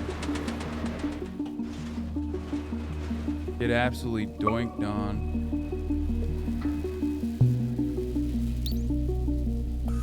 What does this do?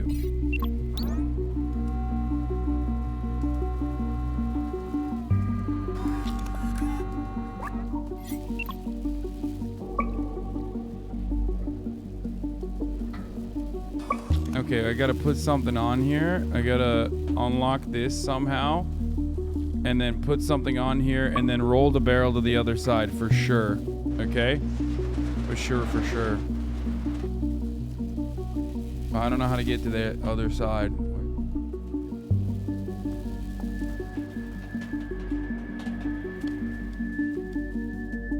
Maybe I can turn this on and then jump on top of it.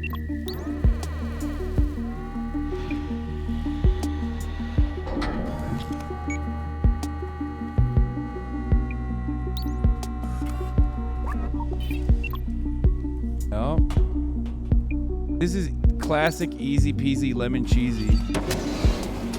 Just saying. I'm just gonna say it.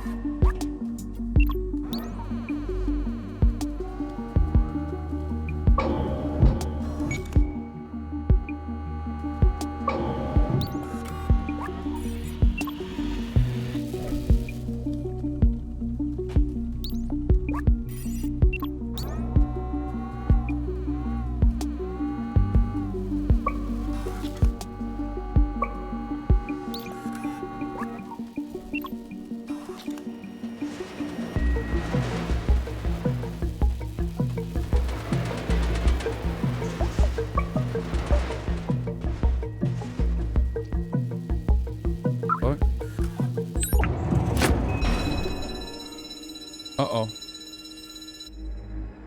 Maybe it wasn't so easy. We got it. Quick, let's get out of here before the sentinels show up.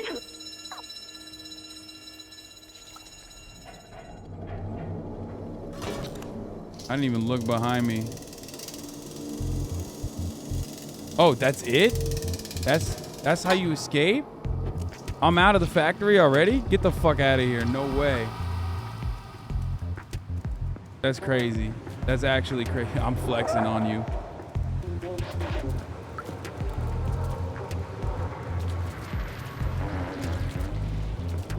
My keys. Shut up, bitch. You're gonna be a fucking drone regardless. You know what I'm saying? Whoa!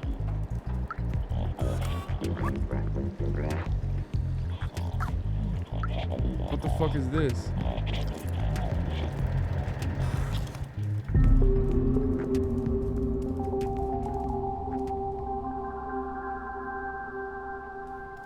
What the fuck?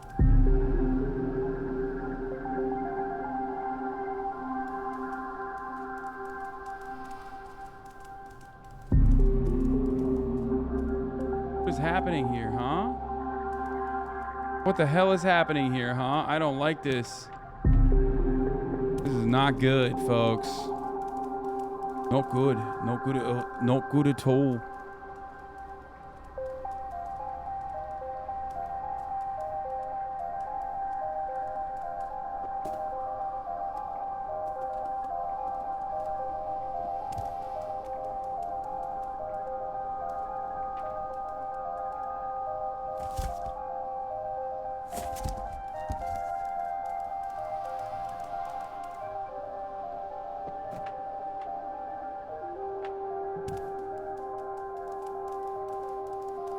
Uh-oh. Oh, shit. Get fucked, dumbass. Where'd he go? I don't know, but I'm dipping. Hey, now.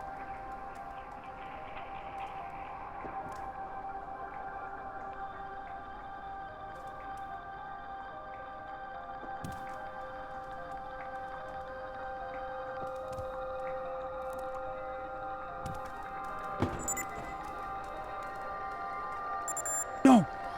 Shit! Oh! Oh, what the fuck?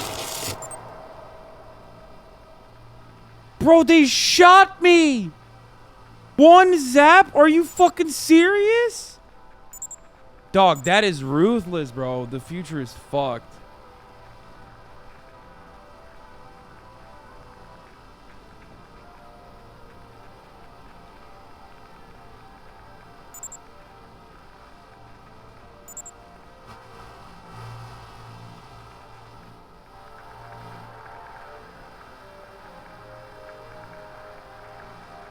As a cat, I got 9 lives remaining, right? Except I will be continuing this later.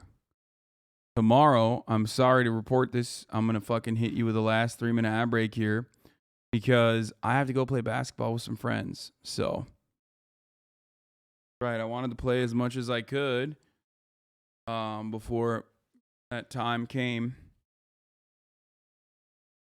And yeah, it's time to play the real game of life. I'm about to hoop my fucking ass off, okay?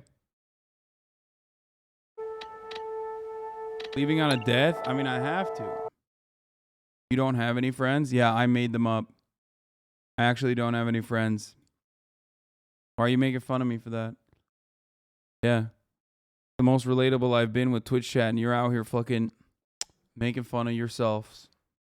Okay? Here's what I will play, though. In honor of Alex Jones. Okay. What a fucking liar. In honor of Alex Jones, we're bringing back this to its former little fucking glory. Liar, dude. That's What right, a folks. I fucking love you all, and I will weaselly see you tomorrow, little okay? liar, dude. Holy shit, dude. Holy fucking In honor of shit, A. dude. Jones, for those of you who don't know, this is the old outro. I'm saying it. America deserves Comrade love. Lamb restored. I will see you tomorrow, I'm saying folks. it. America deserves No leftovers tomorrow because Ethan's too busy I'm saying it. shooting an episode of a podcast with I'm saying it. with a sexier person than me, Jeff Wittick. So Big man, Hasan. I'm washed now. He dropped me. Anyway, I'll see you tomorrow at the same time, the same place. Okay. Pervert. Oh, you're Peace. such a big man, Hasan. Man, Hasan. This is a deranged pervert. This is a deranged pervert. I bet he's got some big old, giant bitch tits. I bet he's got some big old, giant bitch tits. I bet he's got some big old, giant bitch tits. I bet he's got some big old, giant bitch tits. Hasan Pecker. Can't make up that name. That's his name. That's his name. Hasan Pecker. Can't make up that name. That's his name. That's his name. Fuck it. I'm saying it. America deserves love. Fuck it. I'm saying it. America deserves happiness. Fuck it. I'm saying it. America deserves love. Fuck it. I'm saying it. America deserves happiness. Fucking liar, dude. What a fucking Weasley little liar, dude. What a fucking Weasley little liar, dude. Holy shit, dude. Holy fucking shit, dude. Literally lying. Still lying